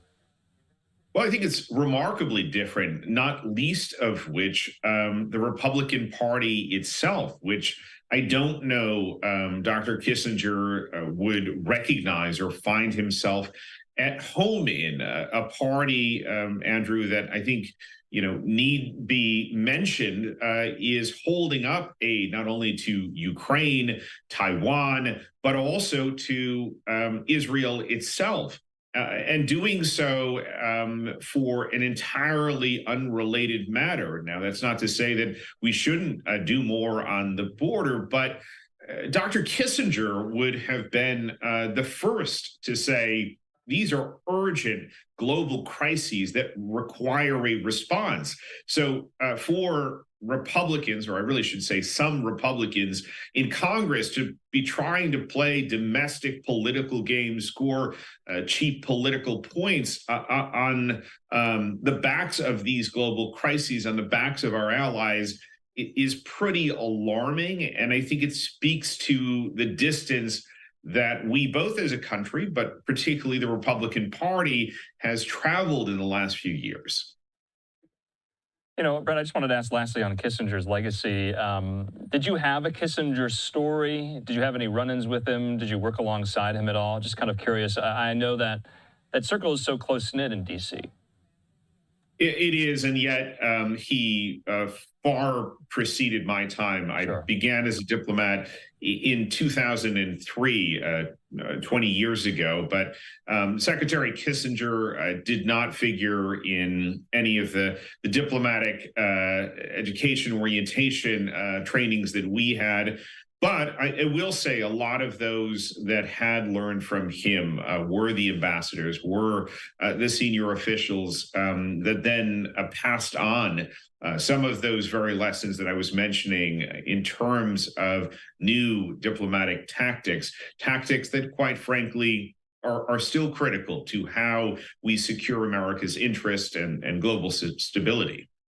Yeah, Brett, while we have you on here, we do have some live vantage points in and around Israel. This one there in Jerusalem as well. And of course, we're 50 years beyond the Yom Kippur War, of which, when you're talking about Kissinger's legacy, was somewhat instrumental in helping end there. This is a live picture in Jerusalem, also there in southern Israel, looking into, I believe, the Gaza Strip here. We want to just talk about this, get your reaction. There's a pretty remarkable report that's breaking right now in the New York Times. I want to put this tweet up here, and this is somewhat of the lead of it, that Israeli officials obtained Hamas's battle plan more than a year before the October 7th attack, but dismissed it as aspirational. Documents show, I'm reading from the New York Times piece, Brett, they say while the approximately 40-page document reviewed by the Times did not mark a specific attack date, methods of the assault aimed at overwhelming Israeli defenses around the Gaza Strip and plans to storm key military bases and cities were reportedly outlined. The document had been codenamed Jericho Wall by Israeli authorities, which leaders brushed off as too complex for Hamas to execute. Now, we have seen some stirrings of this sentiment since October the 7th, the New York Times getting this 40-page document to confirm it as much here. What's the fallout going to be there in Israel after this? I mean, this paints a very stark picture of how much some Israeli officials knew. And as you mentioned, Andrew, it really was a lack of imagination, an underestimation in the power that Hamas had accumulated in their military strategies as well as their military capabilities, because similarly reading it just within the last couple of hours, it suggests that precisely the tactics we saw Hamas use were laid out in this military plan. And the reason why it wasn't taken more seriously, I think, one, is going to raise a lot of questions about Prime Minister Netanyahu, his leadership, where he was prioritizing focus, and why there were not more Israeli military bases, soldiers around the Gaza Strip, because that is clearly where this report was saying they were going to attack from.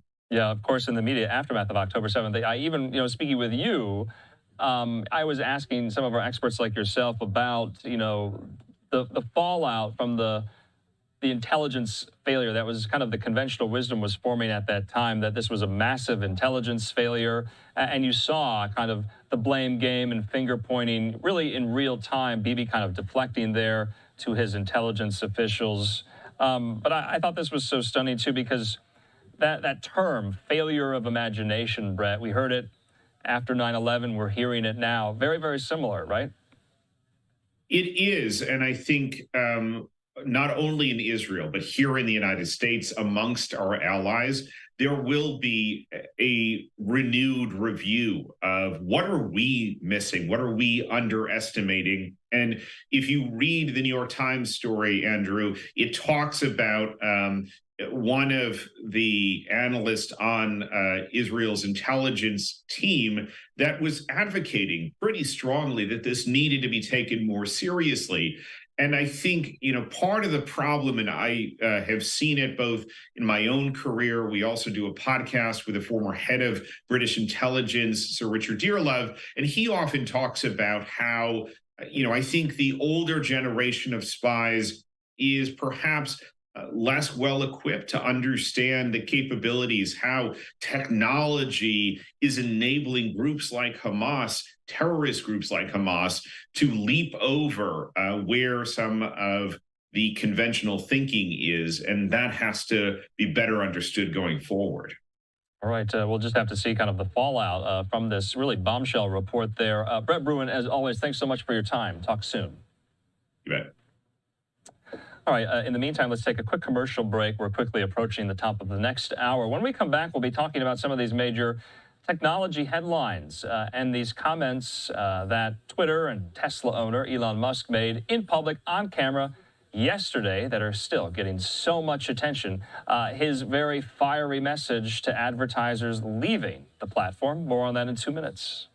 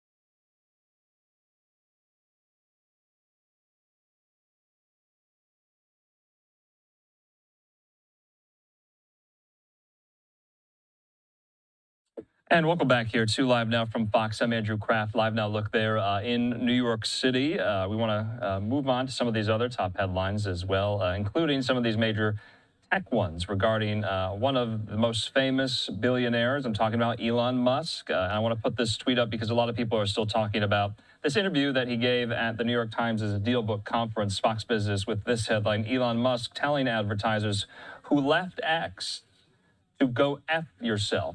So this is getting a lot of attention. As you know, we unfortunately cannot show you the clip. You might have seen it by now on social media because there are some restrictions on it. But we can definitely talk about the fallout as well from these comments. We want to do that with our friend at Market Watch, John Swartz. He joins me from the Bay Area. And John, thanks for being with us here. Okay, so Elon Musk yesterday was interviewed by New York Times' Andrew Ross Sorkin. And if you haven't seen the clip, I'm sure you've seen the clip, but for the viewers, it got really awkward and uncomfortable. And when this moment happened, and Elon Musk said it 3 times, he told advertisers who are fleeing the platform to go F themselves. He says he doesn't want them back. And you had Twitter CEO Linda Yaccarino in the front row. I can't imagine what she was thinking there. What are the repercussions, if any, going to be about this, John? Well, it's Elon Musk, so it's probably was expected in some sort. But, first of all, and I'm being very serious here, maybe ex-executives shouldn't speak at public events. Remember back in September when Linda Yaccarino had this disastrous interview at the Code Conference? It was so by so many standards, it was a terrible interview. And I think Musk, although his was not as cringy as hers, I think in his case, his personality, right? He's fiery, he's defiant, he's chaotic, catatonic at times, where he would just pause for 30 seconds before answering a question. He's thinking through his head what he's going to say. His body posture, he's jutting his chin out almost in a confrontational manner, almost like a cage fighter. This is what we expect from him. And you mentioned the FU comment towards the advertisers. He said that at least 3 times just to make his point. And this was an interview that went on, it seemed interminably. It was almost like a psychiatrist talking to him. Yeah, at one point he jokes about it, saying, maybe I should be on a couch, because he's going into some deep, dark secrets in his head. He's talking about his childhood, the way he thinks, how he's an outsider. I mean, the audience doesn't really respond or react at all. I almost feel like, almost in a weird sense, I almost kind of felt sorry for him. He's like his child up on stage who's wounded, and yet he can't convey his thoughts, and people are not receptive to what he's saying. Now, taking all of that, he's still worth $250 billion. Tesla just rolled out their truck today, Cybertruck. It's going to do well. SpaceX is going to do well. Twitter, maybe not so much, but this will blow over until his next blow up. Yeah, John, I want to bring up as well, because you were going to talk about the truck just a little bit later on after we're done with you here. But Andrew Ross Sorkin was trying to kind of get Musk on the record to say that, if Twitter goes down, that it would be his fault.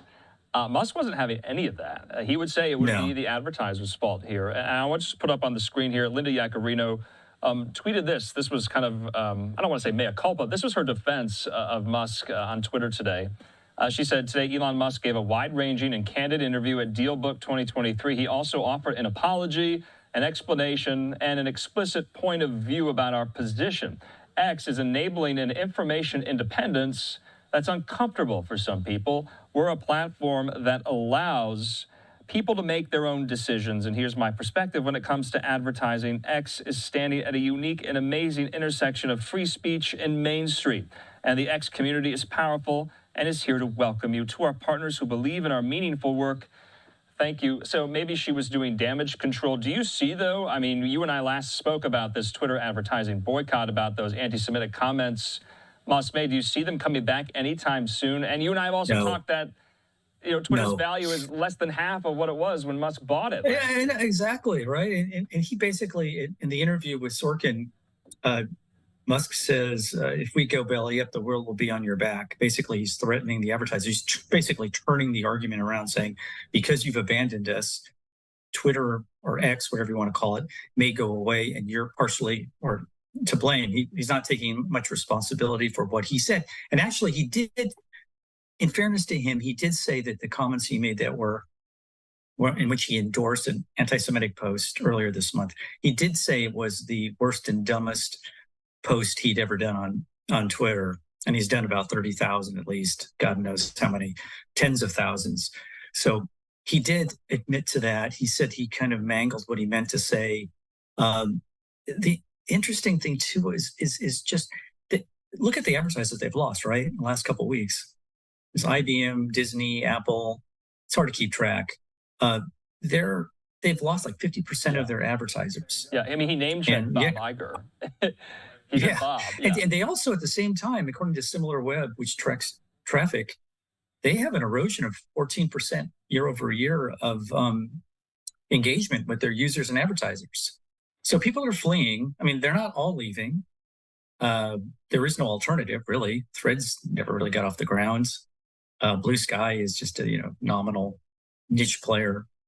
So he still has the forum, but yes, in terms of damage to market value, in terms of brand value, he's done a remarkable job in driving it into the ground. And I think it's also weird that Yaccarino, who is this advertising executive who is highly thought of, is just walked into this. And I don't know what you can do to reverse any of this. Okay, John, just lastly, too, because you kind of mentioned and alluded to the fact, and I kind of agree with you, it seemed like Musk was like on the couch in his therapist's office or something here. Was this a different Musk than what we've seen? We know he's brash. We know he's outspoken. Or is this something different? Yeah, you know what? I think so. He knows Sorkin. He's known him at least for 16 years. They did reference that at the beginning of the interview. So he feels comfortable with him. Sorkin, in a sense, was kind of goading him and continuing to interrupt him and trying to push him. He did his research, definitely. But he also got Musk almost felt as if he was wounded. He felt like he was hurt. Or cornered. But then he would undercut himself, though. You felt like some tinge of sympathy for him, but then he would go after, he would talk about his opposition to labor unions, how he was going to go after certain media outlets, talked about his trip to Israel.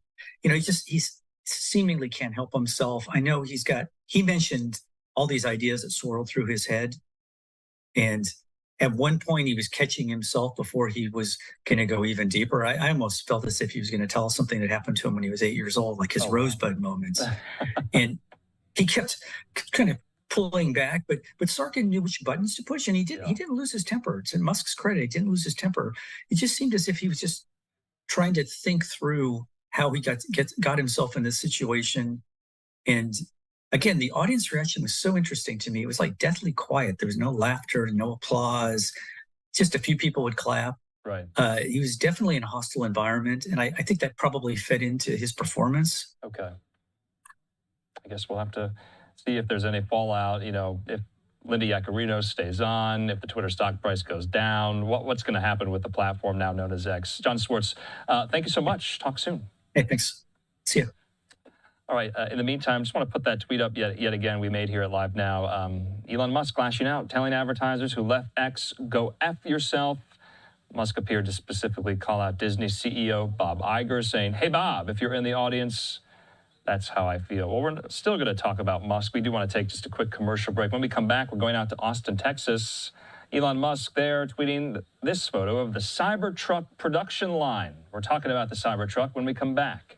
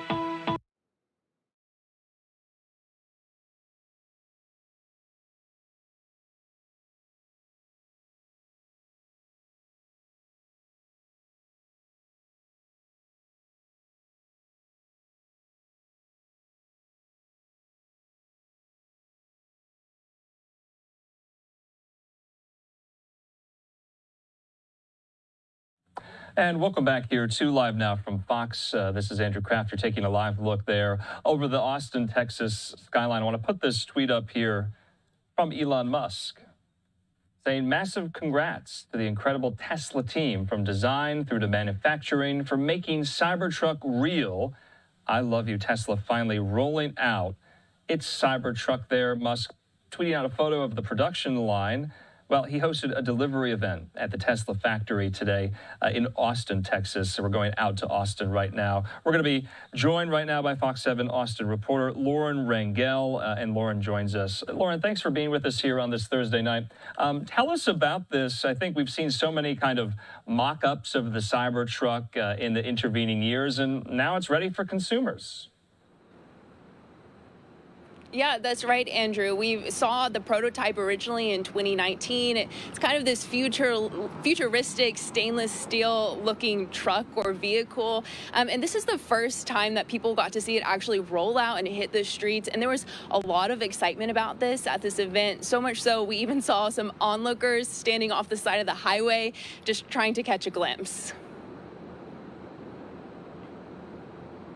I think that's one there. I think you're right. Wow. You know, it's not the same as watching it on a video, but when you see it, you know that it's real. It's live, it's there, it's in your face. Daniel Rodriguez drove in from Florida just to see Tesla's Cybertruck. It will change the industry, it will change the world. It will do a whole lot of good out there for a lot of people. He's not the only one. Joey Roy made a pit stop on his road trip from Canada. This is exciting stuff. I mean, this is cool news. Tesla held a private event at its Austin headquarters, starting the engines of the first Cybertrucks. We're handing over production Cybertrucks to their actual owners. Thank you for buying Cybertruck. During the event, Elon Musk boasted the vehicle has an 11,000-pound towing capacity.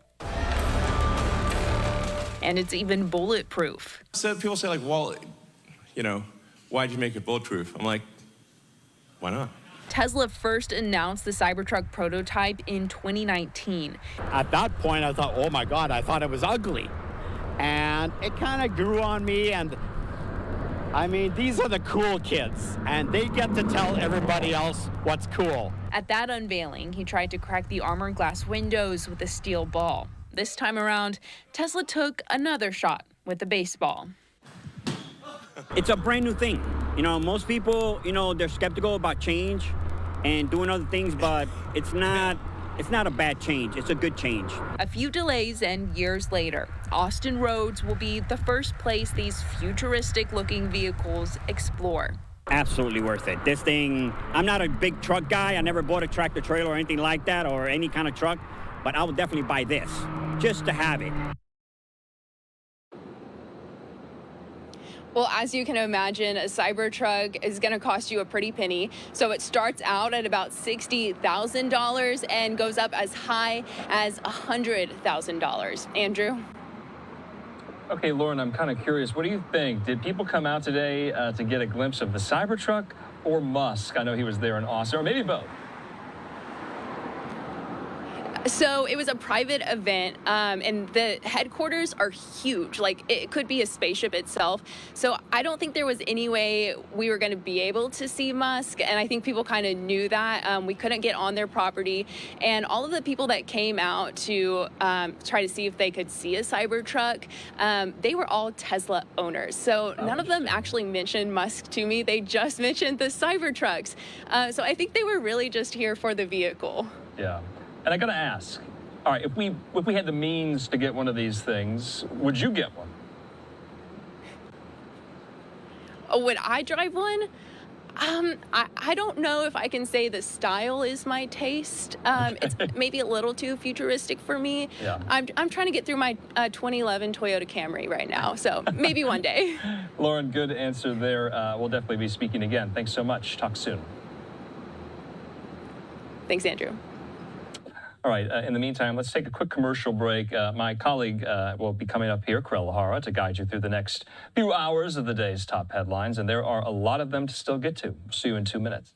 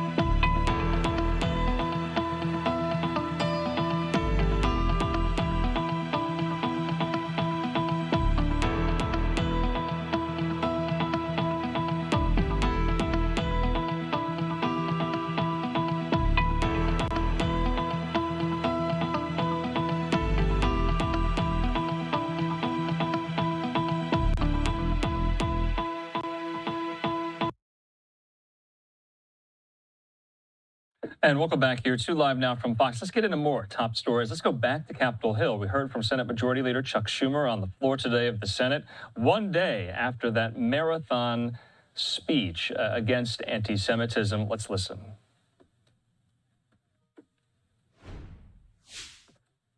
About a subject that is highly personal and yet of immense importance, the rise of anti-Semitism in America.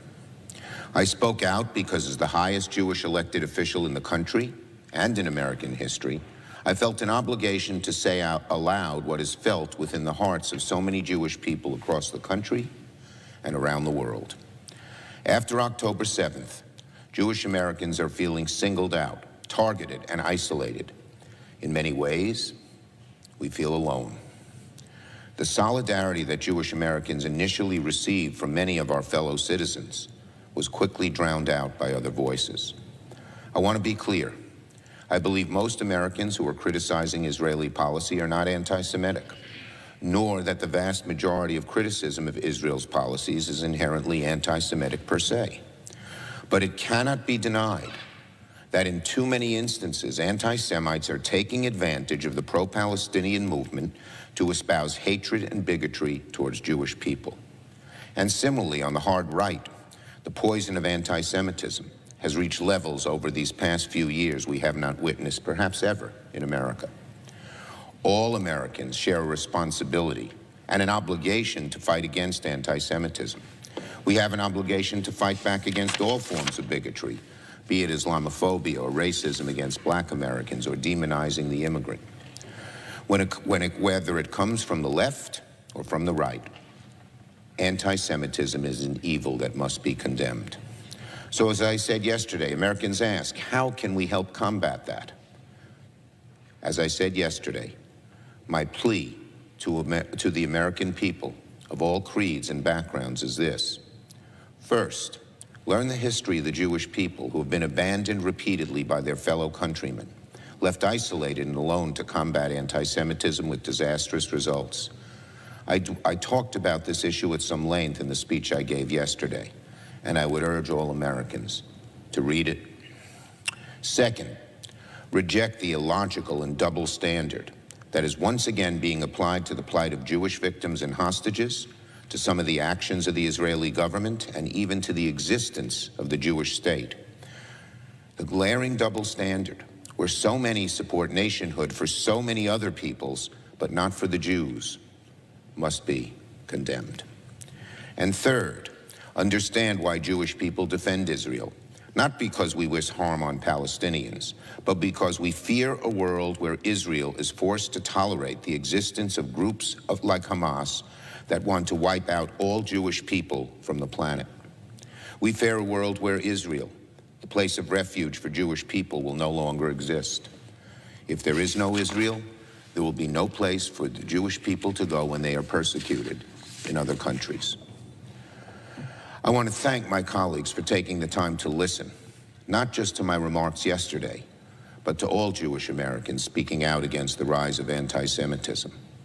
I'd like to thank the Republican leader for his gracious words after my remarks, and the so many members in this chamber, Democrat and Republican, who made comments to me that they so respected my speech, and many said it had to be given.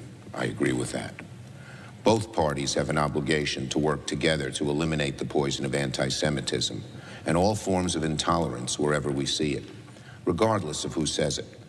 I hope we can continue working together in this chamber to advance that very noble goal. Now on the supplemental. Talks on finding a way to pass a much-needed national security supplemental package continue here in the Senate.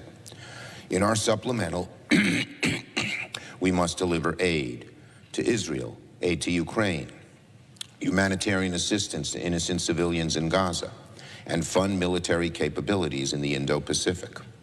All these national security issues are related and should move together.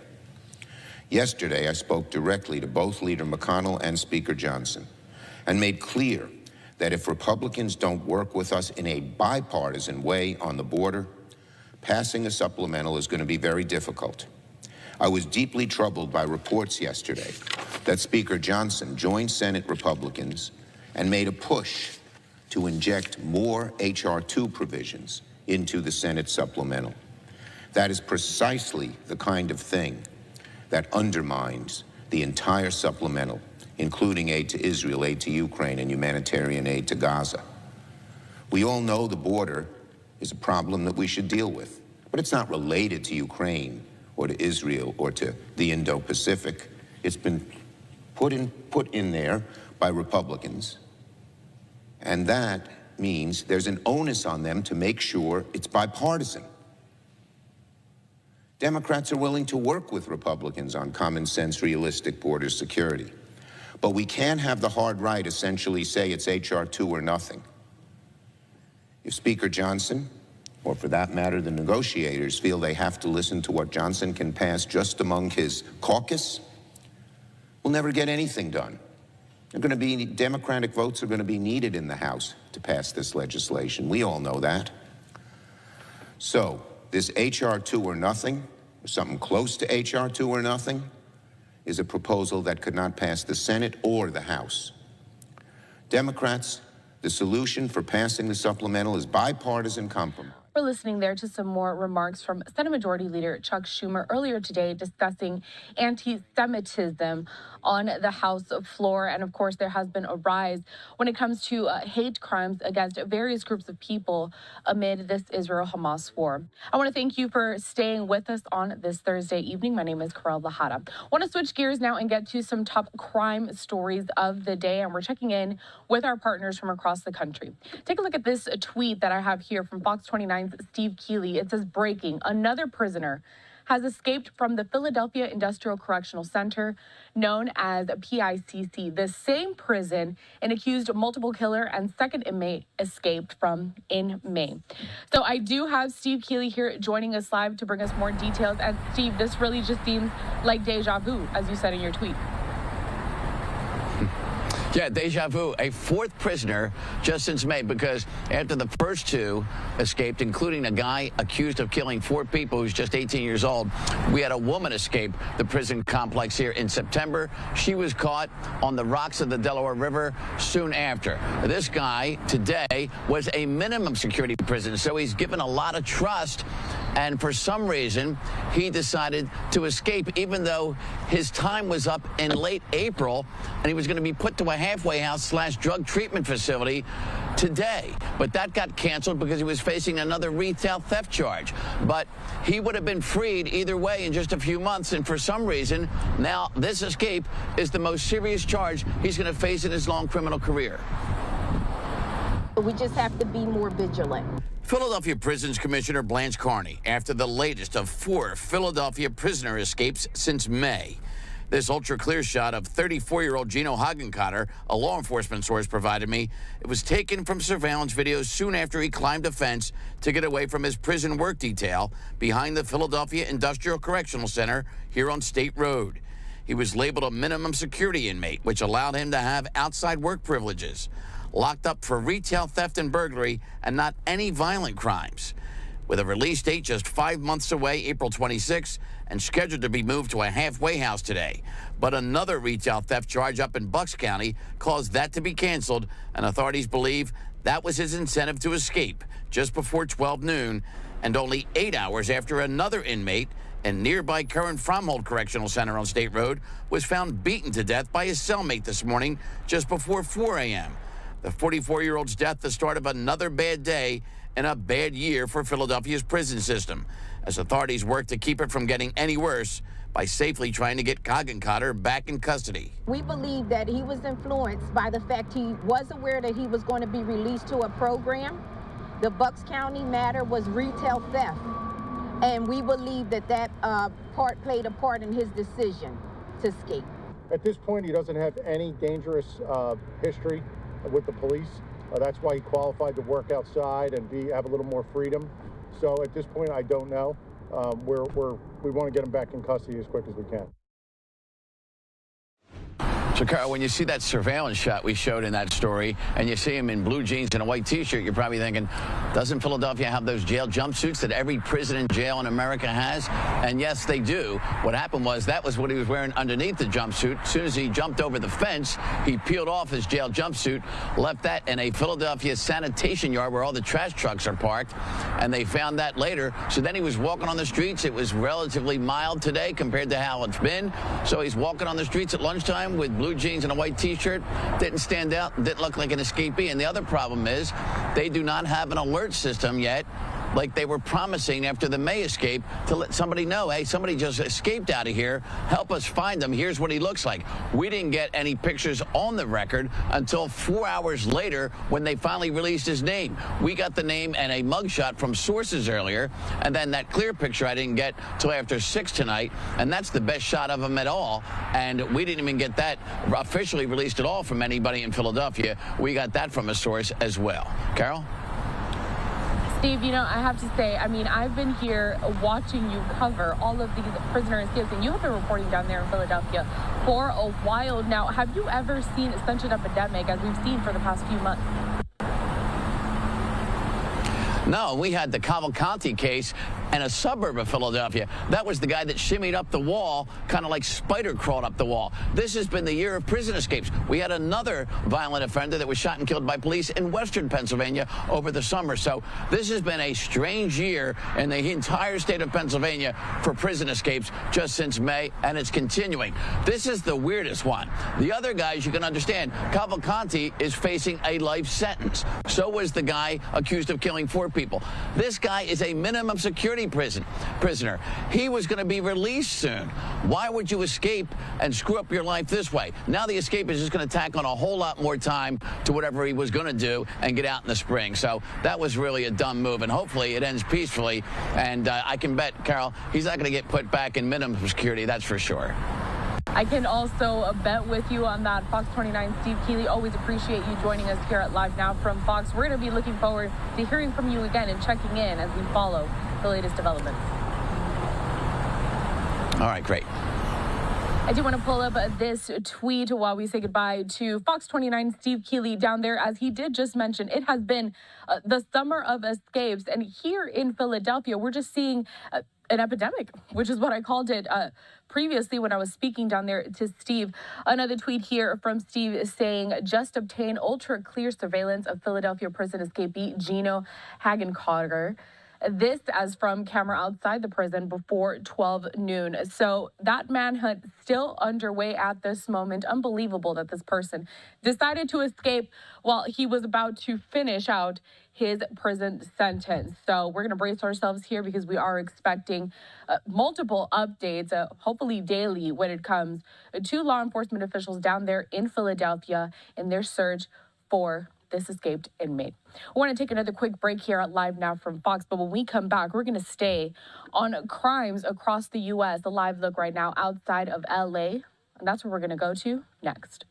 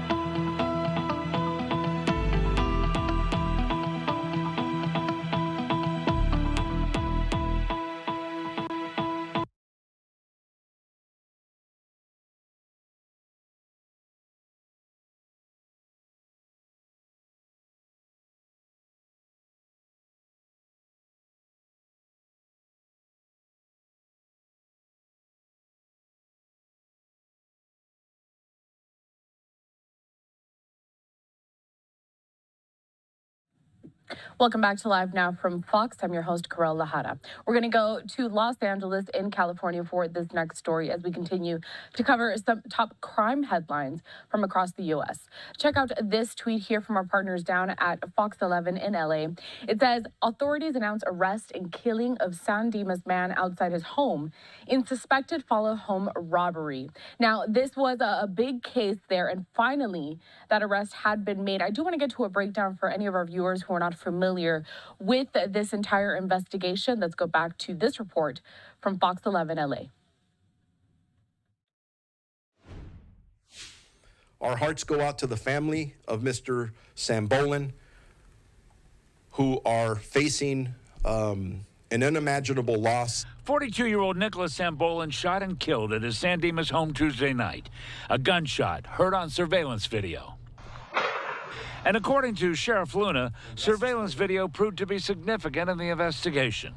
Homicide detectives obtained surveillance footage that revealed the victim was likely followed home from an electronic vehicle charging station located in the 200 block of South Citrus Street in the city of West Covina. Sheriff Luna says detectives put the information collected at the scene into the law enforcement database.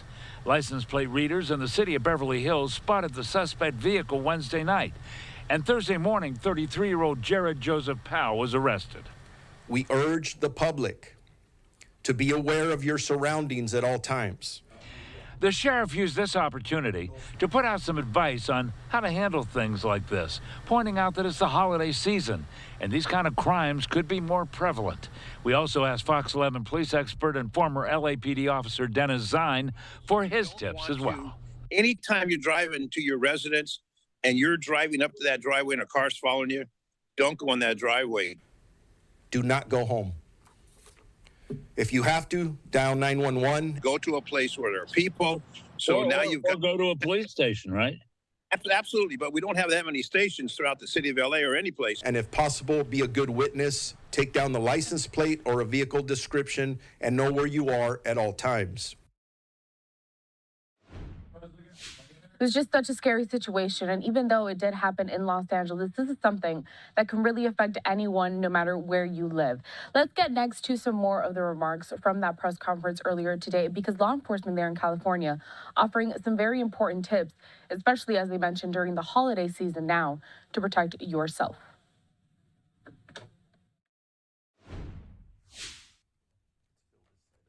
Podium for me, please, as well. Thank you. Appreciate that.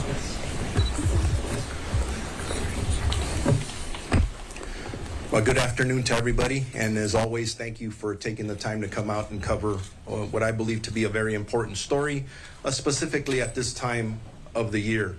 I am here to discuss the details surrounding the robbery and murder of Mr. Nicholas Sambolin, who was a 42-year-old resident of San Dimas.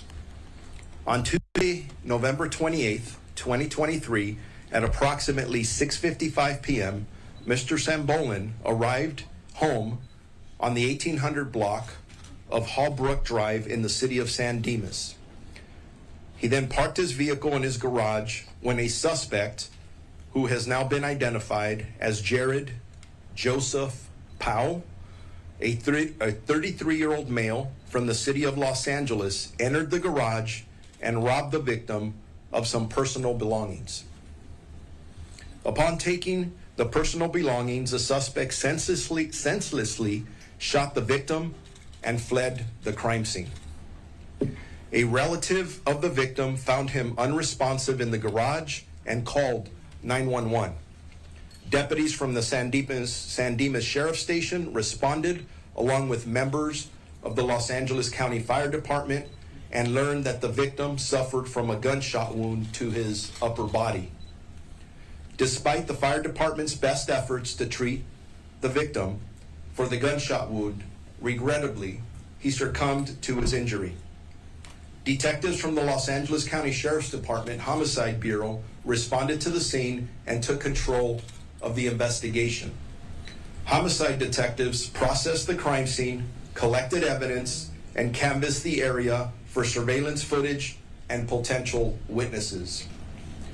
After the exhaustive investigation, homicide detectives obtained surveillance footage that revealed the victim was likely followed home from an electronic vehicle charging station located in the 200 block of South Citrus Street in the city of West Covina. Homicide detectives were able to identify a vehicle of interest from surveillance footage that led to the identity of our suspect. They entered the suspect vehicle into the law enforcement database as a wanted, armed, and dangerous vehicle.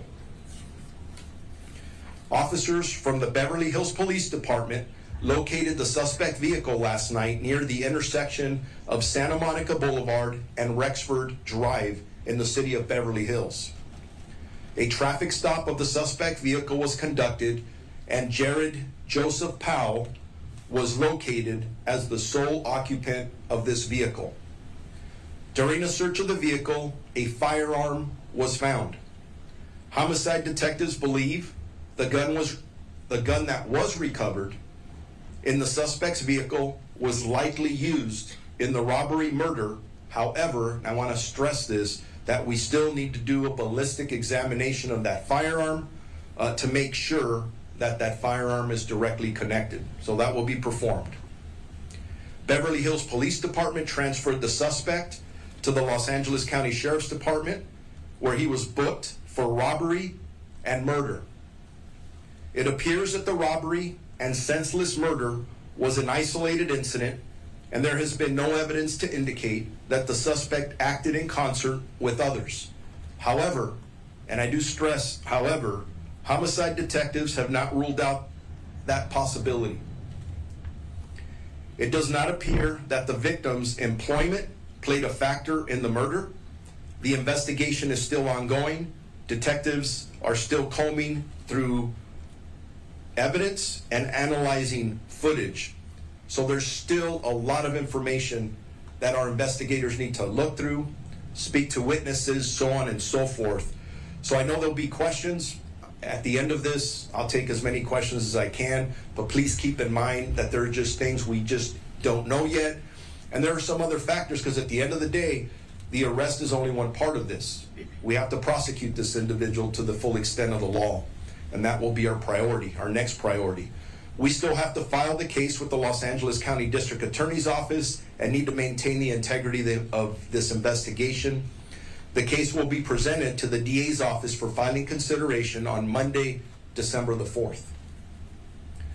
I would like to take a couple of seconds to thank the members of the Los Angeles County Sheriff's Department Operation Safe Streets Bureau, Fraud and Cyber Crimes Bureau, the San Dimas Station, the Body Worn Camera Unit, Homicide Bureau, specifically Detectives John Carlin and Maria Massel, and our partners at the Beverly Hills Police Department for assisting us in this investigations. Our hearts go out to the family of Mr. Sambolin, who are facing an unimaginable loss. To be a victim of a crime at any time of the year is tragic, but if you think of the time between Thanksgiving and Christmas, especially with the children involved, which I'll talk about in a second, it's just absolutely horrible. I do want to point out that Mr. Sambolin was a tenured Los Angeles County employee, so he was part of our county family, who worked for the Los Angeles County Chief Executive Officer, who's standing right next to me and will be speaking next, as a project manager in our IT department. He is survived by his spouse and two sons, age 8 and age 10, and his mother. A couple of other things I just want to throw out there, because it is the holiday season and this horrible crime, and just as a reminder to our community members, we have seen countless videos and news coverages of individuals who have been traumatized by robberies and having guns and weapons pointed at them. It is unacceptable for our community members to be threatened in this manner, especially while driving in a safe place like their homes or businesses, or driving to and from these locations. Often these brazen individuals target people wearing flashy jewelry, driving fancy cars, or businesses that generate large amounts of cash. We urge the public to be aware of your surroundings at all times, whether in a vehicle or walking down the street. Look around, be vigilant, and don't be distracted specifically by continuously looking at your cell phone, which I think we can say we're all guilty of. You just got to be careful and remain vigilant.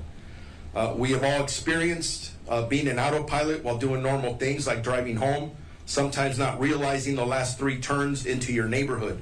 It is very important that you believe or suspect that you're being followed, that you drive to a sheriff station or a police station. Do not go home. If you have to, dial 911, and if possible, be a good witness. Take down the license plate or a vehicle description and know where you are at all times. We encourage the public to avoid predictable patterns, install proper lighting around your property, and consider a home security system. Lastly, please don't take any action that would jeopardize your own life or that of your family. Thank you. And now I'd like to introduce our county CEO, Fisha Davenport, for some comments. Thank you. Good afternoon. On behalf of the Chief Executive Office, first of all, I'd like to thank the Los Angeles County Sheriff's Department for their quick investigative work in making an arrest in this case. Nicholas Cymbalin was a valued employee, as the sheriff indicated, of not just the County of Los Angeles, but of the Chief Executive Office. And his senseless death is a tragedy for our entire county family. Nicholas was a county employee for 7 years, and he joined our information technology staff in 2019 as a principal information systems analyst, after previously working for the Superior Court as a business systems analyst. And I'd just like to add a little flavor to that. Nicholas was key and instrumental in developing many software applications for the CEO's office to modernize our ability to manage for things such as like our $47 billion budget. He was key into developing applications, software that helped to propel the office forward and also to help us meet our mission to deliver services to citizens and residents of LA County. He will be deeply missed by all of his friends and colleagues here at the county, specifically in the Chief Executive Office. We join together in extending our deepest condolences to his family.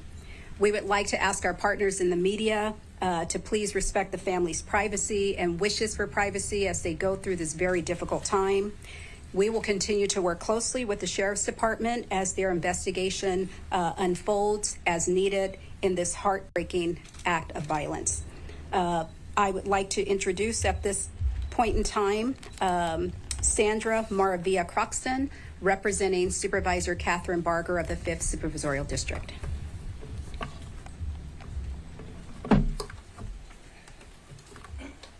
Good afternoon. I'm Sandra Croxton, Justice Deputy for Supervisor Catherine Barger. I would like to read a statement on the supervisor's behalf, who regrettably couldn't be here today, but would like to share some comments. Hearing of county employee Nicholas Cymbalin's death was shocking, disturbing, and deeply tragic. He was a valuable member of our county workforce. For the past 7 years, Nicholas shared his talents with us. First, as a systems analyst for the Superior Court, then working as a principal IT analyst for our Chief Executive Office. He was a prolific developer who recently completed an innovative IT system to process our county's budget process. His coworkers describe him as kind, gentle, and hardworking person. The entire county family joins his loved ones in mourning his loss. He will be greatly missed. This abrupt taking of Nicholas' life is enraging. Whoever committed this horrendous act will be held accountable. I applaud the outstanding work of our LA County Sheriff's Department. Their team acted swiftly, and in less than 48 hours, now have a suspect in custody. To the sheriff's homicide detectives and the entire team involved in making that happen, thank you. Your invaluable work will help answer the lingering questions Nicholas' family and the community at large have about why this tragedy happened. Your work helps us ensure that justice will be served. Thank you. I would now like to introduce San Dimas City Mayor Emmett Bader. Thank you. First off, I'd like to thank the LA County Sheriff's Department and our partners from Beverly Hills. Sometimes we don't think of those things, but law enforcement encompasses a large spectrum. So thank you very much. I realize how fast this is, 48 hours. We have a suspect in custody, and everybody can move forward with making sure this investigation continues and is properly done and properly filed by the LA County District Attorney. One thing I would like to say is, I want you to understand how important this is to the community of the city of San Dimas. I have all 5 of my partners here together: Councilor John Eber, Councilman Nakano, Councilman Vienna, and Councilman Weber. In each of these folks realizing that public safety is a major primary concern of the city of San Dimas, they came down here today to let you know that we will continue to support law enforcement, and it's a major priority in the city, if not the most important. Our community has to be safe, and the only way we can do that is to provide the resources that the city can provide to any type of these investigations and the San Dimas sheriffs.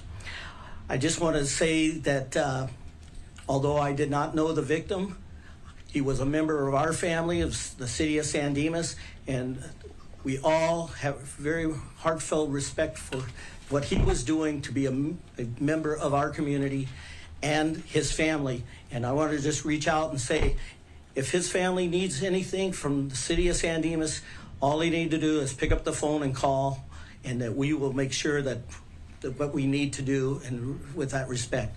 Our prayers are with the family, and we certainly want to know that the community knows and will be there to help support them. Thank you. I will now take your questions. Sheriff, for the charging station, how did your guys make that connection? Did you track back to where he was that day? Is that how that nexus was created? First of all, we have amazing detectives. They go out and they do this. We've been up here very often talking about a lot of the great work that they do. When you get to a scene, you just start playing it backwards, and they start looking at every avenue. I don't want to get specifically into what they did. Why don't I want to do that? Obviously, we have the court case pending. We're going to present all the evidence at that time, or at least what we need to do with the DA's office. But at the end of the day, the more I put out, the next person who is thinking about committing this crime may try to avoid some of those things. So I'd rather not get into specifics other than to tell you that they did amazing work. They left no stone unturned, but that work continues as we're speaking. Let me go back here really quick, sorry. Just two quick ones. Did you say he leaves behind his mom, or the mom of the 2 boys, his wife as well? Yes, wife, children of 8 and 10 years, and his mother. And can you elaborate at all on, at the charging station, did he drive from San Dimas to the charging station and then get on a train and come back there, or was he sitting there? Or can you talk a little bit about at the charging station? From what I understand and the information, again, we're still looking at it, piecing it together. My understanding is transit from work down in this area up to the West Covina area to the charging station, and then from there home, where this crime occurred. Was there anything in the way of video evidence or anything else near the family's home itself which enabled you to tie in the suspect to what happened in the garage? Yes. You want to elaborate a little on that one? No, sir, not at this time. Other than I'll keep on going back to the detectives did a really good job of looking at every possible clue, step by step. And I think we all know there's video everywhere. And that's a big aspect of the job that we do today. It takes a little bit longer, but It's very effective, and we used it to arrest this suspect. So the charging station is like a park and ride? I got multiple questions coming at me. One at a time, please. What you're hearing and what I'm saying, or hearing you say, is you have clear, defined video evidence putting that suspect in the location where the homicide happened. We believe we have the right suspect in custody. We'll present the best case to the district attorney's office based on all the evidence we have. Let's go back over here. So I want a couple, is it Mayor, how do you say your last name? Badar, okay, thank you. I'm wondering. Like radar with the B. Got it. I wonder if the mayor can tell us one thing, and whoever's here from Beverly Hills. The mayor, the crime in San Dimas that you're experiencing, are follow home something that you have had some experience with in recent times? And to the Beverly Hills representative, what was that scene like when you arrested him? Was he cooperative? What happened there? The mayor will walk up and answer that question. Just from our statistics, the city of San Dimas is one of the safest communities that we have within. We're very proud to serve as a contract city. This activity that I'm describing today is highly unusual there. Is the gentleman's name Powell or Powell, the suspect? Thank you, I'm sorry to... No, not at all. Let me spell it out just to make sure. Jared, spelled J-E-R-R-I-D. Middle name of Joseph, J-O-S-E-P-H. Last name spelled P-O-W-E-L-L. Did you say J-E-R-R-I-D? I-D? On the first name? Jared, yeah. Jared is J-E-R-R-I-D. Yeah, and I thought I'll let the mayor answer the question that was asked of him really quick. We have found no relationship between the suspect and the victim as of now. Okay, thank you. I've been on the city council for the last 17 years and was associated with the city for several other years. And I can tell you that this is the absolute first follow home potential robbery that I am aware of. And as the sheriff said, we're a very safe community. We're like any other city. There's going to be certain crime, small crime. This is large, and we all know that. So, no, we're a very safe community. Sheriff, can you, the personal belongings, are we talking jewelry, money, cash? That's a great question. And for right now, I'm going to leave it at personal belongings until we get to court next week. I guess was he on a shopping trip, or do we even know why he was specifically targeted then after?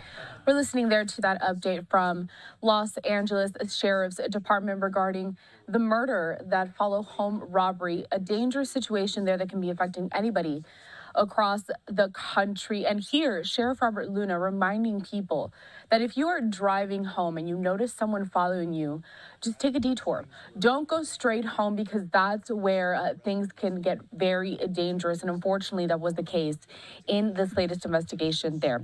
We're going to step away for a quick break here at Live Now from Fox, but we have so many more top stories to get to. And actually, a live feed that we just got in at the moment. Check this out here. So we know that Fox News, Sean Hannity, an anchor there, he just moderated a debate between two governors, Florida Governor Ron DeSantis and California's Governor Gavin Newsom. Well, Ron DeSantis is set to have a post-debate newser that we will be bringing for you as soon as we get that feed up. In the meantime, we're going to step away for that 2-minute break, and we will come back with more top stories as we wait for this live event to get underway.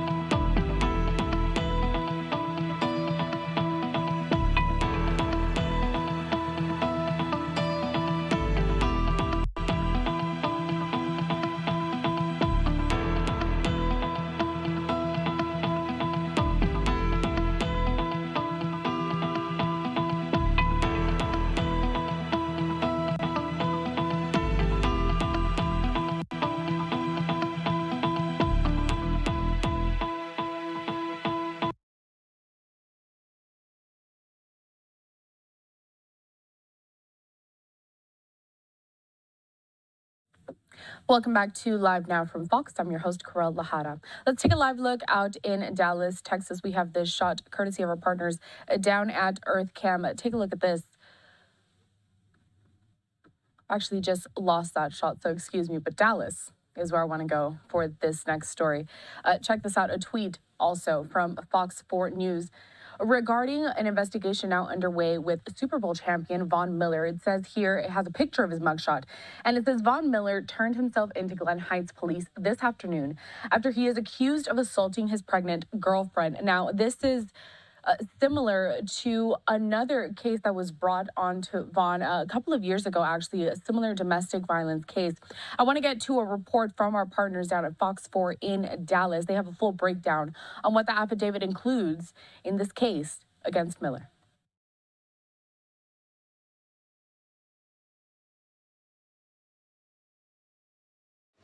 According to the felony arrest warrant, Von Miller and his girlfriend of 7 years were at their apartment on North Harwood Street, a luxury high-rise building. The fight started at 10:40 in the morning Wednesday about plans to travel on the victim's birthday. The affidavit says Miller began to yell at her to get out of the apartment, which was a shared unit. As she gathered her things, the affidavit says the victim told police that Miller pushed and shoved her while she kept yelling, "Stop, I'm pregnant." She told police Miller began applying pressure to her neck for 3 to 5 seconds. He then pulled her by her hair, ultimately pulling a chunk of hair out and causing her to fall to the ground. He later placed pressure around her neck with both hands. He left when she said she would call police. The affidavit said she had bruising to her neck, bicep, and abdomen and shared a video recording of the incident.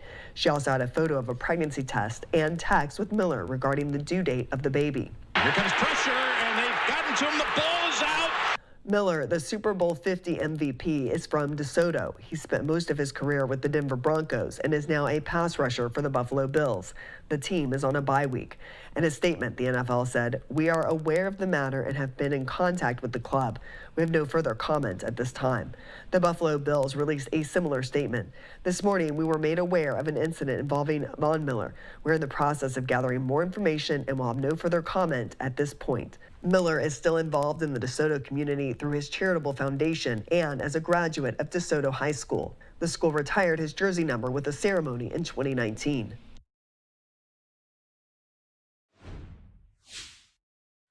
Something that we will be on the lookout for here at Live Now as we continue to see what's going to come for Von Miller in this very active investigation. Now, we just heard of it first this morning, and then quickly right after that, a few hours later, in fact, is when Von effectively turned himself in. Now, this is a live look out of Dallas, Texas that I did want to show you guys before I played that report, but just check this out. Very incredible. From our partners down at Earth Cam, very hazy. You can see the clouds really have descended onto the city, and then the moon back there in the distance. And we know that this weather did cause some delays earlier today at the Dallas-Fort Worth Texas airport. Those delays, all of that has since been lifted, but you can just really see the scope of the situation of people dealing down there on the ground. We're going to step away for another break, the final one of this hour, but don't go anywhere. When we come back, we're still monitoring this live look. We are expecting Florida Governor Ron DeSantis to take to the podium and speak post-debate with California's Governor Gavin Newsom. And we also have many more stories, including more drama out of Capitol Hill. Don't go anywhere. We'll be right back.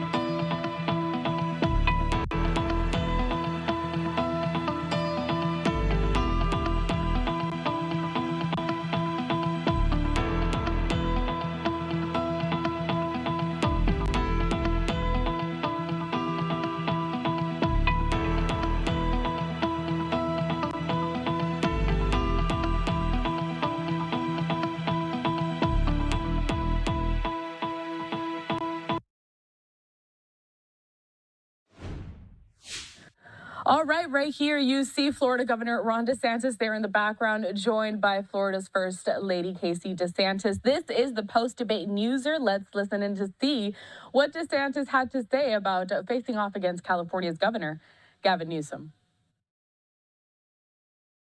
It's not worth the merit. When you talk about comparing two states of drastic contrast, California and Florida, compare them any day on education, gun violence, crime, unemployment, homelessness, taxes. Florida has absolutely dominated since we had Governor Ron DeSantis. Even before Newsom and DeSantis, the census proved that Florida gained seats and California lost. That's because the population is shifting. We just had hearings today in Congress talking about illegal immigration and about the 9.6 million people that have crossed the border illegally into America. And by the way, it doesn't matter if you have extra border agents if their whole purpose is to process people rather than them turn them away from a sovereign nation. There's a distinct difference. 9.6 million, by the way, if they're represented by a congressperson, would be about 13 congressional seats. Let that sink in. What hasn't Governor Ron DeSantis done that he was supposed to do since he's governor? His state is not only thriving, but he has increased his popularity by about 19 points since his first election. Meanwhile, Newsom has lost about 5.4% in popularity since his first election. Once again, comparing governors side by side. We're going through the 70s all over again. If you think about this, we have runaway inflation, runaway energy costs, a proxy war with Russia. We have hatred of the military, hatred of the police, racial strife. Just like then, we have a time for choosing. And that's why we should choose, as the next President of the United States, Governor Ron DeSantis. Thanks so much. Thanks. Great to be in Georgia. It's interesting. Georgia's a great neighbor, and we work very well. Governor's a friend of mine and has done a great job here. So I'm always happy to come to Georgia. But this was Gavin Newsom saying he wanted it in Georgia, and then he wouldn't allow a crowd to be at the debate. So I don't know. I guess we could have just done this anywhere, but I think it was something that was good because this is a debate about the future of the country.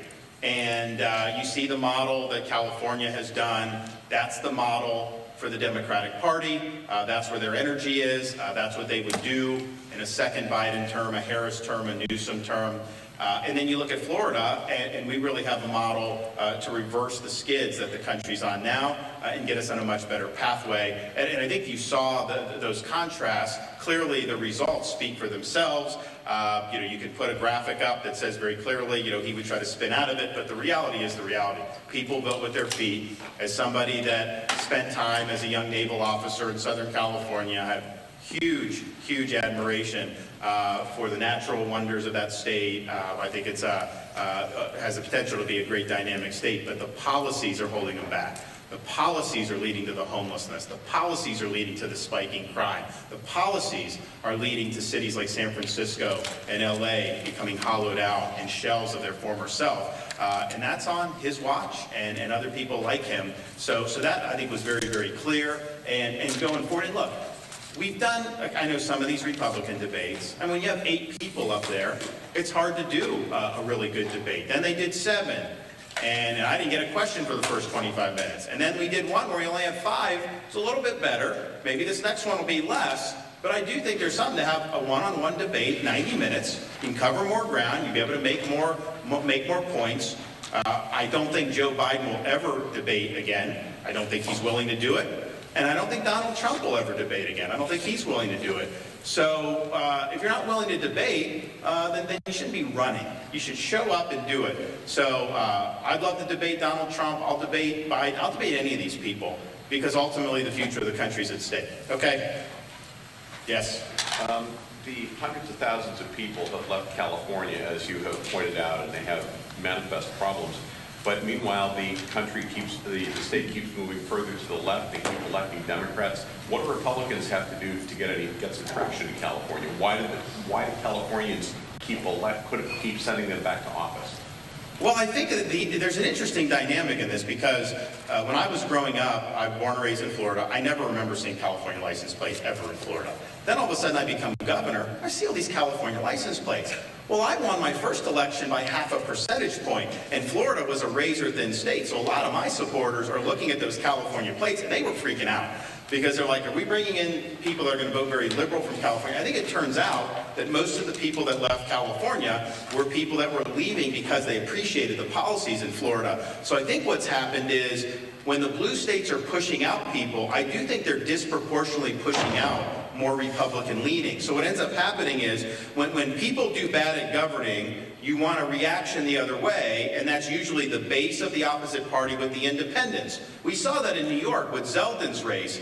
And I've told people, if you just take all the Republicans who moved from New York to Florida, if they could have voted for Zeldin, he probably would have won that race. So I think it's really tough in these deep blue states because if they're hemorrhaging Republicans that are going to other Sunbelt states, then they're just not going to have that base to have a reaction back the other way. Although I will say, I mean, the fact that even San Francisco recalled that DA, that at least was, I think, a sign of progress. I mean, he was so bad that they had no other choice. But I do think it's tough. I think that the migration has been philosophical. I think if you look in my election, I won the new migrants probably more than I won the state as a whole. I think it was that dramatic in what you're saying.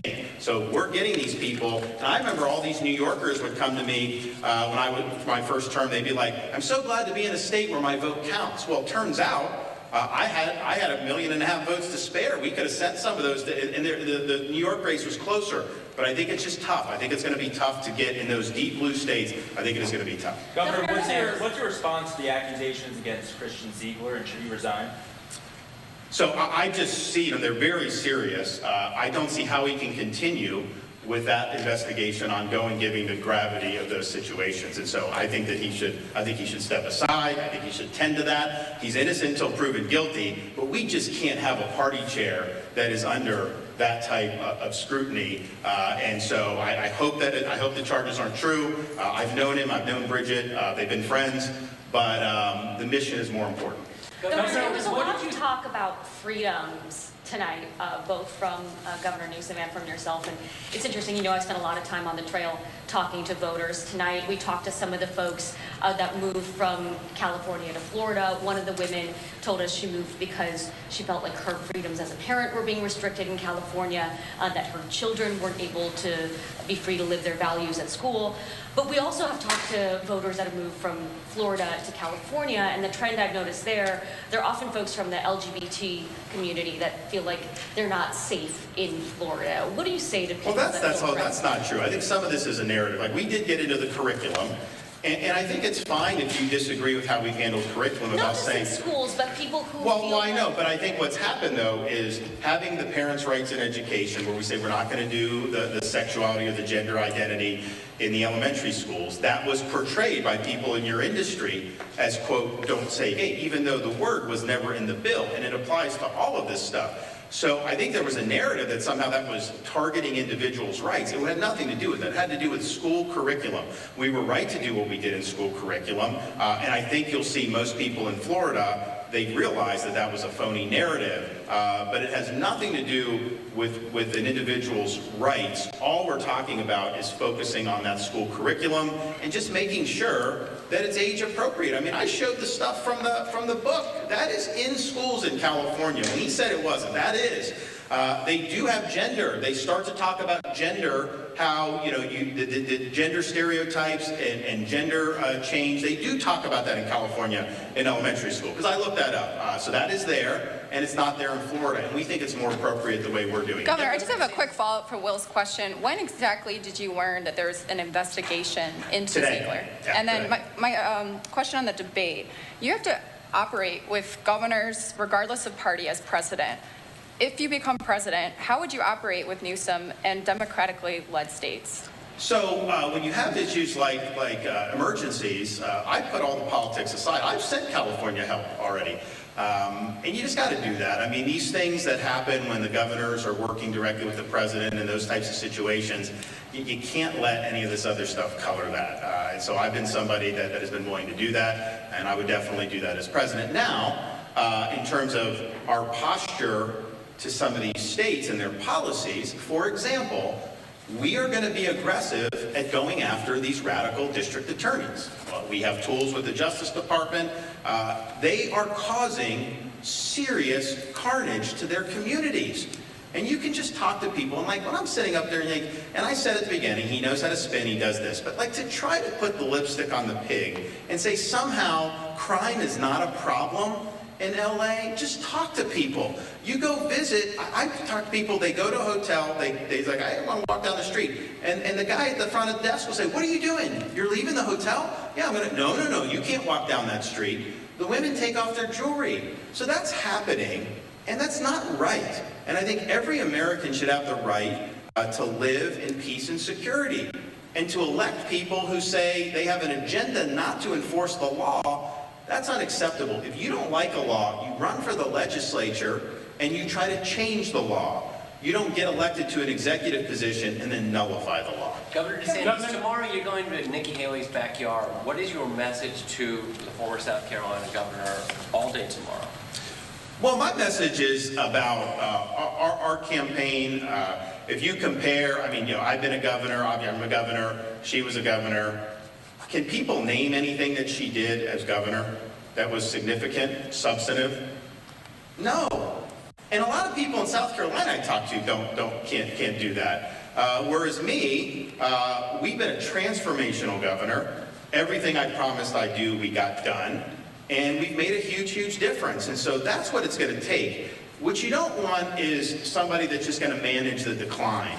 You want somebody that's going to actually reverse this decline. And that means you got to get in there, and you've really got to be strong to change the trajectory of where this government is going. I've shown the leadership to be able to do that. I have the background and I think the backbone to do that. And I have the focus and discipline. I think I'm unique in the race in that respect. So Republican voters in South Carolina, conservatives in particular, they can know if the governor's saying he's going to go and he's going to deal with this deep state, he's going to do it. It's not just idle rhetoric. If he says he's going to solve the border, he's going to do it. It's not just going to be idle rhetoric. And I don't think she has the track record of being able to say the same Governor, thing. just back to tonight, what do you feel like was the outcome and the result of this? So I think what it was, I mean, part of the reason I did it is because Sean's a friend.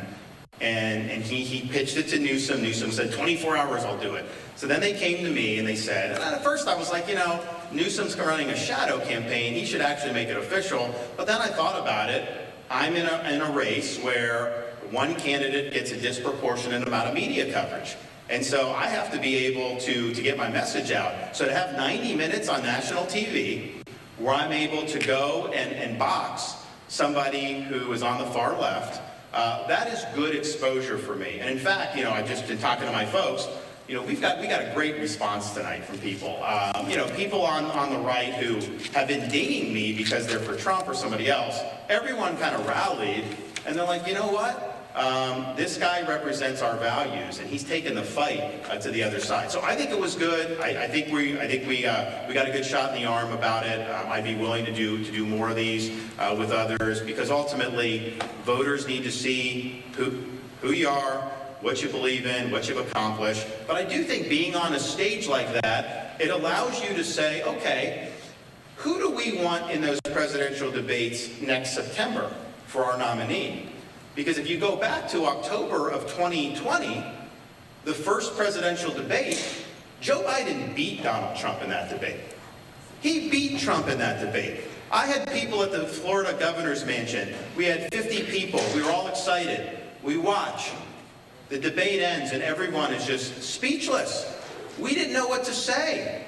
And it was a Biden win. And like, we all had been making fun of Biden for being in the basement, not being able to string two sentences together. So he did it. We don't have the opportunity to miss this time.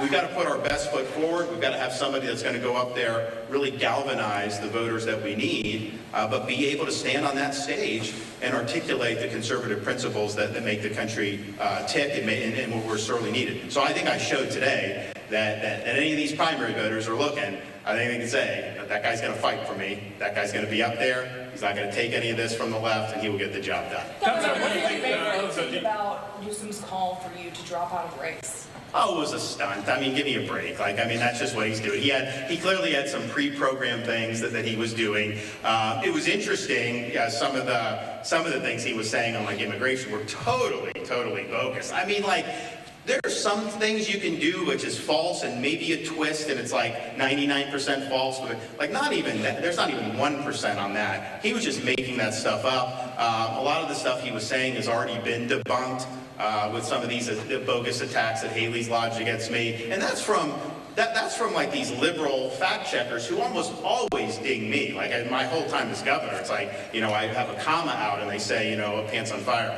But even they had to acknowledge that those were bogus attacks. So I think he just had that plan, but I don't think ultimately it was very persuasive. I mean, when you're trying to do stats and you're doing that, it just doesn't pass the smell test. So California has problems. Like you can't get around that. And I think he was trying to put lipstick on the pig, and I don't think the people watching thought that was very credible because they've seen what's happened. They've seen the exodus. They've seen the videos out of San Francisco. Heck, I even had the poop map from San Francisco. We showed that, and it's true, and it's sad that it's true, but it's true, and that's what's happening. So, well, I got to go, guys. We'll see you soon. Thank you. Appreciate it. This way.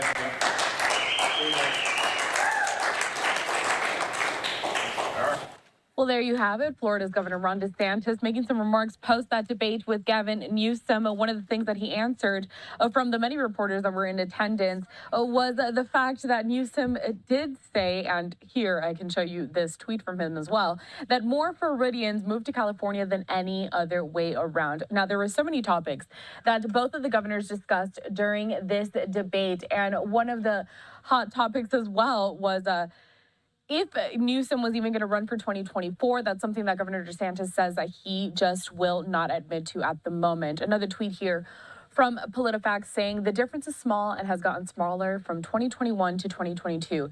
In raw numbers, more Californians moved to Florida, but this does not account for the difference in populations between the two states.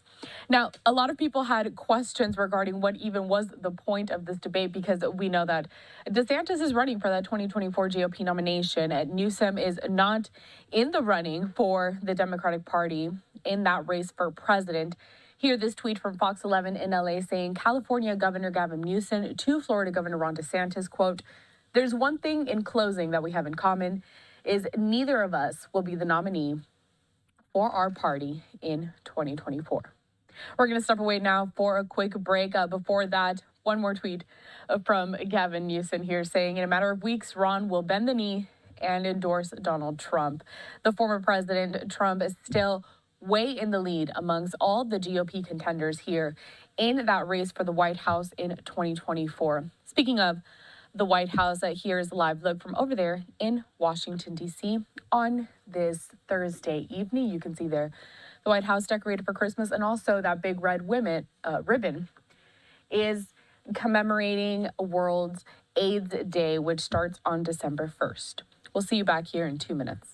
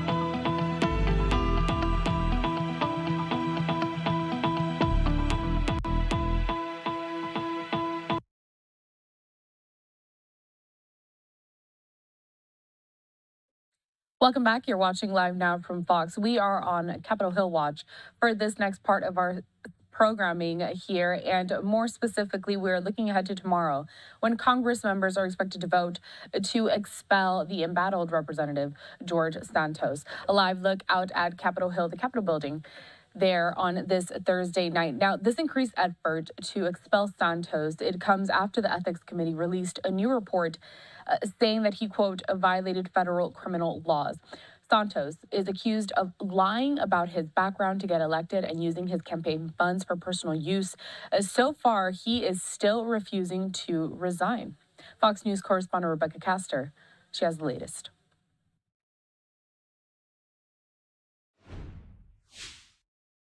If I leave, they win. If I leave, the bullies take place. This is bullying. GOP Congressman George Santos insists he will not resign, even as more of his colleagues say they will vote against him. I think it's kind of clear what was done will be proven to be illegal. I think George Santos is toast.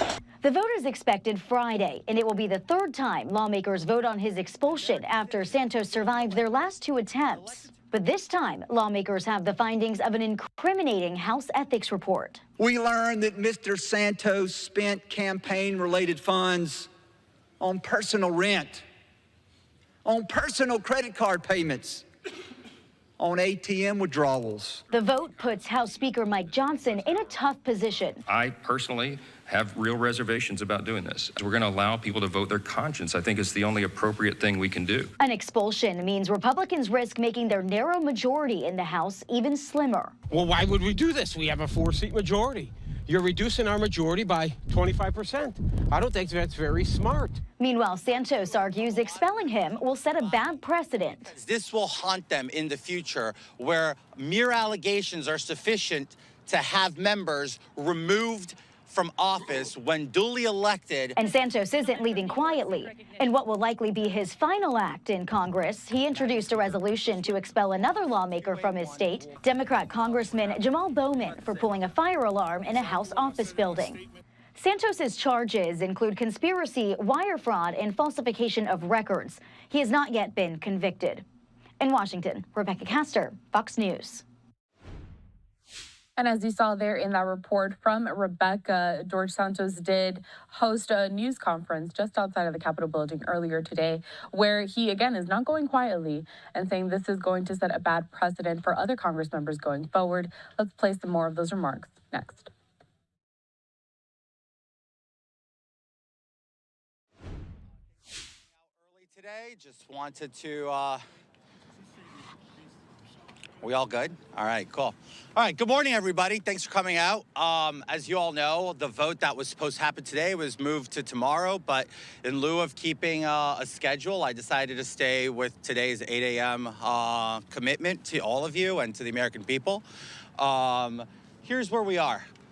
We are due to go for round 3 of expulsion of Congressman George Santos from NY3. I think we can all look back and say, this is not how at least I thought this year would go. I don't think this is how most of people in the media would think this year would go.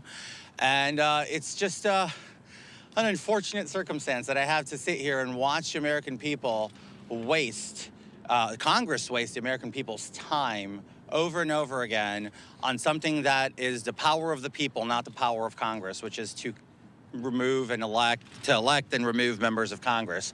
Obviously, some want to cling to some circumstances and to allegations, but there's been a long-standing precedent in the House that every single member that's ever been expelled, and they are trying to join me to the group of 3 Confederates and 2 people convicted in a court of law. So if I am to get expelled tomorrow, I will be number 6 in the history, the first Republican and the only one without a conviction or without being part of a, or without having committed treason. So that's kind of where we stand today on that sense. But let me go down a few things here that, to give you a sense of Congress today and what it represents for the American people. It represents chaos. Chaos because we have a House that doesn't work for the people. We have a House where we have members with severe allegations against them having the gall and the courage to call the Speaker a joke.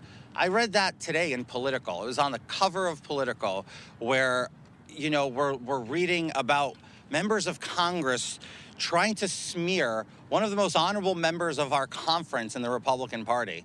So that's just where we've stooped down to. People with rap sheets who think and feel emboldened enough to go call out other people for their policy. Secondly, it's amazing to me that this House continues to want to push me out. Meanwhile, we have Secretary Mayorkas, who's committed absolute dereliction of his duty, has put all Americans in danger.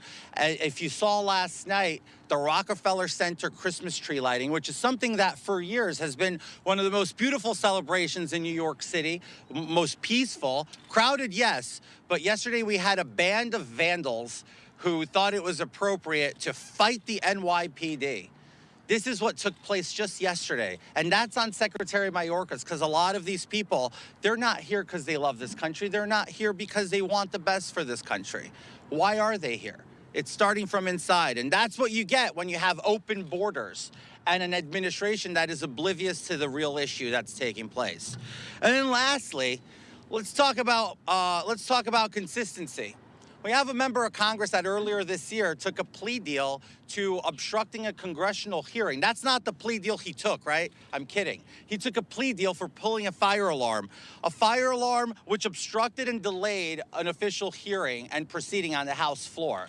Now, had that been any other person, had it been one of the members of the media, had it been a Republican member of Congress, we all know that that person would have been charged with obstructing a congressional hearing, just like the somewhat 140 people sitting in prison right now because of January 6th.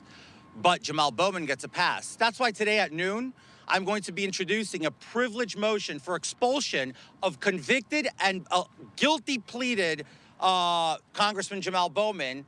And I stand there, I think that that's consistency. Let's hold our own accountable, but let's make sure that we do it with the precedent of the House. Now, if the House wants to start different precedent and expel me, that is going to be the undoing of a lot of members of this body, because this will haunt them in the future, where mere allegations are sufficient to have members removed from office when duly elected by their people in their respective states and districts. So bearing that in mind, I'm going to make this a very brief and a comment on the process here that's taken place with the Ethics Committee. By admission of the chairman himself, he said that the process was not full throttled and not complete because it would require many more months in order for the committee to offer any kind of punishment.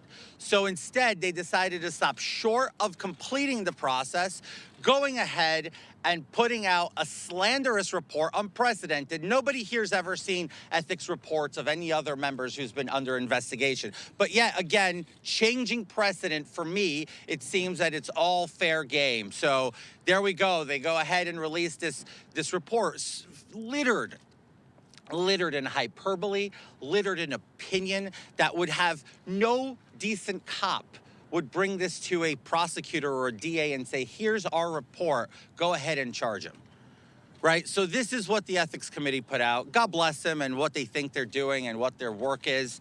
You know, I believe they do good work when it's relevant, but this ain't it. So with that, I'm going to make this a very brief opportunity for a couple of questions in an orderly fashion, without screaming at me. We'll go by hands. Mr. Santos. Go ahead. Why didn't you participate in the Ethics Committee's investigation? They said that you were not cooperating with them. If you think this is such a chance, why didn't you participate? I cooperated. I provided them every single document, for the most part, that they went off of came from my counsel. Mr. Santos. Go ahead.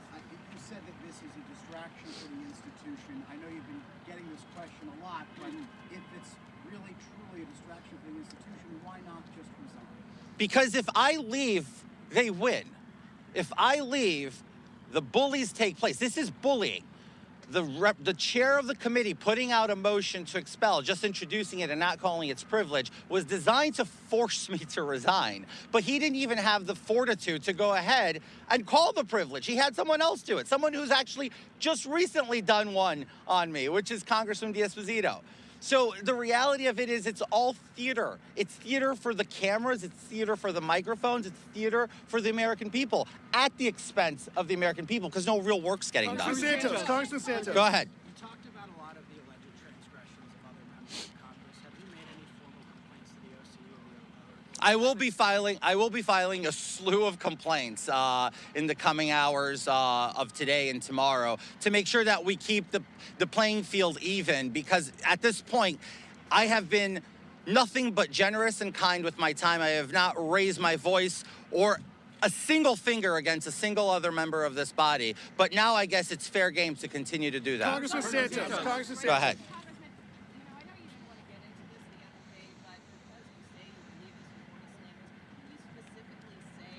I told you the other day, I am not unpacking the report. It is counterproductive for me to do so at this time. There will be a time that I will unpack it entirely and go line by line. I will go line by line when the time is proper. Go ahead.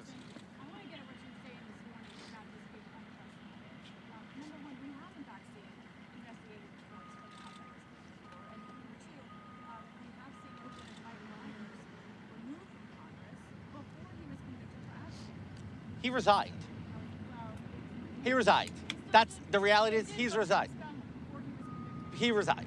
Right. Congressman Santos. Go ahead. Congressman Santos, you mentioned many members of Congress have rap sheets. Are you going to be naming them? Why not put their names out in the Well, forefront? why do I have to do your job for you?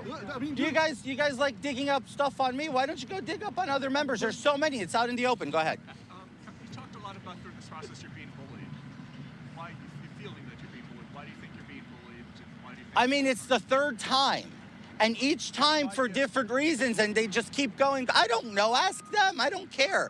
Go ahead. I know you've been asked this before, but are the accusations against you true? I've said this many times. I'm fighting to defend myself and to dispel each and every accusation as soon as I have the opportunity. Go ahead. What do you say to your constituents who feel like you're not serving them while all this is going on? You see, that's not true. I have 2 district offices in New York, and they're constantly busy with folks coming in for various issues, obviously pertaining from the simple as a need for an expedited passport to more complex immigration issues.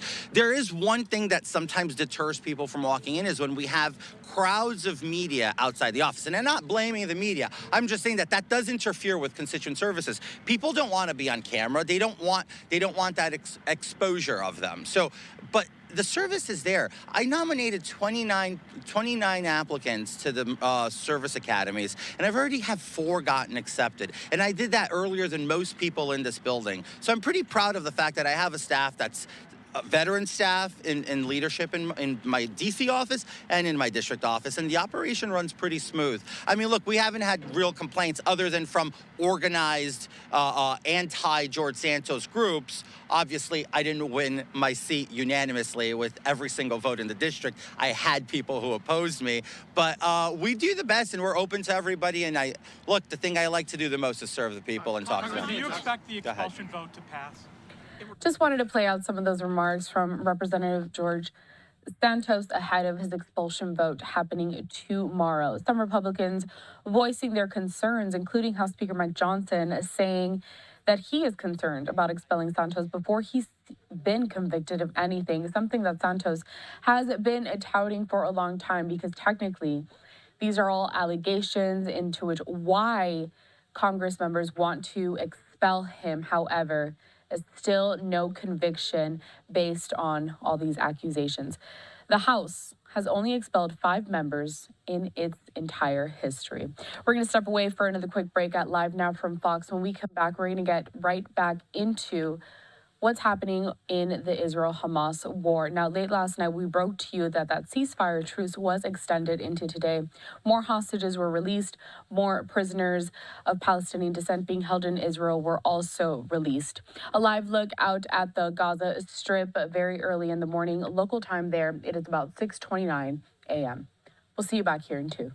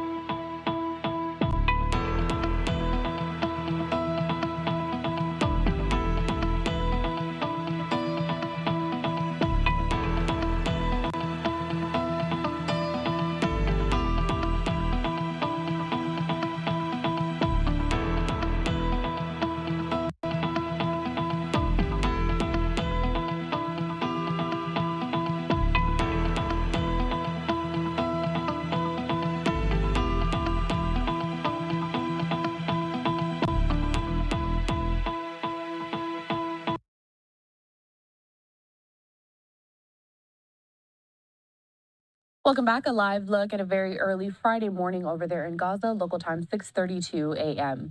Let's get to the latest in the Israel-Hamas war. A couple of updates I have for you here, including 2 Hamas terrorists that opened fire in Jerusalem. Both men were brothers and killed by police and an armed citizen, as well as the fact that Israel and Hamas agreed to extend their ceasefire by another day as a new group of hostages was released by Hamas. Fox News correspondent Nate Foy, he's in northern Israel, and has the details.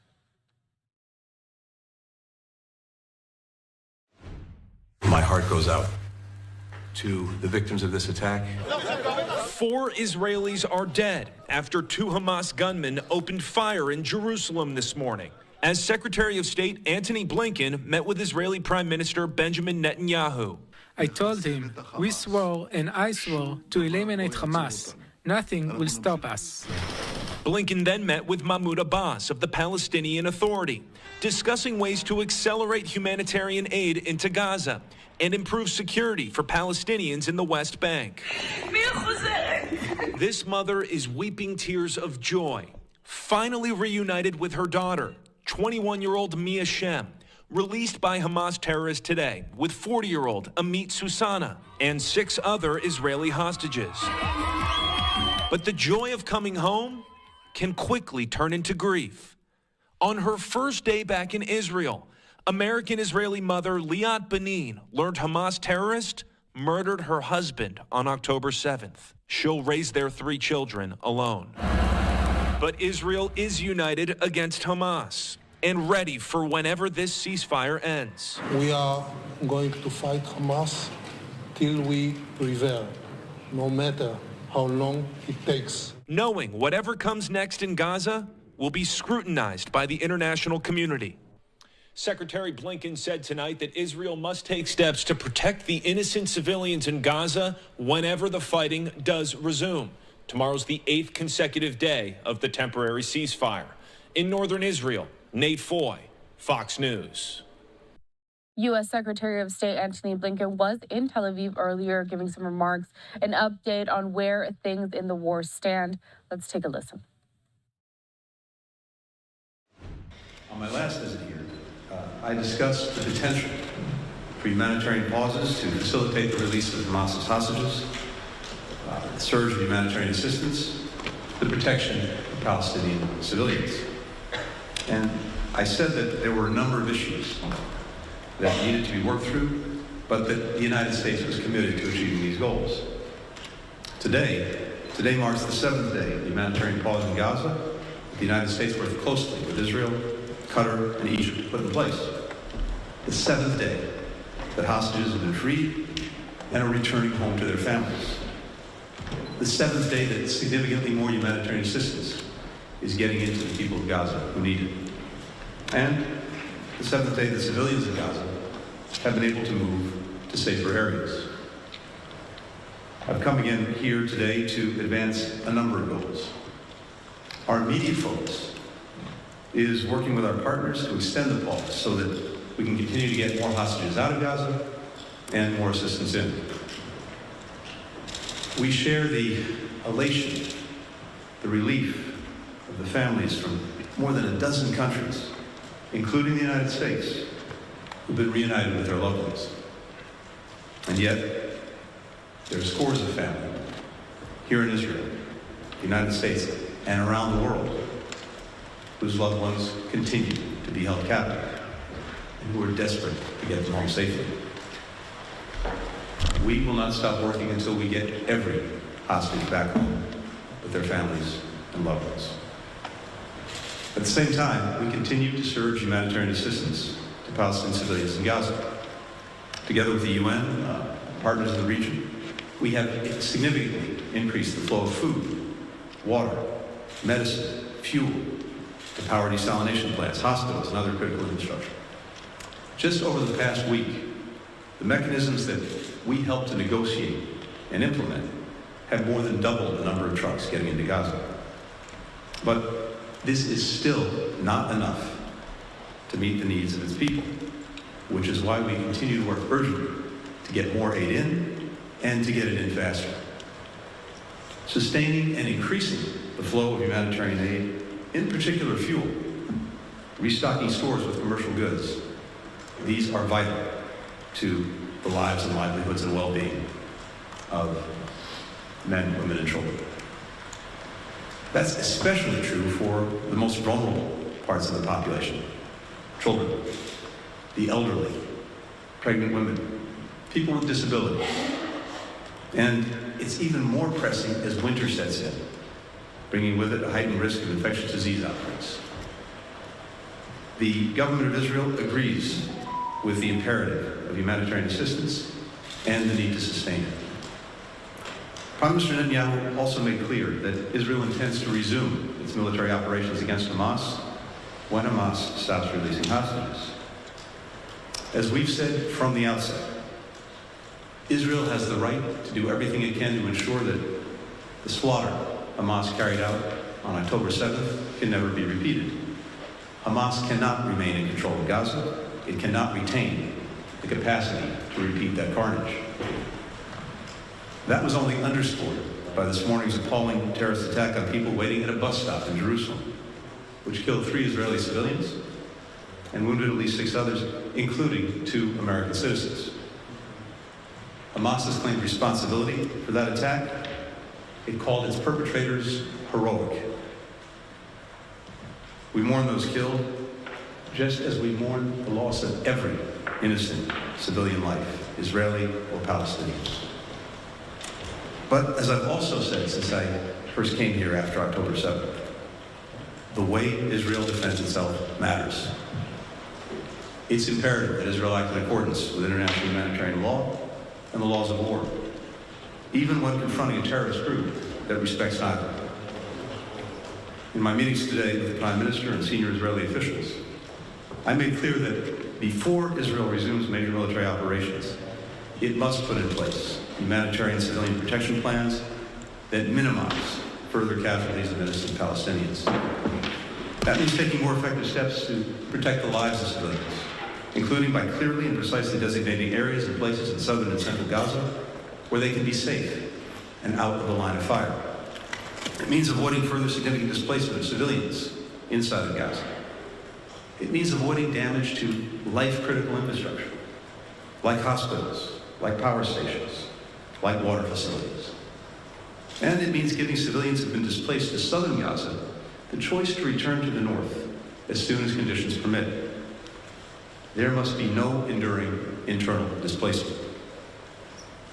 All of this can be done in a manner that still enables Israel to achieve its objectives.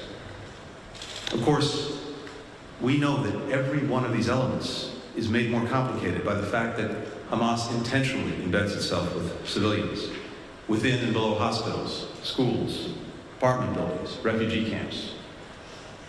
But Israel has one of the most sophisticated militaries in the world. It is capable of neutralizing the threat posed by Hamas while minimizing harm to innocent men, women, and children. And it has an obligation to do so. Ultimately, that's not just the right thing to do, it's also in Israel's security interest. The Prime Minister and members of the War Cabinet agreed with the need for this approach. We discussed the details of Israel's ongoing planning, and I underscore the imperative of the United States that the massive loss of civilian life and displacement of the scale that we saw in northern Gaza not be repeated in the south. As I told the Prime Minister, intent matters, but so does the result. At the same time, Hamas has choices too. Hamas could immediately release all of the hostages it holds. It could stop using civilians as human shields and stop using civilian infrastructure to stage and launch terrorist attacks. Hamas could lay down its arms, surrender the leaders who were responsible for the slaughter, the torture, the rapes of October 7th. Hamas could renounce its stated goal of eliminating Israel, killing Jews, and repeating the atrocities of October 7th again and again and again. Meanwhile, everyone around the world who cares about protecting innocent civilians, innocent lives, should be calling on Hamas, indeed demanding of Hamas, that it immediately stop its murderous acts of terror and deplorable use of innocent men, women, and children as human shields.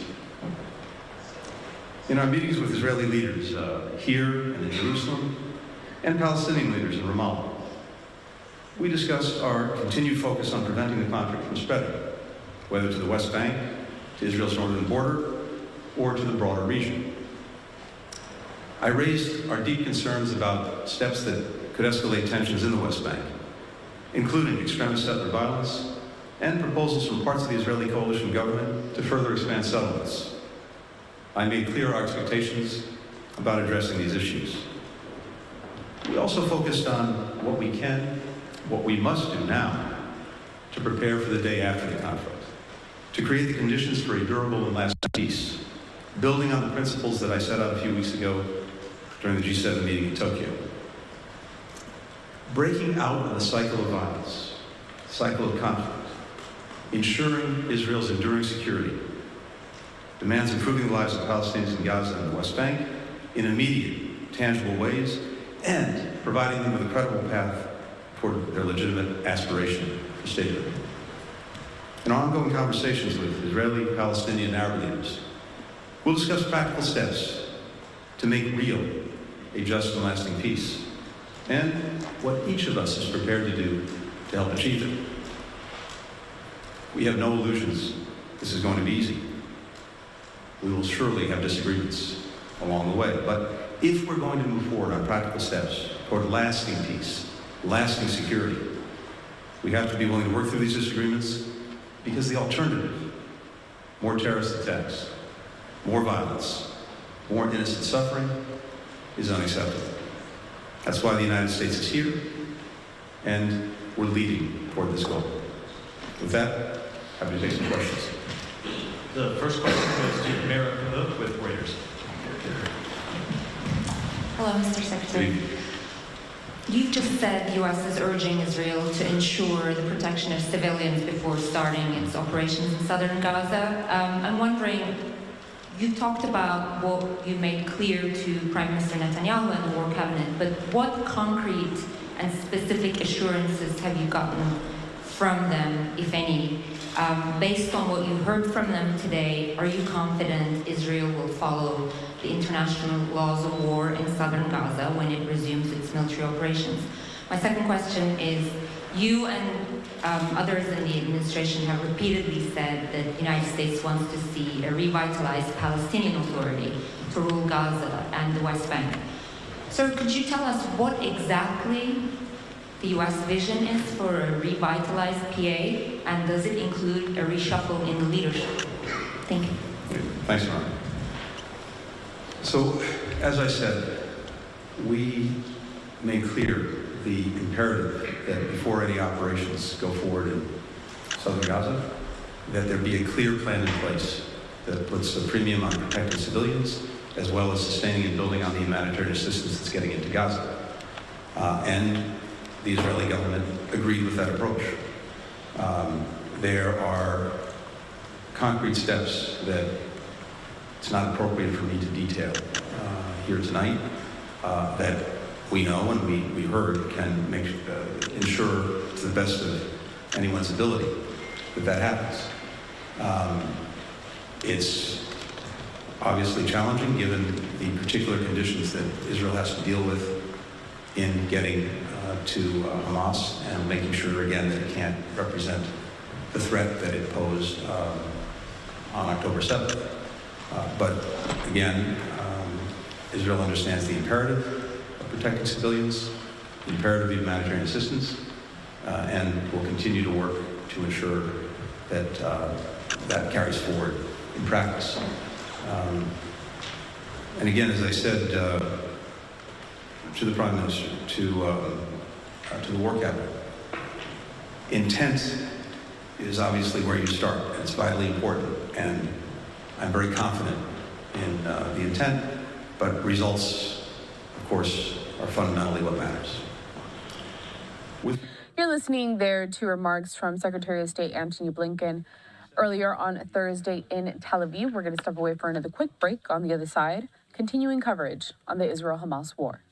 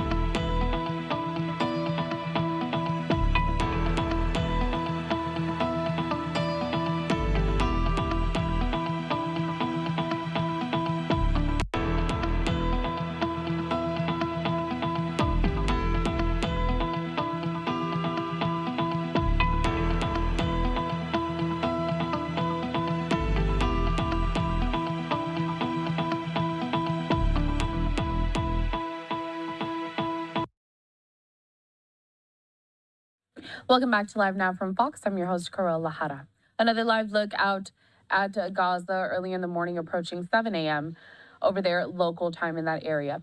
Right before the break, we did hear some remarks from U.S. Secretary of State Antony Blinken. He was in Tel Aviv early Thursday morning, giving us some more updates, saying that he is still working to get more aid into the Gaza Strip and also to get more hostages released by Hamas. Well, we also gave you that update about the shooting that happened in Jerusalem, where two gunmen, they opened fire at the entrance of a crowded bus station, killing at least 3 people, wounding at least 6 others. I want to get another perspective from here in the U.S. Of course, people commenting on this and all of the latest. National Security Council spokesman John Kirby responding to that attack at the White House press briefing earlier, also talking about the extension of the temporary Israel-Hamas ceasefire. Let's listen.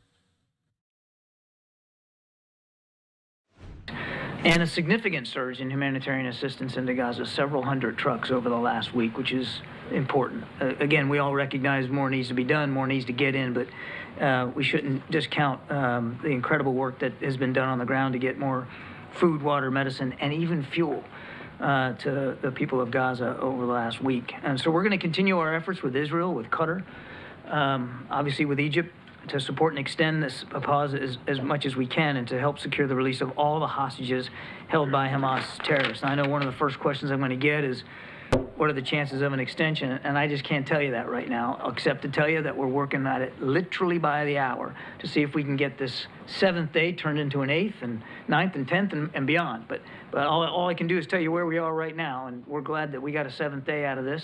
The IDF, the Israeli Defense Forces, have noted that at least at the time that I came out here, 2 hostages had made their way back. I don't know if there'll be more. We certainly hope there'll be more, but again, we're working on this by the hour. And then I think we've all seen the terrible news coming out of Jerusalem, a deadly shooting attack there where at least 3 people were killed. Hamas has claimed credit. We obviously condemn this terrorist attack, this heinous violence. Just another example of the kind of threat that the Israeli people and the Israeli nation are under by Hamas. So we certainly extend our condolences and thoughts and prayers to all those affected and the family members that are now grieving, additional family members that are now grieving. I want to switch, if I could, to Russia and Ukraine. Last winter, Russia sought to destroy Ukraine's critical infrastructure, the energy infrastructure, and to deprive the Ukrainian people of access to heat and electricity at the coldest time of the year. Russia tried to break the will of the Ukrainian people, but of course it failed. As we head into yet another winter, we expect that Russia will return to this cruel tactic and again try to pursue a campaign to destroy Ukraine's critical energy infrastructure. In just the last couple of days, we've seen some airstrikes taken by the Russians that seem to be going after the kind of defensive systems that the Ukrainians have in place to protect their energy infrastructure. And again, over the weekend, they launched a major drone attack against Kyiv and elsewhere. We view this as a strike of a sign of what's to come. For many months, we've been working aggressively with our Ukrainian partners to prepare for this contingency. And as you will all recall, it was a major topic of discussion when President Zelensky visited the White House last September. And ahead of this winter, President Biden and National Security Advisor Sullivan directed the United States government to prioritize these efforts, just as we did last year. So, we've been focused on driving forward 3 key lines of effort. First, we've been strengthening Ukraine's air defensive capabilities so that they can shoot down Russian missiles and their Iranian drones targeting critical infrastructure. That's why we provided Ukraine even recently, in recent packages now, with Patriot batteries, Hawk and Avenger air defense systems, counter unmanned air systems equipment, and other critical air defense assets. Second, we've been helping Ukraine harden their critical energy infrastructure. We provided them with extensive amounts of defensive protection equipment, including wire mesh, rebar, and HESCO barriers to protect critical infrastructure. And our experts at DoD and at the Department of Energy and the U.S. Agency for International Development have all been advising Ukrainian officials on how to use this equipment most effectively. And third, we've been providing Ukraine with backup equipment and supplies, including high-voltage auto transformers, industrial-sized gas generators, and mobile off-grid equipment to add resiliency and prevent people from losing heat and electricity if Russia's strikes get through and are successful. We're pursuing these lines of effort in coordination with our allies and our partners. President has been leading a coalition of more than 50 countries to provide Ukraine with the security assistance it needs, including additional, as I said, Patriot batteries, SAM-T systems, and hundreds of air defense missiles. Last winter, we stood up the G7 Plus Energy Coordination Group, which we continue to lead and convene on a regular basis. Through this forum and others, our allies and partners have provided Ukraine with energy equipment and backup supplies, as I said, including power generation equipment, transmission infrastructure, and further passive protection. This is no easy task, none of this. We have more work to do in support of Ukraine, and we need Congress to take action to pass additional supplemental funding so that we can keep providing Ukraine with the air defense assets, the protection equipment, and the backup supplies that they need. President Putin appears certainly intent on continuing this conflict and on taking it directly to the Ukrainian people, again, at the coldest months of the year. We can and we must do more to assure Ukraine is in the best possible position to defend itself and its critical energy infrastructure throughout the winter. And I want just one more foot stomp on the supplemental funding is important. We didn't pull those figures out of thin air. We need that funding. We continue to urge Congress to pass that supplemental as soon as possible. Again, as I said before many times, the runway's getting shorter. And we think we got till, about the end of the year before it gets really, really hard to continue to support Ukraine. And the end of the year is coming soon. Now, just real quickly on Angola. As you know, President Biden is hosting President Lourenço of Angola later this afternoon. He's looking forward to this meeting very, very much. The U.S.-Angola relationship has flourished over the course of this year through frequent and productive senior-level engagements between our two countries, including in September when Secretary of Defense Lloyd Austin became the first ever sitting Secretary of Defense to visit Angola and to talk to them about mutual security opportunities, particularly in the maritime environment. President Biden looks forward to capping off a historic year in this bilateral relationship by discussing all of the things that we can do with President Lourenço to strengthen our cooperation and our relationship with Angola, not just in the security environment, but economically, diplomatically as well. They're a strategic partner and a growing global voice on issues of peace and security. We're particularly grateful to Angola for its very principled stand on the conflict in Ukraine and the role that President Lourenço is playing to advance solutions to conflicts elsewhere on the continent. Angola and the United States are expanding our economic cooperation at record speed, including pursuing additional investments through the President's flagship Partnership for Global Infrastructure and Investment to build quality, sustainable infrastructure that connects Angola to global markets. And of course, we'll have a readout of that meeting when it's over. Thank you, and appreciate your forbearance. Thank you, Admiral. So the U.S. administration has been clear that they've asked Israel to be more targeted in its military operations in southern Gaza, but Israel has vowed to resume this fighting with full force when it starts again. So what has the president specifically told Netanyahu, and how much daylight is there between what the president wants and what Israel wants? So obviously we continue to believe that Israel has the right and responsibility to go after Hamas. They have said, they've spoken for their military campaign, and they have said very clearly that that when these pauses are over, they intend to go back at it.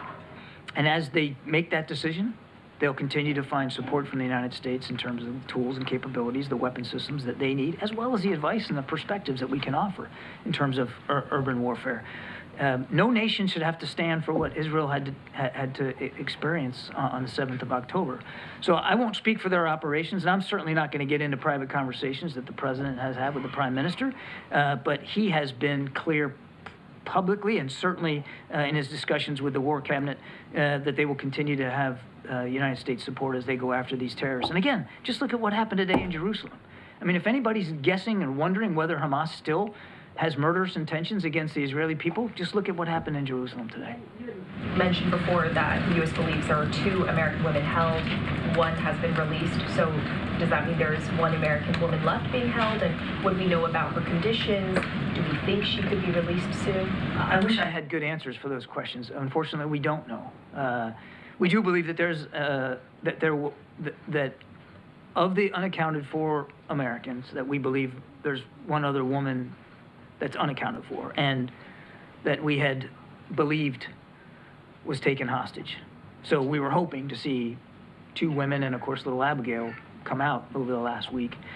We're certainly grateful that we've now gotten 6 Americans out, but I don't have additional information on this individual or where she might be or what her condition is. I just don't know. The U.S. believe that Hamas does not know where all the hostages are, or is that just something they're propagating the U.S. believes in order to delay this? I can't say with certainty what Hamas knows or doesn't know. They launched these attacks on the 7th of October with two purposes, one to kill, the other to take hostage. And they did that to a fairly well.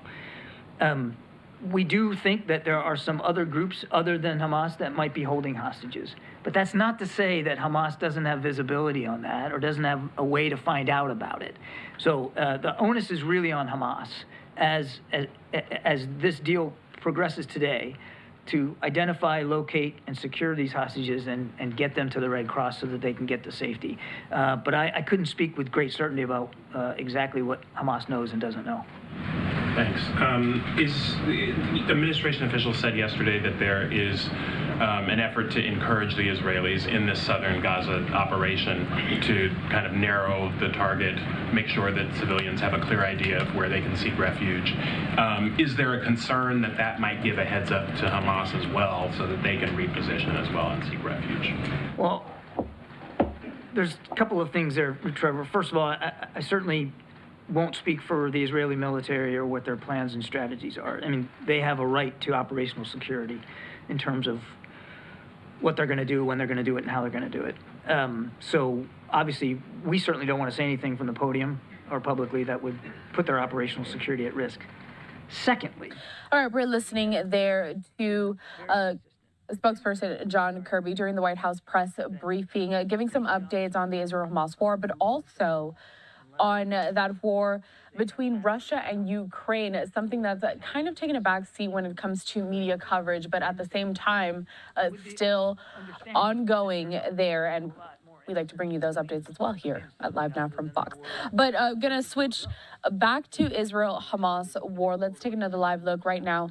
Outside of Gaza, you can see there early in the morning. And for the latest on where the hostage deal stands, we're joined by visiting assistant professor at UCI and Israel Institute fellow Dr. Alon Burstein. Dr. Alon, thank you so much again for joining us. You were here just yesterday breaking the news about that truce, the ceasefire being extended. And I know that within the last few minutes, you've got new developments on what's happening in this war. Tell us a little bit more about that. First of all, thank you for having me again. I wish it was in more pleasant circumstances. The developments are really ongoing, as you said, in the last several minutes. So the truce is every time being extended by another 24 hours. It is due to expire 1 minute ago, 7 a.m. in the Middle East.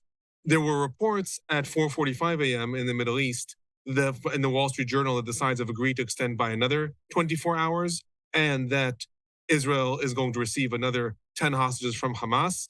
However, as time went on and more outlets were reporting this, it actually appeared that the reports have not been made official. Neither Hamas nor Israel have stated this, and that since then, there have been several violations. There was a first one rocket that was launched from the Gaza Strip at 5:45 in the morning, and now, just minutes ago, there was another, I don't know how many, I just saw a report of barrage of rockets from the Gaza Strip, and there were reports of explosions being heard in the skies of Gaza, presumably Israeli retaliations. That does not mean that the ceasefire or the truce has actually broken down. This could be a momentary violation that then, as has happened for the last 16 years, Hamas will launch rockets, Israel will retaliate, and then both sides sit calmly. So that may be the development, but it does turn out that neither side has actually confirmed that report in the Wall Street Journal that the truce has been extended. So it's possible. Both sides have an interest right now in extending the truce, Hamas because they want a truce and Israel because it wants the release of 10 more hostages. But the situation is really unfolding minute by minute. Yeah, I see that. And that's what happened just last night. And of course, we see so many officials on the international level continuing to call for that truce to be extended at the moment. But I want to get back to this topic about violations of this ceasefire. You're saying this just kind of happens and then it could be a one and done deal.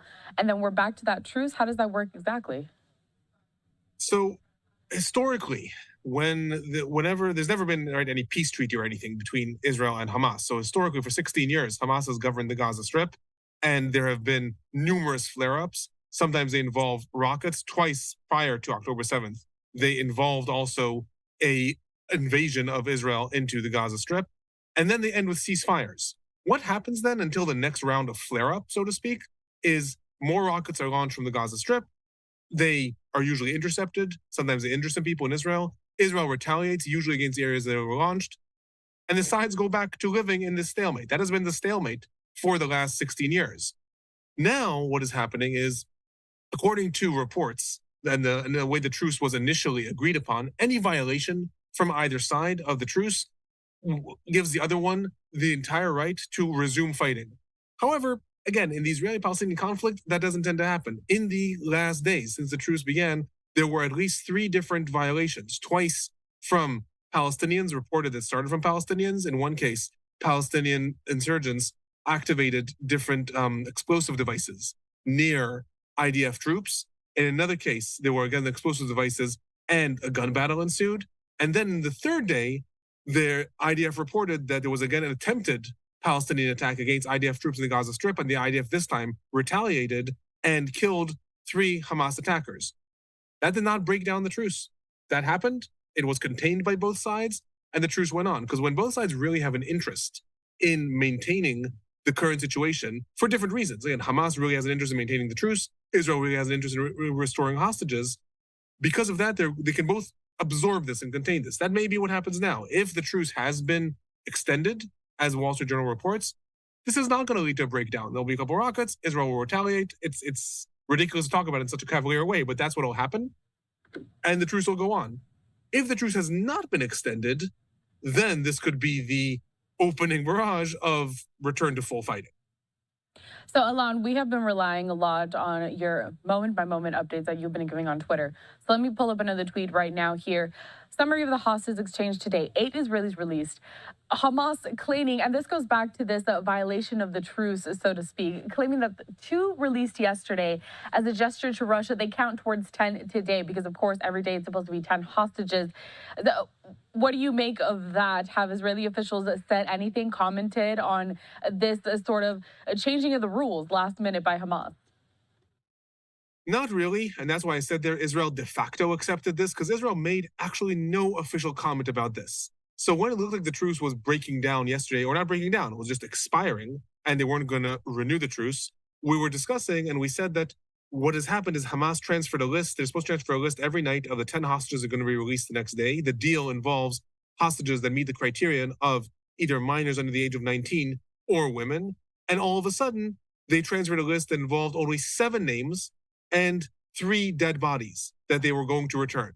And Israel said they were absolutely rejecting this. And this is what was leading up to the almost escalations and return to fire yesterday. And a half an hour before, at 6:30 in the morning, Israel time, the truce was then extended because Israel got an updated list. According to reports, that was going to include 10 Israeli hostages and also the bodies of 3 Israelis, either that were killed on October 7th and their bodies were kidnapped, or people who died in captivity. However, throughout the day, all of a sudden, Hamas announced this. Now, again, Hamas may have said this originally. It's unclear. The list wasn't publicized. So I don't know if Israel knew in advance that it was only going to release 8, or if it was taken for a ruse and then Hamas said they're only going to release 8. But the fact is, only 8 Israeli hostages were released and meet the criteria. That the criteria, again, is women and minors. And in turn, it said that it is counting the 2 hostages that were released yesterday, and it said it was doing that as a gesture, unconditionally, regardless of the deal, to Russia. It counted them against the other 2 that were going to be released today. Why I say Israel de facto accepted this is because, according to the deal, for every Israeli hostage that is released, Israel is supposed to release 3 Palestinian prisoners. And since Israel released 30 Palestinian prisoners, that means that as far as they're concerned, they're accepting Hamas's claim. While yesterday, the 2 Israelis that were released with Russian citizenship were not released in exchange for any Palestinian prisoners, today, Hamas released 8 prisoners, but Israel did accept that 10 were released because they released 30 Palestinian prisoners. So that means that Israel de facto is saying, okay, we accept that deal. So immediately when I hear all of this, Alon, it just sounds like the longer that this truce lasts, the more relaxed these rules become. Because at first, it's like really sharp, tip-top, you have to follow this, and that's how it has to go. Do you think that this is almost going to be used as a reason to not extend this truce? The fact that all of a sudden, it seems like it's not being taken as seriously. So both sides mistrust each other heavily, and both sides always have reasons to say we don't trust the other one, and this is now a reason to break down. But like I said, until now, it seemed that both sides had an interest. Hamas has started to break that down in the last 2 days when they started to, again, violate the terms and say they can only release a certain amount of people. They can't find as many people to release to meet the criteria. So it seemed like Hamas was getting ready to push Israel towards possibly an end of the truce and saying we're not going to meet these deals. But again, until now, it seemed that they had an interest. As I'm speaking to you right now, I am seeing reports that are coming out from the IDF that are saying, and I'm quoting, Hamas has violated the deal. The fire is going to be restored in the Gaza Strip. We are re-engaging. So it appears that, at least according to official reports right now, again, this is as of now, the truce has broken down and Israel is stating that it's going to return to fire. I will say it is possible that in the next hour, Hamas will come up with an updated list and the truce will be restored. If that doesn't happen in the next hour or two, likely, as we're speaking, the truce is over and we are returning to a full-on escalation in the Gaza Strip. Okay, Alon, I do have to ask you, though, before we kind of wrap up, looking ahead about this ceasefire, there was a pretty intense report from the New York Times. I don't know if you read it, but let me pull up this tweet there. It says, breaking news, Israeli officials obtained Hamas's battle plan more than a year before the October 7th attack, but dismissed it as aspirational, documents show. What's your take on this news? Is this damaging for Israel? I know that the first thing that so many in the international community said was a failure on intelligence by the part of Israel, and it was almost impossible to believe. It is really impossible to believe that Hamas managed to pull off what it pulled off on October 7th. I'll say more than that. Hamas itself does not believe that it managed to pull off what it pulled off. And we see this in so many ways. Hamas expected, according to the attackers that have been captured from October 7th, they expected the IDF to be waiting for them. It was beyond their belief that they will manage to pull off as much as they did. Their intended kidnappings were, according to reports, they hoped that they would manage to kidnap 50 to 100 people. Never in their wildest dreams did they think they would manage to pull off such an operation. The intelligence failure is beyond massive. There are more and more reports coming out in Israel. This is just one item that Israel had Hamas's battle plans, but looked at it as just something for propaganda. There's more reports coming out that someone had prepared, someone in Israel's intelligence operations surrounding the Gaza Strip had noticed Hamas's training patterns and prepared an entire report stating this is how they are going to invade. They're going to detonate 65 places in the fence. They're going to invade this way and that way. This is one of the soldiers. She had then passed it on to her superiors in the intelligence unit, and that was dismissed also. In addition to that, what appears is that the political establishment in Israel was also so reassured of itself because Hamas had done a very, very good job at hiding its intent. Hamas had negotiated with Israel, which violates what Hamas says it believes in. And yet, in order to fool Israel and basically put it to sleep, they negotiated with Israel for a year or two. Also in 2017, they carried out extensive negotiations with Israel about a long-term truce between the sides. They also agreed to all kinds of tacit agreements with Israel that Hamas would restrain the Palestinian Islamic Jihad, and in turn, Israel will allow more workers from the Gaza Strip to enter Israel. All this was part of Hamas putting Israel to sleep, so quote unquote.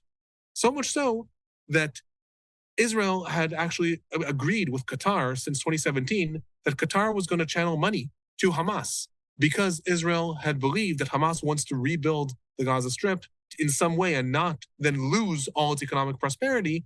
And all this was part of the subterfuge. Since 2021, there were two very large escalations between Israel and the Palestinian Islamic Jihad, and Hamas was heavily criticized publicly by Palestinians for not participating. Since October 7th, Hamas leaders came out and said, this was part of our plan. We wanted Israel to think that we don't want to fight anymore. We wanted Israel to think that we are now doing just these showcase trainings, that we are preparing for war, but really what we're interested in is economic prosperity. They did it very well. So there's lots of different reports. This is the New York Times is just one of them. It is a very, very extensive and damaging report to Israel's intelligence units and also to Israel's political establishment. But there's so much more that already has come out about the fact that Israel could have seen this coming, but it's just a complete blind spot that it was overconfident and believed that it understood Hamas, whereas Hamas really understood Israel much more. You know, I'm standing here in shock with all of this that you're saying, because clearly this is something that was more widely known. It caught a lot of people around the world by surprise, this October 7th attack, but those following kind of the political conflicts within the region, they kind of knew. And as it was just said in that New York Times report, Israel had at least an inkling about Hamas preparing to do such an attack. Just finally here, Alon, I do want to ask, because you did say that in about an hour we may be getting that list of hostages. I mean, it was this time last night that we already knew that that ceasefire was going to be extended. So do you think that that's actually going to happen, or are we just going to start this fighting over? Is Israel poised to reject a deal from Hamas at this time? So what I'll say is that there's no indication that there's going to be another list. The truce is now officially over. Again, like the reports are coming in right now as we're talking that the truce is officially over and that fire is going to be resumed in the Gaza Strip. I predicted that there's one way that can maybe be circumvented if before Israel throws its full weight in and re-engages its actual ground operations, because initially it's probably going to do some aerial bombings. If in the next hour or two Hamas transfers over a list, Israel can still hold back. Israel can still say, okay, you know what, we'll extend by another 24 hours. If that doesn't happen, then I believe we're looking at a full-blown escalation, which, again, right now is what we're looking at. I'm just saying there's a possibility it could be circumvented. Otherwise, that's the trajectory. The truce is officially over, according to all the reports coming out from the Middle East in the last 10 minutes. Just big news on the biggest story that we have been following for the last few weeks. Dr. Alon Burstein, visiting assistant professor at UCI, also Israel Institute fellow. Always appreciate your insight here at Live Now from Fox. We'll talk soon. Thank you. Take care. I want to pull up for everyone here another live look. Here we have 3 live shots for you at this hour, very early in the morning on that side of the world. You have on your screen here a live look out of Gaza, a live look out of southern Israel, and also a live look out of Jerusalem. That's where that deadly attack happened on Thursday. 3 people being killed during a shooting. We're going to step away for a brief break here at Live Now from Fox. Don't go anywhere. Many more top headlines when we come back.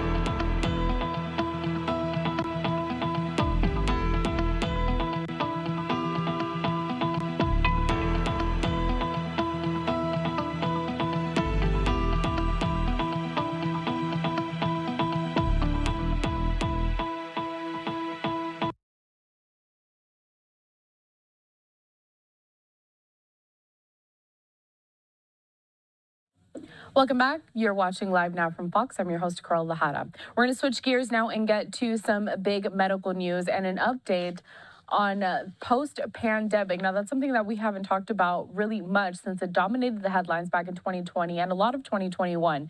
But the U.S. may have turned the corner on the whole COVID pandemic. Its effects are still being felt, but according to the CDC, life expectancy is on the rise. Let's get to this report from Fox News correspondent Jonathan Siri. The CDC is out with its annual snapshot of U.S. life expectancy, and it's a good news, bad news report. Americans are living longer. Life expectancy increased by 1.1 years in 2022 after dipping significantly during the COVID-19 pandemic. But the current life expectancy of 77.5 years is about what it was 2 decades ago, meaning the effects of COVID are still lingering. It's still definitely a drag, and we're still a year or so away from the pre-pandemic levels of life expectancy. Some public health experts are also blaming a sense of vaccine fatigue that grew during the pandemic, which brought overall vaccination levels down, leading to more deaths from seasonal viruses. The number one contributor holding back it coming up to pre-levels is the increase in flu and pneumonia deaths. In addition to fewer COVID deaths, there were also declines in mortality due to heart disease, cancer, and homicide. But overdose and suicide rates increased for a second year, bringing down overall life expectancy. Most of those overdoses were thought to be accidental, fueled by the rise of fentanyl, prompting a major crackdown this year by the DEA. Fentanyl is the greatest threat to Americans today. It is devastating families across our country and killing Americans from all walks of life. And breaking down the numbers by gender, American women have an 80-year life expectancy compared to about 75 years for men. In Atlanta, Jonathan Siri, Fox News. Thank you to Jonathan Siri for that breakdown. I want to stick with the topic of coronavirus and this breaking news that we got earlier today. Check this out. So the Texas AG, Paxton, he is suing Pfizer over the effectiveness of the company's COVID-19 vaccine. In a news release, the Attorney General said that Pfizer misrepresented the effectiveness of the vaccine. Paxton says the company claimed its COVID vaccine was 95% effective against infection, and that was based on a metric that the FDA says is misleading. Paxton also accuses Pfizer of trying to censor public discussion about the vaccine. Fox Business did reach out to Pfizer for a response. We're still waiting on that. And in the meantime, I do want to bring Dr. Peter Ching-Hong from UCSF, a friend of the program. Peter, we haven't spoken in so long, but this is a top medical headline now. And I think one of the biggest things that I notice here is that Paxton is claiming that, Pfizer claiming that 95% effectiveness with the COVID vaccine, it was misleading. You are an expert when it comes to coronavirus vaccine efficacy. What do you say about these claims?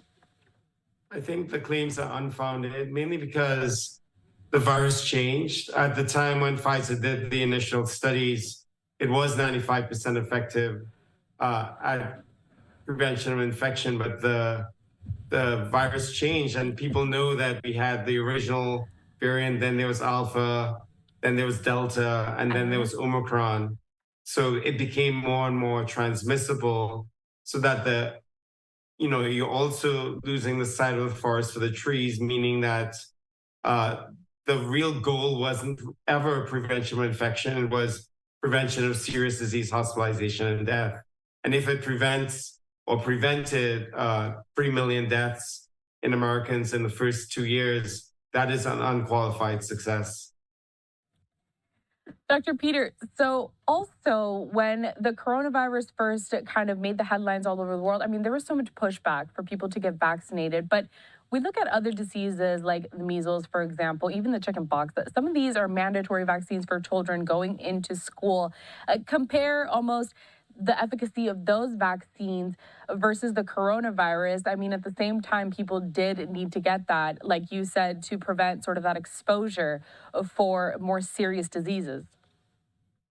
Yeah, so many of the childhood vaccinations have a really high efficacy rate against infection, but it's different. Measles, mumps, rubella, it's above 90% typically, but these viruses don't typically change.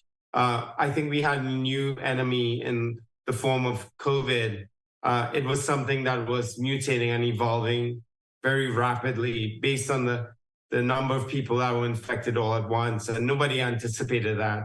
So that, what you mentioned too, Karel, is that, or implied is that the vaccine fatigue around COVID shots is leading to vaccine fatigue amongst other vaccines that are very, very effective, even at infection, not just disease.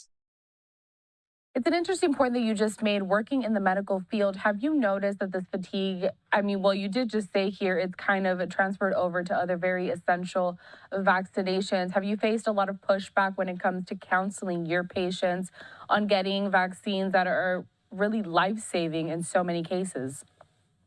I think people have been walking with their feet, and not only in terms of conversations, but what we know about vaccine rates. And I'm not talking about COVID here. I'm talking about just looking at flu. And our flu rates are about half where we expected it to be right now. And I think part of that is really people being fed up with getting shots every few months with COVID traditionally until we built up our immunity. But I think it's not only flu, but then again with childhood diseases like measles, mumps, rubella, pertussis, and others, we've been seeing more and more outbreaks. But this movement had started long before COVID. It's just that COVID probably accelerated the vaccine hesitancy that that Americans had. So I'm on the internet a lot. And then I see a lot of new parents with children really having a pushback on getting them vaccinated. They're concerns about all of these negative effects that could happen, certain maybe developmental illnesses.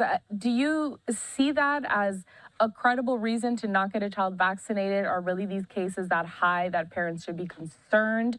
Because, again, we're not just talking about coronavirus vaccines, but all vaccines right now that are facing this real big pushback. At least that's what I've seen throughout the internet. Yeah, totally. I think, probably it sounds corny to say, but what's really causing more deaths and illness is really misinformation.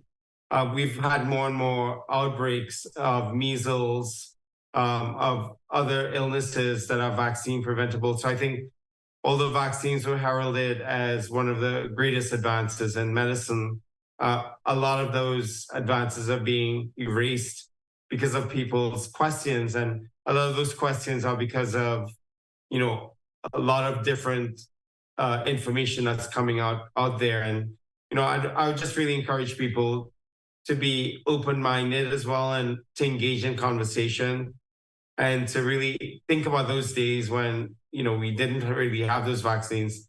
I think polio is a really great example of something that's been coming back now, mainly because of low vaccination rates in communities. And this was something that decimated Americans in the 50s and 60s when there were so many kids paralyzed. So I think, again, I can't really overemphasize how important some of these basic vaccines are, in addition to the ones that people get from year to year. I'm going to play devil's advocate a little bit here, Peter, and just ask you, what do you tell your patients when they ask about the risks involved with certain vaccines? What are some of the things that they have to look out for? And are there any real serious risks when compared to the benefits that they could get? Yes, in terms of risks, there's certain types of reactions that people might get, like, anaphylaxis, but those are very, very rare, just like you can get with mRNA shots. That people have allergies to certain products that some vaccines coming, for example, eggs and influenza vaccines, although they've been making cell-free vaccines now, so that is less of a concern.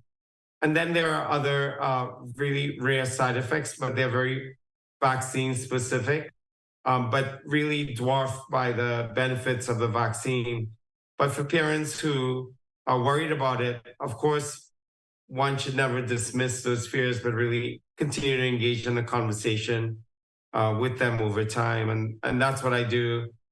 I really just try to support people throughout that process and ultimately respect their their opinions, but again, really try to be as balanced as possible in the evidence, which again, as an infectious disease doctor, I must say that it overwhelmingly supports giving these vaccines in these cases. I'm sure you must be tired of having to repeat things like this over and over again, but we appreciate just letting our viewers know, because I know there is a lot of skepticism. I've seen it all over the place, and always good to get that opinion from someone that's actually very well versed when it comes to medications and vaccines. I do want to segue to some other big news that we saw today that I want to talk to you about. Check out this tweet from TMZ. It says Bronny James cleared to return to basketball 4 months after cardiac arrest. So for anyone that is not aware of this story that we covered a few months ago, as this tweet says, Bronny James, the son of LeBron James, you see him pictured here. So he suffered a cardiac arrest during a workout. The NBA superstar son, he was cleared for a, quote, full return to basketball. That's according to a family spokesperson. And when this first happened, Peter, I think it just sent shockwaves all over the place, because he is so young. And to suffer from cardiac arrest and also be cleared in 4 months, I just have so many questions as to how this is possible. Not saying that it can't be possible, but what do you think are the factors in Bronny's case specifically that has allowed him to make a return so quickly? Yeah, so I think the main factor in causing this return in 4 months, Karel, is that they found a reason, and that thing that they found, and we can go into the causes, was reversible by an intervention. We don't have all the information because of patient privacy, but what Bronny James had 4 months ago was something called commotio cordis. And it's basically what happens when something hard hits the heart at the time when it's starting to relax before it pumps the blood again. And during that relaxation phase, if it gets activated too soon, there are a lot of abnormal electricity waves or rhythms that go through the heart. So it really kind of goes into this, what we call ventricular fibrillation, and it can't really organize pumping the blood. And that's how you get cardiac arrest. So there are different reasons for that. One is that the heart is big and bulky, and that's a particular cause that could be reversed by giving somebody a stimulator called an IACD or defibrillator that could be implanted. Another cause is something which they cited for Bronny, which is congenital heart disease, some structural defect that kids are born with. And it just gets abnormal at some point, doesn't pump the heart under stress, but you can go under operation or surgery depending on the kind of congenital heart defect and reverse it. And that might have been what happened. And then there are things that can't be reversed, like some genetic abnormality that doesn't allow the right number of chemicals or electrolytes to go back and forth to cause the heart to contract. And in those cases, no one would ever really allow somebody to go back to the field. So given the fact that they were so enthusiastic and letting him go back in 4 months suggests that it was something easily fixable, that they feel very confident about in terms of this very high profile athlete. You know, I'm not related to Bronny, and I'm not Bronny or his parents, but even me hearing that he's going to return so quickly, I mean, it's scary. What kind of process is he going to have to go through now? I mean, I would assume that he's not going to go full force right back on the court. Yeah, so I think that